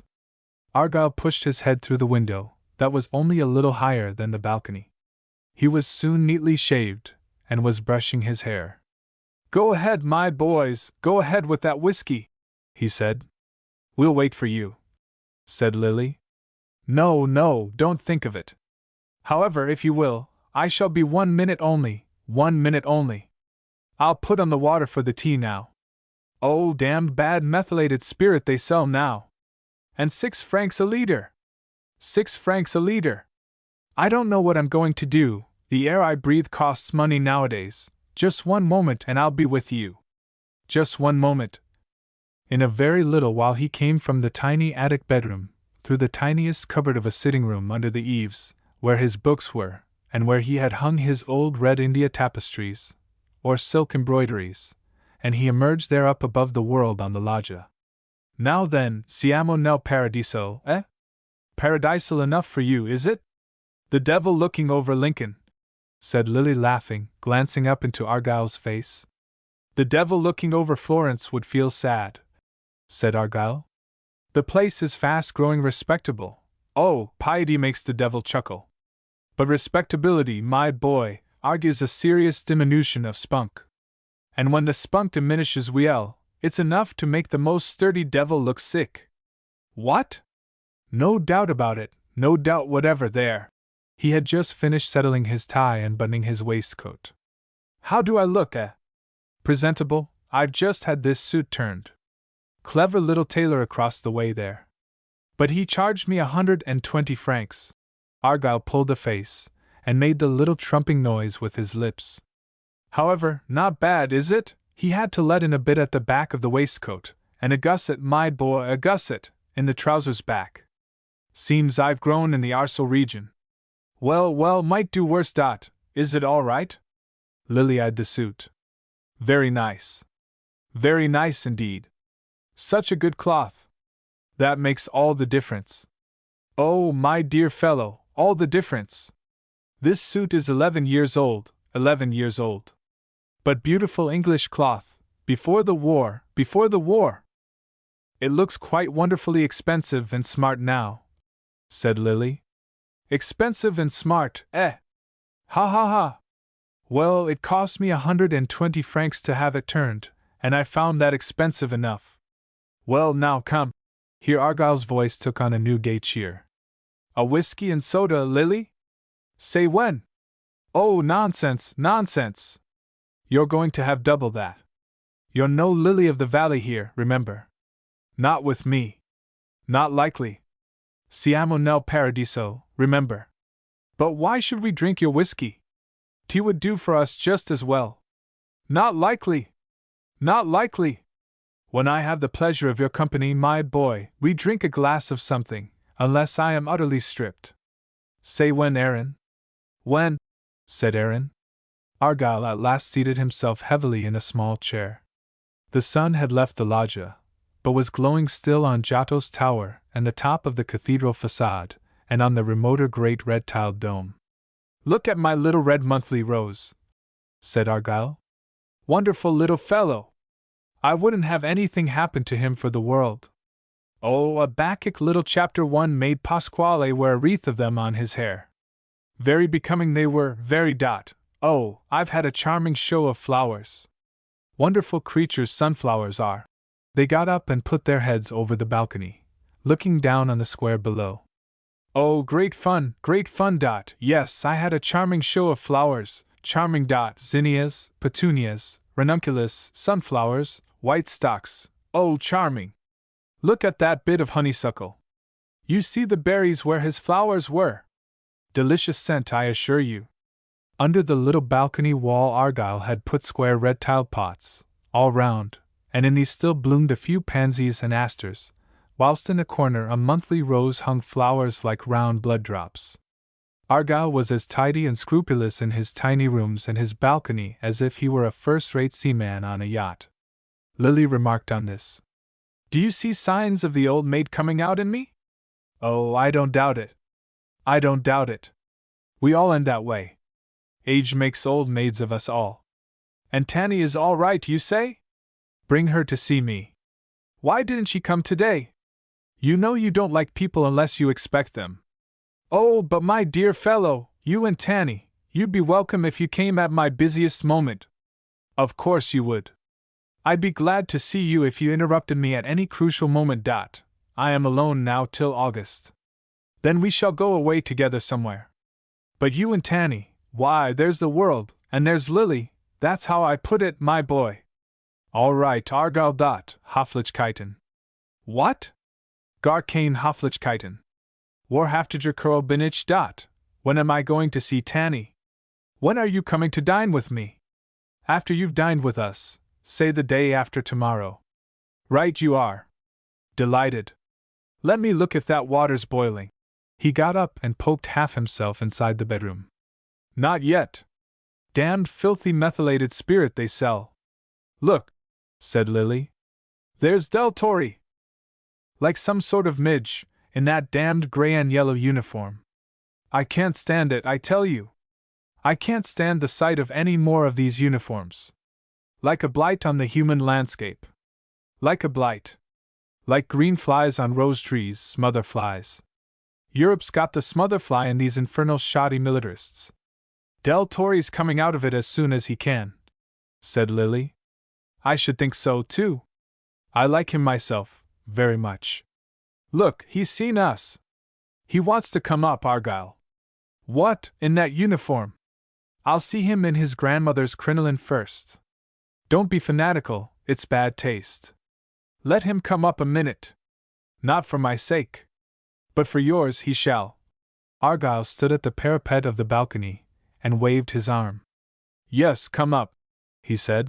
Come up, you little miscafer, what the Americans call a bug. Come up and be damned. Of course, Del Torre was too far off to hear this exhortation. Lily also waved to him, and watched him pass into the doorway far below. I'll rinse one of these glasses for him, said Argyle. The Marchese's step was heard on the stone stairs, then his knock. Come in! Come in! Cried Argyle from the bedroom, where he was rinsing the glass. The Marchese entered, grinning with his curious, half-courteous greeting. Go through, cried Argyle. Go on to the loggia, and mind your head. Good heavens, mind your head in that doorway. The Marchese just missed the top of the doorway as he climbed the abrupt steps onto the loggia. There he greeted Lily and Aaron with hearty handshakes. Very glad to see you, very glad, indeed, he cried, grinning with excited courtesy and pleasure, and covering Lily's hand with both his own gloved hands. When did you come to Florence? There was a little explanation. Argyle shoved the last chair, it was a luggage stool, through the window. All I can do for you in the way of a chair, he said. Ah, that is all right, said the Marchese. Well, it is very nice up here, and very nice company. Of the very best in Florence. The highest, anyhow, said Argyle grimly, as he entered with the glass. Have a whiskey and soda, Del Torre. It's the bottom of the bottle, as you see. The bottom of the bottle. Then I start with the tail end, yes. He stretched his blue eyes so that the whites showed all round, and grinned a wide, gnome-like grin. You made that start long ago, my dear fellow. Don't play the ingenue with me, you know it won't work. Say when, my man, say when. Yes, when, said Del Torre. When did I make that start, then? At some unmentionably young age. Chickens such as you soon learn to cheep. Chickens such as I soon learned to cheep, repeated Del Torre, pleased with the verbal play. What is cheap, please? What is to cheap? Cheap! Cheap! Squeaked Argyle, making a face at the little Italian, who was perched on one strap of the luggage stool. It's what chickens say when they're poking their little noses into new adventures, naughty ones. Are chickens naughty? Oh! I thought they could only be good. Featherless chickens like yourself, my boy. Oh, as for featherless, then there is no saying what they will do. And here the Marchese turned away from Argyle with the inevitable question to Lily. Well, and how long will you stay in Florence? Lily did not know, but he was not leaving immediately. Good! Then you will come and see us at once. Argyle rose once more, and went to make the tea. He shoved a lump of cake, or rather panettone, good currant loaf, through the window, with a knife to cut it. Help yourselves to the panettone, he said. Eat it up. The tea is coming at once. You'll have to drink it in your glasses, there's only one old cup. The Marchese cut the cake, and offered pieces. The two men took and ate. So you have already found Mr. Sisson, said Del Torre to Lily. Ran straight into him in the Via Nazionale, said Lily. Oh, one always runs into everybody in Florence. We are all already acquainted, also with the flute. That is a great pleasure. So I think. Does your wife like it too? Very much, indeed. She is quite a prize. I, too, shall have to learn to play it. And run the risk of spoiling the shape of your mouth, like Alcibiades. Is there a risk? Yes. Then I shan't play it. My mouth is too beautiful. But Mr. Sisson has not spoilt his mouth. Not yet, said Lily. Give him time. Is he also afraid, like Alcibiades? Are you, Aaron? Said Lily. What? Afraid of spoiling your beauty by screwing your mouth to the flute? I look a fool, do I, when I'm playing? Said Aaron. Only the least little bit in the world, said Lily. The way you prance your head, you know, like a horse. Ah, well, said Aaron. I've nothing to lose. And were you surprised, Lily, to find your friend here? Asked Del Torre. I ought to have been. But I wasn't really. Then you expected him? No, it came naturally though. But why did you come, Aaron? What exactly brought you? Accident, said Aaron. Ah, no! No! There is no such thing as accident, said the Italian. A man is drawn by his fate, where he goes. You are right, said Argyle, who came now with the teapot. A man is drawn, or driven. Driven, I've found it. Ah, my dear fellow, what is life but a search for a friend? A search for a friend, that sums it up. Or a lover, said the Marchese, grinning. Same thing. Same thing. My hair is white, but that is the sum of my whole experience. The search for a friend. There was something at once real and sentimental in Argyle's tone. And never finding? Said Lily, laughing. Oh, what would you? Often finding. Often finding. And losing, of course. A life's history. Give me your glass. Miserable tea, but nobody has sent me any from England. And you will go on till you die, Argyle? Said Lily. Always seeking a friend, and always a new one. If I lose the friend I've got. Ah, my dear fellow, in that case I shall go on seeking. I hope so, I assure you. Something will be very wrong with me, if ever I sit friendless and make no search. But, Argyle, there is a time to leave off. To leave off what? To leave off what? Having friends, or a friend, rather, or seeking to have one. Oh, no! Not at all, my friend. Not at all. Only death can make an end of that, my friend. Only death. And I should say, not even death. Not even death ends a man's search for a friend. That is my belief. You may hang me for it, but I shall never alter. Nay, said Lily. There is a time to love, and a time to leave off loving. All I can say to that is that my time to leave off hasn't come yet, said Argyle, with obstinate feeling. Ah, yes, it has. It is only a habit and an idea you stick to. Indeed, it is no such thing. Indeed, it is no such thing. It is a profound desire and necessity, and what is more, a belief. An obstinate persistency, you mean, said Lily. Well, call it so if it pleases you. It is by no means so to me. There was a brief pause. The sun had left the cathedral dome and the tower, the sky was full of light, the square swimming in shadow. But can a man live, said the Marchese, without having something he lives for, something he wishes for, or longs for, and tries that he may get? Impossible! Completely impossible, said Argyle. Man is a seeker, and except as such, he has no significance, no importance. He bores me with his seeking, said Lily. He should learn to possess himself, to be himself, and keep still. Aye, perhaps so, said Aaron. Only. But my dear boy, believe me, a man is never himself save in the supreme state of love, or perhaps hate, too, which amounts to the same thing. Never really himself. Apart from this he is a tram driver or a money chevaler, or an idea machine. Only in the state of love is he really a man, and really himself. I say so, because I know, said Argyle. Ah, yes. That is one side of the truth. It is quite true, also. But it is just as true to say that a man is never less himself than in the supreme state of love. Never less himself than then. Maybe. But what could be better? What could be better than to lose oneself with someone you love, entirely, and so find yourself? Ah, my dear fellow, that is my creed, and you can't shake me in it. Never in that. Never in that. Yes, Argyle, said Lily. I know you're an obstinate love apostle. I am. And I have certain standards, my boy, and certain ideals which I never transgress. Never transgress. And never abandon. All right, then, you are an incurable love-maker.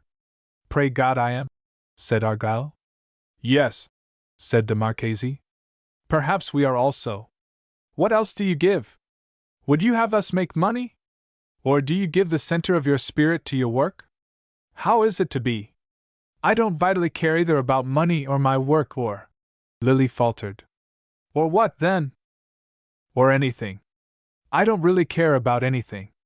Except that. You don't care about anything? But what is that for a life? Cried the Marchese, with a hollow mockery. What do you care for? Asked Lily. Me? I care for several things. I care for my wife. I care for love. And I care to be loved. And I care for some pleasures. And I care for music. And I care for Italy. You are well off for cares, said Lily. And you seem to me so very poor, said Del Torre.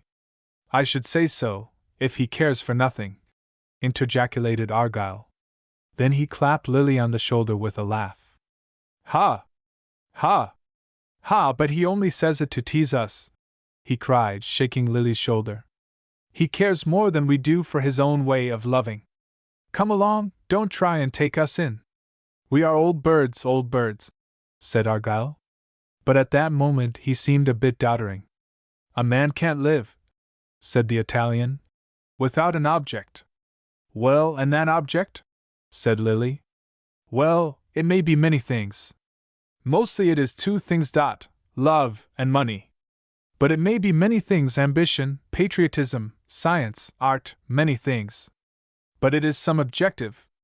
Something outside the self. Perhaps many things outside the self. I have had only one objective all my life, said Argyle. And that was love. For that I have spent my life.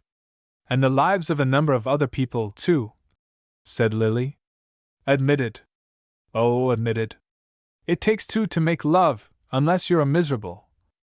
Don't you think, said Aaron, turning to Lily, that however you try to get away from it, if you're not after money, and can't fit yourself into a job, you've got to try and find something else, somebody. You can't really be alone. No matter how many mistakes you've made, you can't really be alone? Asked Lily. You can be alone for a minute.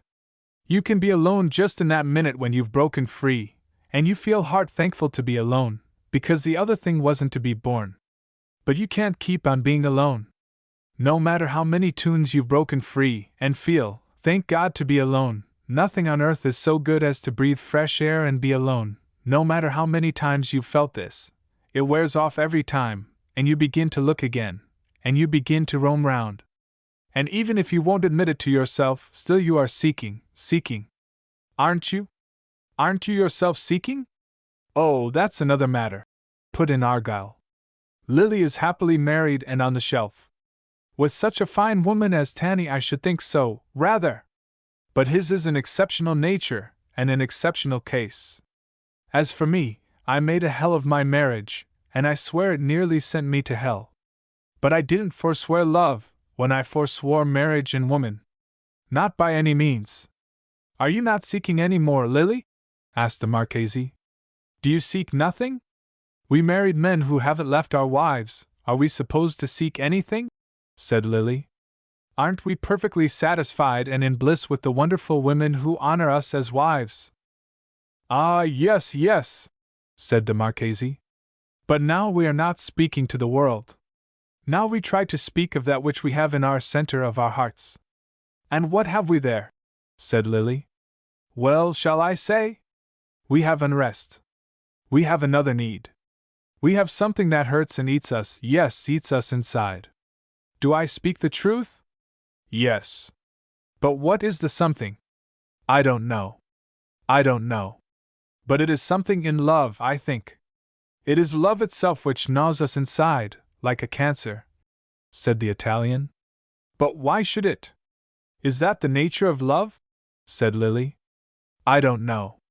Truly. I don't know. But perhaps it is in the nature of love, I don't know. But I tell you, I love my wife, she is very dear to me. I admire her, I trust her, I believe her. She is to me much more than any woman, more even than my mother. And so, I am very happy. I am very happy, she is very happy, in our love and our marriage. But wait. Nothing has changed. The love has not changed. It is the same dot, and yet we are not happy. No, we are not happy. I know she is not happy. I know I am not. Why should you be? Said Lily. Yes, and it is not even happiness, said the Marchese, screwing up his face in a painful effort of confession. It is not even happiness. No, I do not ask to be happy. Why should I? It is childish, but there is for both of us, I know it, something which bites us, which eats us within, and drives us somewhere, we don't know where. But it drives us, and eats away the life, and yet we love each other, and we must not separate. Do you know what I mean? Do you understand me at all in what I say? I speak what is true. Yes, I understand. I'm in the same dilemma myself. But what I want to hear is why you think it is so. Why is it? Shall I say what I think? Yes? And you can tell me if it is foolish to you. Shall I tell you? Well, because a woman, she now first wants the man, and he must go to her because he is wanted. Do you understand? You know, supposing I go to a woman, supposing she is my wife, and I go to her, yes, with my blood already, because it is I who want. Then she puts me off. Then she says, not now, I am tired, I am not well. I do not feel like it. She puts me off, till I am angry or sorry or whatever I am, but till my blood has gone down again, you understand, and I don't want her any more. And then she puts her arms round me, and caresses me, and makes love to me, till she rouses me once more. So she rouses me, and so I come to her. And I love her, it is very good, very good.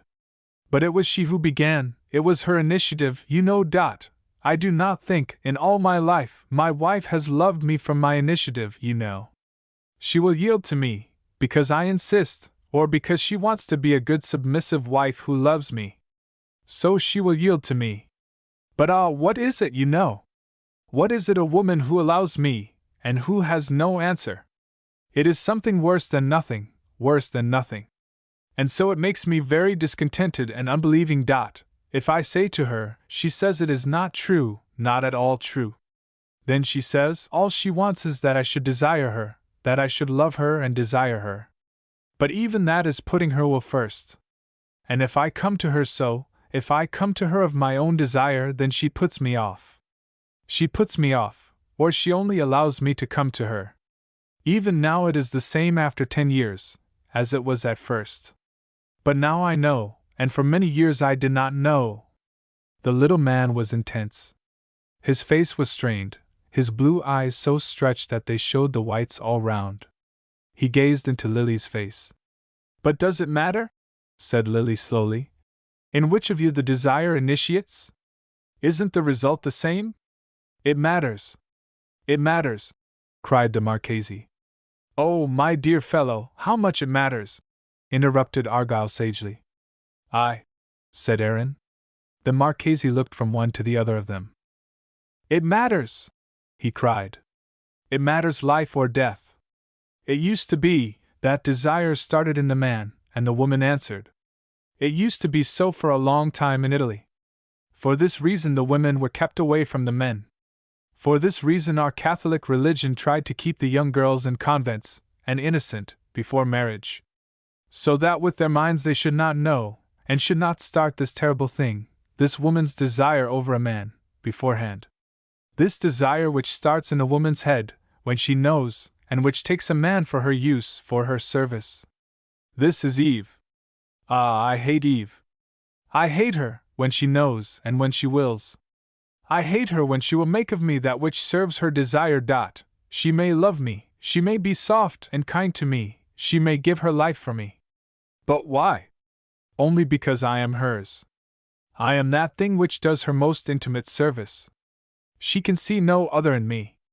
And I may be no other to her. Then why not let it be so, and be satisfied? Said Lily. Because I cannot. I cannot. I would. But I cannot. The bourgeoisie, the citizens, the bourgeoisie, they are the ones who can. Oh, yes. The bourgeoisie, the shopkeepers, these serve their wives so, and their wives love them. They are the marital macaroons, the husband macaro, you know. Their wives are so stout and happy, and they dote on their husbands and always betray them. So it is with the bourgeoise. She loves her husband so much, and is always seeking to betray him. Or she is a Madame Bovary, seeking for a scandal. But the bourgeois husband, he goes on being the same. He is the horse, and she the driver. And when she says gee up, you know, then he comes ready, like a hired macaro. Only he feels so good, like a good little boy at her breast. And then there are the nice little children. And so they keep the world going. But for me. He spat suddenly and with frenzy on the floor. You are quite right, my boy, said Argyle. You are quite right.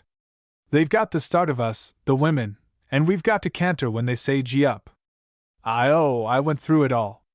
But I broke the shafts and smashed the matrimonial cart, I can tell you, and I didn't care whether I smashed her up along with it or not.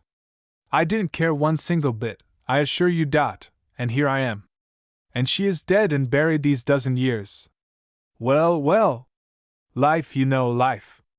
And women, oh, they are the very hottest hell once they get the start of you. There's nothing they won't do to you, once they've got you. Nothing they won't do to you. Especially if they love you. Then you may as well give up the ghost, or smash the cart behind you, and her in it. Otherwise she will just harry you into submission, and make a dog of you, and cuckold you under your nose. And you'll submit. Oh, you'll submit, and go on calling her my darling. Or else, if you won't submit, she'll do for you. Your only chance is to smash the shafts, and the whole matrimonial cart. Or she'll do for you. For a woman has an uncanny, hellish strength. She's a she-bear and a wolf, is a woman when she's got the start of you. Oh, it's a terrible experience, if you're not a bourgeois, and not one of the knuckling under money-making sort. Knuckling under sort. Yes. That is it, said the Marchese. But can't there be a balancing of wills? Said Lily. My dear boy, the balance lies in that when one goes up, the other goes down. One acts, the other takes. It is the only way in love, and the women are nowadays the active party. Oh, yes, not a shadow of doubt about it. They take the initiative, and the man plays up. That's how it is. The man just plays up. Nice manly proceeding, what? Cried Argyle. But why can't man accept it as the natural order of things? Said Lily. Science makes it the natural order. All my, to science, said Argyle. No man with one drop of real spunk in him can stand it long. Yes. Yes. Yes, cried the Italian. Most men want it so. Most men want only that a woman shall want them, and they shall then play up to her when she has roused them. Most men want only this, that a woman shall choose one man out, to be her man, and he shall worship her and come up when she shall provoke him. Otherwise he is to keep still.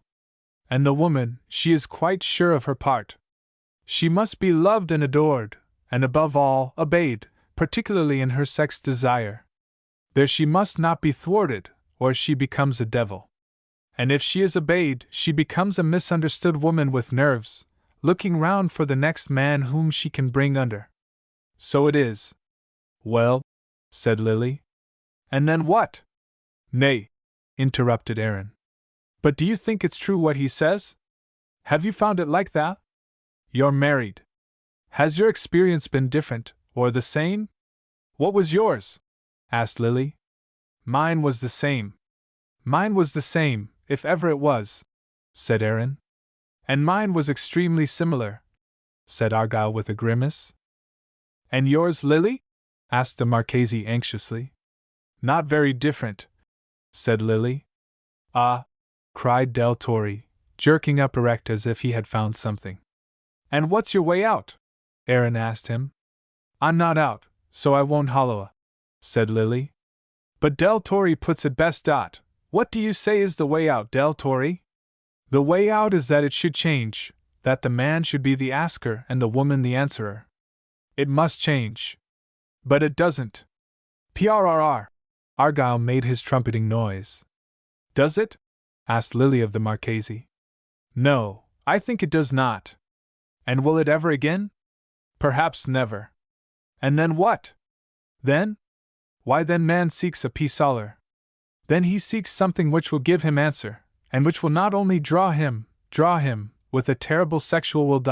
So he seeks young girls, who know nothing, and so cannot force him. He thinks he will possess them while they are young, and they will be soft and responding to his wishes. But in this, too, he is mistaken. Because now a baby of 1 year, if it be a female, is like a woman of 40, so is its will made up, so it will force a man. And so young girls are no good, even as a peace-aller. No good, because they are all modern women. Every one, a modern woman. Not one who isn't. Terrible thing, the modern woman, put in Argyll. And then? Then man seeks other forms of loves, always seeking the loving response, of one gentler and tenderer than himself, who will wait till the man desires, and then will answer with full love. But it is all peace-aller, Not by any means, my boy, cried Argyll. And then a man naturally loves his own wife, too, even if it is not bearable to love her. Or one leaves her, like Aaron, said Lily. And seeks another woman, so, said the Marchese. Does he seek another woman? Said Lily. Do you, Aaron? I don't want to, said Aaron. But I can't stand by myself in the middle of the world and in the middle of people, and know I am quite by myself, and nowhere to go, and nothing to hold on to. I can for a day or two, but then, it becomes unbearable as well. You get frightened. You feel you might go funny, as you would if you stood on this balcony wall with all the space beneath you. Can't one be alone, quite alone? Said Lily. But no, it is absurd. Like St. Simeon Stylites on a pillar. But it is absurd, cried the Italian. I don't mean like Simeon Stylites. I mean, can't one live with one's wife, and be fond of her, and with one's friends, and enjoy their company, and with the world and everything pleasantly, and yet know that one is alone? Essentially, at the very core of me, alone. Eternally alone. And choosing to be alone. Not sentimental or lonely. Alone, choosing to be alone, because by one's own nature one is alone. The being with another person is secondary, said Lily. One is alone, said Argyll. In all but love. In all but love, my dear fellow. And then I agree with you. No, said Lily. In love most intensely of all alone. Completely incomprehensible, said Argyll. Amounts to nothing. One man is but a part. How can he be so alone? Said the Marchese.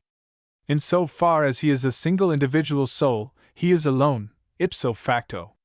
In so far as I am I, and only I am I, and I am only I, in so far I am inevitably and eternally alone, and it is my last blessedness to know it, and to accept it, and to live with this as the core of my self-knowledge.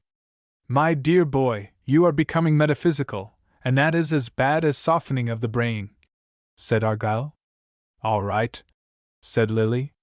And, said the Marchese, it may be so by reason. But in the heart? Can the heart ever beat quite alone? Plop! Plop! Can the heart beat quite alone, alone in all the atmosphere, all the space of the universe? Plop! Plop! Plop! Quite alone in all the space? A slow smile came over the Italian's face. It is impossible. It may eat against the heart of other men, in anger, all in pressure against the others. It may beat hard, like iron, saying it is independent. But this is only beating against the heart of mankind, not alone.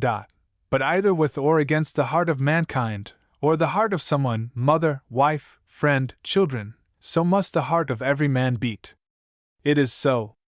It beats alone in its own silence, said Lily. The Italian shook his head.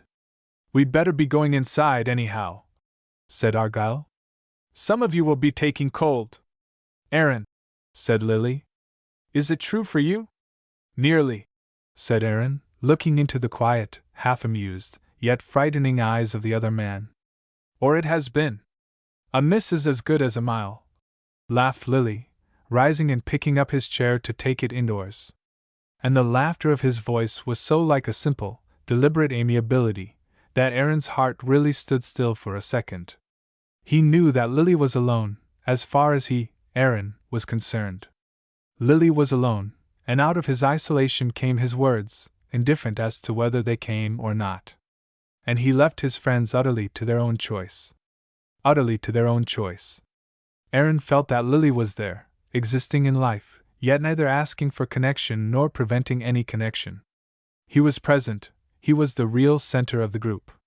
And yet he asked nothing of them, and he imposed nothing. He left each to himself, and he himself remained just himself, neither more nor less. And there was a finality about it, which was at once maddening and fascinating. Aaron felt angry, as if he were half insulted by the other man's placing the gift of friendship or connection so quietly back in the giver's hands. Lily would receive no gift of friendship in equality. Neither would he violently refuse it. He let it lie unmarked. And yet at the same time Aaron knew that he could depend on the other man for help, nay, almost for life itself, so long as it entailed no breaking of the intrinsic isolation of Lily's soul. But this condition was also hateful. And there was also a great fascination in it. Chapter 18. The Marchesa. So Aaron dined with the Marchesa and Manfredi. He was quite startled when his hostess came in. She seemed like somebody else. She seemed like a demon, her hair on her brows, her terrible modern elegance. She wore a wonderful gown of thin blue velvet, of a lovely color, with some kind of gauzy gold-threaded filament down the sides. It was terribly modern, short, and showed her legs and her shoulders and breast and all her beautiful white arms. Round her throat was a collar of dark blue sapphires. Her hair was done low, almost to the brows, and heavy, like an Aubrey Beardsley drawing. She was most carefully made up, yet with that touch of exaggeration, lips slightly too red, which was quite intentional, and which frightened Aaron. He thought her wonderful and sinister. She affected him with a touch of horror.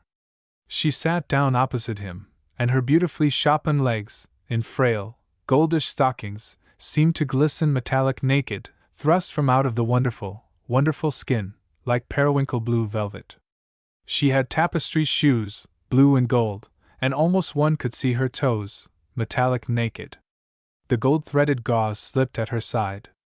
Aaron could not help watching the naked-seeming arch of her foot. It was as if she were dusted with dark gold dust upon her marvelous nudity. She must have seen his face, seen that he was ébloui. "You brought the flute?" she said, in that toneless, melancholy, unstriving voice of hers. Her voice alone was the same, direct and bare and quiet. "Yes. Perhaps I shall sing later on, if you'll accompany me. Will you? I thought you hated accompaniments." "Oh, no, not just unison. I don't mean accompaniment. I mean unison. I don't know how it will be. But will you try?" "Yes, I'll try. Manfredi is just bringing the cocktails. Do you think you'd prefer orange in yours? They'll have mine as you have yours." "I don't take orange in mine." "Won't you smoke?" The strange, naked, remote-seeming voice. And then the beautiful firm limbs thrust out in that dress, and nakedly dusky as with gold dust. Her beautiful woman's legs, slightly glistening, duskily. His one abiding instinct was to touch them, to kiss them. He had never known a woman to exercise such power over him. It was a bare, occult force, something he could not cope with. Manfredi came in with the little tray. He was still in uniform. "Hello?" cried the little Italian. "Glad to see you. Well, everything all right?" "Glad to hear it. How is the cocktail, Nan?" "Yes," she said. "All right." "One drop too much peach, eh?" "No, all right." "Ah." And the little officer seated himself, stretching his gaitered legs as if gaily. He had a curious smiling look on his face, that Aaron thought also diabolical, and almost handsome. Suddenly the odd, laughing, satanic beauty of the little man was visible. "Well, and what have you been doing with yourself?" said he. "What did you do yesterday?" "Yesterday?" said Aaron. "I went to the Uffizi." "To the Uffizi? Well, and what did you think of it?" "Very fine." "I think it is. I think it is. What pictures did you look at?" I was with Decker. We looked at most, I believe. And what do you remember best? I remember Botticelli's Venus on the Shell. Yes. Yes, said Manfredi. I like her. But I like others better. You thought her a pretty woman, yes? No, not particularly pretty. But I like her body. And I like the fresh air. I like the fresh air, the summer sea air all through it, through her as well. And her face? Asked the Marchesa, with a slow, ironic smile. Yes, she's a bit baby-faced, said Aaron. Trying to be more innocent than her own common sense will let her, said the Marchesa. I don't agree with you, Nan, said her husband. I think it is just that wistfulness and innocence which makes her the true Venus, the true modern Venus. She chooses not to know too much. And that is her attraction. Don't you agree, Aaron? Excuse me, but everybody speaks of you as Aaron. It seems to come naturally. Most people speak of me as Manfredi too, because it is easier, perhaps, than Del Torre. So if you find it easier, use it. Do you mind that I call you Aaron? Not at all. I hate misters, always. Yes, so do I. I like one name only. The little officer seemed very winning and delightful to Aaron this evening, and Aaron began to like him extremely. But the dominating consciousness in the room was the woman's. Do you agree, Mr. Sisson? Said the Marchesa. Do you agree that the mock innocence and the sham wistfulness of Botticelli's Venus are her great charms? I don't think she is at all charming, as a person, said Aaron. As a particular woman, she makes no impression on me at all. But as a picture, and the fresh air, particularly the fresh air. She doesn't seem so much a woman, you know, as the kind of out-of-doors morning feelings at the seaside. Quite. A sort of seascape of a woman. With a perfectly sham innocence. Are you as keen on innocence as Manfredi is? Innocence? Said Aaron. It's the sort of thing I don't have much feeling about. Ah, I know you, laughed the soldier wickedly. You are the sort of man who wants to be Anthony to Cleopatra. Ha ha! Aaron winced as if struck. Then he too smiled, flattered. Yet he felt he had been struck. Did he want to be Anthony to Cleopatra? Without knowing, he was watching the Marchesa. And she was looking away, but knew he was watching her. And at last she turned her eyes to his, with a slow, dark smile, full of pain and fuller still of knowledge.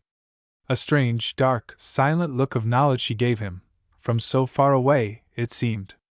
And he felt all the bonds that held him melting away. His eyes remained fixed and gloomy, but with his mouth he smiled back at her. And he was terrified. He knew he was sulking towards her, and he was terrified. But at the back of his mind, also, he knew there was Lily, whom he might depend on. And also he wanted to sink towards her. The flesh and blood of him simply melted out, in desire towards her. Cost what may, he must come to her. And yet he knew at the same time that, cost what may, he must keep the power to recover himself from her. He must have his cake and eat it. And she became Cleopatra to him. Age cannot wither, nor custom stale. To his instinctive, unwilled fancy, she was Cleopatra. They went into dinner, and he sat on her right hand. It was a smallish table, with a very few daisy flowers, everything rather frail and sparse. The food the same, nothing very heavy, all rather exquisite. They drank hock. And he was aware of her beautiful arms, and her bosom, her low-crowded, thick hair, parted in the center, the sapphires on her throat, the heavy rings on her fingers, and the paint on her lips, the fard. Something deep, deep at the bottom of him hovered upon her, cleaved to her. Yet he was as if sightless, in a stupor. Who was she? What was she? He had lost all his grasp. Only he sat there, with his face turned to hers, or to her, all the time. And she talked to him. But she never looked at him. Indeed, she said little. It was the husband who talked. His manner towards Aaron was almost caressive. And Aaron liked it. The woman was silent mostly, and seemed remote. And Aaron felt his life ebb towards her. He felt the marvelousness, the rich beauty of her arms and breast. and the thought of her gold-dusted smooth limbs beneath the table made him feel almost an idiot. The second wine was a gold-colored Moselle, very soft and rich and beautiful. She drank this with pleasure, as one who understands. And for dessert there was a dish of cak-chi, that orange-colored, pulpy Japanese fruit, persimmons. Aaron had never eaten these before. Soft, almost slimy, of a wonderful color, and of a flavor that had sunk from harsh astringency down to that first decay sweetness which is all autumn rich. The Marchese loved them, and scooped them out with his spoon. But she ate none. Aaron did not know what they talked about, what was said. If someone had taken his mind away altogether, and left him with nothing but a body and a spinal consciousness, it would have been the same. But at coffee the talk turned to Manfredi's duties. He would not be free from the army for some time yet. On the morrow, for example, he had to be out and away before it was day. He said he hated it, and wanted to be a free man once more. But it seemed to Aaron he would be a very bored man, once he was free. And then they drifted on to talk of the palazzo in which was their apartment. "We've got such a fine terrace, you can see it from your house where you are," said Manfredi. "Have you noticed it?" "No," said Aaron. "Near that tuft of palm trees." "Don't you know?" "No," said Aaron. "Let us go out and show it him," said the Marchesa. Manfredi fetched her a cloak, and they went through various doors, then up some steps. The terrace was broad and open. It looked straight across the river at the opposite Lungarno, and there was the thin-necked tower of the Palazzo Vecchio, and the great dome of the cathedral in the distance, in shadow bulk in the cold-aired night of stars. Little trams were running brilliant over the flat new bridge on the right. And from a garden just below rose a tuft of palm trees. "You see," said the Marchesa, coming and standing close to Aaron, so that she just touched him. "You can know the terrace, just by these palm trees. And you are in the Nardini just across there, are you? On the top floor, you said?" "Yes, the top floor, one of the middle windows, I think. One that is always open now, and the others are shut. I have noticed it, not connecting it with you. Yes, my window is always open." She was leaning very slightly against him, as he stood. And he knew, with the same kind of inevitability with which he knew he would one day die, that he would be the lover of this woman. Nay, that he was her lover already. "Don't take cold," said Manfredi. She turned at once indoors. Aaron caught a faint whiff of perfume from the little orange trees in tubs round the wall. "Will you get the flute?" she said as they entered. "And will you sing?" he answered. "Play first," she said. He did as she wished. As the other night, he went into the big music room to play. And the stream of sound came out with the quick, wild imperiousness of the pipe. It had an immediate effect on her. She seemed to relax the peculiar, drug-like tension which was upon her at all ordinary times. She seemed to go still, and yielding. Her red mouth looked as if it might moan with relief. She sat with her chin dropped on her breast, listening. And she did not move. But she sat softly, breathing rather quick, like one who has been hurt, and is soothed. A certain womanly naturalness seemed to soften her. And the music of the flute came quick, rather brilliant, like a call note, or like a long quick message, half command. To her it was like a pure male voice, as a blackbird's when he calls, a pure male voice, not only calling, but telling her something, and soothing her soul to sleep. It was like the fire music putting Brunhilde to sleep. But the pipe did not flicker and sink. It seemed to cause a natural relaxation in her soul, a peace. Perhaps it was more like waking to a sweet, morning awakening, after a night of tormented, painful tense sleep. Perhaps more like that. When Aaron came in, she looked at him with a gentle, fresh smile that seemed to make the fard on her face look like a curious tiredness, which now she might recover from.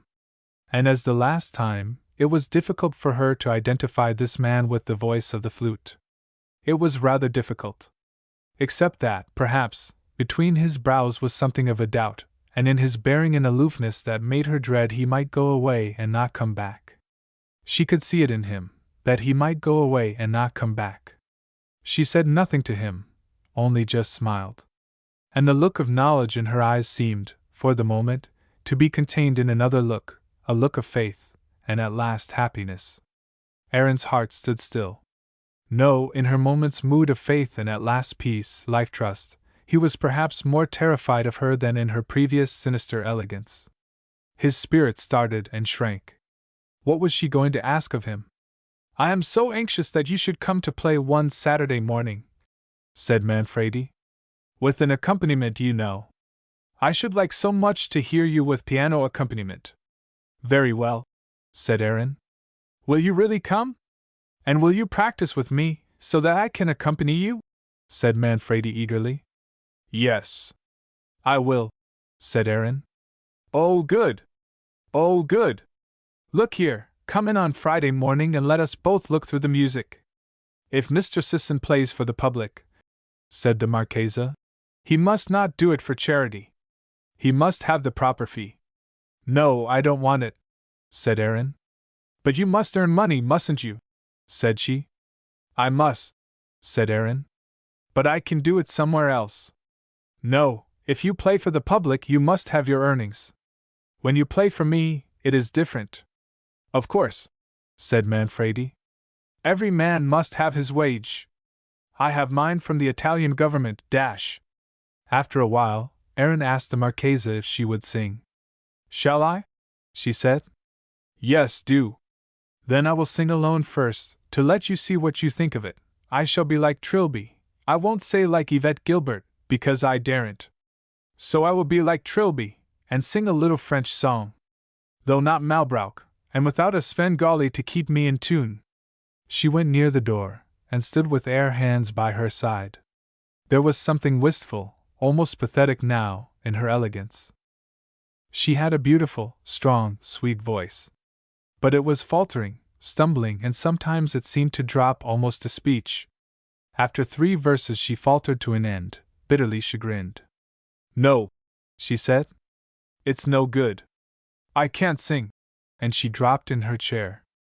"A lovely little tune," said Aaron. "Haven't you got the music?"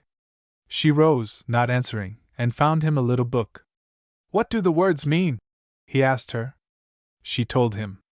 And then he took his flute. "You don't mind if I play it, do you?" he said.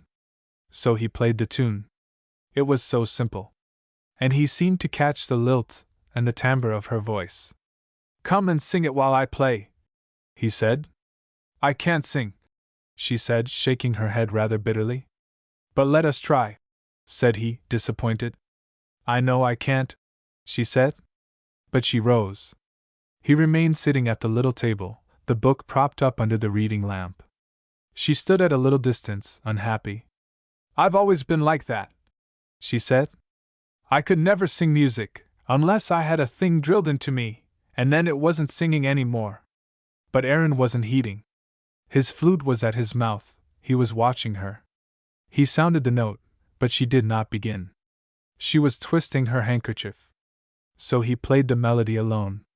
At the end of the verse, he looked up at her again, and a half-mocking smile played in his eyes. Again he sounded the note, a challenge.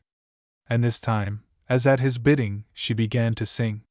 The flute instantly swung with a lovely soft firmness into the song, and she wavered only for a minute or two. Then her soul and her voice got free, and she sang as she wanted to sing, as she had always wanted to sing, without that awful scotch, that impediment inside her own soul, which prevented her. She sang free, with the flute gliding along with her. And oh, how beautiful it was for her! How beautiful it was to sing the little song in the sweetness of her own spirit! How sweet it was to move pure and unhampered at last in the music! The lovely ease and lilt of her own soul in its motion through the music!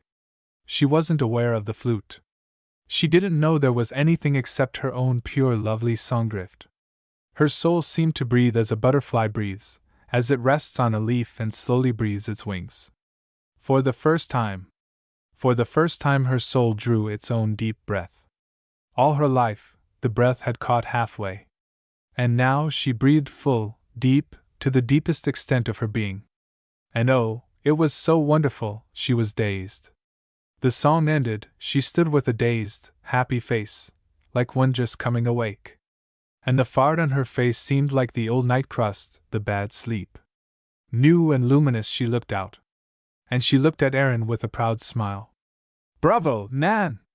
That was what you wanted," said her husband. "It was, wasn't it?" she said, turning a wondering, glowing face to him. His face looked strange and withered and gnome-like, at the moment. She went and sat in her chair, quite silent, as if in a trance. The two men also sat quite still. And in the silence a little drama played itself between the three, of which they knew definitely nothing. But Manfredi knew that Aaron had done what he himself never could do, for this woman. And yet the woman was his own woman, not Aaron's. And so, he was displaced. Aaron, sitting there, glowed with a sort of triumph. He had performed a little miracle, and felt himself a little wonder-worker, to whom reverence was due. And as in a dream the woman sat, feeling what a joy it was to float and move like a swan in the high air, flying upon the wings of her own spirit. She was as a swan which never before could get its wings quite open, and so which never could get up into the open, where alone it can sing. For swans and storks make their music only when they are high, high up in the air. Then they can give sound to their strange spirits. And so Aaron and Manfredi kept their faces averted from one another, and hardly spoke to one another. It was as if two invisible hands pushed their faces apart, away, averted. And Aaron's face glimmered with a little triumph, and a little grimace of obstinacy. And the Italian's face looked old, rather monkey-like, and of a deep, almost stone-bare bitterness. The woman looked wondering from one man to the other, wondering. The glimmer of the open flower, the wonder look, still lasted. And Aaron said in his heart, "What a goodly woman, what a woman to taste and enjoy." Ah, what a woman to enjoy! And was it not his privilege? Had he not gained it?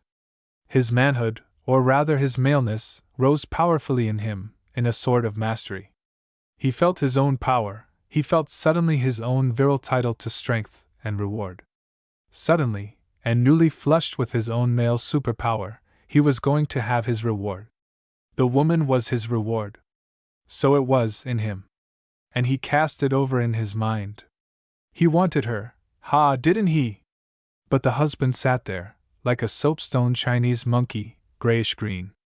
So, it would have to be another time. He rose, therefore, and took his leave. "But you'll let us do that again, won't you?" said she.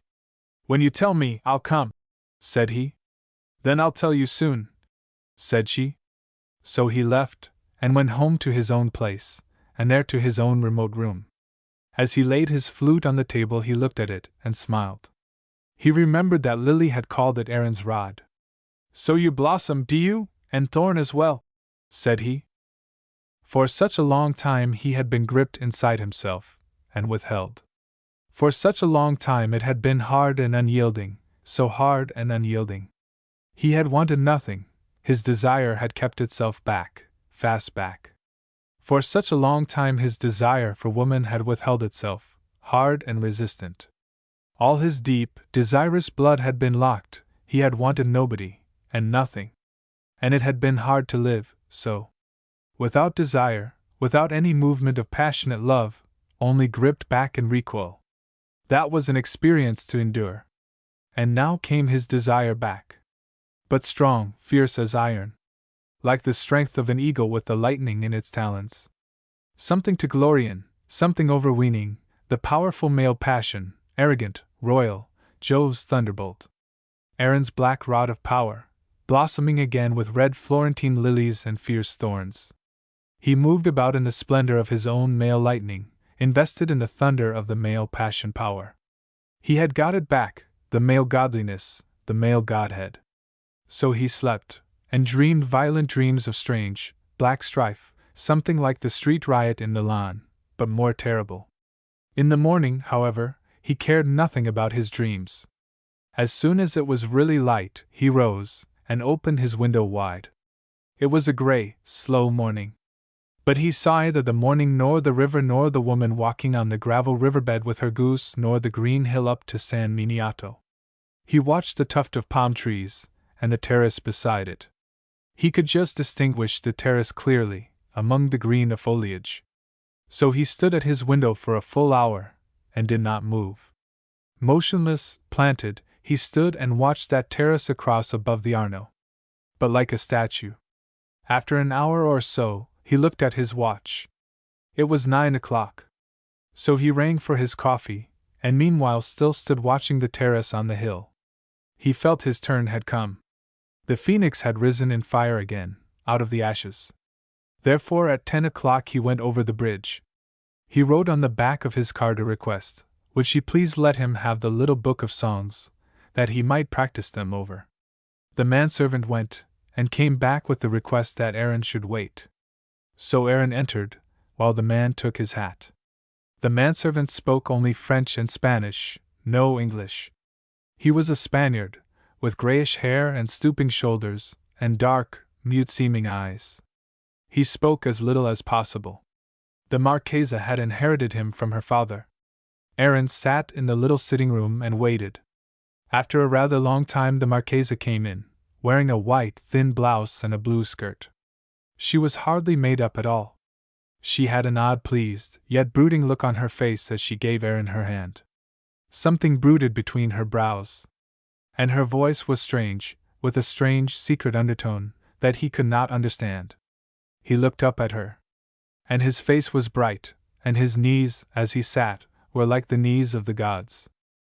You wanted the book of chansons? She said. I wanted to learn your tunes, he replied. Yes. Look, here it is. And she brought him the little yellow book. It was just a handbook, with melody and words only, no accompaniment. So she stood offering him the book, but waiting as if for something else, and standing as if with another meaning. He opened the leaves at random. But I ought to know which ones you sing, said he, rising and standing by her side with the open book. Yes, she said, looking over his arm. He turned the pages one by one. Trois jeunes tambours, said she. Yes, that.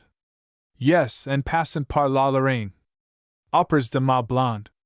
Oh, I like that one so much. He stood and went over the tune in his mind. Would you like me to play it? He said. Very much, said she. So he got his flute, propped up the book against a vase, and played the tune, whilst she hummed it fragmentarily. But as he played, he felt that he did not cast the spell over her. There was no connection. She was in some mysterious way withstanding him. She was withstanding him, and his male superpower, and his thunderbolt desire. She was, in some indescribable way, throwing cold water over his phoenix newly risen from the ashes of its nest in flames. He realized that she did not want him to play. She did not want him to look at the songs. So he put the book away, and turned round, rather baffled, not quite sure what was happening, yet feeling she was withstanding him. He glanced at her face. It was inscrutable. It was her Cleopatra face once more, yet with something new and warm in it. He could not understand it. What was it in her face that puzzled him? Almost angered him? But she could not rob him of his male power, she could not divest him of his concentrated force. Won't you take off your coat? She said, looking at him with strange, large, dark eyes. A strange woman, he could not understand her. Yet as he sat down again, having removed his overcoat, he felt her looking at his limbs, his physical body. And this went against him, he did not want it. Yet quite fixed in him too was the desire for her, her beautiful white arms, her whole soft white body. And such desire he would not contradict nor allow to be contradicted. It was his will also. Her whole soft white body, to possess it in its entirety, its fullness. What have you to do this morning? She asked him. Nothing, he said. Have you? He lifted his head and looked at her. Nothing at all, said she. And then they sat in silence, he with his head dropped. Then again he looked at her. Shall we be lovers? He said. She sat with her face averted, and did not answer. His heart struck heavily, but he did not relax. Shall we be lovers? Came his voice once more, with the faintest touch of irony. Her face gradually grew dusky. And he wondered very much to see it. Yes, said she, still not looking at him. If you wish. I do wish, he said. And all the time he sat with his eyes fixed on her face, and she sat with her face averted. Now? He said. And where? Again she was silent for some moments, as if struggling with herself. Then she looked at him, a long, strange, dark look, incomprehensible, and which he did not like. You don't want emotions? You don't want me to say things, do you? He said. A faint ironic smile came on her face. I know what all that is worth, she said, with curious calm equanimity. No, I want none of that. Then? But now she sat gazing on him with wide, heavy, incomprehensible eyes. It annoyed him. What do you want to see in me? He asked, with a smile, looking steadily back again. And now she turned aside her face once more, and once more the dusky color came in her cheek. He waited. Shall I go away? He said at length. Would you rather? She said, keeping her face averted. No, he said. Then again she was silent. Where shall I come to you? He said. She paused a moment still, then answered. I'll go to my room. I don't know which it is, he said. I'll show it you, she said. And then I shall come to you in 10 minutes. In 10 minutes, he reiterated. So she rose, and led the way out of the little salon. He walked with her to the door of her room, bowed his head as she looked at him, holding the door handle, and then he turned and went back to the drawing room, glancing at his watch. In the drawing room he stood quite still, with his feet apart, and waited. He stood with his hands behind him, and his feet apart, quite motionless, planted and firm. So the minutes went by unheeded. He looked at his watch. The 10 minutes were just up. He had heard footsteps indoors. So he decided to give her another 5 minutes. He wished to be quite sure that she had had her own time for her own movements. Then at the end of the 5 minutes he went straight to her room, entered, and locked the door behind him. She was lying in bed, with her back to him. He found her strange, not as he had imagined her. Not powerful, as he had imagined her. Strange, in his arms she seemed almost small and childish, whilst in daily life she looked a full, womanly woman. Strange, the naked way she clung to him. Almost like a sister, a younger sister. Or like a child. It filled him with a curious wonder, almost a bewilderment. In the dark sightlessness of passion, she seemed almost like a clinging child in his arms. And yet like a child who in some deep and essential way mocked him. In some strange and incomprehensible way, as a girl-child blindly obstinate in her deepest nature, she was against him. He felt she was not his woman. Through him went the feeling, this is not my woman. When, after a long sleep, he awoke and came fully to himself, with that click of awakeness which is the end, the first shades were closing on the afternoon. He got up and reached for his watch. 4:15, he said.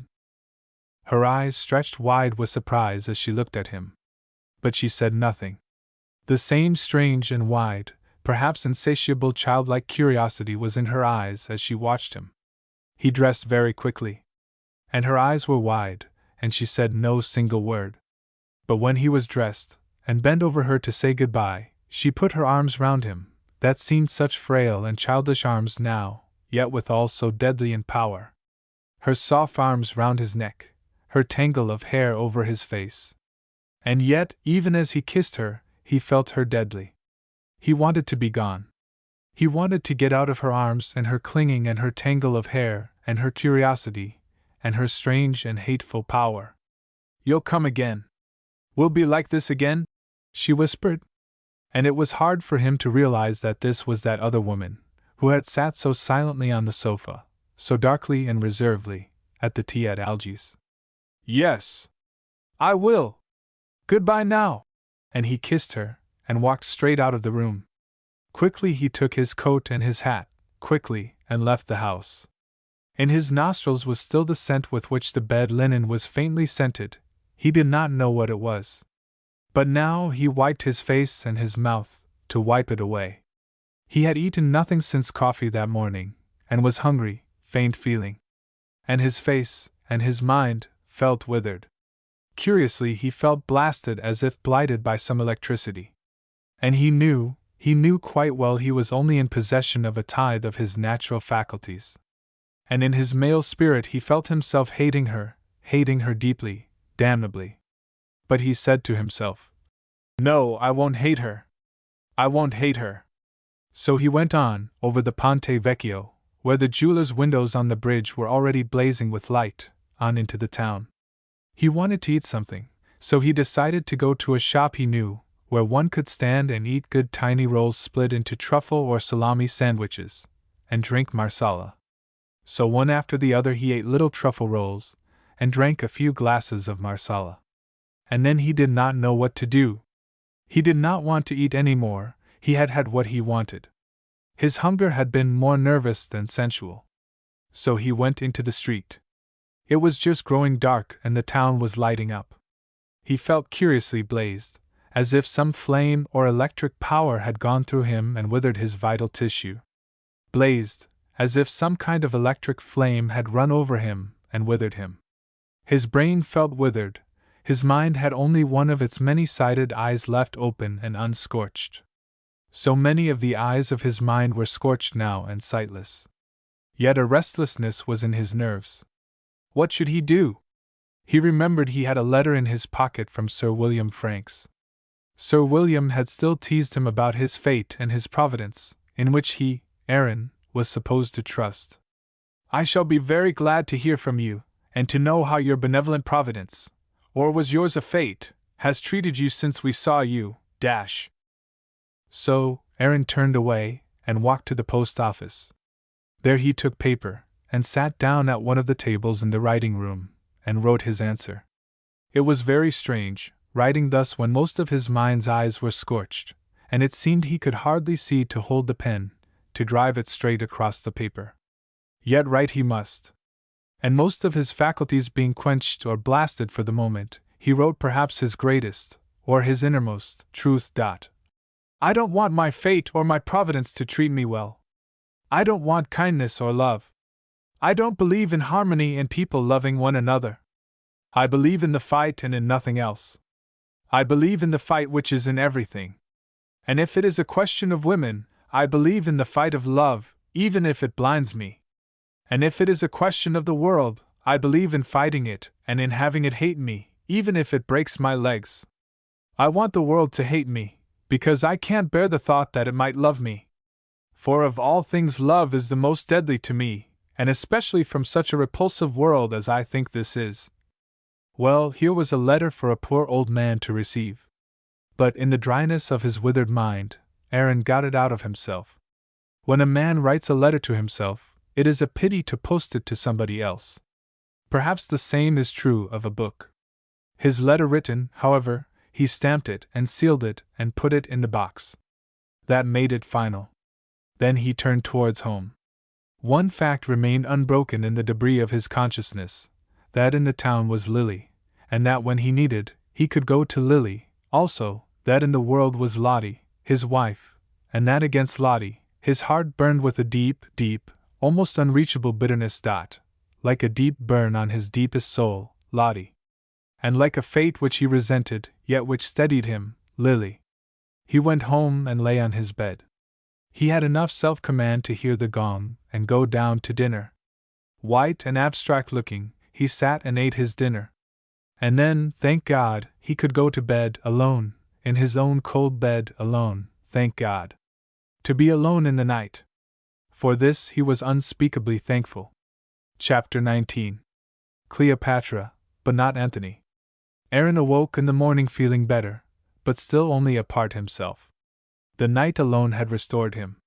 And the need to be alone still was his greatest need. He felt an intense resentment against the Marchesa.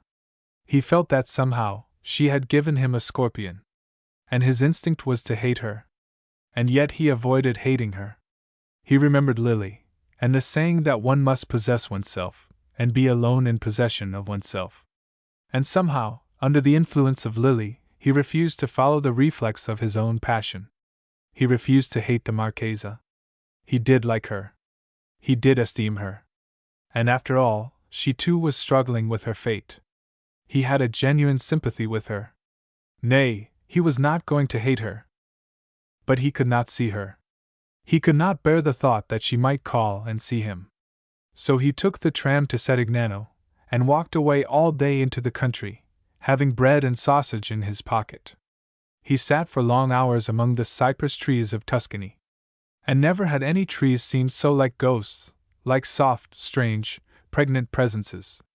He lay and watched tall cypresses breathing and communicating, faintly moving and as it were walking in the small wind. And his soul seemed to leave him and to go far away, far back, perhaps, to where life was all different and time passed otherwise than time passes now. As in clairvoyance he perceived it, that our life is only a fragment of the shell of life. That there has been and will be life, human life such as we do not begin to conceive. Much that is life has passed away from men, leaving us all mere bits. In the dark, mindful silence and inflection of the cypress trees, lost races, lost language, lost human ways of feeling and of knowing. Men have known as we can no more know, have felt as we can no more feel. Great life realities gone into the darkness. But the cypresses commemorate. In the afternoon, Aaron felt the cypresses rising dark about him, like so many high visitants from an old, lost subtle world, where men had the wonder of demons about them, the aura of demons, such as still clings to the cypresses, in Tuscany. All day, he did not make up his mind what he was going to do. His first impulse was never to see her again. And this was his intention all day. But as he went home in the tram he softened, and thought, nay, that would not be fair. For how had she treated him, otherwise than generously? She had been generous, and the other thing, that he felt blasted afterwards, which was his experience, that was fate, and not her fault. So he must see her again. He must not act like a churl. But he would tell her that he was a married man, and that though he had left his wife, and though he had no dogma of fidelity, still, the years of marriage had made a married man of him, and any other woman than his wife was a strange woman to him, a violation. I will tell her, he said to himself, that at the bottom of my heart I love Lottie still, and that I can't help it. I believe that is true. It isn't love, perhaps, but it is marriage. I am married to Lottie. And that means I can't be married to another woman. It isn't my nature. And perhaps I can't bear to live with Lottie now, because I am married and not in love. When a man is married, he is not in love. A husband is not a lover. Lily told me that, and I know it's true now. Lily told me that a husband cannot be a lover, and a lover cannot be a husband. And that women will only have lovers now, and never a husband. Well, I am a husband, if I am anything.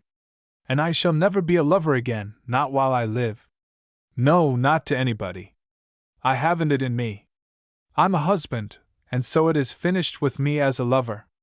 I can't be a lover any more, just as I can't be aged 20 any more. I am a man now, not an adolescent. And to my sorrow I am a husband to a woman who wants a lover, always a lover. But all women want lovers. And I can't be it any more. I don't want to. I have finished that. Finished forever, unless I become senile. Therefore next day he gathered up his courage. He would not have had courage unless he had known that he was not alone. The other man was in the town, and from this fact he derived his strength, the fact that Lily was there. So at tea time he went over the river, and rang at her door. Yes, she was at home, and she had other visitors. She was wearing a beautiful soft afternoon dress, again of a blue like chicory flowers, a pale, warm blue. And she had cornflowers in her belt, heaven knows where she had got them. She greeted Aaron with some of the childish shyness. He could tell that she was glad he had come, and that she had wondered at his not coming sooner. She introduced him to her visitors, 2 young ladies and 1 old lady and 1 elderly Italian count. The conversation was mostly in French or Italian, so Aaron was rather out of it. However, the visitors left fairly early, so Aaron stayed them out. When they had gone, he asked, "Where is Manfredi? He will come in soon." "At about 7 o'clock. Then there was a silence again. "You are dressed fine today," he said to her. Am I? She smiled. He was never able to make out quite what she felt, what she was feeling.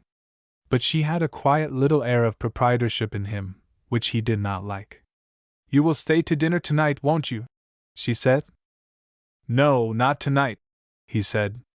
And then, awkwardly, he added, You know, I think it is better if we are friends, not lovers. You know, I don't feel free. I feel my wife, I suppose, somewhere inside me.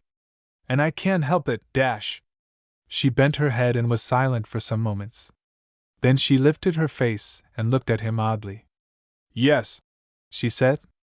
I am sure you love your wife. The reply rather staggered him, and to tell the truth, annoyed him. Well, he said, I don't know about love. But when one has been married for 10 years, and I did love her, then some sort of bond or something grows. I think some sort of connection grows between us, you know. And it isn't natural, quite, to break it. Do you know what I mean? She paused a moment. Then, very softly, almost gently, she said, Yes, I do. I know so well what you mean. He was really surprised at her soft acquiescence. What did she mean? But we can be friends, can't we? He said. Yes, I hope so. Why, yes. Goodness, yes. I should be sorry if we couldn't be friends. After which speech he felt that everything was all right, everything was A1. And when Manfredi came home, the first sound he heard was the flute and his wife's singing. I'm so glad you've come, his wife said to him. Shall we go into the sala and have real music? Will you play? I should love to, replied the husband. Behold them then in the big drawing room, and Aaron and the Marchese practicing together, and the Marchesa singing an Italian folk song while her husband accompanied her on the pianoforte. But her singing was rather strained and forced. Still, they were quite a little family, and it seemed quite nice. As soon as she could, the Marchesa left the two men together, whilst she sat apart. Aaron and Manfredi went through old Italian and old German music, tried one thing and then another, and seemed quite like brothers. They arranged a piece which they should play together on a Saturday morning, 8 days hence. The next day, Saturday, Aaron went to one of the Del Torre music mornings. There was a string quartet, and a violin soloist, and the Marchese at the piano. The audience, some 12 or 14 friends, sat at the near end of the room, or in the smaller salata, whilst the musicians performed at the further end of the room. The Lillis were there, both Tanny and her husband. But apart from these, Aaron knew nobody, and felt uncomfortable. The Marchesa gave her guests little sandwiches and glasses of wine or marsala or vermouth, as they chose. And she was quite the hostess, the well-bred and very simple, but still the conventional hostess. Aaron did not like it. And he could see that Lily too was unhappy. In fact, the little man bolted the moment he could, dragging after him the indignant Tanny, who was so looking forward to the excellent little sandwiches. But no, Lily just rudely bolted. Aaron followed as soon as he could. Will you come to dinner tomorrow evening? Said his hostess to him as he was leaving. And he agreed. He had really resented seeing her as a conventional hostess, attending so charmingly to all the other people, and treating him so merely as one of the guests, among many others. So that when at the last moment she quietly invited him to dinner next day, he was flattered and accepted at once. The next day was Sunday, the 7th day after his coming together with the Marchesa, which had taken place on the Monday. And already he was feeling much less dramatic in his decision to keep himself apart from her, to be merely friends. Already the memory of the last time was fanning up in him, not as a warning but as a terrible incitement. Again the naked desire was getting hold of him, with that peculiar brutal powerfulness which startled him and also pleased him. So that by the time Sunday morning came, his recoil had exhausted itself, and he was ready again, eager again, but more wary this time. He sat in his room alone in the morning, playing his flute, playing over from memory the tunes she loved, and imagining how he and she would get into unison in the evening.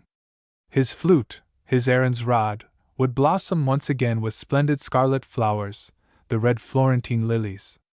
It was curious, the passion he had for her, just unalloyed desire, and nothing else. Something he had not known in his life before. Previously there had been always some personal quality, some sort of personal tenderness. But here none. She did not seem to want it. She seemed to hate it, indeed. No, all he felt was stark, naked desire, without a single pretension. True enough, his last experience had been a warning to him. His desire and himself likewise had broken rather disastrously under the proving. But not finally broken. He was ready again. And with all the sheer powerful insolence of desire he looked forward to the evening. For he almost expected Manfredi would not be there. The officer had said something about having to go to Padua on the Saturday afternoon. So Aaron went skipping off to his appointment, at 7 o'clock. Judge of his chagrin, then, when he found already seated in the saletta an elderly, quite well-known, very cultured and very well-connected English authoress. She was charming, in her white hair and dress of soft white wool and white lace, with a long chain of filigree gold beads, like bubbles. She was charming in her old-fashioned manner too, as if the world were still safe and stable, like a garden in which delightful culture and choice ideas bloomed safe from wind and weather. Alas, never was Aaron more conscious of the crude collapse in the world than when he listened to this animated, young-seeming lady from the safe days of the 70s. All the old culture and choice ideas seemed like blowing bubbles. And dear old Karina Wade, she seemed to be blowing bubbles still, as she sat there so charming in her soft white dress, and talked with her bright animation about the influence of woman in Parliament, and the influence of woman in the Periclean day. Aaron listened spellbound, watching the bubbles float round his head, and almost hearing them go pop. To complete the party arrived an elderly litterateur who was more proud of his not very important social standing than of his literature. In fact, he was one of those English snobs of the old order, living abroad. Perfectly well dressed for the evening, his grey hair and his prim face was the most well-dressed thing to be met in North Italy. "Oh, so glad to see you, Mr. French. I didn't know you were in Florence again. You make that journey from Venice so often. I wonder you don't get tired of it," cried Karina Wade. "No," he said. "So long as duty to England calls me to Florence, I shall come to Florence. But I can live in no town but Venice." "No, I suppose you can't." "Well, there's something special about Venice, having no streets and no carriages, and moving about in a gondola. I suppose it is all much more soothing. Much less nerve-wracking, yes. And then there is a quality in the whole life. Of course I see few English people in Venice, only the old Venetian families, as a rule." "Ah, yes. That must be very interesting. They are very exclusive still, the Venetian noblesse?" said Miss Wade. "Oh, very exclusive," said Mr. French. "That is one of the charms. Venice is really altogether exclusive. It excludes the world, really, and defies time and modern movement. Yes, in spite of the steamers on the canal, and the tourists. That is so. That is so. Venice is a strange backwater. And the old families are very proud still, in these democratic days. They have a great opinion of themselves, I am told." "Well," said Mr. French, "perhaps you know the rhyme." "How very amusing," said Miss Wade. "Veneziana Grand Signore. The Venetian is a great gentleman." "Yes, I know they are all convinced of it." "Really, how very amusing, in these advanced days. To be born a Venetian is to be born a great gentleman. But this outdoes divine right of king. To be born a Venetian gentleman is to be born a great gentleman," said Mr. French, rather fussily. "You seriously think so?" said Miss Wade. "Well now, what do you base your opinion on?" Mr. French gave various bases for his opinion. "Yes, interesting. Very interesting. Rather like the Byzantines, lingering on into far other ages. Anna Karenina always charmed me very much. How she despised the flower of the north, even Tancred. And so the lingering Venetian families. And you, in your palazzo on the Grand Canal, you are a northern barbarian civilized into the old Venetian signoria. But how very romantic a situation! It was really amusing to see the old maid, how she skirmished and hid out gaily, like an old jaunty freelance, and to see the old bachelor, how prim he was, and nervy and fussy and precious, like an old maid. But need we say that Mr. Aaron felt very much out of it? He sat and listened, with a sardonic small smile on his face and a sardonic gleam in his blue eyes, that looked so very blue on such an occasion. He made the two elderly people uncomfortable with his silence, his democratic silence, Miss Wade might have said. However, Miss Wade lived out towards Galizzo, so she rose early, to catch her tram. And Mr. French gallantly and properly rose to accompany her, to see her safe on board. Which left Aaron and the Marchesa alone. "What time is Manfredi coming back?" said he. "Tomorrow," replied she. There was a pause. "Why do you have those people?" he asked. "Who?" "Those two who were here this evening. Miss Wade and Mr. French. Oh, I like Miss Wade so very much. She is so refreshing." "Those old people," said Aaron. "They lick the sugar off the pill, and go on as if everything was toffee. And we've got to swallow the pill. It's easy to be refreshing, dash. No, don't say anything against her. I like her so much." "And him?" "Mr. French, well, he's perhaps a little like the princess who felt the pea through 3 feather-beds. But he can be quite witty, and an excellent conversationalist, too." "Oh yes, I like him quite well." "Matter of taste," said Aaron. They had not much to say to one another. The time passed in the pauses. He looked at his watch. "I shall have to go," he said. "Won't you stay?" she said, in a small, muted voice. "Stay all night?" he said. "Won't you?" "Yes," he said quietly. Did he not feel the strength of his desire on him? After which she said no more. Only she offered him whiskey and soda, which he accepted. "Go then," he said to her. "And I'll come to you. Shall I come in 15 minutes? She looked at him with strange, slow, dark eyes. And he could not understand. "Yes," she said. And she went. And again, this night as before, she seemed strangely small and clinging in his arms. And this night he felt his passion drawn from him as if a long, live nerve were drawn out from his body, a long live thread of electric fire, a long, living nerve finely extracted from him, from the very roots of his soul. A long fine discharge of pure, bluish fire, from the core of his soul. It was an excruciating, but also an intensely gratifying sensation. This night he slept with a deeper obliviousness than before. But as it grew towards morning, how he wished he could be alone. They must stay together till the day was light. And she seemed to love clinging to him and curling strangely on his breast. He could never reconcile it with her who was a hostess entertaining her guests. How could she now in a sort of little ecstasy curl herself and nestle herself on his, Aaron's breast, tangling his face all over with her hair? He verily believed that this was what she really wanted of him, to curl herself on his naked breast, to make herself small, to feel his arms around her, while he himself was remote, silent, in some way inaccessible. This seemed almost to make her beside herself with gratification. But why? Was it because he was one of her own race, and she, as it were, crept right home to him? He did not know. He only knew it had nothing to do with him, and that, save out of complaisance, he did not want it. It simply blasted his own central life. It simply blighted him. And she clung to him closer. Strange, she was afraid of him. Afraid of him as of a fetish. Fetish afraid, and fetish fascinated. Or was her fear only a delightful game of cat and mouse? Or was the fear genuine, and the delight the greater, a sort of sacrilege? The fear, and the dangerous, sacrilegious power over that which she feared.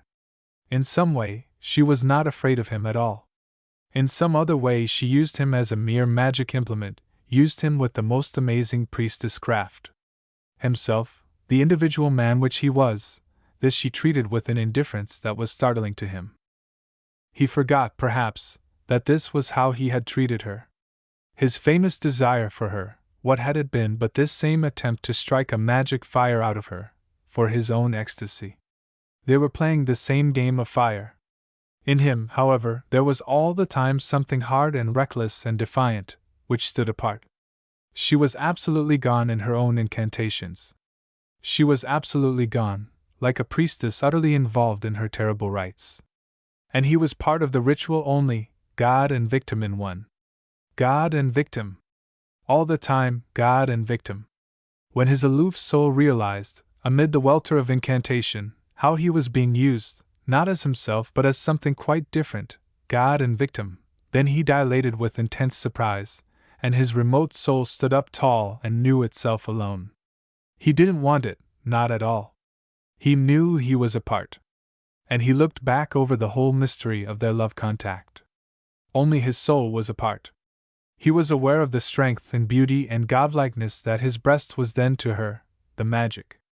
But himself, he stood far off, like Moses' sister Miriam. She would drink the one drop of his innermost heart's blood, and he would be carrion. As Cleopatra killed her lovers in the morning. Surely they knew that death was their just climax. They had approached the climax. Except then. But his soul stood apart, and could have nothing to do with it.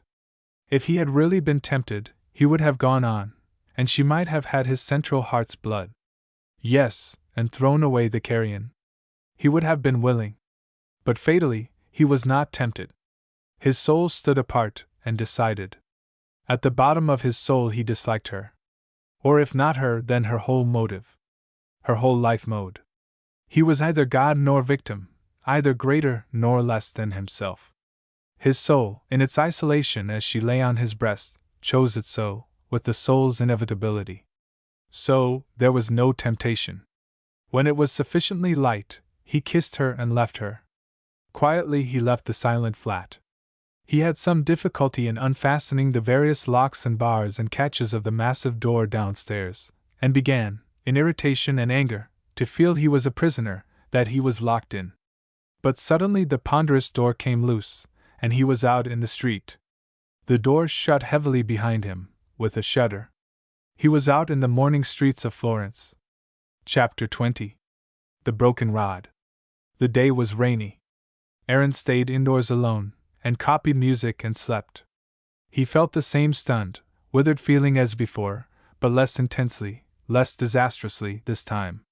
He knew now, without argument or thought, that he would never go again to the Marchesa, not as a lover. He would go away from it all. He did not dislike her. But he would never see her again. A great gulf had opened, leaving him alone on the far side. He did not go out till after dinner. When he got downstairs he found the heavy night door closed. He wondered, then remembered the signorina's fear of riots and disturbances. As again he fumbled with the catches, he felt that the doors of Florence were trying to prevent his egress. However, he got out. It was a very dark night, about 9 o'clock, and deserted seeming. He was struck by the strange, deserted feeling of the city's atmosphere. Yet he noticed before him, at the foot of the statue, 3 men, one with a torch, a long torch with naked flames. The men were stooping over something dark, the man with the torch bending forward too. It was a dark, weird little group, like medieval Florence. Aaron lingered on his doorstep, watching. He could not see what they were doing. But now, the 2 were crouching down, over a long dark object on the ground, and the one with the torch bending also to look. What was it? They were just at the foot of the statue, a dark little group under the big pediment, the torch flames weirdly flickering as the torch-bearer moved and stooped lower to the 2 crouching men, who seemed to be kneeling. Aaron felt his blood stir. There was something dark and mysterious, stealthy, in the little scene. It was obvious the men did not want to draw attention, they were so quiet and furtive seeming. And an eerie instinct prevented Aaron's going nearer to look. Instead, he swerved on to the Lungarno, and went along the top of the square. Avoiding the little group in the center, he walked the deserted dark-seeming street by the river, then turned inwards, into the city. He was going to the Piazza Vittorio Emanuele, to sit in the cafe which is the center of Florence at night. There he could sit for an hour, and drink his vermouth and watch the Florentines. As he went along one of the dark, rather narrow streets, he heard a hurrying of feet behind him. Glancing round, he saw the torch-bearer coming along at a trot, holding his flaming torch up in front of him as he trotted down the middle of the narrow dark street. Aaron shrank under the wall. The trotting torch-bearer drew near, and now Aaron perceived the other two men slowly trotting behind, stealthily, bearing a stretcher on which a body was wrapped up, completely and darkly covered. The torch-bearer passed, the men with the stretcher passed too, hastily and stealthily, the flickering flames revealing them. They took no notice of Aaron, no notice of anything, but trotted softly on towards the center of the city. Their queer, quick footsteps echoed down the distance. Then Aaron too resumed his way.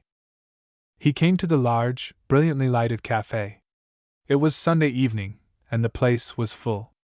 Men, Florentines, many men sat in groups and in twos and threes at the little marble tables. They were mostly in dark clothes or black overcoats. They had mostly been drinking just a cup of coffee, others, however, had glasses of wine or liquor. But mostly it was just a little coffee tray with a tiny coffee pot and a cup and saucer. There was a faint film of tobacco smoke. And the men were all talking with that peculiar intensity of the Florentines. Aaron felt the intense, compressed sound of many half-secret voices. For the little groups and couples abetted their voices, none wished that others should hear what they said. Aaron was looking for a seat. There was no table to him, when suddenly someone took him by the arm. It was Argyle. "Come along now!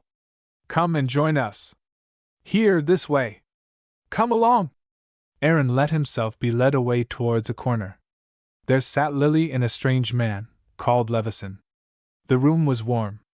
Aaron could never bear to be too hot.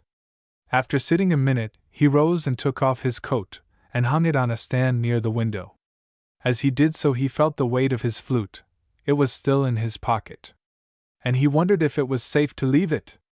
"I suppose no one will steal from the overcoat pockets," he said as he sat down. "My dear chap, they'd steal the gold filling out of your teeth, if you happen to yawn," said Argyle. "Why, have you left valuables in your overcoat?" "My flute," said Aaron. "Oh, they won't steal that," said Argyle. "Besides," said Lily, "we should see anyone who touched it." And so they settled down to the vermouth. "Well," said Argyle, "what have you been doing with yourself, eh? I haven't seen a glimpse of you for a week. Been going to the dogs, eh? Or the bitches," said Aaron. "Oh, but look here, that's bad. That's bad. I can see I shall have to take you in hand, and commence my work of reform. Oh, I'm a great reformer, a Zwingli and Savonarola in one. I couldn't count the number of people I've led into the right way. It takes some finding, you know. Straight is the gate, damned straight sometimes. A damn tight squeeze." Argyle was somewhat intoxicated. He spoke with a slight slur, and laughed, really tickled at his own jokes. The man Levison smiled acquiescent. But Lily was not listening. His brow was heavy and he seemed abstracted. He hardly noticed Aaron's arrival. "Did you see the row yesterday?" asked Levison. "No," said Aaron. "What was it?" It was the Socialists. They were making a demonstration against the imprisonment of one of the railway strikers. I was there. They went on all right, with a good bit of howling and jibing, a lot of young louts, you know. And the shopkeepers shut up shop, and nobody showed the Italian flag, of course. Well, when they came to the Via Benedetto Croce, there were a few mounted carabinieri. So they stopped the procession, and the sergeant said that the crowd could continue, could go on where they liked, but would they not go down the Via Verrocchio, because it was being repaired, the roadway was all up, and there were piles of cobblestones. These might prove a temptation and lead to trouble. So would the demonstrators not take that road? They might take any other they liked. Well, the very moment he had finished, there was a revolver shot, he made a noise, and fell forward over his horse's nose. One of the anarchists had shot him. Then there was hell let loose, the carabinieri fired back, and people were bolting and fighting like devils. I cleared out myself. But my God, what do you think of it? Seems pretty mean, said Aaron. Mean, he had just spoken them fair. They could go where they liked, only would they not go down the one road, because of the heap of stones. And they let him finish. and then shot him dead. Was he dead? Said Aaron. Yes, killed outright, the Nazione says. There was a silence. The drinkers in the cafe all continued to talk vehemently, casting uneasy glances. Well, said Argyle, if you let loose the dogs of war, you mustn't expect them to come to heel again in 5 minutes. But there's no fair play about it, not a bit, said Levison. Ah, my dear fellow, are you still so young and callow that you cherish the illusion of fair play? Said Argyle. Yes, I am, said Levison. Live longer and grow wiser, said Argyle, rather contemptuously. Are you a socialist? Asked Levison. Am I my Aunt Tabitha's dachshund bitch called Bella? Said Argyle in his musical, indifferent voice. Yes, Bella's her name. And if you can tell me a damneder name for a dog, I shall listen, I assure you, attentively. But you haven't got an aunt called Tabitha, said Aaron. Haven't I? Oh, haven't I? I've got 2 aunts called Tabitha, if not more. They aren't of any vital importance to you, are they? Said Levison. Not the very least in the world, if it hadn't been that my elder Aunt Tabitha had christened her dachshund bitch Bella. I cut myself off from the family after that. Oh, I turned over a new leaf, with not a family name on it. Couldn't stand Bella amongst the rest. You must have strained most of the gnats out of your drink, Argyle, said Lily, laughing. Assiduously. Assiduously. I can't stand these little vermin. Oh, I am quite indifferent about swallowing a camel or 2, or even a whole string of dromedaries. How charmingly Eastern that sounds. But gnats! Not for anything in the world would I swallow one.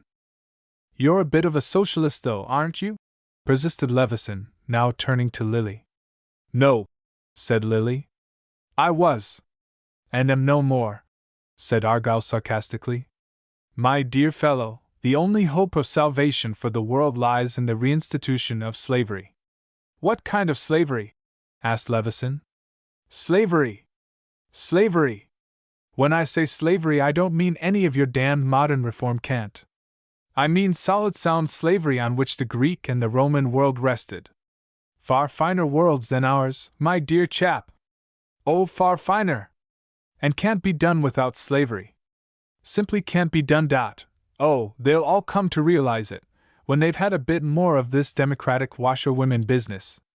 Levison was laughing, with a slight sneer down his nose.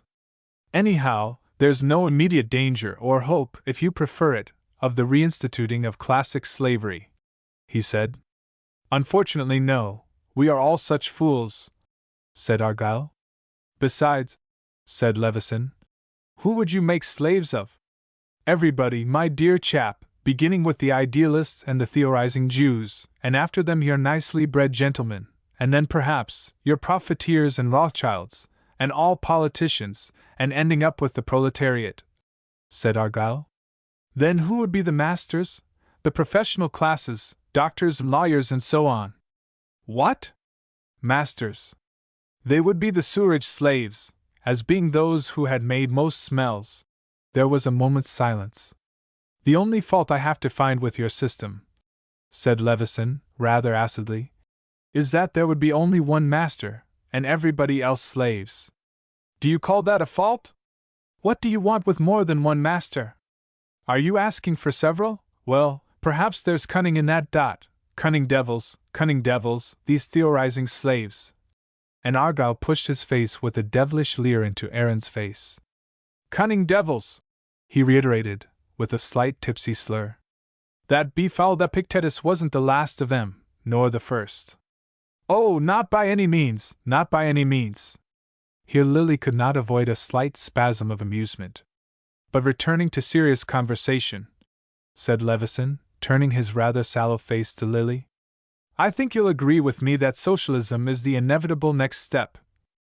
Lily waited for some time without answering.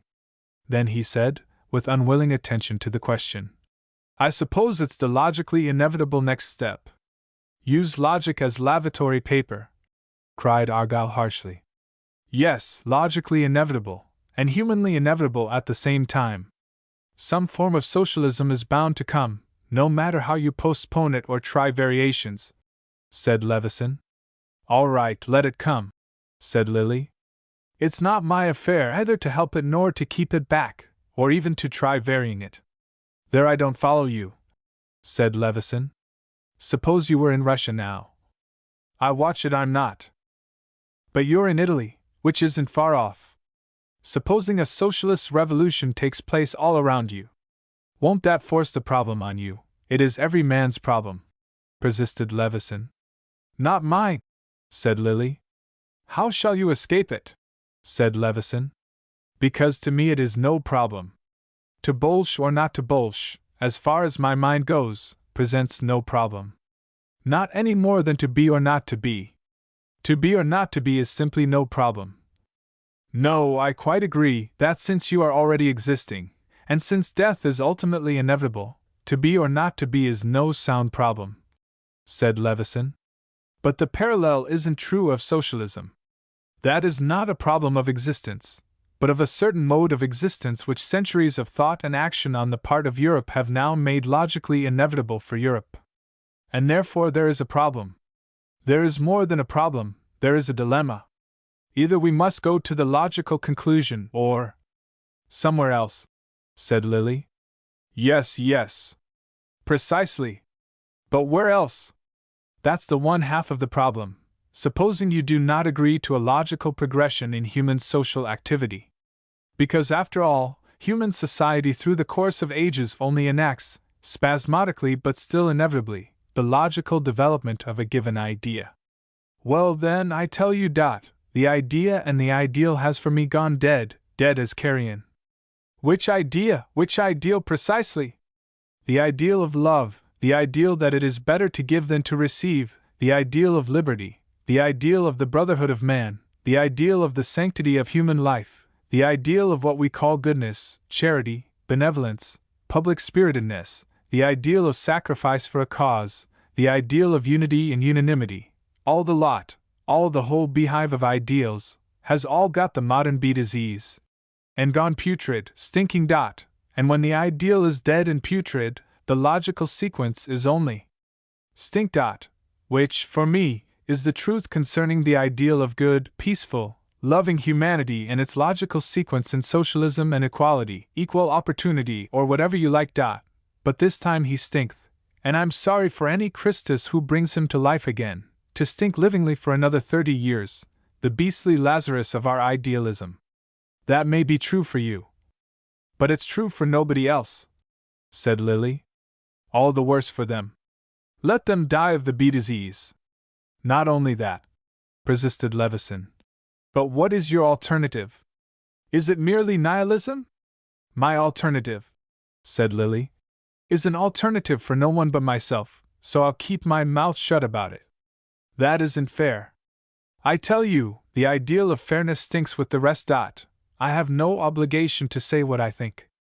Yes, if you enter into conversation, you have. Bah, then I didn't enter into conversation. The only thing is, I agree in the rough with Argyll. You've got to have a sort of slavery again. People are not men, they are insects and instruments, and their destiny is slavery. They are too many for me, and so what I think is ineffectual. But ultimately they will be brought to agree, after sufficient extermination, and then they will elect for themselves a proper and healthy and energetic slavery. I should like to know what you mean by slavery. Because to me it is impossible that slavery should be healthy and energetic. You seem to have some other idea in your mind, and you merely use the word slavery out of exasperation. I mean it none the less. I mean a real committal of the life issue of inferior beings to the responsibility of a superior being. It'll take a bit of knowing who are the inferior and which is the superior, said Levison sarcastically. Not a bit. It is written between a man's brows, which he is. I'm afraid we shall all read differently. So long as we're liars. And putting that question aside, I presume that you mean that this committal of the life issue of inferior beings to someone higher shall be made voluntarily, a sort of voluntary self-gift of the inferiors. Yes, more or less, and a voluntary acceptance. For it's no pretty gift, after all. But once made it must be held fast by genuine power. Oh yes, no playing and fooling about with it. Permanent and very efficacious power. You mean military power? I do, of course. Here Levison smiled a long, slow, subtle smile of ridicule. It all seemed to him the preposterous pretentiousness of a megalomaniac, one whom, after a while, humanity would probably have the satisfaction of putting into prison, or into a lunatic asylum. And Levison felt strong, overwhelmingly strong, in the huge social power with which he, insignificant as he was armed against such criminal imbecile pretensions as those above set forth. Prison or the lunatic asylum. The face of the fellow gloated in these two inevitable engines of his disapproval. It will take you some time before you'll get your doctrines accepted, he said. Accepted? I'd be sorry. I don't want a lot of swine snouting and sniffing at me with their acceptance. Bah, Levison, one could easily make a fool of you. Do you take this as my gospel? I take it you are speaking seriously. Here Lily broke into that peculiar, gay, whimsical smile. But I should say the blank opposite with just as much fervor, he declared. Do you mean to say you don't mean what you've been saying? Said Levison, now really looking angry. Why, I'll tell you the real truth, said Lily. I think every man is a sacred and holy individual, never to be violated.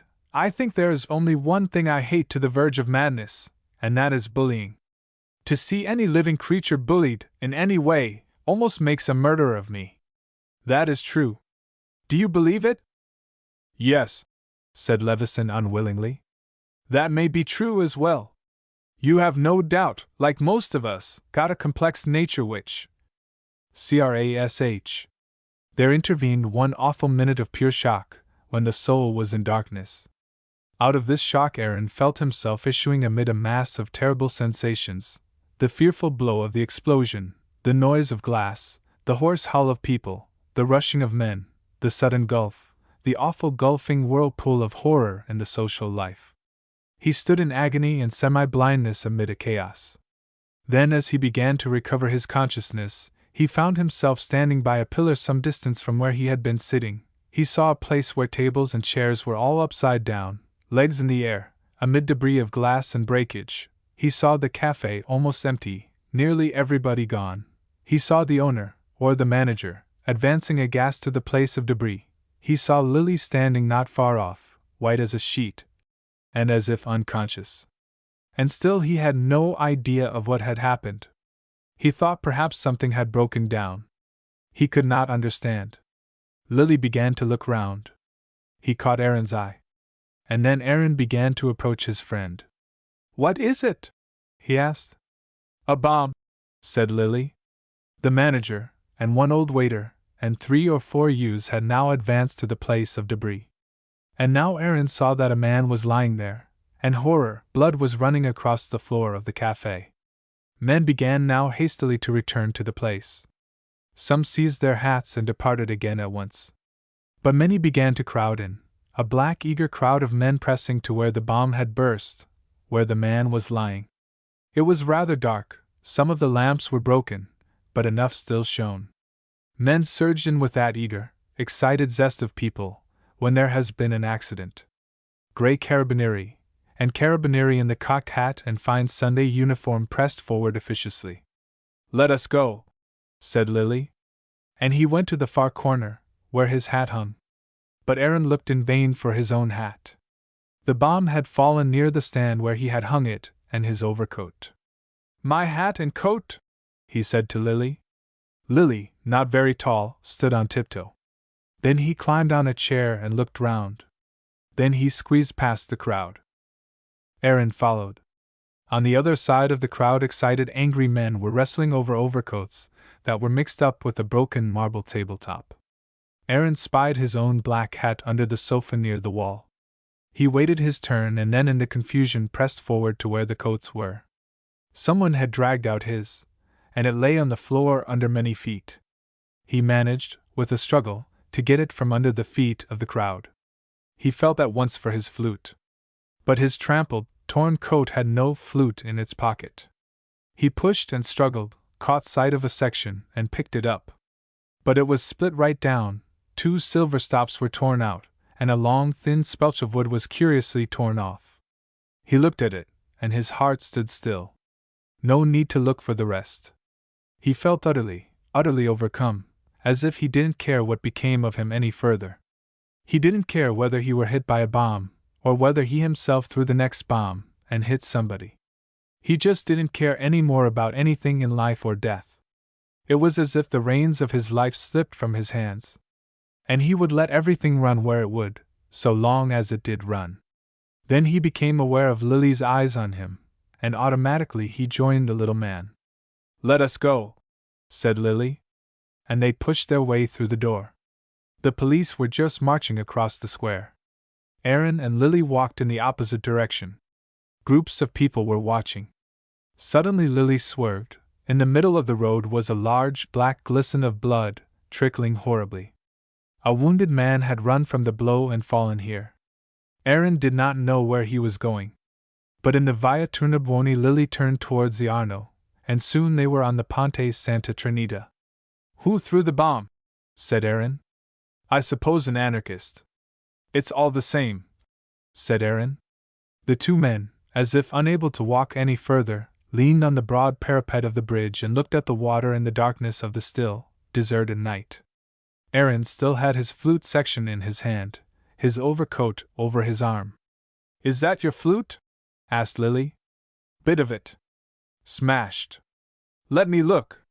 He looked, and gave it back. "No good," he said. "Oh no," said Aaron.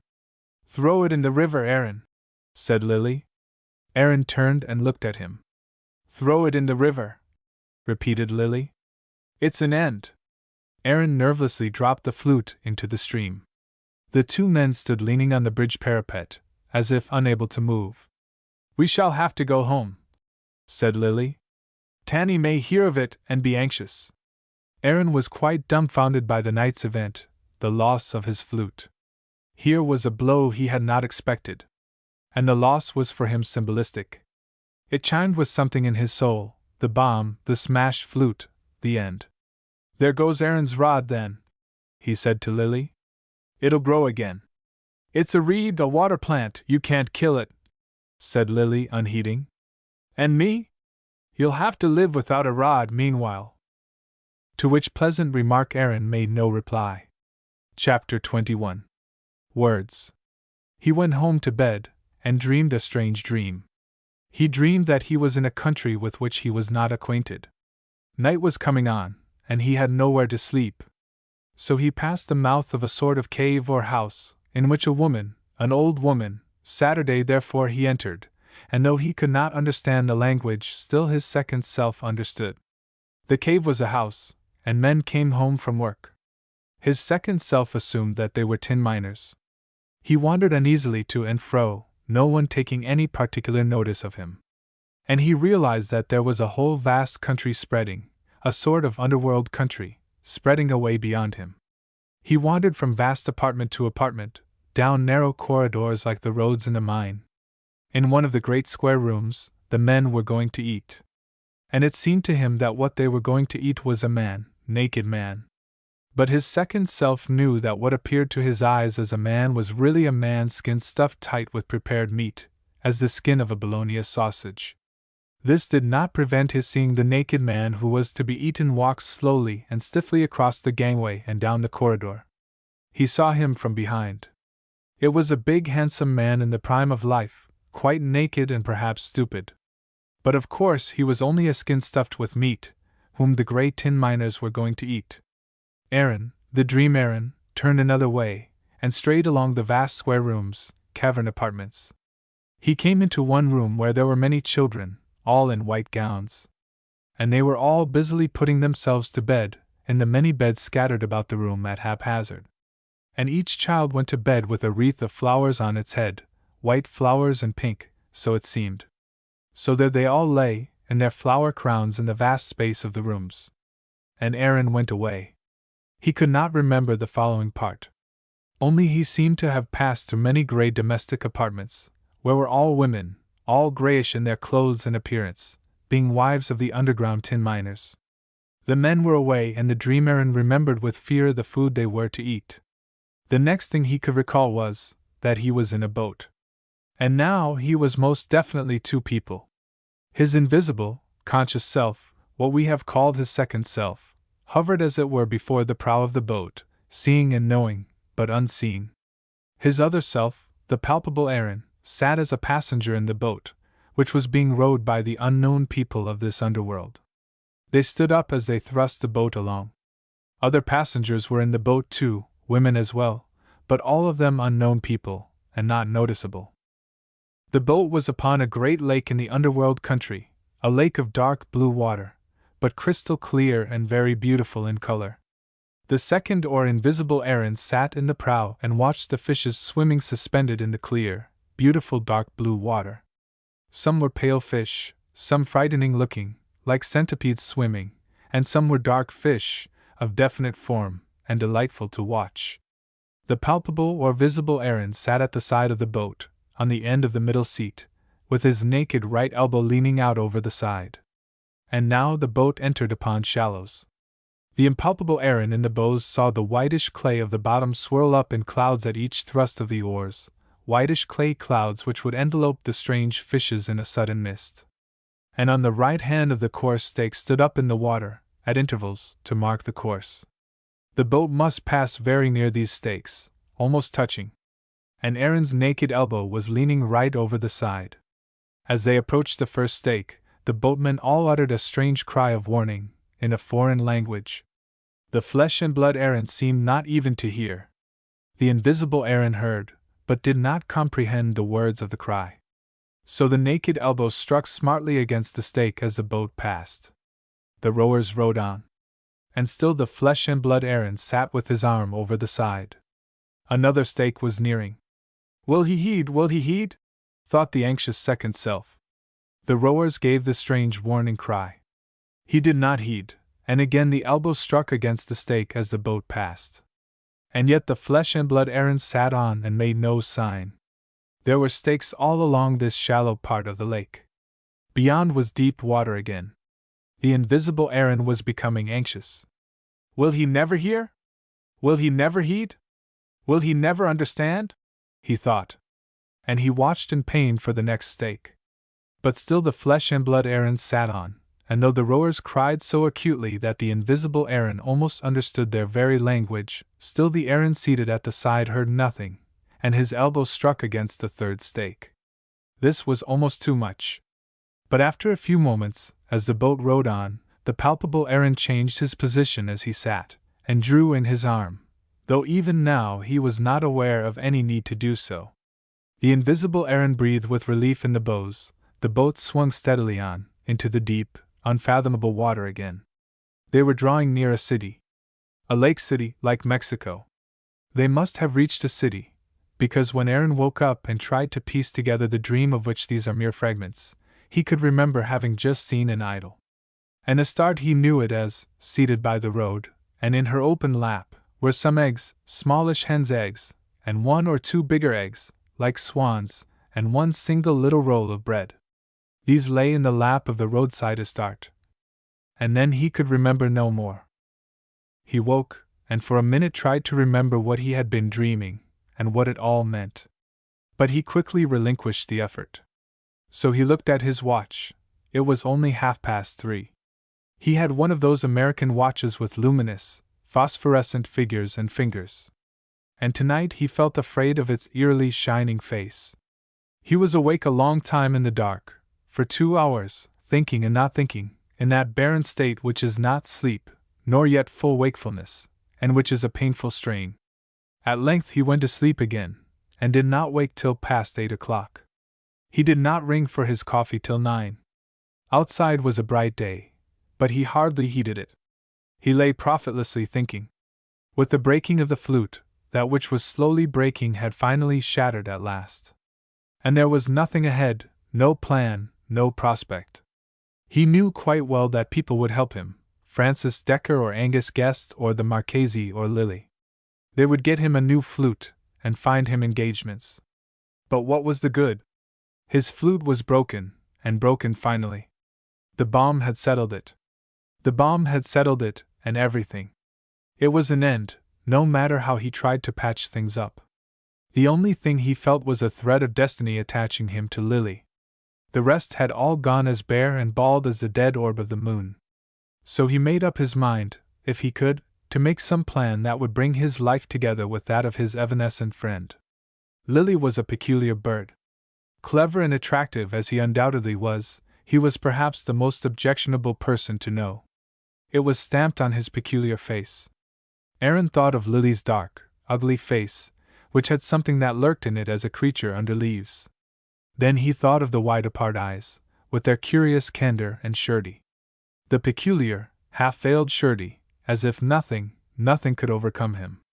It made people angry, this look of silent, indifferent assurance. Nothing can touch him on the quick, nothing can really get at him. They felt at last. And they felt it with resentment, almost with hate. They wanted to be able to get at him. For he was so open-seeming, so very outspoken. He gave himself away so much. And he had no money to fall back on. Yet he gave himself away so easily, paid such attention, almost deference to any chance friend. So they all thought, here is a wise person who finds me the wonder which I really am. And lo and behold, after he had given them the trial, and found their inevitable limitations, he departed and ceased to heed their wonderful existence. Which, to say the least of it, was fraudulent and damnable. It was then, after his departure, that they realized his basic indifference to them, and his silent arrogance. A silent arrogance that knew all their wisdom, and left them to it. Aaron had been through it all. He had started by thinking Lily a peculiar little freak, gone on to think him a wonderful chap, and a bit pathetic, progressed, and found him generous, but overbearing, then cruel and intolerant, allowing no man to have a soul of his own, then terribly arrogant, throwing a fellow aside like an old glove which is in holes at the finger ends. And all the time, which was most beastly, seeing through one. All the time, freak and outsider as he was, Lily knew. He knew, and his soul was against the whole world. Driven to bay, and forced to choose. Forced to choose, not between life and death, but between the world and the uncertain, assertive Lily. Forced to choose, and yet, in the world, having nothing left to choose. For in the world there was nothing left to choose, unless he would give in and try for success. Aaron knew well enough that if he liked to do a bit of buttering, people would gladly make a success of him, and give him money and success. He could become quite a favorite. But no! If he had to give in to something, if he really had to give in, and it seemed he had, then he would rather give in to the little Lily than to the beastly people of the world. If he had to give in, then it should be to no woman, and to no social ideal, and to no social institution. No, if he had to yield his willful independence, and give himself, then he would rather give himself to the little, individual man than to any of the rest. For to tell the truth, in the man was something incomprehensible, which had dominion over him, if he chose to allow it. As he lay pondering this over, escaping from the cul-de-sac in which he had been running for so long, by yielding to one of his pursuers, yielding to the peculiar mastery of one man's nature rather than to the quicksands of woman or the stinking bogs of society, yielding, since yield he must, in some direction or other, yielding in a new direction now, to one strange and incalculable little individual. As Aaron lay so relaxing, finding a peculiar delight in giving his soul to his mind's hero, the self-same hero tapped and entered. "I wondered," he said, "if you'd like to walk into the country with me. It is such a nice day. I thought you might have gone out already. But here you are in bed like a woman who's had a baby. You're all right, are you?" "Yes," said Aaron. "I'm all right. Miserable about your flute. Ah, well, there are more flutes. Get up then." And Lily went to the window, and stood looking out at the river. "We're going away on Thursday," he said. "Where to?" said Aaron. "Naples. We've got a little house there for the winter, in the country, not far from Sorrento. I must get a bit of work done, now the winter is coming. And forget all about everything and just live with life. What's the good of running after life, when we've got it in us, if nobody prevents us and obstructs us?" Aaron felt very queer. "But for how long will you settle down?" he asked. "Oh, only the winter. I am a vagrant really, or a migrant. I must migrate. Do you think a cuckoo in Africa and a cuckoo in Essex is one and the same bird? Anyhow, I know I must oscillate between north and south, so oscillate I do. It's just my nature. All people don't have the same needs. Perhaps not, said Aaron, who had risen and was sitting on the side of the bed. I would very much like to try life in another continent, among another race. I feel Europe becoming like a cage to me. Europe may be all right in herself, but I find myself chafing. Another year I shall get out. I shall leave Europe. I begin to feel caged. I guess there are others that feel caged, as well as you, said Aaron. I guess there are. And maybe they haven't a chance to get out. Lily was silent a moment. Then he said, Well, I didn't make life in society. I can only go my own way. Aaron too was silent. A deep disappointment was settling over his spirit. Will you be alone all winter? Just myself and Tanny, he answered. But people always turn up. And then next year, what will you do? Who knows? I may sail far off. I should like to. I should like to try quite a new life mode. This is finished in me, and yet perhaps it is absurd to go further. I'm rather sick of seekers. I hate a seeker. What? Said Aaron rather sarcastically. Those who are looking for a new religion. Religion, and love, and all that. It's a disease now. Oh, I don't know, said Aaron. Perhaps the lack of love and religion is the disease. Ah, bah! Begrinding the old millstones of love and God is what ails us, when there's no more grist between the stones. We've ground love very small. Time to forget it. Forget the very words religion, and God, and love, then have a shot at a new mode. But the very words rivet us down and don't let us move. Rivets, and we can't get them out. And where should we be if we could? Said Aaron. We might begin to be ourselves anyhow. And what does that mean? Said Aaron. Being yourself, what does it mean? To me, everything. And to most folks, nothing. They've got to have a goal. There is no goal. I loathe goals more than any other impertinence. Jails they are. Bah, jails and jailers, dash. Wherever you go, you'll find people with their noses tied to some goal, said Aaron. Their wagon hitched to a star, which goes round and round like an ass in a gin, laughed Lily. Be damned to it. Aaron got himself dressed, and the two men went out, took a tram and went into the country. Aaron could not help it. Lily put his back up. They came to a little inn near a bridge, where a broad stream rustled bright and shallow. It was a sunny warm day, and Aaron and Lily had a table outside under the thin trees at the top of the bank above the river. The yellow leaves were falling, the Tuscan sky was turquoise blue. In the stream below 3 naked boys still adventurously bathed, and lay flat on the shingle in the sun. A wagon with 2 pale, loving, velvety oxen drew slowly down the hill, looking at each step as if they were going to come to rest, to move no more. But still they stepped forward, till they came to the inn, and there they stood at rest. 2 old women were picking the last acorns under 3 scrubby oak trees, whilst a girl with bare feet drove her 2 goats and a sheep up from the waterside towards the women. The girl wore a dress that had been blue, perhaps indigo, but which had faded to the beautiful lavender-purple color which is so common, and which always reminded Lily of purple anemones in the south. The 2 friends sat in the sun and drank red wine. It was midday. From the thin, square belfry on the opposite hill the bells had rung. The old women and the girl squatted under the trees, eating their bread and figs. The boys were dressing, fluttering into their shirts on the stream's shingle. A big girl went past, with somebody's dinner tied in a red kerchief and perched on her head. It was one of the most precious hours, the hour of pause, noon, and the sun, and the quiet acceptance of the world. At such a time everything seems to fall into a true relationship, after the strain of work and of urge.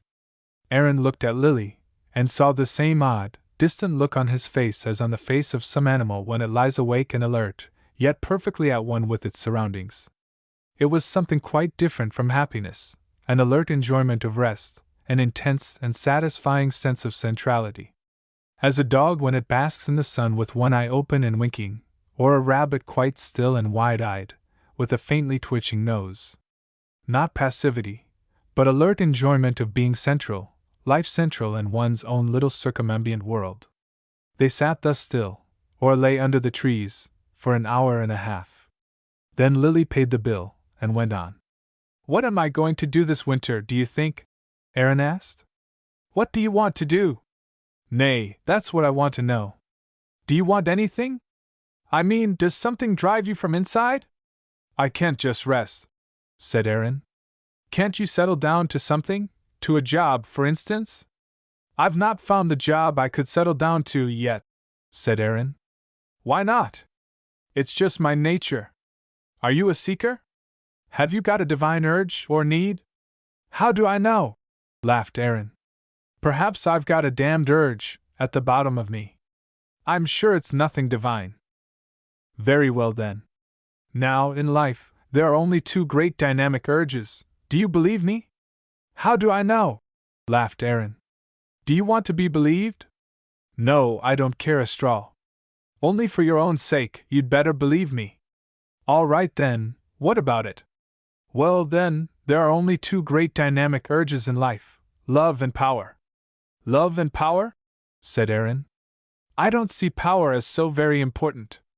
"You don't see because you don't look. But that's not the point. What sort of urge is your urge? Is it the love urge?" "I don't know," said Aaron. "Yes, you do. You know that you have got an urge, don't you?" "Yes." Rather unwillingly Aaron admitted it. "Well then, what is it? Is it that you want to love, or to be obeyed?" "A bit of both." "All right, a bit of both. And what are you looking for in love? A woman whom you can love, and who will love you out and all and happy ever after sort of thing." "That's what I started out for, perhaps," laughed Aaron. "And now you know it's all my eye." Aaron looked at Lily, unwilling to admit it. Lily began to laugh. "You know it well enough," he said. "It's one of your lost illusions, my boy. Well then, what next? Is it a God you're after? Do you want a God you can strive to and attain, through love, and live happy ever after countless millions of eternities, immortality and all that? Is this your little dodge?" Again Aaron looked at Lily with that odd double look of mockery and unwillingness to give himself away. "All right then. You've got a love urge that urges you to God, have you? Then go and join the Buddhists in Burma, or the newest fangled Christians in Europe. Go and stick your head in a bush of nirvana or spiritual perfection. Trot off." "I won't," said Aaron. "You must. If you've got a love urge, then give it its fulfillment." "I haven't got a love urge." "You have. You want to get excited in love. You want to be carried away in love. You want to whoosh off in a nice little love whoosh and love yourself. Don't deny it. I know you do. You want passion to sweep you off on wings of fire till you surpass yourself, and like the swooping eagle swoop right into the sun. I know you, my love boy. Not any more, not any more. I've been had too often," laughed Aaron. "Bah, it's a lesson men never learn. No matter how sick they make themselves with love, they always rush for more, like a dog to his vomit." "Well, what am I to do then, if I'm not to love?" cried Aaron. "You want to go on, from passion to passion, from ecstasy to ecstasy, from triumph to triumph, till you can whoosh away into glory, beyond yourself, all bonds loosened and happy ever after. Either that or nirvana, opposite side of the medal." "There's probably more hate than love in me," said Aaron. "That's the recoil of the same urge. The anarchist, the criminal, the murderer, he is only the extreme lover acting on the recoil. But it is love, only in recoil. It flies back, the love urge, and becomes a horror." "All right then. I'm a criminal and a murderer," said Aaron. "No, you're not. But you've a love urge. And perhaps on the recoil just now. But listen to me. It's no good thinking the love urge is the one and only. Niente.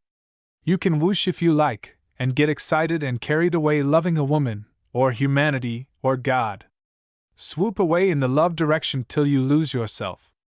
But that's where you're had. You can't lose yourself. You can try. But you might just as well try to swallow yourself. You'll only bite your fingers off in the attempt. You can't lose yourself, either in woman nor humanity nor in God. You've always got yourself on your hands in the end, and a very raw and jaded and humiliated and nervous neurasthenic self it is, too, in the end. A very nasty thing to wake up to is one's own raw self after an excessive love whoosh. Look even at President Wilson. He love whooshed for humanity, and found in the end he'd only got a very sorry self on his hands. So leave off. Leave off, my boy. Leave off love whooshing. You can't lose yourself, so stop trying. The responsibility is on your own shoulders all the time, and no God which man has ever struck can take it off. You are yourself, and so be yourself. Stick to it and abide by it. Passion or no passion, ecstasy or no ecstasy, urge or no urge, there's no goal outside you, where you can consummate like an eagle flying into the sun, or a moth into a candle. There's no goal outside you, and there's no God outside you. No God, whom you can get to and rest in. None. It's a case of. But there's no God outside you, whom you can rise to or sink to or swoop away to. You can't even gum yourself to a divine nirvana moon. Because all the time you've got to eat your dinner and digest it. There is no goal outside you. None. There is only one thing, your own very self. So you'd better stick to it. You can't be any bigger than just yourself, so you needn't drag God in. You've got one job, and no more. There inside you lies your own very self, like a germinating egg, your precious Easter egg of your own soul. There it is, developing bit by bit from one single egg cell which you were at your conception in your mother's womb, on and on to the strange and peculiar complication in unity which never stops till you die, if then. You've got an innermost, integral unique self, and since it's the only thing you have got or ever will have, don't go trying to lose it. You've got to develop it, from the egg into the chicken, and from the chicken into the one and only phoenix, of which there can only be one at a time in the universe.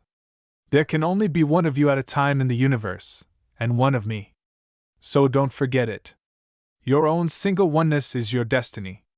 Your destiny comes from within, from your own self-form. And you can't know it beforehand, either your destiny nor your self-form. You can only develop it. You can only stick to your own very self, and never betray it. And by so sticking, you develop the one and only phoenix of your own self, and you unfold your own destiny, as a dandelion unfolds itself into a dandelion, and not into a stick of celery. Remember this, my boy, you've never got to deny the Holy Ghost which is inside you, your own soul's self. Never. Or you'll catch it. And you've never got to think you'll dodge the responsibility of your own soul's self, by loving or sacrificing or nirvaning, or even anarchizing and throwing bombs. You never will. Aaron was silenced for a moment by this flood of words. Then he said, smiling, So I'd better sit tight on my soul till it hatches, had I? Oh, yes. If your soul's urge urges you to love, then love. But always know that what you are doing is the fulfilling of your own soul's impulse. It's no good trying to act by prescription, not a bit. And it's no use getting into frenzies. If you've got to go in for love and passion, go in for them. But they aren't the goal. They're a mere means, a life means, if you will. The only goal is the fulfilling of your own soul's active desire and suggestion. Be passionate as much as ever it is your nature to be passionate, and deeply sensual as far as you can be. Small souls have a small sensuality, deep souls a deep one. But remember, all the time, the responsibility is upon your own head, it all rests with your own lonely soul, the responsibility for your own action. I never said it didn't, said Aaron. You never said it did. You never accepted. You thought there was something outside, to justify you, God, or a creed, or a prescription. But remember, your soul inside you is your only Godhead. It develops your actions within you as a tree develops its own new cells. And the cells push on into buds and boughs and flowers. And these are your passion and your acts and your thoughts and expressions, your developing consciousness. You don't know beforehand, and you can't. You can only stick to your own soul through thick and thin. You are your own tree of life, roots and limbs and trunk. Somewhere within the wholeness of the tree lies the very self, the quick, its own innate Holy Ghost. And this Holy Ghost puts forth new buds, and pushes past old limits, and shakes off a whole body of dying leaves. And the old limits hate being impassed, and the old leaves hate to fall. But they must, if the tree soul says so. They had sat again during this harangue, under a white wall. Aaron listened more to the voice than the words. It was more the sound value which entered his soul, the tone, the strange speech music which sank into him. The sense he hardly heeded. And yet he understood, he knew. He understood, oh, so much more deeply than if he had listened with his head. And he answered an objection from the bottom of his soul. But you talk, he said, as if we were like trees, alone by ourselves in the world. We aren't. If we love, it needs another person than ourselves. And if we hate, and even if we talk. Quite, said Lily. And that's just the point. We've got to love and hate moreover, and even talk. But we haven't got to fix on any one of these modes, and say that's the only mode. It is such imbecility to say that love and love alone must rule. It is so obviously not the case. Yet we try and make it so. I feel that, said Aaron. It's all a lie. It's worse. It's a half lie. But listen. I told you there were two urges, two great life urges, didn't I? There may be more. But it comes on me so strongly, now, that there are two, love and power. And we've been trying to work ourselves, at least as individuals, from the love urge exclusively, hating the power urge, and repressing it. And now I find we've got to accept the very thing we've hated. We've exhausted our love urge for the moment. And yet we try to force it to continue working. So we get inevitably anarchy and murder. It's no good. We've got to accept the power motive, accept it in deep responsibility. Do you understand me? It is a great life motive. It was that great dark power urge which kept Egypt so intensely living for so many centuries. It is a vast dark source of life and strength in us now, waiting either to issue into true action or to burst into cataclysm. Power, the power urge. The will to power, but not in Nietzsche's sense. Not intellectual power. Not mental power. Not conscious willpower. Not even wisdom. But dark, living, fructifying power. Do you know what I mean? I don't know, said Aaron. Take what you call love, for example. In the real way of love, the positive aim is to make the other person, or persons, happy. It devotes itself to the other or to others. But change the mode. Let the urge be the urge of power. Then the great desire is not happiness, neither of the beloved nor of oneself. Happiness is only one of many states, and it is horrible to think of fixing us down to one state. The urge of power does not seek for happiness any more than for any other state. It urges from within, darkly, for the displacing of the old leaves, the inception of the new. It is powerful and self-central, not seeking its center outside, in some god or some beloved, but acting indomitably from within itself. And of course there must be one who urges, and one who is impelled. Just as in love there is a beloved and a lover, the man is supposed to be the lover, the woman the beloved. Now, in the urge of power, it is the reverse. The woman must submit, but deeply, deeply submit. Not to any foolish fixed authority, not to any foolish and arbitrary will, but to something deep, deeper. To the soul in its dark motion of power and pride. We must reverse the poles. The woman must now submit, but deeply, deeply, and richly. No subservience. None of that. No slavery. A deep, unfathomable free submission. You'll never get it, said Aaron. You will, if you abandon the love idea and the love motive, and if you stand apart, and never bully, never force from the conscious will. That's where Nietzsche was wrong. His was the conscious and benevolent will, in fact, the love will. But the deep power urge is not conscious of its aims, and it is certainly not consciously benevolent or love-directed. Whatever else happens, somewhere, sometime, the deep power urge in man will have to issue forth again, and woman will submit, livingly, not subjectedly. She never will, persisted Aaron. Anything else will happen, but not that. She will, said Lily. Once man disengages himself from the love mode, and stands clear. Once he stands clear, and the other great urge begins to flow in him, then the woman won't be able to resist. Her own soul will wish to yield itself. Woman yield?